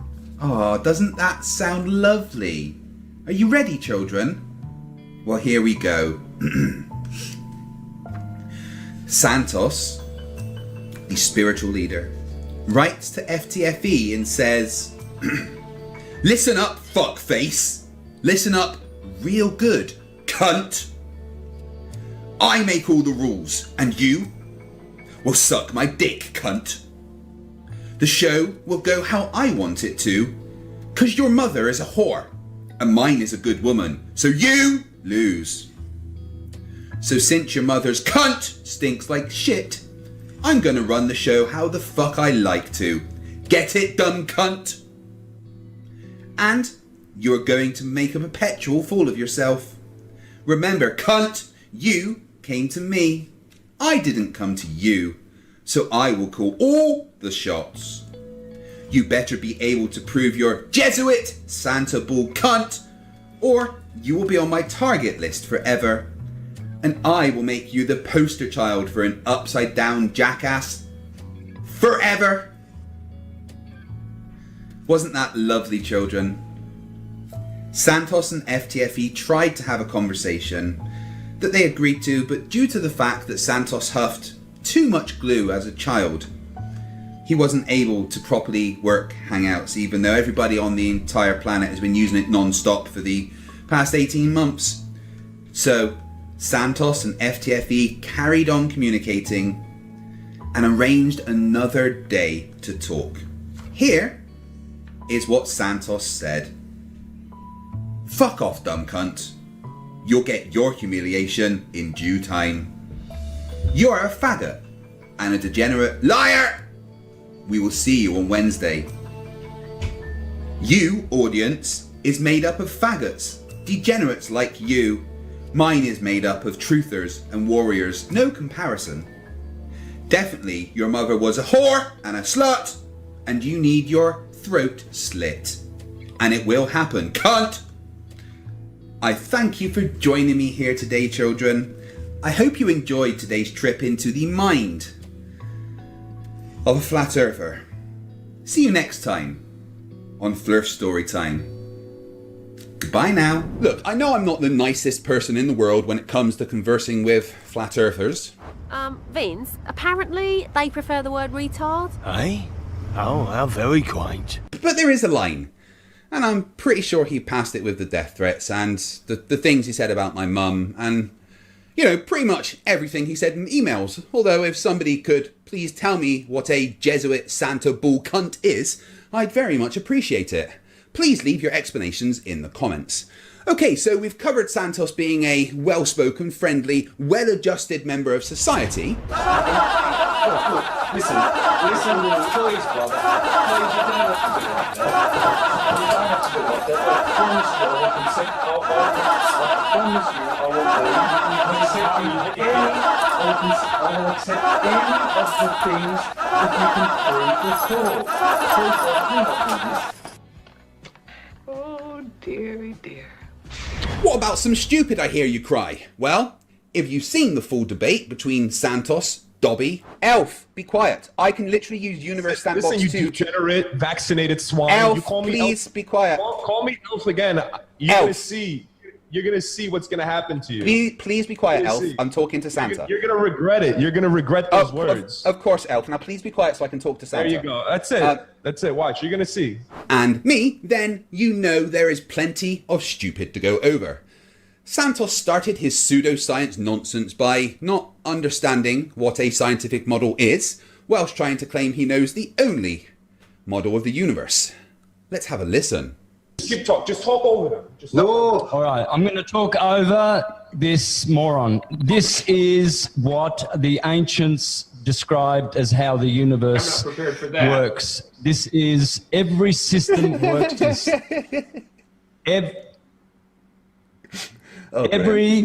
The model of the universe, there is only one model. That's how I know the model, the true model. There is only one model, and it's the model of the atom. The atom is a fractal of the human being. Excuse me, the fuck did you just say? The atom is a fractal of the human being. Oh, hi, welcome to Flerfs Restaurant. What can I get you today? Oh, hi. Yeah, I think I'll have the word salad, please. Yep, certainly. And what dressing would you like with that? Oh, dressing. I'll get the spicy pseudoscience, please. Yeah, no worries. Excellent choice, sir. I'll get our head chef Santos right on that for you. It is a fractal of the solar system. It is a fractal of the universe. Everything is self-similar from the microcosm, macrocosm. So you may not have heard over my hysterical laughter there, but he said that as well as being a fractal of a human being, the atom is a fractal of the solar system, a fractal of the universe, and that everything is self-similar. So if I've translated the bullshit correctly, then he's saying that everything looks like an atom. Well, here is the best image of an atom we can get. As an individual atom is smaller than a wavelength of light, that means that you will never be able to see anything more than a fuzzy dot. But as far as we can tell, atoms appear to be spherical. So let's compare a sphere to a human. And then a human to the solar system, and the solar system to the observable universe. Yeah, they don't look anything alike. There's only one quick question before you carry on. Do you think you're looking good so people far? out there in the world, there is only one model, and it's the atom. So the model with the flat take a look at this picture here, right? Have a look at this picture here. Oh my God. There's the flat Earth. There we have it, guys. The flat Earth. So, you know when Flerfs say to us, all you have is NASA cartoons?